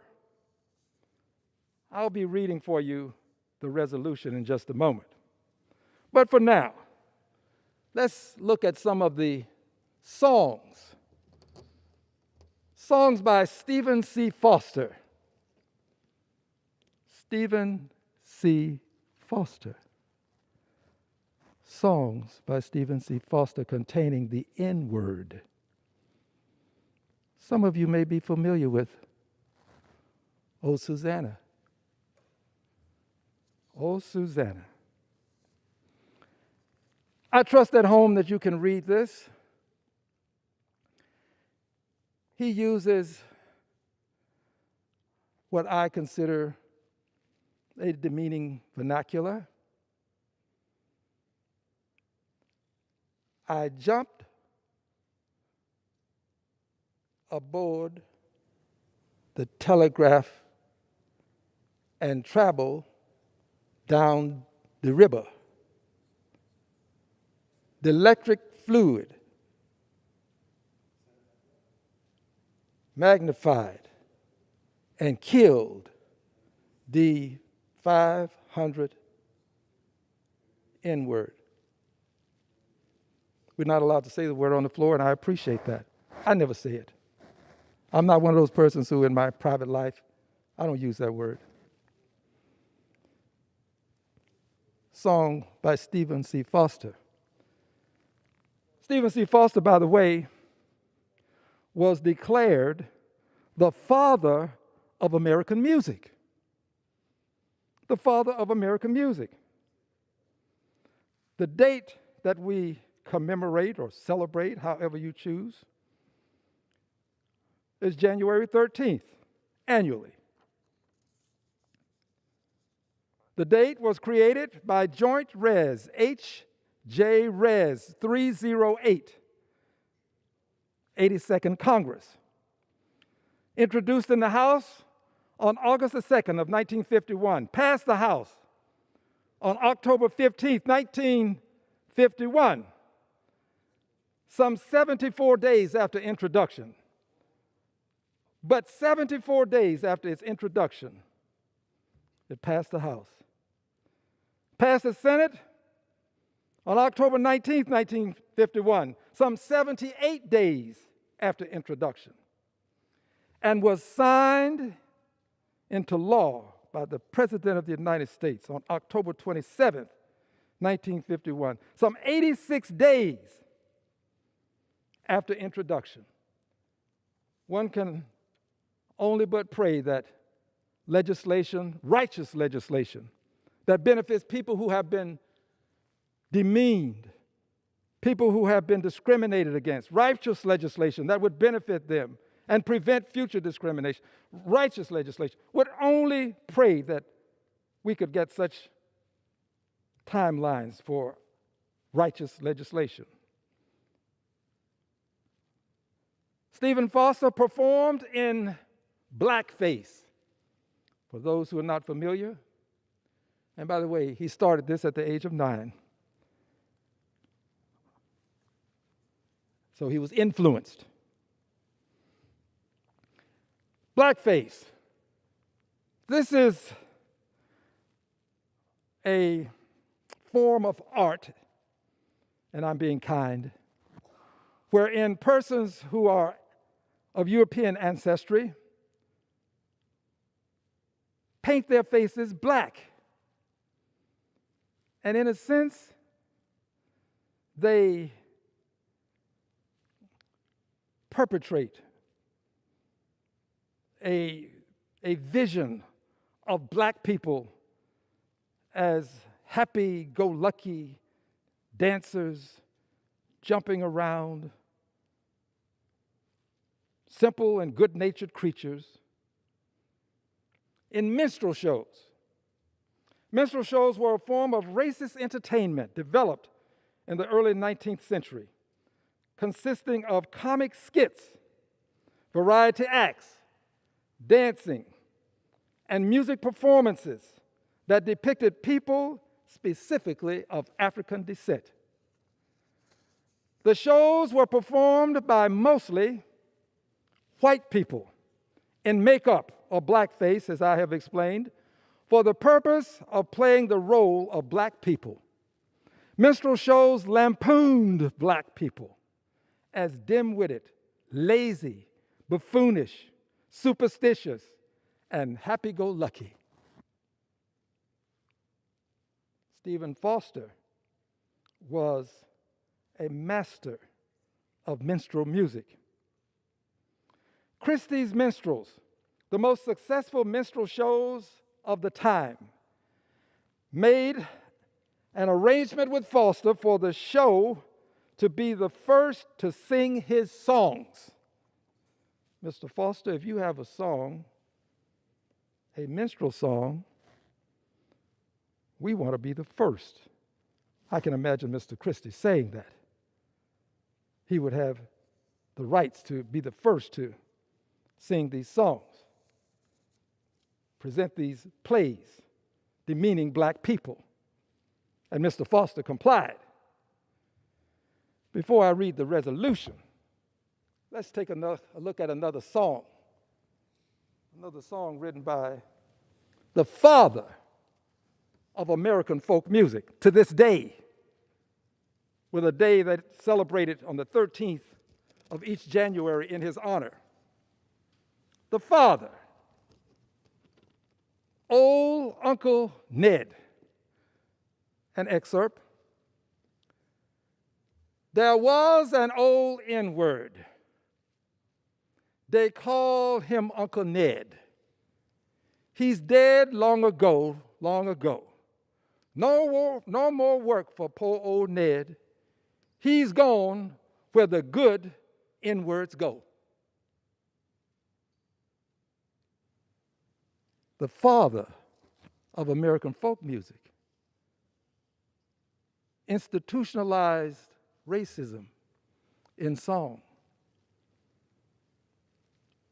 Institutionalized racism because this institution made it so. We, not us personally, but this house made it so. More about that in just a moment. Let's look at another song.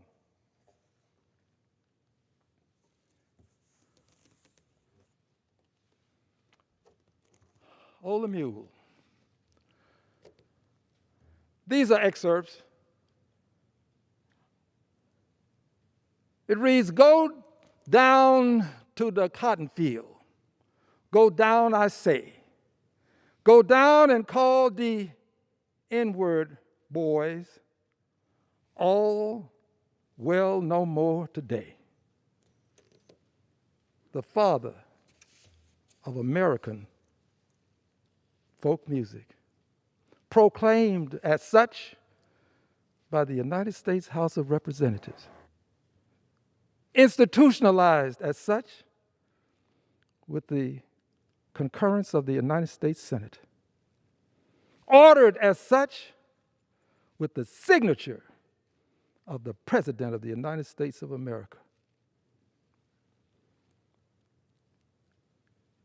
One final one, and I shall not read it, I'll simply place it before you. I trust that the camera allows you to see the words.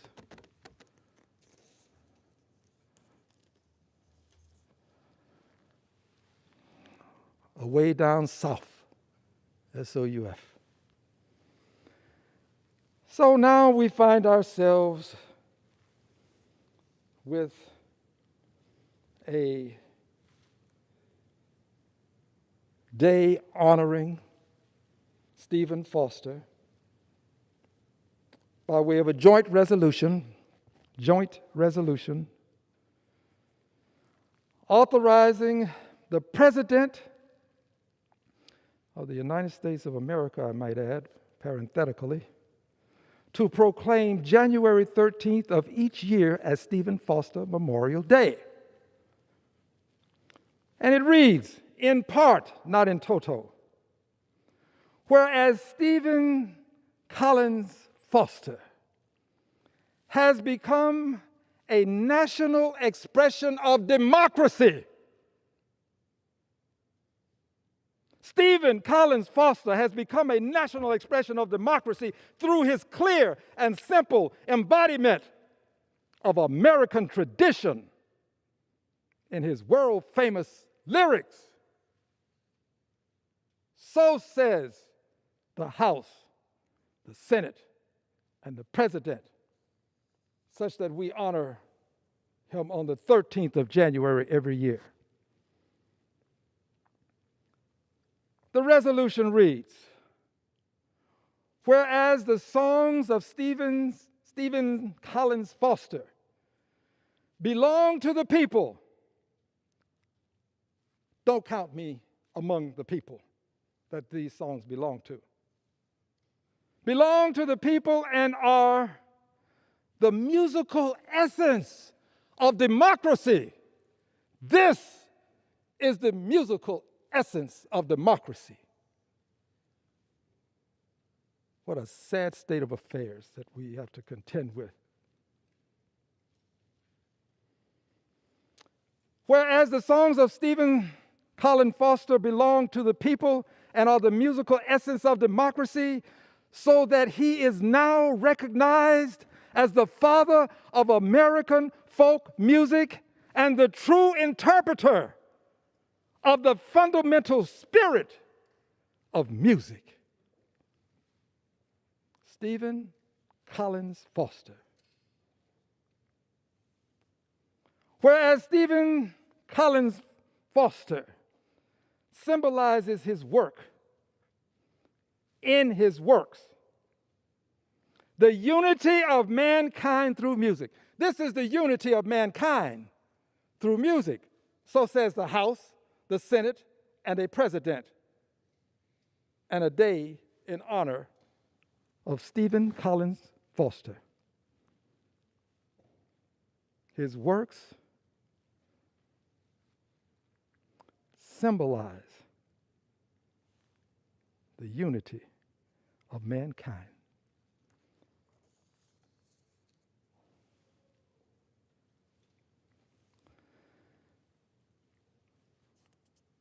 Resolved by the Senate. These are the words. Do a little bit of research and you can read it in its entirety. I've given you excerpts. But these are the words.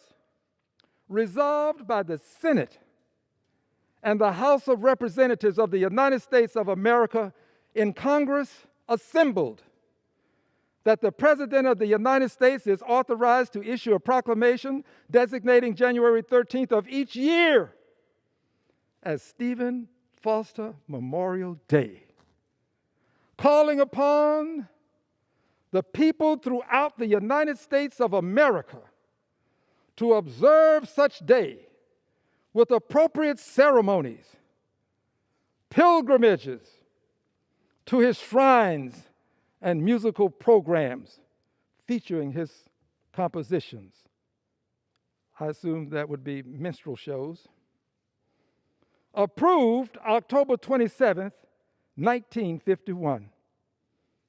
I was alive when this was approved. I'm a son of the segregated South. I know what racism looks like. I've seen the cross that the Klan burned in my yard. I know what it sounds like. I've been called these words. I know what it hurts like. I've been to some funerals.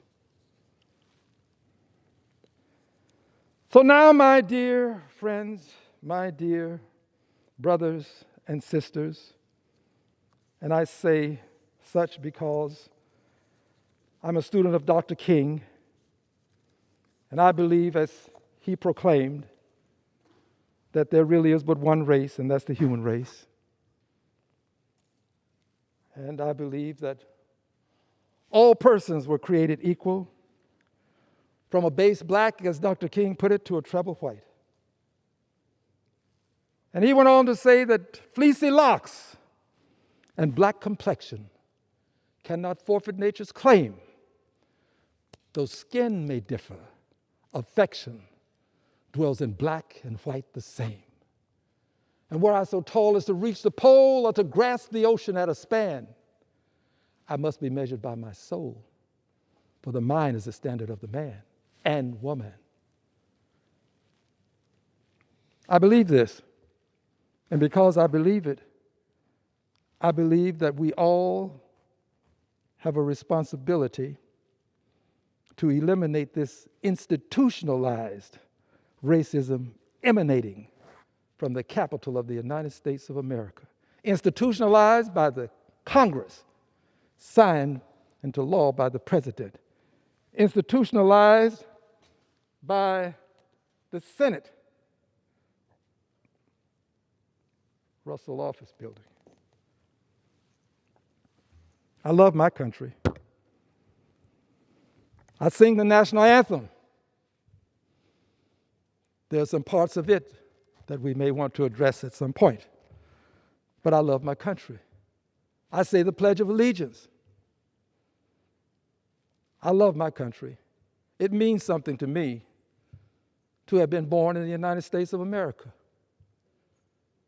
I just want to make America the beautiful, a more beautiful America for all Americans. I want every little black baby to grow up in a world where we don't have a self-proclaimed white supremacist honored with our tax dollars on a building built with our tax dollars. They deserve that. I would do it for any other set in this society, subset of this society. I would stand up for you. When will we stand up against institutionalized racism emanating from the capital of the United States of America? I yield back the balance of my time. The gentleman yields back. Under the Speaker's announced policy of January 4th, 2021, the chair recognizes the gentleman from Kansas, Mr. Mann, for 30 minutes. Mr. Speaker, I first ask unanimous consent that all members may have 5 legislative days to revise and extend their remarks and submit any extraneous materials. Mr. Speaker, I am honored to host this special order. Without objection, I'm sorry about that. Yeah. Thank you. Mr. Speaker, I'm honored to host this special order during National Agriculture Month on the strength of American agriculture. I'm inspired by the American farmers, ranchers, and agriculture producers who feed, fuel, and clothe not only this country but the entire world. I grew up on a farm south of Quinter, Kansas that my parents and brothers still operate. Growing up there meant that I spent thousands of hours on a tractor, working in fields, and on a horseback doctoring sick cattle in the family feed yard. Those hours turned into love of country and lessons about the values of hard work, creativity, flexibility, and putting others before ourselves. My district, the Big First of Kansas, is home to more than 60,000 farms where farmers, ranchers, feedlot managers, ethanol producers, ag lenders, and agribusiness owners ensure that America remains the most food-secure country in the world. As Congress becomes increasingly urban, the distance from farm to fork has never been greater. And since America's national security depends in large part on our food security, we need strong voices for agriculture in this Congress, which is why I'm honored to serve on the House Agriculture Committee and to host this special order tonight. If Congress is going to legislate effectively on matters relating to agriculture, Congress must first understand the agricultural perspectives of America. There's something about being in the middle of the country where farmers pray for rain, parents drive 30 miles both ways to just take their kids to school, and communities shrink and grow with oil and gas prices that gives you a greater perspective. House Ag Committee Republican Leader G.T. Thompson and I just returned from a trip to my district. While there, we saw an American heartland infused with both the innovative energy that creates new ideas and the love of tradition that respects tried and true methods. We saw the USDA National Bio and Agri-Defense Facility that will take American agriculture into the future. And we met with the family who owns and operates Brookover Feed Yards, one of the first feedlots in Kansas. We also saw oil production, ag lending, ethanol production, wheat innovation, and the next generation of leaders in the food and agriculture departments at Kansas State University. I look forward to celebrating the culmination of National Ag Month with my colleagues here tonight as we celebrate the force, passion, and the strength of American agriculture. And first up, I am delighted to have here, I'm going to yield, Mr. Chairman, to the gentleman from Pennsylvania, a descendant of dairy farmers, a champion of rural development, my friend who joined me just last week on an agriculture tour of my district in Kansas, the House Agriculture Republican leader of the Ag Committee, G.T. Thompson. Thank you. Well, I thank Congressman Mann for hosting this special orders tonight on an industry that I believe is the most important industry in America. And it's the industry that impacts and touches the lives of American families more times in a given day than any other. And it's not just the food, and it's the fiber, it's the building materials, it's the energy resources, it's the economy. And so just honored to be here. I'm proud to be the Republican leader of the House Agriculture Committee, where we celebrate the contributions of American farmers and ranchers, producers and foresters all year long. Farm country is no stranger to struggle, and the past couple of years have been a punch to the gut. Between a global pandemic, historic fires and floods, wind events, and a president who's waging a never-ending war on agriculture, times have been particularly tough. The supply chain crisis, paired with skyrocketing inflation, is kicking our farm families while they're down. Folks who buy retail, sell wholesale, and pay shipping each way. The men and women who work around the clock to provide us with a safe and reliable food supply. But rural America is tough. Rural America is resilient. And rural America is the backbone of this nation. Now, I'm grateful to Congressman Mann being on our farm team, as well as all of the other agriculture advocates who will be speaking this evening. Before I go, I'd like to specifically recognize Pennsylvania's contribution to agriculture, which is the Commonwealth's #1 industry. 1 out of every 7 jobs is directly or indirectly related to agriculture. 59,000 farms, 280,500 direct jobs, and more than $135 billion in revenue, or about 18% of Pennsylvania's economy. Agriculture's impact in the Keystone State is undeniable. In closing, I'd like to thank the families, the men, the women who work 24/7, 365 days a year to feed, to clothe, and to fuel this great nation. And once again, thanks for Congressman Mann for leading this important special orders. Thank you, Ranking Member Thompson, for being here tonight and sharing with us thoughts about Pennsylvania agriculture. Very, very important to this country. Next up, Mr. Speaker, I yield to the gentleman from Washington, who is a third-generation family farmer, good friend. I always appreciate your perspectives of Washington state agriculture and what you bring to this body. So with that, I yield to Representative Dan Newhouse. Thank you, Mr. Mann, our great friend from Kansas. Thanks for your leadership and for also hosting us tonight on this special occasion to talk about American agriculture. And I'm truly proud to stand with my colleagues to to talk about something that impacts every single person, not only in this room, but listening tonight, the American agricultural industry. You know, in Central Washington, where I'm from, I know our industry is made up of honest, hardworking, freedom-loving Americans who provide food and fiber for this nation. And my community is home to some of the most dedicated, innovative agricultural producers in the entire country. Washington farmers and ranchers produce over 300 different commodities, including high-quality hay, wheat, beef, dairy, wine grapes, hops, which I raise, potatoes, cherries, mint, and of course, Washington's iconic apple. Blessed with the conditions to produce such a diverse range of crops, Central Washington is proud to share its natural abundance to help feed the country and feed the world. Those of us who live there have a deep appreciation for our nation's farmers and recognize how important it is that we have a strong domestic agricultural sector. But lately, unfortunately, the president and his far-left Democrats are so focused on radically altering the country with their trillion-dollar spending proposals.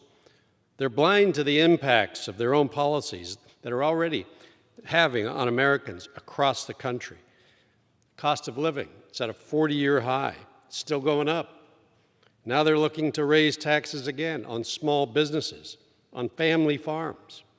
You know, as a lifetime farmer and as former director of the Department of Agriculture for the state of Washington and current chairman of the Congressional Western Caucus, I understand the vested interest that we all share in supporting our agricultural producers.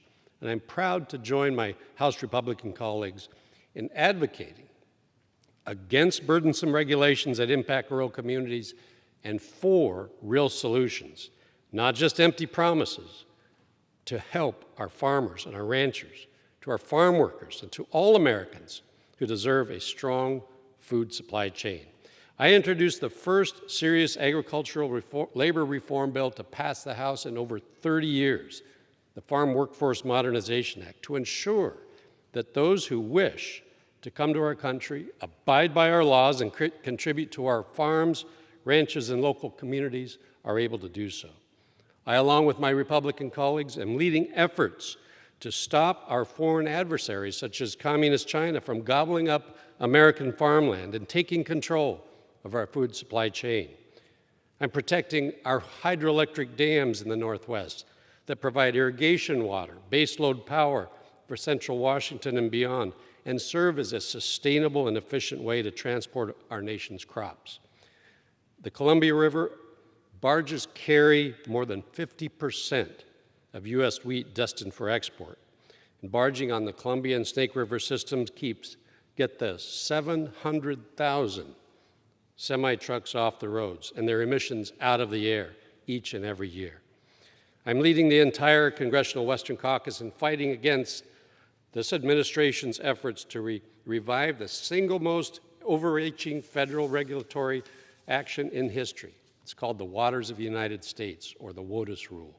This dangerous policy empowers federal bureaucrats to place every single body of water, every ditch, every puddle, every stream under federal regulation. And as a result, the livelihoods of our farmers and rural communities across the nation, not just in Washington, all over the country, are at stake.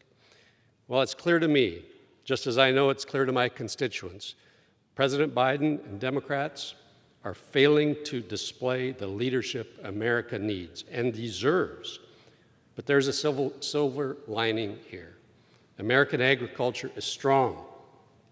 We have overcome far worse, and we will not let these radical policies hold us back from the job of feeding this nation. I call on the administration to take a good, long look at how their policies are harming us here in Central Washington and in rural communities across the country, and take immediate steps to reverse them. We deserve far better. Thank you, Mr. Mann. Thank you for helping recognize the importance of American agriculture, and I appreciate your leadership. Great. Well, I appreciate your leadership in agriculture, your leadership with the Western Caucus, very, very important, and thank you for joining us tonight. Thank you. Mr. Speaker, next I'd like to yield to the gentleman from Pennsylvania, a staunch defender of farmers in his district and a fellow congressional FFA caucus member, Representative Fred Keller. Thanks for joining us tonight, Fred. Thank you, Congressman Mann. And as National Agriculture Month comes to a close, I'm reminded of a speech Paul Harvey delivered to the FFA in 1978. No truer words have ever been spoken about America's farmers. Listening to the speech brings back memories of the days spent working with my stepdad on his farm. So this is a tribute, again, to America's farmers, the work they do. And when I read this speech, it reminds me I can see my stepdad those days working. But it's a tribute to all of the farmers in our great country. So here are a few of the excerpts that I really like from this speech. And it goes like this. It begins, "And on the 8th day, God looked down on his planned paradise and said, I need a caretaker. So God made a farmer. God said, I need somebody who can shape an axe handle from a persimmon sprout, shoe a horse with a hunk of car tire, who can make harness out of haywire, feed sacks, and shoe scraps, who planting time and harvest season will finish his 40-hour week by Tuesday noon, and then painting from tractor back, put in another 72 hours. So God made a farmer. It had to be somebody who'd plow deep and straight and not cut corners. Somebody to seed, weed, feed, breed, and rake and disc and plow and plant, and tie the fleece and strain the milk and replenish the self-feeder and finish a hard week's work with a 5-mile drive to church. Somebody who would bail a family together with the soft, strong bonds of sharing, who would laugh and then sigh and then reply with smiling eyes when his son says that he wants to spend his life doing what Dad does. So God made a farmer. Thank you to America's farmers. This is a tribute to the work that you do every day on behalf of not just the United States, but our world. Thank you, and I yield back. Great. I thank the gentleman from Pennsylvania for joining us tonight. And as you were reading that, I thought about my family, my grandparents, and many producers all over America that describes. Thank you very much for sharing that. Thank you. Wonderful. Mr. Speaker, next up I'd like to yield to the gentlelady from Illinois who runs a grain and livestock farm with her husband and who has raised her children to be the 4th generation of farmers on her family farm in Illinois, Representative Mary Miller. Thank you, Congressman Mann, for hosting this special order. At the conclusion of National Agriculture Month, I would like to share how strongly I believe in the family farm as part of the American way of life. It has truly been a blessing to have our sons, who is the 4th generation, and their children, the 5th generation, working our land. I'm proud to be an Illinois farmer and to represent the farmers' needs in Congress and on the Ag Committee. If Americans are hungry, really, what else matters? The agriculture industry keeps Americans and the world fed, fueled, and clothed. I'm so thankful for the work that the ag industry does and for their contributions to the GDP in Illinois and across our nation. America is on a dangerous path, losing our self-sufficiency in farming, which is why I introduced a bill in Congress to prevent China from buying up our farmland. Biden and the Democrats continue to push policies that promote Chinese-made batteries and solar panels instead of American biofuels. National Agriculture Month is a great time to thank our farmers, ranchers, and agriculture professionals for their tireless work. Thank you, and I yield back. Thank you, gentlelady from Illinois, for joining us tonight. Next, Mr. Speaker, I would like to yield to the gentleman from California who represents our nation's largest dairy district, and he and his family operate a dairy farm, lives at the dairy. Wonderful for you to join us, my good friend from California, Congressman Valadao. Thank you, and I thank the representative from Kansas for putting this together. This is a great honor to be able to speak about the great people that feed our country. I'm proud to represent the farmers that feed the world. With less than 1% of our nation's farmland, the Central Valley supplies a quarter of our nation's food. Our well-deserved reputation as America's breadbasket comes from the help of nature and a whole lot of hard work and skill from our farmers, ranchers, and producers. But without water, we cannot grow our nation's food at all. Our Central Valley farming community has endured drought conditions and low water allocations for years. At a time when even the President is warning about global food shortages, we need to be supporting our agriculture producers here at home. That includes making sure that the Central Valley has the water they need to continue providing food for the world. We must fix complex and contradictory laws, court decisions, and regulations, and improve water storage infrastructure to bring more water to the valley. The livelihoods of my constituents and our global food supply depend on it. Thank you, and I yield back the remainder of my time to the gentleman from Kansas. Great. Thank you for joining us tonight, Congressman Valadao. Mr. Speaker, I would now like to yield to the gentleman from Texas who farmed and ranched in the Texas Panhandle before he came to Congress, the pride of Levelland, Texas, Congressman Elsie. Thank you, Mr. Mann, and thank you, Mr. Speaker. I come before the House of Reps to bring attention to National Agriculture Month, and of course, before I begin my prepared remarks, I want to talk about what we see going on in Ukraine and Russia. Ukraine's the breadbasket of that region, and 30% of all of the world's grain, wheat, is produced in that region. And as we talk about this today, in a few months, we're going to be talking about it even more, about how the farms and ranches of the United States feed the entire world. So over the past couple of years, our farmers have faced unprecedented obstacles from COVID lockdowns, labor shortages, supply chain disruptions, high fuel prices, and record high fertilizer prices. But as always, they have overcome those challenges and have kept Americans and the world fed during a time of great uncertainty. Each American farmer feeds more than 165 people. Texas leads the nation in the number of farms and ranches with 248,416 farms and ranches covering 127 million acres. The ag industry is the pillar of a healthy and prosperous nation. And in the 6th Congressional District of Texas, we have a long history of farming and ranching. We're home to families like the Beakleys, the Patmans, the Buckholzes, the Borns, and the Denines. Many of them have earned the title of a Texas Century Farm or Ranch. Those titles are only given to families that have served our country as farmers and ranchers for over 100 years. Families who get up before dawn to tend to crops and herd cattle. They're part of over 5,000 farms and ranches in my district.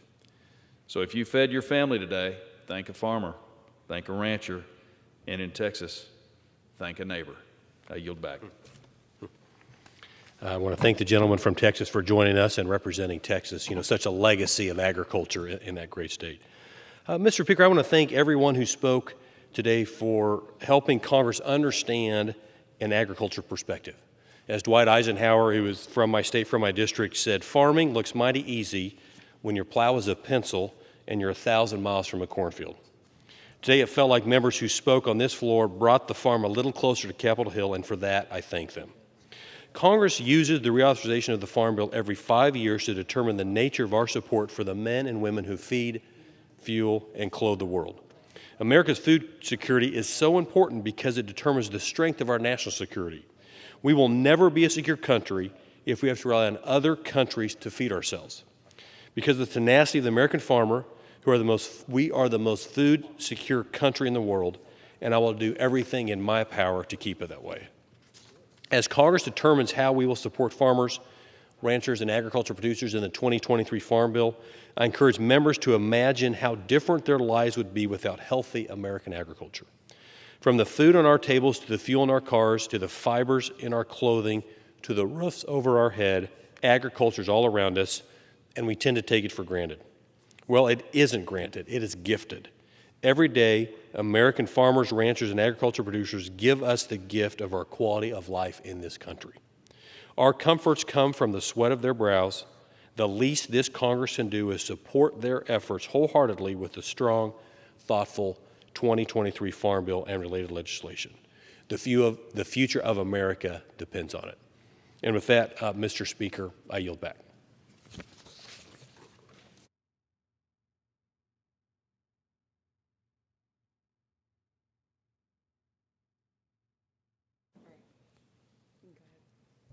Under the Speaker's announced policy of January 4th, 2021, the Chair recognizes the gentleman from Texas, Mr. Roy, for 30 minutes.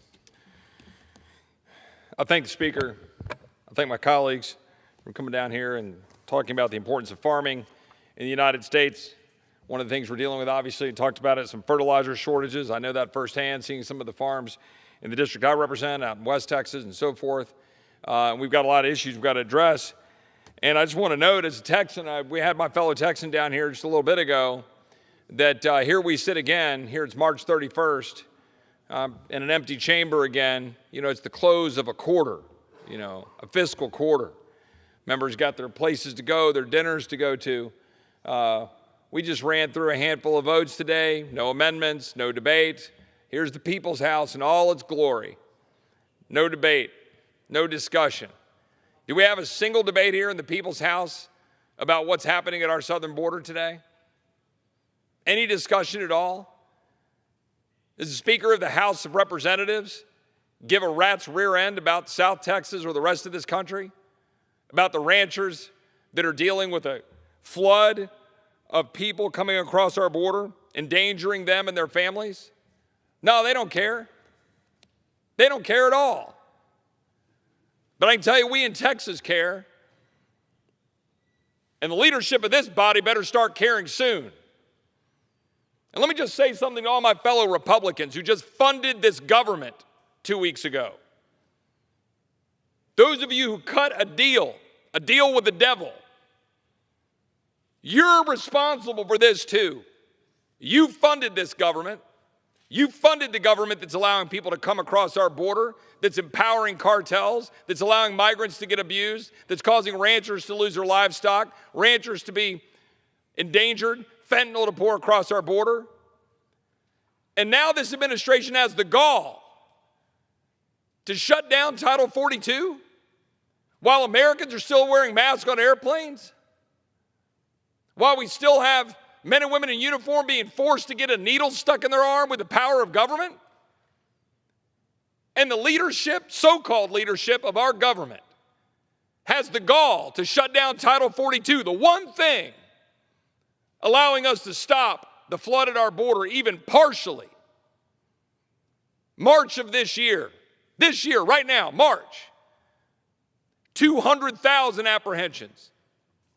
100,000 turned away under Title 42.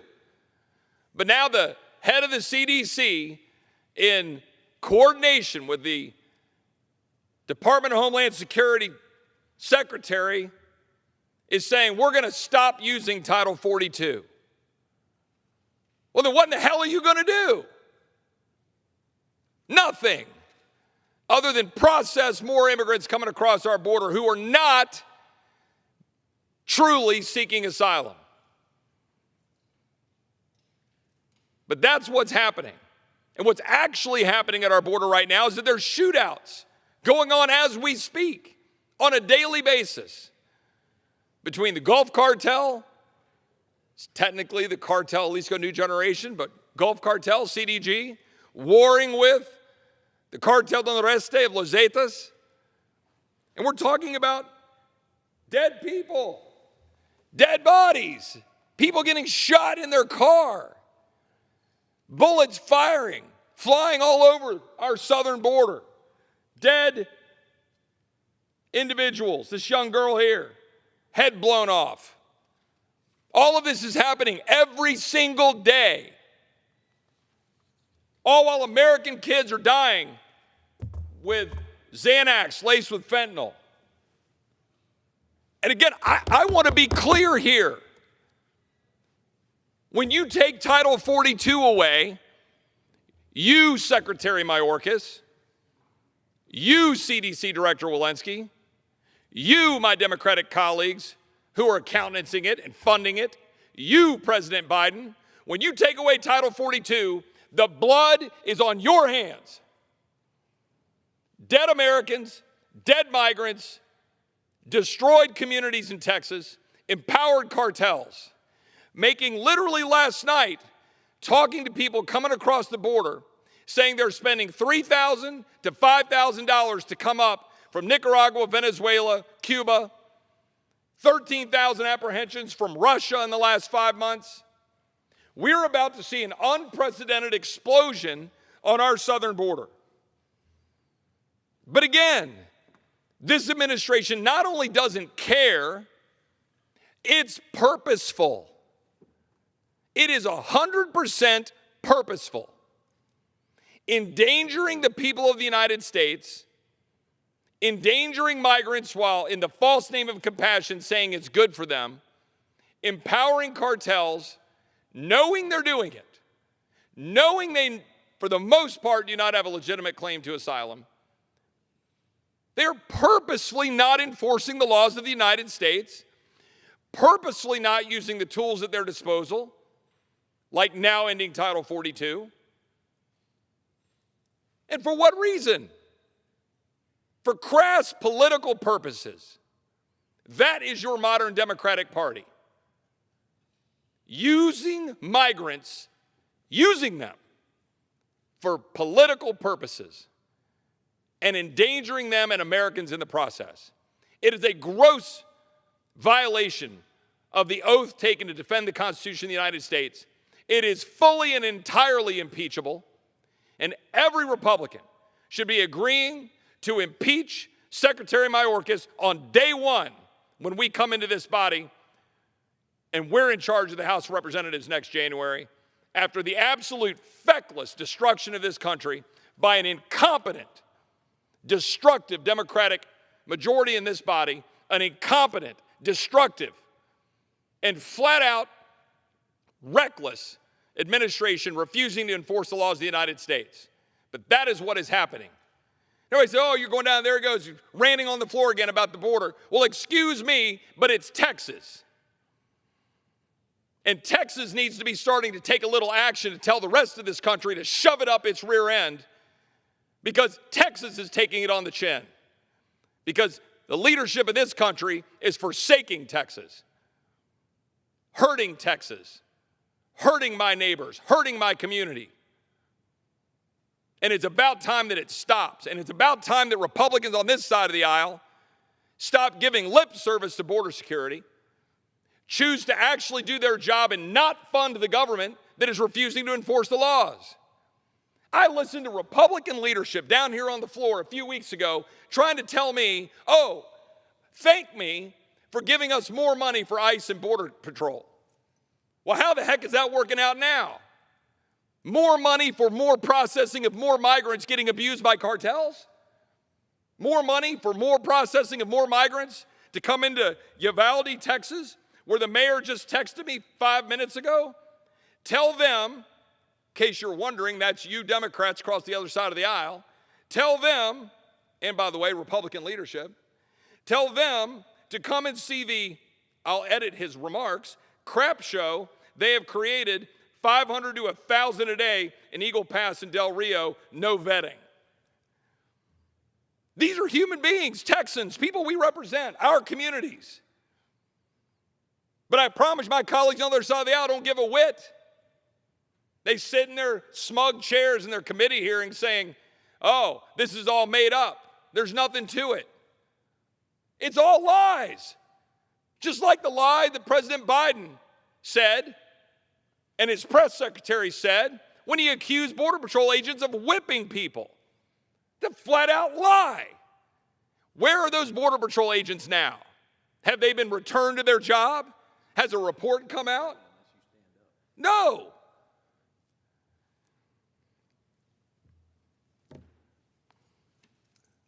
I'd like to yield to my friend from Virginia who accompanied me on a trip to the border not, about a month ago or so. Yes, and sir. He's a good friend, and he understands what's actually happening at our border, and I'd like to yield to my friend from Virginia. Thank you to the gentleman from Texas.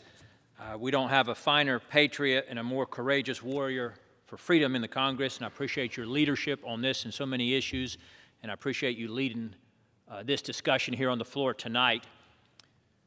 Never in the history of the country has our own president done more to intentionally harm the country than this president has done in his first year in Congress. Never in the history of the country has our own president done more to harm the United States than this president has done willfully, intentionally, than what he's done with the border in his first year. We're averaging 7,000 illegals across the border a day right now. The administration's admitting that. They're allowing 7,000 illegals across the border a day. I had a constituent say to me on the phone just 2 days ago, nothing this administration is doing makes sense unless they hate the country. Nothing that this administration is doing makes sense unless they hate the country. Whether you're talking about the crime crisis, the inflation crisis, our diminished standing on the national stage, the spending crisis, the energy crisis, what we're doing to American energy and making us depend on foreign nations who hate us.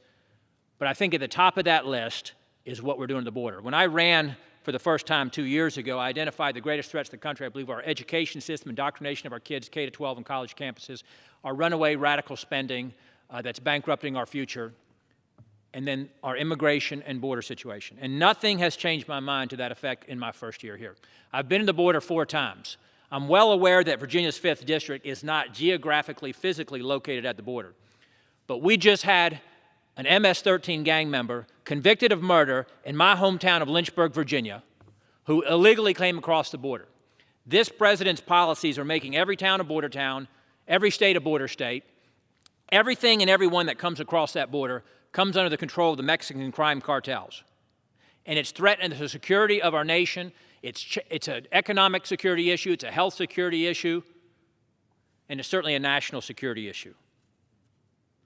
And the projection that I'm seeing with the ending of Title 42, the egregious attempt to end Title 42, projections I'm seeing is going to take it from 7,000 a day to 18,000 a day. 7,000 a day to 18,000 a day, perhaps even tripling what's already happened. We had 2 million illegal crossings a year ago. Extrapolate that out for 4 years. Are we going to allow this president to have 8 million come across at the current pace? My most recent trip to the border that my friend from Texas was mentioning was to Del Rio, Texas. He led a trip to Del Rio, Texas. You might remember that's where we had Bidentown just a few weeks ago with 20,000 Haitian migrants assembled under the bridge there in Bidentown, Del Rio, Texas. Well, while we don't have that still today, because they distributed those migrants, those illegals, into the interior of the country, which they're doing all the time, by the way, flying and busing illegal aliens in the dark of night, wherever they want to go throughout the country, with no even requirement of a court date to appear. It's a pinky promise that we'll get back with you in the future and give you a date to appear. So while we don't have 20,000 in Bidentown under the bridge right now in Del Rio, Texas, right through that corridor, Border Patrol and the ranchers and the sheriffs that were there told us it's 1,000 a day through there. So every 3 weeks, you've got a repeat of what we saw with Bidentown just a few weeks ago in Del Rio, Texas. Does this administration care? Every resource they have committed or directed to that border has been to facilitate, to willfully, purposely facilitate more illegals crossing into our country and to hide it from the American people. To hide it from the American people. There's been no effort by this administration in this president's first year, to stem it, to stop it. Instead, they try to facilitate it, hide it from the American people, and now they want to make it worse, 2 or 3 times worse, with what they're doing with Title 42. So with that, I yield to the gentleman from Texas or the gentleman from Pennsylvania. Well, before I yield to the gentleman from Pennsylvania, which I'll do momentarily, I just want to pick up on something the gentleman from Virginia said and see if he would agree that if Title 42 goes away, our country is completely open to anyone who wants to come in. Would the gentleman agree? Absolutely. Because virtually everyone who has been turned away, it's been almost entirely done under Title 42, That's correct? right. Now, for the listeners at home, Title 42 is a health code provision allowing our officials in government to turn people away if we have a communicable disease environment like we do during the COVID pandemic. Now, we can do it for any number of communicable diseases, but we've got that in place now. And under Title 42, that has been roughly half of the folks been turned away under Title 42. Would the gentleman agree? Yeah, but they're just turnarounds coming right back. So to that point, would it surprise the gentleman that under the administration we have turned away 1.7 million people under Title 42? Since 2019, when that was instated, right? Yeah, Title 42 has been used more than one, including the time under the Trump administration, 1.7 million times during the pandemic. All the people that were turned back would likely have been let in and released into the United States under this administration. Now, some of those are repeats. That's right. But something along the lines of 1 million people that would have been released into the United States last year. Does the gentleman agree? Absolutely. And then one other point. Of the people that have come into the United States and are being encountered, these are all not just nice people looking for a job, are they? 160 different countries. 160 different countries. Roughly 10,763 criminal non-citizens and at least 3,662 have been arrested thus far in fiscal year 2022. The combined timeframes include roughly 85 convictions of manslaughter or homicide, 604 sexual offenses, and 2,892 convictions of illegal drug possession and trafficking, based on reports at least 14 illegal migrants who are on the terrorist watch list were stopped at the southern border in fiscal year 2021. But the biggest problem is what? Gotaways. The gotaways. The more than 500,000 known gotaways, known gotaways last year. So if we've got people we're catching on the terrorist watch list, if we've got criminals convicted of sex crimes, convicted of murder and manslaughter that we're catching, but that's all people that Border Patrol are running across and they're often turning themselves in. All of those known gotaways, do you think those are just the angels seeking a nice job? These aren't the ones dressed head to toe in camo with the carpet shoes on who are evading capture, are they? It would be. How about that?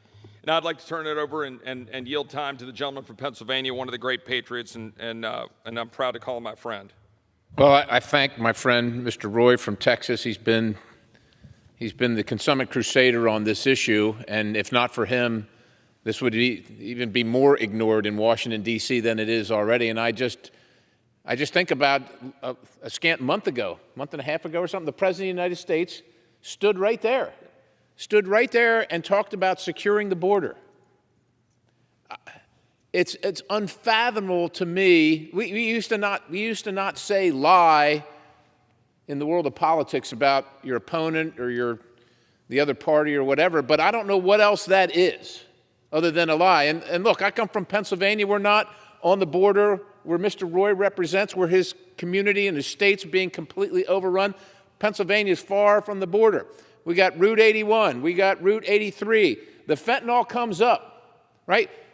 The president took an oath to faithfully discharge the laws of this country, but just abrogating them. You just wonder, who's he representing? Whose citizens is he representing? Because the people in my community, the people all across the country are dying at record levels from drugs coming across the southern border, and nothing's happening to stop it. It's not only people coming here illegally and taking your jobs, and all these different languages that your school has to teach now. Somebody's going to pay for that. Who can afford this, and whose job is it to safeguard America? If it's not the president's job, whose job is it? Like Chip Roy's trying, Bob Good's trying. Well, we can't keep Title 42 in place. Even better yet, the question should be, why isn't Remain in Mexico in place? Seek asylum the correct way. Stay in the country, the first country you come to, if you're indeed oppressed in a political, you're suffering political retribution for your beliefs or religious persecution, the first country you come to. But the first country you come to when you travel through Mexico, when you fly into Mexico from one of the other 160, 190 countries on the planet, isn't the United States. It's Mexico. Yet the president says, the border's open. These people aren't coming to the White House, ladies and gentlemen. They're coming to your house, coming to your community. They're not going to Joe Biden's house in Delaware, not coming to Pennsylvania Avenue, coming to your house and your community. And they're bringing the drugs with them, human trafficking, and for goodness sakes, your taxes. Half the people on this side of the aisle just supported, 75% of the people on this side of the aisle just supported more spending for this. And you know what it does? Bob Good's right. You're not going to see them all piled up under the bridge at Del Rio, because we're going to hire more people to move them more efficiently into your town, because they don't like that look. It's not hired to stop them. They're hired to more efficiently have them come to your town, your community, including the people on the terrorist watch list, criminals, the fentanyl, the human trafficking, coming to your town. Well, thank you, Mr. President. Turn it back over to my friend from Texas. Well, and ask my friend from Pennsylvania if he's aware that our colleague and colleague in the House Freedom Caucus, our friend Yvette Harrell from New Mexico, introduced legislation a year ago, actually over a year ago, to require the use of Title 42. Is that right? That's right. And all we need is enough people to sign it. Look, whether you're a Democrat or you're a Republican, these folks are coming to your town. The fentanyl's coming to your town. The overdoses are coming to your town. All you have to do, if your leadership says we refuse to move this bill that the American people want, maintain this Title 42, all you have to do is go down and sign that piece of paper, and we can do it. Leadership can't hold us up. But they don't want to do it, do they? They do not. And so I just want to make sure for every American out there, just to understand the truth, if you are disgusted about what's happening at our border, if you are concerned about what's actually happening to our communities, there is a way we can solve this problem without Speaker Pelosi making the decision. Because, see, that's how things work, right? We don't ever debate. We don't ever amend. We never actually have discussion in the People's House. The Speaker in a back room decides what happens on the floor, vote yes or no, walk out and give a press conference. But we can do something about that. There's a tool. It's called a discharge petition. We have a discharge petition at the desk to try to empower the actual representatives of this country. We have 200 and I think now 8 Republicans on that discharge petition. How many Democrats? We have 0 Democrats, not 1 Democrat on that discharge petition. Now, I want everybody to think about that.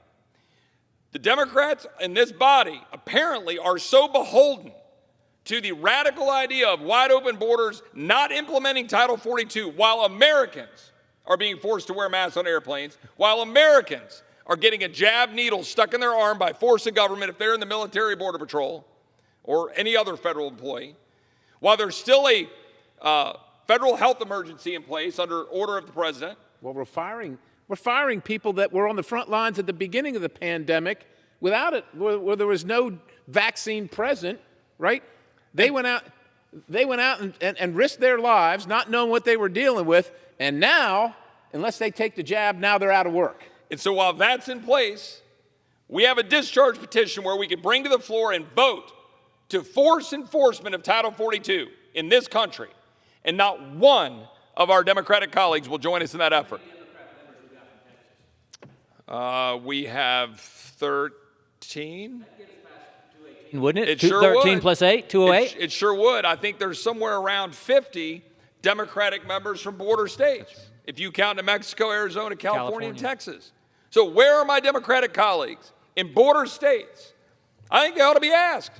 I want to know, why won't my Democratic colleagues from border states or anywhere else in the country say they believe that we ought to enforce Title 42? Because guess what? There are a few senators who have said so. Isn't that right? There's a few senators. I think there's a few representatives that said so too. Now, they can put their money, so to speak, where their mouth is. You can say it, but you can take some action. That talk is cheap, right? Take some action and walk down there and sign the paper. And once one does, maybe a few more will, because their constituents, their bosses, their citizens, their communities are being wrecked too. And it is a way to wrestle control of the People's House away from a handful of self-anointed individuals who are wrecking this country in the name of so-called democracy. My gentleman, my friend from Virginia, agree. Absolutely. You mentioned Secretary Mayorkas. He has said the border is secure. The border is secure, he has said, when, as you know, we have lost operational control of our border. The Mexican crime cartels are making hundreds of millions of dollars a month off sex trafficking, drug trafficking, child trafficking, human trafficking, you name it. Everything that comes across that border comes under the control of the Mexican crime cartel. There's no humane component to it. They're finding dead bodies at the border of people who were trying to, they got, starved or they are dehydrated or they just couldn't make the journey or something happened to them on the way. And you talked about Remain in Mexico policy. Instead of Remain in Mexico policy, the MPP that was in place under the Trump administration, here we've got the United Nations using our own resources that we pay the United Nations to help illegals cheat our asylum system.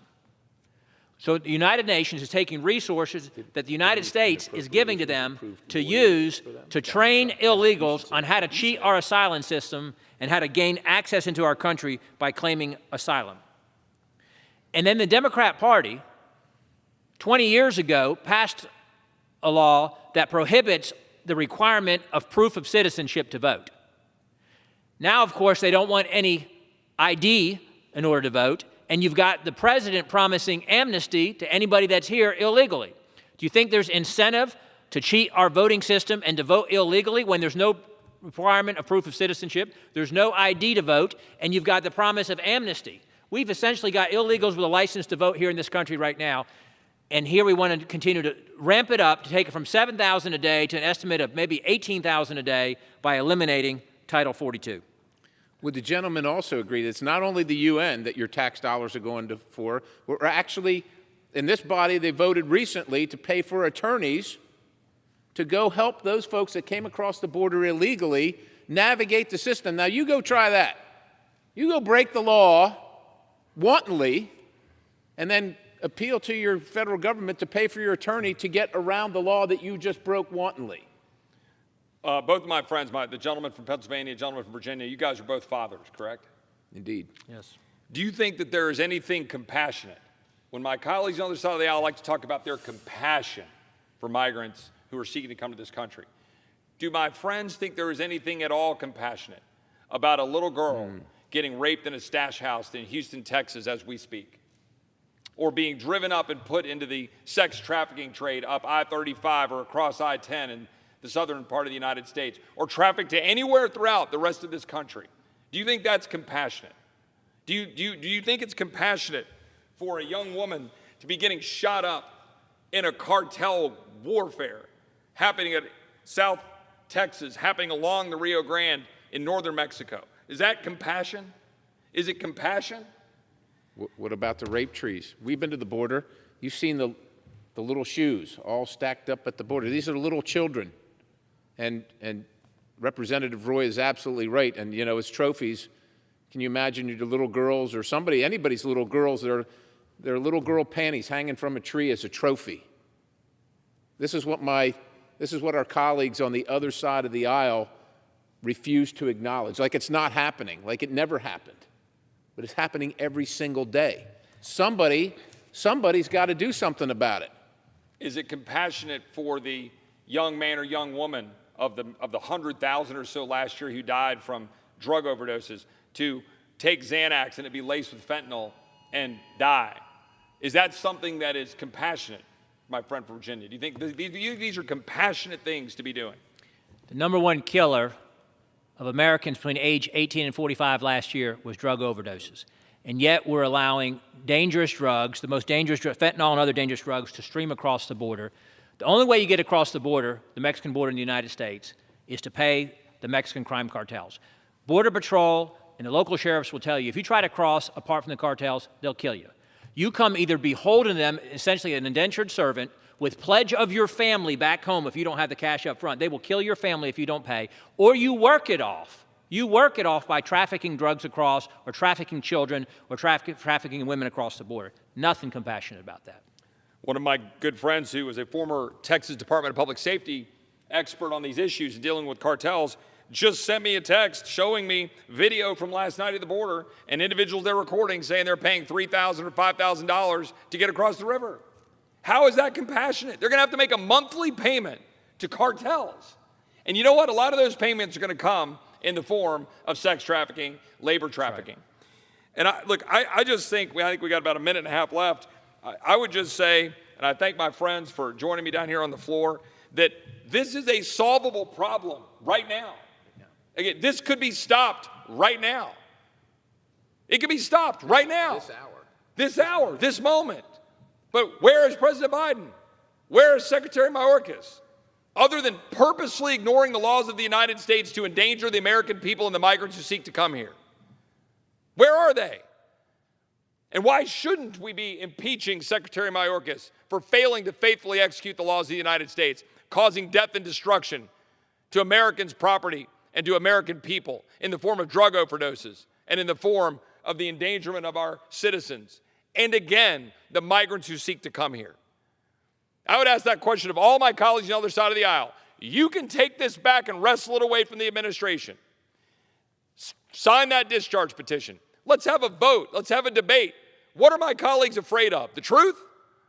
What are they afraid of? The rule of law? What are they afraid of? A secure America? Migrants who get to come here safely? Put aside the politics and stand up for our country. That's our job as members of the House of Representatives, and I thank the gentleman from Virginia and Pennsylvania, and I yield back. The member has yielded back.